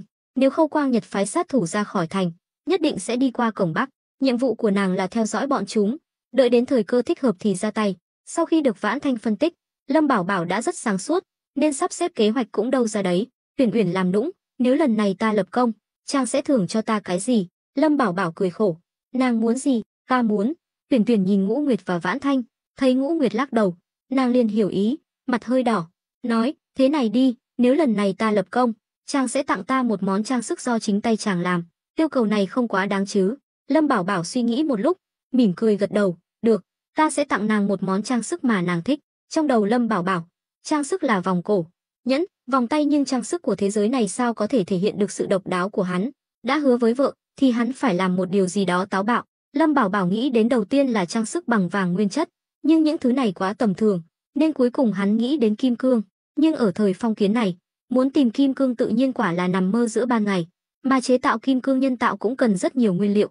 Những điều kiện này hắn đều không có, nhưng điều này không làm khó được Lâm Bảo Bảo, vì không làm được kim cương thật thì cứ dùng đồ thay thế là được. Vừa hay hắn định dùng cát mịn để luyện thủy tinh, nếu may mắn, hoàn toàn có thể tạo ra thủy tinh có hình dáng giống kim cương. Nghĩ đến đây, Lâm Bảo Bảo liền phấn khích. Lúc này, trong đầu hắn bỗng hiện lên một câu slogan nổi tiếng ở kiếp trước, kim cương vĩnh cửu, một viên truyền đời. Hắn chỉ cần áp dụng cách marketing kim cương của kiếp trước, rồi tẩy não mọi người. Đến lúc đó, dù nhà ai cưới hỏi, cũng phải mua kim cương, giống như tiền lễ và của hồi môn, tuyệt đối không thể thiếu. Nếu thành công, thì sau này Lâm Bảo Bảo có thể ngồi mát ăn bát vàng. Thứ không thiếu nhất trên thế giới này chính là cát, khắp nơi đều có. Tuy trong mắt Lâm Bảo Bảo, kim cương là thuế trí tuệ lớn nhất, nhưng dùng nó để kiếm tiền ở thế giới này thì lại là một kế hoạch tuyệt vời. Nhìn nụ cười nham hiểm của Lâm Bảo Bảo, ba nàng đều im lặng. Vãn Thanh ho khan một tiếng, chàng, sao chàng lại cười gian trá thế? Lâm Bảo Bảo giật mình, còn theo bản năng đưa tay lau miệng. Ai gian trá? Nàng mới gian trá, ta chỉ là nghĩ ra một cách kiếm tiền thôi. Kiếm tiền? Ba nàng đồng thanh. Giờ thì họ đã phát hiện ra, Lâm Bảo Bảo dường như không giỏi làm quan, nhưng lại rất giỏi kinh doanh. Kiếm tiền? Lâm Bảo Bảo véo má viển quyển, hôn chụt một cái, Tam phu nhân đúng là thần tài của ta. Mỗi lần nói chuyện với nàng, ta đều có thu hoạch lớn. Hành động này của Lâm Bảo Bảo khiến Ngũ Nguyệt và Vãn Thanh chạnh lòng. Uyển Uyển thì mặt đỏ tim đập, còn đưa tay lau chỗ vừa bị hôn. Sau đó, nàng xoay người bỏ chạy. Ha ha, Lâm Bảo Bảo cười lớn, muốn cô nàng này xấu hổ cũng thật không dễ dàng. Chàng có phải cũng bị bệnh rồi không? Vãn Thanh thăm dò. Đúng vậy, còn là bệnh tương tư. Lần này Ngũ Nguyệt cũng hơi giận, bĩu môi nói, trong mắt người ở thế giới này, những hành động thân mật giữa nam nữ chỉ nên làm khi không có ai, làm trước mặt hai người họ. Là Lâm Bảo Bảo không tôn trọng. Lâm Bảo Bảo ho khan một tiếng, cũng nhận ra hành động vừa rồi của mình hơi quá đáng. Cái đó, ta còn có việc, phải đến doanh trại một chuyến. Nói rồi, hắn xoay người bỏ đi, để lại Vãn Thanh và Ngũ Nguyệt với ánh mắt u oán. Bên này, Lâm Bảo Bảo vội vàng rời khỏi nhà, đi thẳng đến ngân khố. Vì trời đã khuya, nên không ai thấy vẻ mặt lúng túng của hắn. Đến cửa ngân khố, hắn thấy hai tử sĩ đang canh gác, vẻ mặt nghiêm túc. Thấy Lâm Bảo Bảo, hai người vội vàng hành lễ. Lâm công tử. Lâm Bảo Bảo gật đầu. Vừa rồi có người lạ nào được Trịnh Hữu Lực dẫn vào đây không? Có, là một người đàn ông mặt sẹo. Một tên tử sĩ nói, ánh mắt nhìn Lâm Bảo Bảo đầy sùng bái. Trong mắt những tử sĩ này, Lâm Bảo Bảo là người toàn năng. Thêm vào đó, Lâm Bảo Bảo cố tình hướng dẫn Trịnh Hữu Lực, để hắn tạo dựng hình tượng tốt đẹp trong lòng đám tử sĩ. Lâm Bảo Bảo hài lòng gật đầu, rồi bước vào. Trong doanh trại đã tắt đèn, tối om, chỉ có phòng của Trịnh Hữu Lực là còn le lói ánh đèn dầu, không thấy ai khác. Lâm Bảo Bảo đi đến, vừa định gõ cửa, thì Trịnh Hữu Lực đã mở cửa. Trịnh Hữu Lực cười nói, công tử, ngài đến rồi. Lâm Bảo Bảo nghiêm mặt, gật đầu bước vào. Hắn muốn thử thách Giang Khôn, nên phải làm cho ra vẻ. Giang Khôn đã đứng dậy nghênh đón, vẻ mặt lúng túng, như đang đi phỏng vấn xin việc. Lâm Bảo Bảo mỉm cười, đừng căng thẳng, cứ tự nhiên, mời Lâm công tử ngồi. Giang Khôn không dám thất lễ, càng không dám vượt quá giới hạn. Lâm Bảo Bảo ngồi xuống, Trịnh Hữu Lực lập tức tiến lên, cầm ấm trà trên bàn. Lâm Bảo Bảo liếc nhìn hắn, Trịnh Hữu Lực đứng khựng lại, rụt tay về. Từ sau khi bị Lâm Bảo Bảo giáo huấn trên đường về, Trịnh Hữu Lực càng không dám nói năng lung tung. Giang Khôn thấy vậy, liền cầm ấm trà, tự mình rót trà cho Lâm Bảo Bảo. Vừa rồi Trịnh Hữu Lực đã nói sơ qua tình hình, hắn cũng biết muốn đầu quân cho Lâm Bảo Bảo không dễ dàng, nhưng đã đến rồi, hắn tuyệt đối không bỏ lỡ cơ hội ngàn vàng này. Lâm Bảo Bảo bưng chén trà lên, nhấp một ngụm, liếc nhìn Giang Khôn, hỏi, trước khi làm cướp, ngươi là tiêu sư ở Hạo Thành? Đúng vậy, tiểu nhân và Trịnh Hữu Lực từng làm cùng tiêu cục, tổng cộng 5 năm. Cuối cùng, Giang Khôn cười khổ, không nói tiếp. Lâm Bảo Bảo gật đầu, tuy ta chưa hiểu rõ về ngươi, nhưng ngươi có thể sống sót sau cuộc truy quét của phủ Ngư Thành, cũng chứng tỏ ngươi có chút năng lực, nhưng muốn đầu quân cho ta, chút bản lĩnh đó vẫn chưa đủ. Giang Khôn như rơi xuống vực thẳm, toàn thân lạnh toát, hắn bịch một tiếng quỳ xuống. chắp tay nói, Lâm công tử, tuy tiểu nhân năng lực có hạn, nhưng cũng có ưu điểm, mong công tử cho tiểu nhân một cơ hội. Ưu điểm, nói ta nghe xem. Lâm Bảo Bảo cười, tiểu nhân năm nay 33 tuổi, làm cướp 3 năm, làm tiêu sư 5 năm, nhưng trước đó từng tòng quân, phục vụ dưới trướng trấn Nam Vương, làm trinh sát, phụ trách thu thập tình báo và phá hoại kế hoạch tác chiến của địch. Giang Khôn nói rất trôi chảy, sợ Lâm Bảo Bảo không tin mình, hận không thể kể hết cả gia phả 18 đời. Lâm Bảo Bảo thầm mừng, nhưng đã che giấu niềm vui trong lòng. Nghe Giang Khôn tự thuật, trong lòng hắn đã có kế hoạch tiếp theo. Ban ngày lúc bàn bạc với Mã Kế về việc lấy cát mịn, hắn đã nhắc đến việc phải đến gần Đào Nguyên Trấn, mà đó là địa bàn của Lâm Hiên. Nếu muốn lấy cát mịn mà không bị phát hiện, Lâm Bảo Bảo phải lên kế hoạch cẩn thận, nhưng bên cạnh hắn không có ai có thể dùng được. Trịnh Hữu Lực là thống lĩnh tử sĩ, không thể để hắn mạo hiểm, nếu xảy ra chuyện gì thì đội tử sĩ của hắn sẽ không có ai quản lý. Uyển Uyển tuy võ công cao cường, có thể đánh đấm, nhưng lại không giỏi trinh sát, nếu phái nàng đi, không những khó thành công, mà còn có thể gây thêm rắc rối. Trinh sát ở trái đất chính là trinh sát, loại nhân tài quân sự này cần được đào tạo bài bản, có nhiều kinh nghiệm thực chiến. Người thất bại chỉ có một kết cục, đó là bỏ mạng nơi xa trường. Những người sống sót đều là nhân tài toàn diện trong lĩnh vực quân sự. Lâm Bảo Bảo thầm nghĩ, lần này mình đúng là nhặt được bảo vật, nhưng hắn vẫn giữ được bình tĩnh. Vì ngươi giỏi trinh sát, ta vừa hay có một nhiệm vụ trinh sát, chỉ cần ngươi hoàn thành xuất sắc, mang về thông tin cụ thể và vẽ bản đồ, ta sẽ nhận ngươi. Trịnh Hữu Lực thầm nghĩ, thử thách mà Lâm Bảo Bảo nói, chẳng phải là muốn lấy giấy đầu danh sao? Hắn cũng đoán được Lâm Bảo Bảo sẽ giao nhiệm vụ gì cho Giang Khôn, nhưng hắn không lo lắng cho Giang Khôn. Hai người từng là đồng nghiệp 5 năm ở tiêu cục, có thể nói là rất hiểu nhau. Chỉ cần Giang Khôn thể hiện bình thường, thì chắc chắn sẽ không có vấn đề gì. Giang Khôn cũng đã đoán được Lâm Bảo Bảo sẽ thử thách mình, vội vàng chắp tay nói, công tử cứ yên tâm, tiểu nhân nhất định sẽ dốc hết sức, hoàn thành nhiệm vụ mà công tử giao phó. Xin công tử cứ dặn dò. Lâm Bảo Bảo hài lòng gật đầu, đứng dậy, nói, đêm nay ngươi nghỉ ngơi ở đây, sáng mai lập tức đến Đào Nguyên Trấn, điều tra tình hình quân sự của Đào Nguyên Trấn cho ta. Ngoài ra, bên ngoài trấn có một ngọn núi hoang, ngươi cũng đến đó xem sao, nếu có người canh giữ, nhớ mang về một ít quặng. Cuối cùng, vẽ lại những thông tin ngươi thu thập được thành bản đồ mang về, coi như ngươi hoàn thành nhiệm vụ. Giang Khôn vội vàng đồng ý, tuy không biết Lâm Bảo Bảo muốn làm gì, nhưng cũng thấy rõ hắn muốn ra tay với Đào Nguyên Trấn. Điều này khiến hắn vô cùng kinh ngạc, nhưng đó không phải là chuyện hắn cần quan tâm. Công tử cứ yên tâm, chuyện này cứ giao cho ta. Lúc này, Trịnh Hữu Lực nói, được rồi, Giang Khôn, ngươi đi nghỉ ngơi đi, sáng mai xuất phát, đừng làm lỡ việc lớn của công tử. Giang Khôn đứng dậy, đẩy cửa rời đi, không còn người ngoài.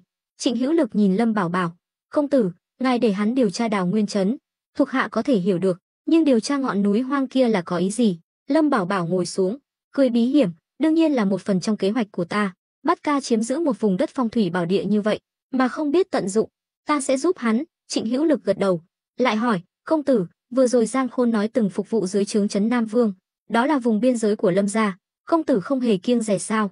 Lâm Bảo Bảo liếc nhìn hắn, kiêng dè gì chứ, ngươi còn lo lắng hắn là gián điệp do Lâm gia cài vào bên cạnh ta sao? Đó không phải, thuộc hạ chỉ nghĩ công tử sẽ có thành kiến với hắn vì xuất thân của hắn. Hừ, thành kiến, nếu ta có thành kiến với hắn, thì cũng nên có thành kiến với ngươi mới đúng. Vậy tại sao ngươi vẫn được ta trọng dụng? Ngươi đừng lo lắng, chỉ cần Giang Khôn này trung thành, làm việc cho ta, ta sẽ không bạc đãi hắn, càng không bạc đãi ngươi. Được đi theo công tử là vinh hạnh của thuộc hạ. Thôi, sau này bớt nịnh nọt đi, với ta hoàn toàn vô dụng, nếu ngươi làm không tốt, ta cũng sẽ không tha cho ngươi.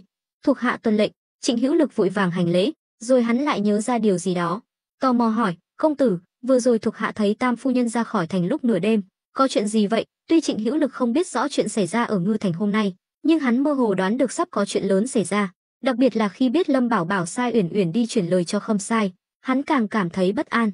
Lâm Bảo Bảo cũng không giấu giếm, vì ngươi đã hỏi, vậy ta sẽ nói thật cho ngươi biết, Khâu Quang Nhật định ám sát Khâm Sai, rồi đổ tội cho ta. Trịnh Hữu Lực suy nghĩ một lúc, bỗng hiểu ra, vỗ đùi, tên khốn đó thật hèn hạ, thảo nào ban ngày lại thăng chức cho công tử, hóa ra là có ý đồ xấu. Lâm Bảo Bảo thở dài, đúng vậy, nhưng lão già này tính toán kỹ lưỡng mà vẫn tính sai một bước. Sai lầm lớn nhất của Khâu Quang Nhật và sư gia Thường Ngộ Phong là quá tin tưởng vào tin tức tình báo, mà bỏ qua sự phức tạp của lòng người. Tất cả những gì họ biết về Lâm Bảo Bảo đều là do thuộc hạ báo cáo. Họ cứ tưởng đã nắm chắc tính cách của Lâm Bảo Bảo. Chính vì vậy, Khâu Quang Nhật mới dám thể hiện rõ ý định giết Thôi Minh Sung trước mặt Lâm Bảo Bảo. Lâm Bảo Bảo tuy không thích xen vào chuyện của người khác, nhưng nếu liên quan đến lợi ích của mình, hắn không thể khoanh tay đứng nhìn. Quan trọng nhất là, Khâu Quang Nhật dường như quên mất bên cạnh Lâm Bảo Bảo cũng có quân sư. Một mình Vãn Thanh đã đủ sức đối phó với hàng chục Thường Ngộ Phong. Thường Ngộ Phong chỉ là một thư sinh nghèo, nói thẳng ra là năng lực kém cỏi. Nếu không đã chẳng phải làm sư gia, mà sư gia cũng giống như thầy lang, là hạng người hạ cửu lưu. Vì vậy, Khâu Quang Nhật cứ tưởng kế hoạch của mình hoàn hảo, nhưng thực chất lại đầy sơ hở. Trịnh Hữu Lực hỏi tiếp, vậy Tam phu nhân ra khỏi thành lúc nửa đêm, là muốn? Khâu Quang Nhật không phải người dễ giết, hơn nữa, hắn còn sống thì có lợi hơn cho chúng ta. Lâm Bảo Bảo đoán được suy nghĩ của hắn, ta chỉ bảo Uyển Uyển âm thầm theo dõi đám sát thủ trong thành, đợi khi chúng chuẩn bị ra tay với Khâm Sai, thì Uyển Uyển sẽ tiêu diệt chúng. Trịnh Hữu Lực lúc này mới hiểu ra, công tử quả nhiên tính toán chu toàn, xem ra âm mưu của Khâu Quang Nhật lần này chắc chắn sẽ thất bại.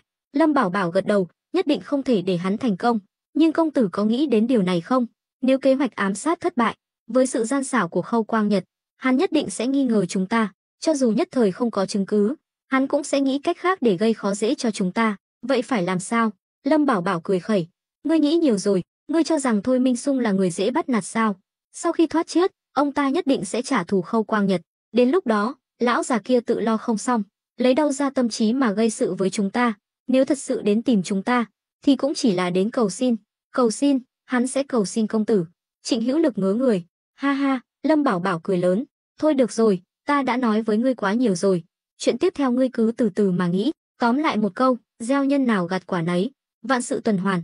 Nói rồi, Lâm Bảo Bảo đứng dậy bỏ đi. Trịnh Hữu Lực đứng ngây ra đó, vẫn đang suy nghĩ ý nghĩa câu nói của Lâm Bảo Bảo. Nhưng với đầu óc của hắn, muốn hiểu được thì không biết đến bao giờ. Trong mắt Lâm Bảo Bảo, đạo lý rất đơn giản, cũng dễ hiểu.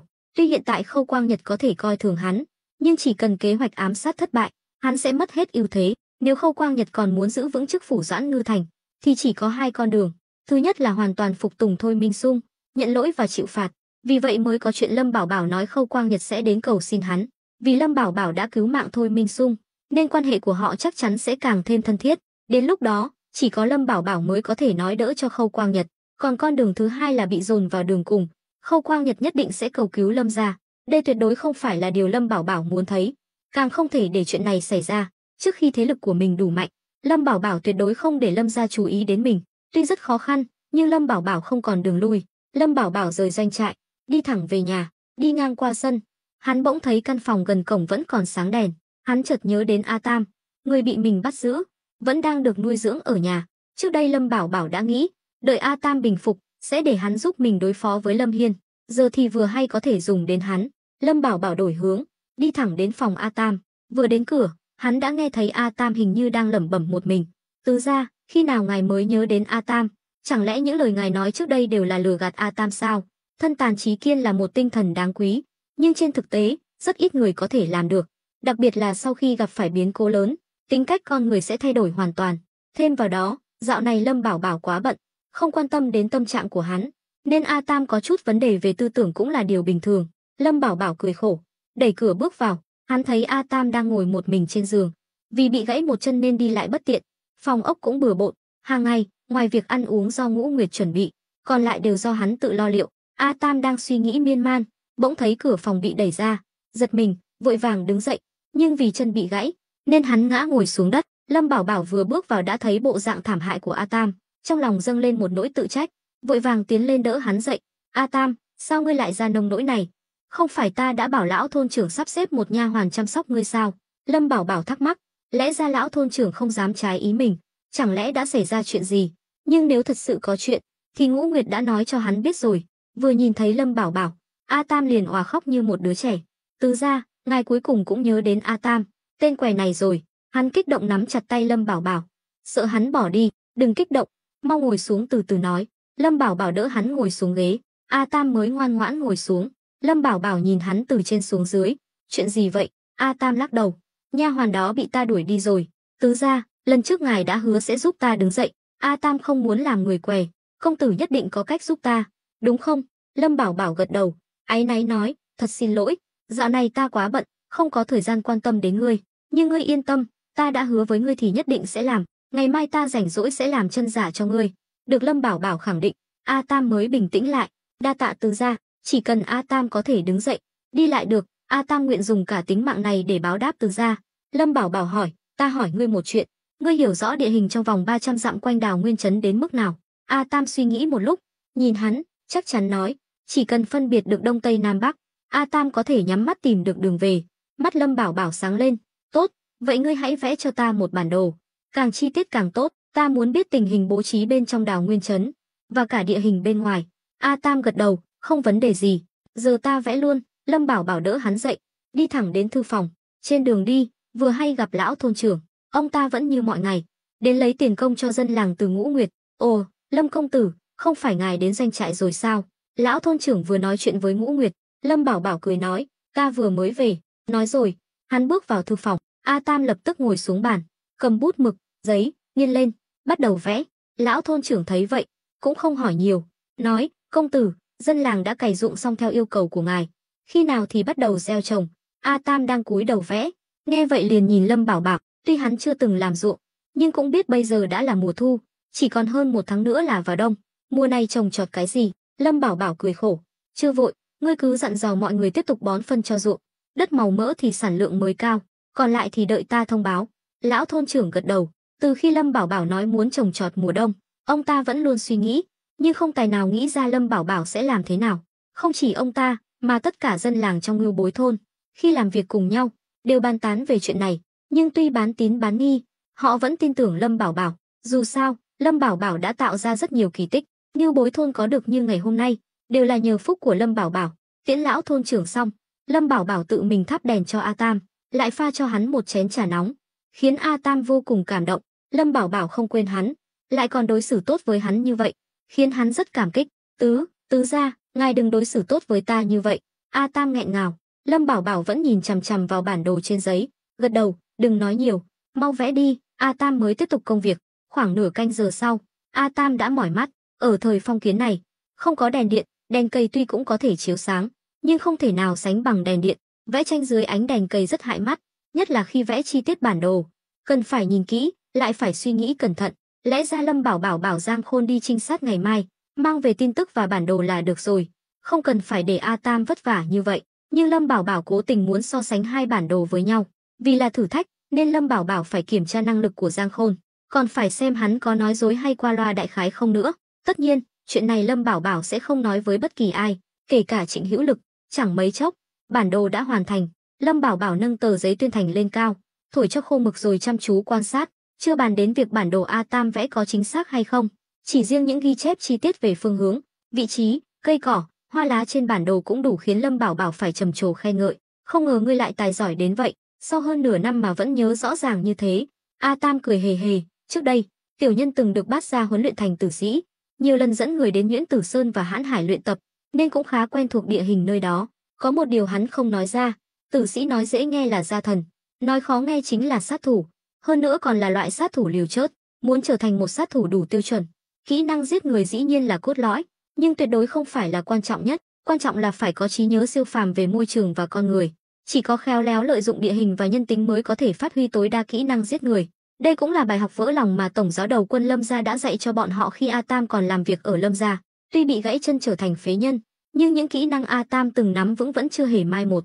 Thậm chí, suốt nửa năm qua, hắn vẫn âm thầm luyện tập sử dụng ám khí. Hắn không muốn trở thành một kẻ tàn phế hoàn toàn, chỉ có tạo ra giá trị, hắn mới có thể được Lâm Bảo Bảo trọng dụng. Đây cũng chính là con đường sinh tồn của hắn. Lâm Bảo Bảo gật đầu hài lòng, chỉ vào vị trí Nhuyễn Tử Sơn, tò mò hỏi, vì sao ngọn núi này lại được vẽ khác với những ngọn núi khác? A Tam nhìn thoáng qua, giải thích, tứ gia, ngài còn nhớ lần trước tiểu nhân có nhắc đến hầm mỏ không? Nó nằm ngay tại vị trí này. Nhuyễn Tử Sơn địa thế hiểm trở, người thường khó mà lên núi được, nhưng để tiện cho việc khai thác, Bát gia đã phái tiểu nhân đến Đào Nguyên trấn bắt cóc rất nhiều thanh niên trai tráng để mở đường lên núi. Lâm Bảo Bảo cười khẩy, tên Lâm Hiên đúng là khốn nạn, chuyện thất đức như vậy mà cũng làm được. Lâm Bảo Bảo cũng huy động dân làng làm việc cho mình, nhưng là trả công xứng đáng. Mối quan hệ giữa hắn và dân làng Ngưu Bối thôn là quan hệ thuê mướn, còn hành động của Lâm Hiên, nếu so với ở trái đất thì đúng là buôn người trá hình, lợi dụng quyền lực trong tay, bắt người ta lên núi làm việc đến chớt, đừng nói là được trả công, có thể sống sót trở về đã là may mắn lắm rồi. A Tam cúi đầu, vẻ mặt ngượng ngùng, tứ gia nói đúng, tiểu nhân khi còn là tay sai của Bát gia cũng đã làm không ít chuyện thất đức. Lâm Bảo Bảo liếc nhìn hắn, ta không quan tâm ngươi đã làm gì trong quá khứ, nhưng hiện tại ngươi đang làm việc cho ta, vì vậy hãy bỏ ngay những thói xấu mà Lâm Hiên đã dạy cho ngươi. Sau này, nếu để ta biết ngươi còn làm những chuyện thất đức này, đừng trách ta không cho ngươi cơ hội. A Tam vội vàng gật đầu, lời dạy bảo của tứ gia, A Tam khắc cốt ghi tâm. Sau đó, Lâm Bảo Bảo dìu A Tam về phòng nghỉ ngơi, còn mình thì quay lại thư phòng. Đã hứa giúp A Tam đứng dậy được, hắn Na Tu Di Ly phải bắt tay vào chuẩn bị. Vết thương của A Tam đã lành hẳn, nhưng muốn đi lại được thì chỉ có thể làm chân giả. Lâm Bảo Bảo quyết định trước tiên sẽ dùng gỗ tốt để làm chân giả cho A Tam, hy vọng giúp hắn trở lại bình thường. Đợi sau này, khi có thể khai thác mỏ sắt ở Ngưu Bối Sơn, hắn sẽ làm cho A Tam một chiếc chân giả bằng sắt. Chẳng mấy chốc, hắn đã phác thảo xong bản vẽ. Tuy nhìn có vẻ kỳ quặc, nhưng chỉ cần hắn hiểu là được. Khi mọi việc xong xuôi, trời đã khuya, Lâm Bảo Bảo vươn vai mệt mỏi, đẩy cửa phòng ngủ. Ngũ Nguyệt đã thay áo ngủ màu trắng, đang ngồi tựa đầu giường thêu thùa. Trong xã hội phong kiến này, người ta cũng không có nhiều hoạt động giải trí, thêu thùa xem như là một thú vui tiêu khiển của phụ nữ. Nhưng nếu không phải đang đợi Lâm Bảo Bảo, Ngũ Nguyệt đã đi ngủ từ lâu rồi. Lâm Bảo Bảo đẩy cửa bước vào, dụi dụi đôi mắt đỏ hoe, uể oải nói: "Ngũ Nguyệt, sao nàng còn chưa ngủ?" Ngũ Nguyệt lập tức đặt đồ thêu xuống, nhỏ nhẹ đáp: "Tướng công còn chưa nghỉ, thiếp sao ngủ được?" Lâm Bảo Bảo mỉm cười hài lòng, nằm vật ra giường, đầu gối lên đùi nàng. "Đại phu nhân thật chu đáo." "Ta, Lâm Bảo Bảo này, đúng là tu mấy kiếp mới được như vậy." Lâm Bảo Bảo hít một hơi thật sâu, mùi hương thiếu nữ thoang thoảng trong chăn. So với cuộc sống lâu sờ kiếp trước, đúng là một trời một vực. Nhưng có một điều Lâm Bảo Bảo phải thừa nhận, ở xã hội phong kiến này, chỉ cần có tiền, có địa vị là có thể tam thê tứ thiếp. Hơn nữa, phụ nữ đa phần đều hiền thục, đảm đang, dù trong lòng có chút oán trách, nhưng hầu hết đều vì muốn gia đình tốt hơn mà cố gắng. Ở kiếp trước thì hoàn toàn khác, dưới ảnh hưởng của xã hội hiện đại, phụ nữ giỏi việc nước, đảm việc nhà, không chỉ quên mất những đức tính hiền lương, thục đức mà tổ tiên truyền lại, mà ngay cả việc giặt giũ, nấu nướng cơ bản cũng không biết. Theo Lâm Bảo Bảo, một người từ khi sinh ra đến khi trưởng thành, kỹ năng cần phải nắm vững nhất chính là khả năng tự lập. Vậy mà có những người phụ nữ lại không biết những điều này, còn lớn tiếng ba hoa khoác lác. So sánh hai bên, Lâm Bảo Bảo càng yêu thích phụ nữ của thế giới này. Chỉ riêng sự thấu hiểu, dịu dàng của họ cũng đủ khiến hắn nguyện ý hy sinh tất cả. Thấy Lâm Bảo Bảo mệt mỏi như vậy, Ngũ Nguyệt liền ôm đầu hắn vào lòng, nhẹ nhàng xoa bóp. Lâm Bảo Bảo cảm thấy dễ chịu hơn hẳn, khẽ mở mắt ra, vừa vặn chạm phải ánh mắt của nàng. "Ngũ Nguyệt, trước đây nàng có luyện tập à?" "Lực tay vừa phải, thật thoải mái." Ngũ Nguyệt bĩu môi, nói linh tinh: "Chuyện riêng tư thế này, ta luyện tập với ai được chứ?"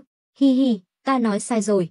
Được chưa, nào, mau hầu hạ trẫm nghỉ ngơi." Lâm Bảo Bảo bị nàng trêu chọc, trong lòng ngứa ngáy, liền ôm nàng vào lòng, hai người lăn lộn trên giường, chăn đắp kín mít. Lâm Bảo Bảo nhìn nàng chằm chằm như sói đói, khiến Ngũ Nguyệt mặt đỏ tim đập. Cuối cùng, nàng vùi mặt vào ngực hắn, lắng nghe nhịp tim mạnh mẽ của hắn. "Tướng công, đừng nghĩ lung tung nữa, tối nay nghỉ ngơi cho khỏe đi." Ngũ Nguyệt nắm lấy bàn tay đang táy máy của hắn, mặt đỏ ửng, thấy nàng thật sự không có hứng thú. Lâm Bảo Bảo chỉ biết cười khổ, lắc đầu, hít sâu một hơi. "Ngũ Nguyệt, chậm nhất là 2 tháng rưỡi nữa sẽ đến cuối năm, khi đó Lâm gia chắc chắn sẽ phái quản gia đến thu thuế, nàng chuẩn bị trước đi, để dành sẵn số bạc đó." Nhắc đến chuyện chính sự, Ngũ Nguyệt lập tức tỉnh táo hẳn, ngồi bật dậy, hỏi: "Tướng công muốn thiếp tiếp đón người Lâm gia sao?" "Sao, nàng sợ à?" Lâm Bảo Bảo cười mỉm, cũng hơi hơi. Ngũ Nguyệt từng bị đối xử tệ bạc ở Lâm gia nên rất sợ người nhà họ Lâm.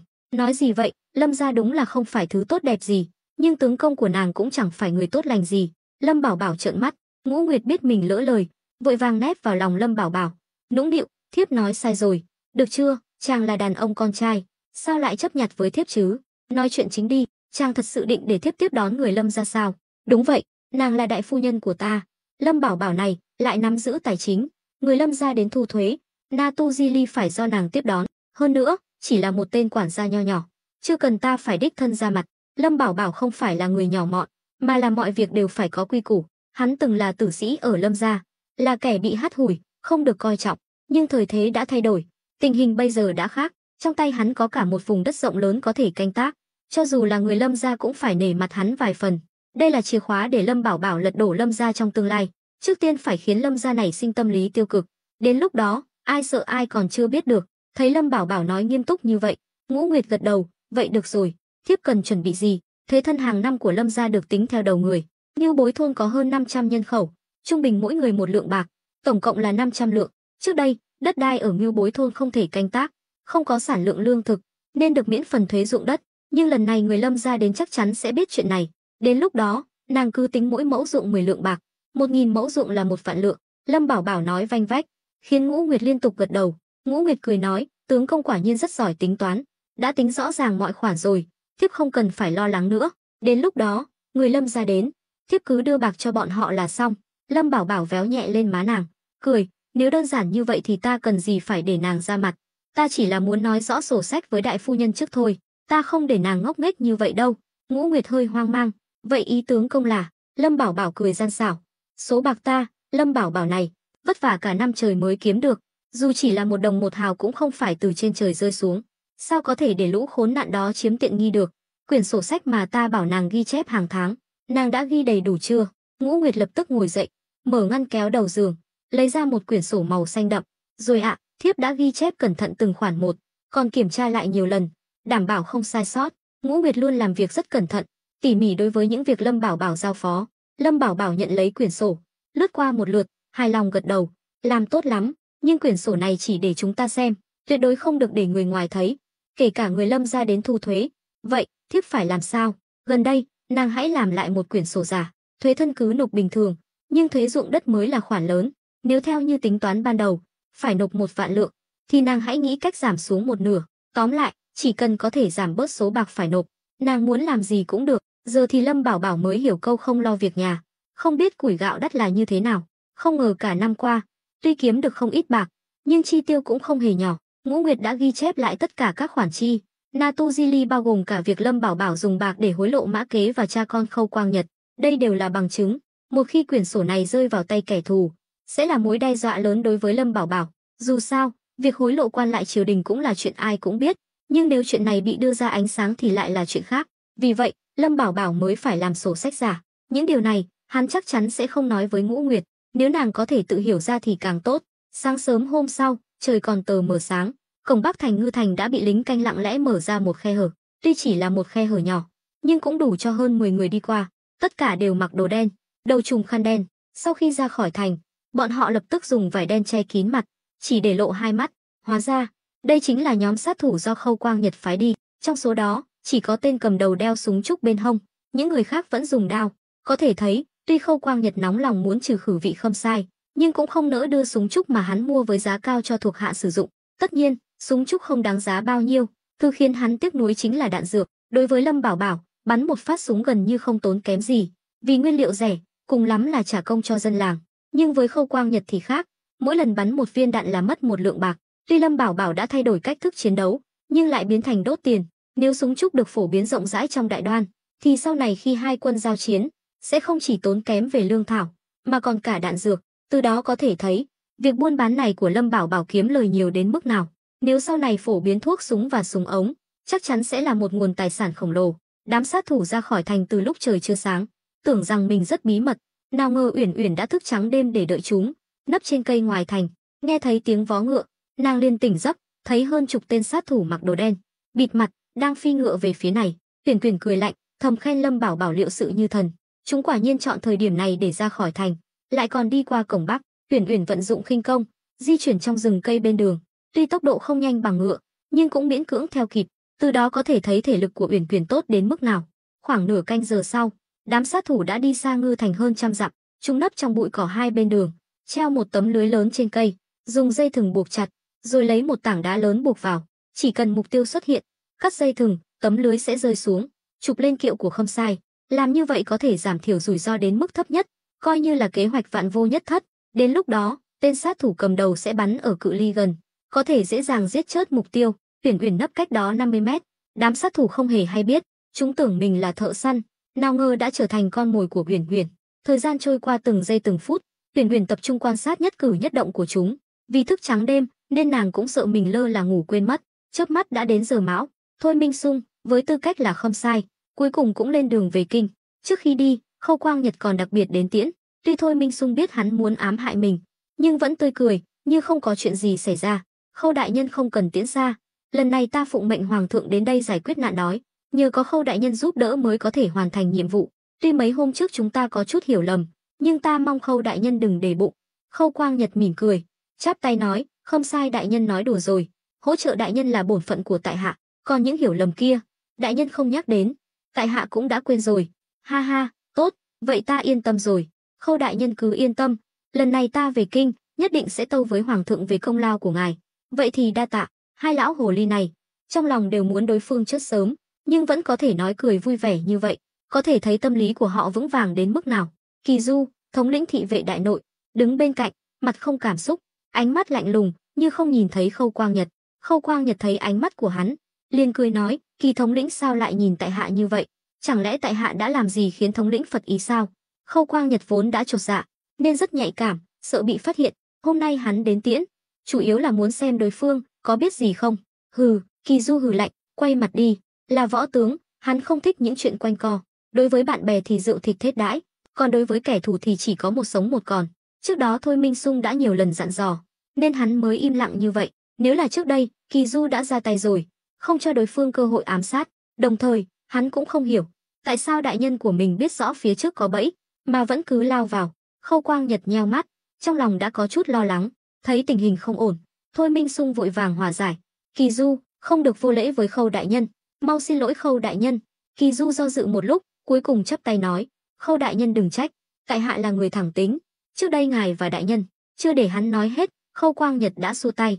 Kỳ thống lĩnh không cần giải thích, tại hạ đều hiểu, tuy chúng ta đứng ở lập trường khác nhau, nhưng chung quy đều là trung thành với triều đình. Vì vậy, tại hạ mong chúng ta có thể phân biệt rõ ràng, đừng gây thù chuốc oán. Câu nói này của hắn thật khéo léo, như thể hắn rất độ lượng. Kỳ Du thấy buồn nôn, nhíu mày định phản bác, thì Thôi Minh Sung đã bước lên trước, chắp tay nói, thôi được rồi, không nói nhiều nữa, Khâu đại nhân, chúng ta sau này gặp lại. Khâu Quang Nhật cũng vội vàng chắp tay đáp lễ, nhưng hắn cười rất tươi. Trong mắt hắn, hậu hội hữu kỳ đối với Thôi Minh Sung chính là vĩnh biệt, vì nhiều nhất là nửa canh giờ nữa, Thôi Minh Sung sẽ chết. Vậy tại hạ không tiễn xa, chúc Khâm Sai đại nhân thuận buồm xuôi gió. Thôi Minh Sung gật đầu, bước lên kiệu, đoàn người hộ tống Khâm Sai hùng dũng đáng ra khỏi thành. Khâu Quang Nhật chắp tay sau lưng, nhìn đoàn người rời đi, cuối cùng cũng nở nụ cười nham hiểm. Lúc này, sư gia Thường Ngộ Phong xuất hiện phía sau hắn, cười nói, đại nhân, lần này ngài có thể yên tâm rồi chứ? Khâu Quang Nhật hừ lạnh, xoay người lại, yên tâm, còn lâu mới yên tâm được. Đừng quên Lâm Bảo Bảo kia cũng không phải dạng vừa. Đại nhân đừng lo lắng, Lâm Bảo Bảo tuy gian xảo, nhưng dù sao cũng thế đơn lực yếu. Lần này hắn được đại nhân ban thưởng, trở thành viên ngoại lang. Nếu còn dám không nghe lời, đại nhân có thể dùng luật pháp đại đoan để đối phó với hắn. Đây mới chính là âm mưu của Thường Ngộ Phong. Tục ngữ nói dân không đấu lại quan, nhưng câu này cũng có thể nói ngược lại. Nếu Lâm Bảo Bảo chỉ là thường dân, thì Khâu Quang Nhật với chức phủ doãn tứ phẩm không thể làm gì được hắn. Hơn nữa, Lâm Bảo Bảo lại rất giàu hoạt, không dễ dàng phạm sai lầm. Nhưng bây giờ thì khác, hắn không những bước chân vào quan trường, mà còn trở thành viên ngoại lang ty kế toán, thuộc hạ của Khâu Quang Nhật. Viên ngoại lang ở Ngư Thành tuy không phải là quan lớn, nhưng cũng không nhỏ, lại là chức vụ quan trọng của ty kế toán. Muốn tìm ra lỗi của hắn thì quá dễ dàng.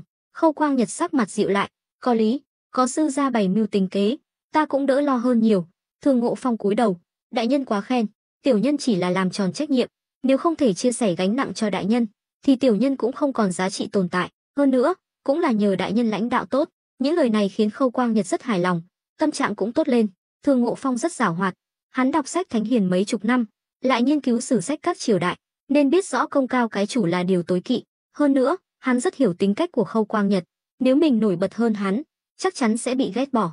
Bên kia, sau khi ra khỏi thành, Thôi Minh Sung lập tức xuống kiệu, đổi sang một con ngựa đen, ngay cả quan phục cũng thay bằng trang phục thị vệ đại nội. Kỳ Du thở dài, đại nhân, tin tức mà Lâm Bảo Bảo gửi đến, thật sự đáng tin sao? Sao thuộc hạ thấy Khâu Quang Nhật không có gan làm vậy? Chưa nghe câu biết người biết mặt không biết lòng sao? Nhất là những tên phủ doãn địa phương này, không ai là không giở trò. Hơn nữa, cho dù tin tức của Lâm Bảo Bảo không chính xác cũng không sao, dù sao cẩn thận vẫn hơn. Nếu ngươi mà cứ lỗ mãng như vậy, ngươi có biết vừa rồi nếu đánh rắn động cỏ, khiến Khâu Quang Nhật thay đổi chủ ý, thì sẽ ảnh hưởng lớn đến kế hoạch của ta không?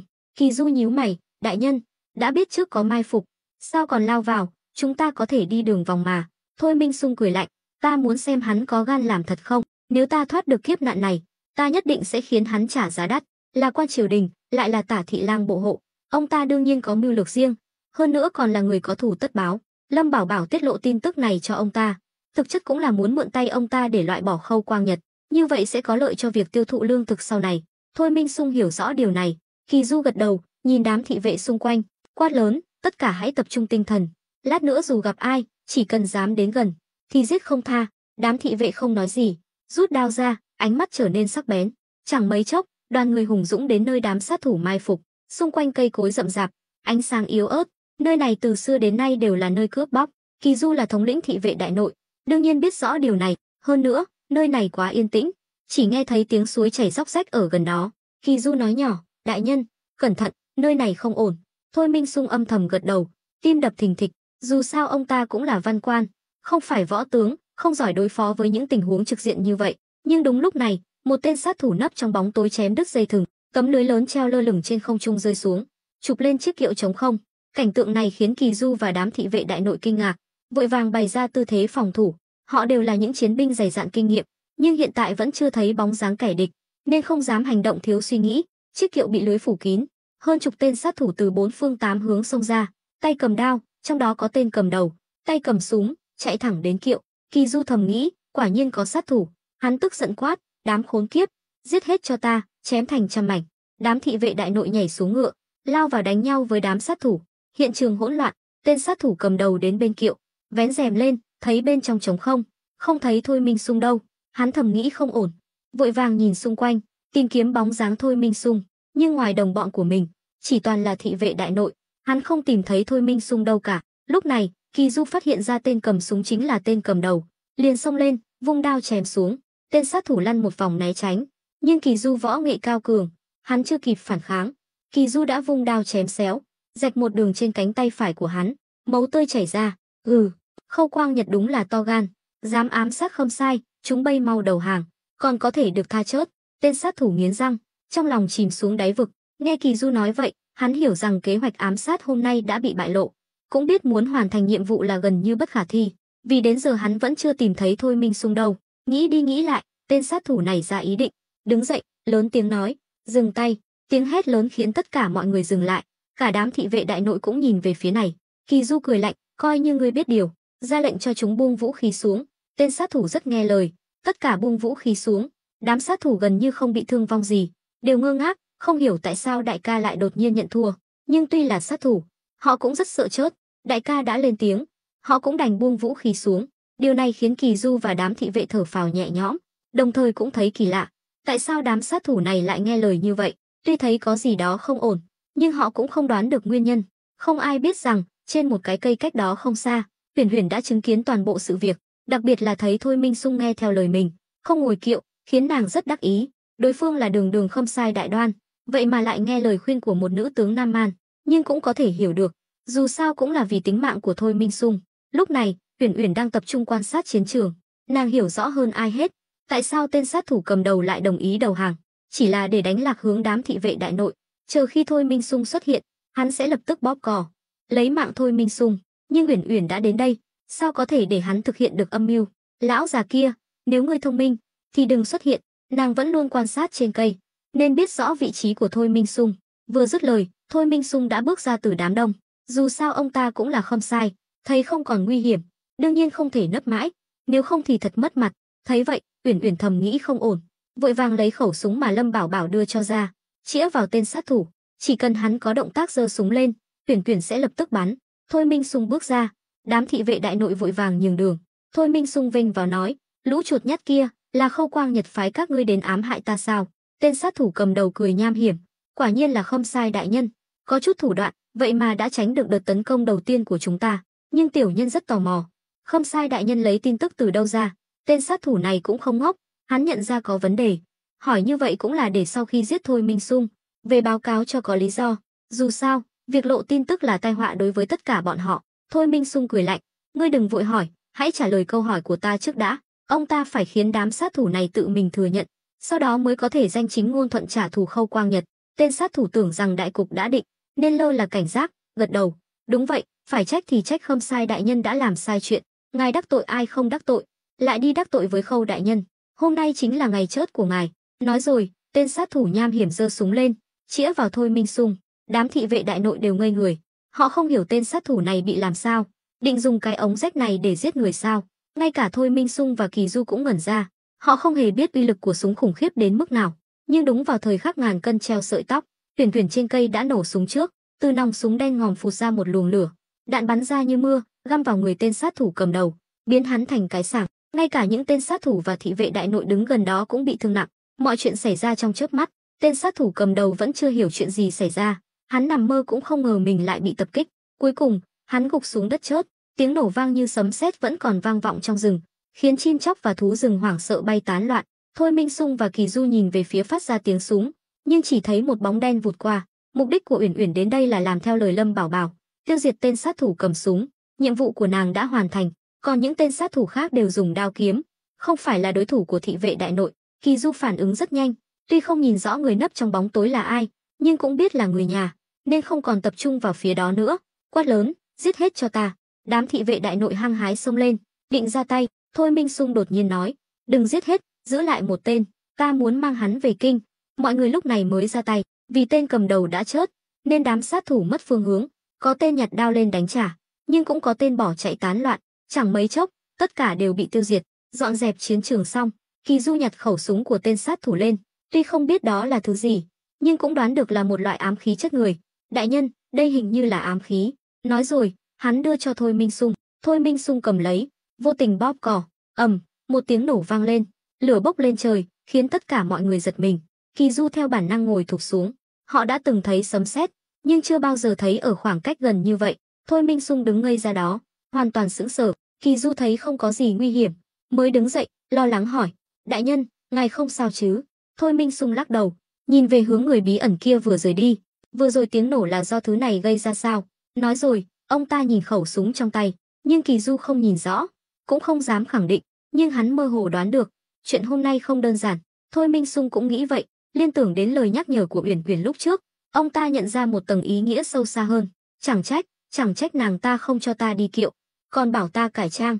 Hóa ra là vì vậy. Khi Uyển Uyển trở về Ngưu Bối thôn, đã là giữa trưa, nàng đến xưởng, thấy Lâm Bảo Bảo đang loay hoay với một đống gỗ, nhíu mày, "Chàng, ta về rồi, sao chàng không nhìn ta lấy một cái?" Lâm Bảo Bảo lúc này mới buông đồ nghề xuống, nhìn bộ dạng này của nàng, chắc là nhiệm vụ thuận lợi. Thôi Minh Sung bình an vô sự rồi. Uyển Uyển bực bội một tiếng, nàng đã vất vả cả ngày lẫn đêm bên ngoài, không những không được khen ngợi, mà còn bị phớt lờ, khiến nàng rất khó chịu. Lâm Bảo Bảo kéo nàng vào lòng, cười véo mũi nàng, "Sao, giận rồi à, để chàng thử thức trắng một ngày một đêm xem." Uyển Uyển trừng mắt, nhưng được Lâm Bảo Bảo ôm vào lòng, nàng lại thấy rất hưởng thụ. Nàng bĩu môi, làm nũng, "Chàng không biết quan tâm người ta, suốt ngày chỉ biết bận rộn." Uyển Uyển đã hoàn toàn quên mất những suy nghĩ cực đoan lúc mới bị Lâm gia bắt đến. Giờ đây, nàng đã hoàn toàn chìm đắm trong lưới tình mà Lâm Bảo Bảo giăng ra, không thể nào thoát ra được. Lâm Bảo Bảo cương chiều nói, "Thôi nào, Tam phu nhân đừng giận nữa, nàng cũng biết tấm lòng của ta dành cho nàng mà." Trời đất chứng giám, nhật nguyệt soi sáng. Nghe những lời đường mật này, Uyển Uyển cảm thấy vô cùng hạnh phúc, ôm chặt eo hắn, rồi cứ thế mà ngủ thiếp đi. Lâm Bảo Bảo cười khổ, ánh mắt đầy thương xót. Cô nàng hổ báo này, tuy thường ngày tính tình nóng nảy, nhưng vào những thời khắc quan trọng, nàng lại là người khiến hắn yên tâm nhất. Vì Ngũ Nguyệt tính tình nhu mì, quá lương thiện, nói khó nghe là cổ hủ, không giỏi tranh đấu. Vãn Thanh thì cũng tạm được, nhưng lại quá thực dụng, lúc nào cũng tính toán thiệt hơn. Đây là bệnh nghề nghiệp của những người làm mưu sĩ ở quốc sự viện. Chỉ có Uyển Uyển là thật lòng thật dạ, nàng có thể hy sinh tất cả vì hắn, điều này không cần nàng phải nói ra, Lâm Bảo Bảo cũng đã cảm nhận được. Vì vậy, những lần hành động lớn gần đây, Lâm Bảo Bảo đều giao cho Uyển Uyển. Sau đó, Lâm Bảo Bảo nhẹ nhàng bế nàng về phòng. Lúc này, Ngũ Nguyệt nói, "Cô nàng này sao lại ngủ rồi? Ta đã chuẩn bị cơm nước xong xuôi rồi. Thôi, cứ để nàng ấy ngủ đã, tỉnh dậy rồi ăn cũng chưa muộn." Ngũ Nguyệt gật đầu. Trong mắt Lâm Bảo Bảo, nàng là một chính thất hiền thục, nhưng trước mặt Vãn Thanh và Biển Quyển, nàng lại là một người chị cả dịu dàng, chu đáo, không hề ghen ghét vì hai người họ tranh giành chồng với mình. Những chuyện xảy ra trước đây chỉ là chút giận dỗi, mà phần lớn đều do Vãn Thanh gây sự. "Chàng, sáng sớm chàng đã loay hoay với đống gỗ đó ở xưởng, chàng định làm gì vậy?" Ngũ Nguyệt tò mò. "Vết thương của A Tam đã lành hẳn, ta không thể để hắn cứ làm phế nhân mãi được, nên muốn làm cho hắn một cái chân giả, để hắn có thể đi lại bình thường." "Chân giả?" Ngũ Nguyệt kinh ngạc, che miệng, "Chàng thật đa tài, sao cái gì chàng cũng biết làm vậy?" Từ khi gả cho Lâm Bảo Bảo đến nay, cũng đã được nửa năm, nàng đã chứng kiến sự tài giỏi của hắn, dường như không có khó khăn nào có thể làm khó được hắn. Lâm Bảo Bảo đắc ý, "Sao, chàng là thiên tài, nàng không vui à?" "Vui chứ, sao lại không vui, thiếp chỉ là hơi ngạc nhiên thôi." Nói rồi, Ngũ Nguyệt cúi đầu nhìn những chi tiết nhỏ bằng gỗ trên bàn. Lâm Bảo Bảo cầm một miếng gỗ và giấy nhám tự chế, bắt đầu mài. Ưu điểm của gỗ là dễ tạo hình, nếu là sắt thì sẽ rất tốn công. "Chàng, những miếng gỗ nhỏ này thật sự có thể giúp A Tam đứng dậy được sao?" Ngũ Nguyệt vẫn còn nghi ngờ, nếu không phải tận mắt nhìn thấy, lại tin tưởng Lâm Bảo Bảo tuyệt đối, thì nàng cũng không dám tin tất cả những điều này là thật. "Bây giờ thì chưa được, đợi ta lắp ráp xong những bộ phận nhỏ này, hắn sẽ có thể đi lại bình thường." Đúng lúc này, ngoài cửa vang lên một tiếng rầm. Lâm Bảo Bảo và Ngũ Nguyệt đồng thời quay đầu lại. A Tam vì đi lại khó khăn nên đã ngã ở cửa, nhưng hắn không hề buồn bã, có lẽ đã quen rồi. Hơn nữa, biết Lâm Bảo Bảo sẽ giúp mình đứng dậy, hắn lại có thêm hy vọng, nên cứ thế bò vào trong. Ngay cả chiếc gậy trống cũng bị hắn vứt lại ngoài cửa. Ngũ Nguyệt định chạy đến đỡ, nhưng bị Lâm Bảo Bảo ngăn lại. "Đừng động vào, để hắn tự đứng dậy." Trong mắt Lâm Bảo Bảo, tinh thần con người chi phối thể xác, Nếu tinh thần suy sụp, mất hết niềm tin vào cuộc sống, thì sống cũng chỉ là tồn tại. Vì vậy, hắn phải khơi dậy khát vọng sống của A Tam. Quả nhiên, A Tam nghiến răng, cố gắng đứng dậy, nhưng vì toàn bộ trọng lượng cơ thể dồn lên chân phải, nên hắn không giữ được thăng bằng, loạng choạng, nhưng cuối cùng vẫn đứng vững. Hắn không quan tâm đến bộ dạng lấm lem của mình, hướng về phía Lâm Bảo Bảo và Ngũ Nguyệt, nói: "Tứ gia, đại phu nhân." Khiến hai người chê cười rồi. Ngũ Nguyệt cười khổ: "A Tam, sao ngươi lại tự mình ra đây? Chân ngươi đang bất tiện, đợi chàng làm xong chân giả sẽ đến tìm ngươi." Đại phu nhân nói đúng, nhưng tiểu nhân không đợi được nữa, nên muốn đến xem có thể giúp tứ gia việc gì không. A Tam mồ hôi nhễ nhại, thực ra, câu nói quan tâm của Ngũ Nguyệt lại khiến hắn rất khó chịu, là tử sĩ được Lâm gia đào tạo, lẽ ra hắn phải chớt trên chiến trường, nào ngờ lại trở thành phế nhân, đừng nói là thực hiện nhiệm vụ như trước, giờ ngay cả sinh hoạt hàng ngày cũng cần người khác chăm sóc, khiến A Tam, người có lòng tự trọng rất cao, khó mà chấp nhận được. Lâm Bảo Bảo đã nhận ra suy nghĩ của hắn, nói: "Ngũ Nguyệt, ở đây không có việc gì của nàng nữa, nàng xuống trước đi, để A Tam ở lại đây với ta." Ngũ Nguyệt gật đầu rời đi, không còn người ngoài. A Tam cười nói, khó khăn bước đến, nhìn những chi tiết nhỏ trên bàn: "Tứ gia, ngài cần tiểu nhân làm gì không?" Lẽ ra khi làm việc, Lâm Bảo Bảo không thích bị làm phiền, càng không cần người khác nhúng tay vào, nhưng vì muốn quan tâm đến tâm trạng của A Tam, hắn vẫn kiên nhẫn nói: "Thấy những chi tiết nhỏ này không, đều là ta làm từ sáng sớm, nhưng giờ vẫn chưa dùng được, cần phải dùng giấy nhám đánh bóng cho mịn, để khi lắp ráp sẽ dễ dàng hơn. Hơn nữa khi ngươi dùng cũng sẽ không bị cọ sát vào da thịt, vì ngươi đã đến rồi, vậy công việc này giao cho ngươi. Được chứ?" A Tam mừng rỡ, vội vàng gật đầu, không vấn đề gì, loại việc nặng nhọc này ta nhất định làm tốt. Nói rồi, hắn ngồi xuống ghế, làm theo lời Lâm Bảo Bảo, bắt đầu đánh bóng các chi tiết nhỏ. Lâm Bảo Bảo đứng sau lưng hắn, nhìn hắn tỉ mỉ làm việc, trong lòng rất hài lòng, hắn thấy được khát vọng sống mãnh liệt ở A Tam. Đây mới là điều đáng quý nhất. A Tam tuy bất hạnh, nhưng cũng rất may mắn, nếu không gặp Lâm Bảo Bảo, hắn đã không bị gãy chân, nhưng cũng chính vì Lâm Bảo Bảo mà cuộc sống tăm tối, đầy chém giết của hắn mới được thay đổi. Chưa đầy một canh giờ, A Tam đã đánh bóng xong tất cả các chi tiết. Lâm Bảo Bảo bắt đầu lắp ráp theo bản thiết kế, khiến A Tam tròn mắt kinh ngạc. "Tứ gia, hồi nhỏ ở Lâm gia, ngài có học nghề mộc không?" Lâm Bảo Bảo cười nói: "Ngươi nghĩ ta ở Lâm gia sẽ được đối xử như vậy sao? Những tử sĩ như chúng ta, từ khi sinh ra đã định sẵn số phận, là những kẻ bị Lâm gia ruồng bỏ, sao họ có thể tốn công sức và tiền bạc để đào tạo chúng ta chứ?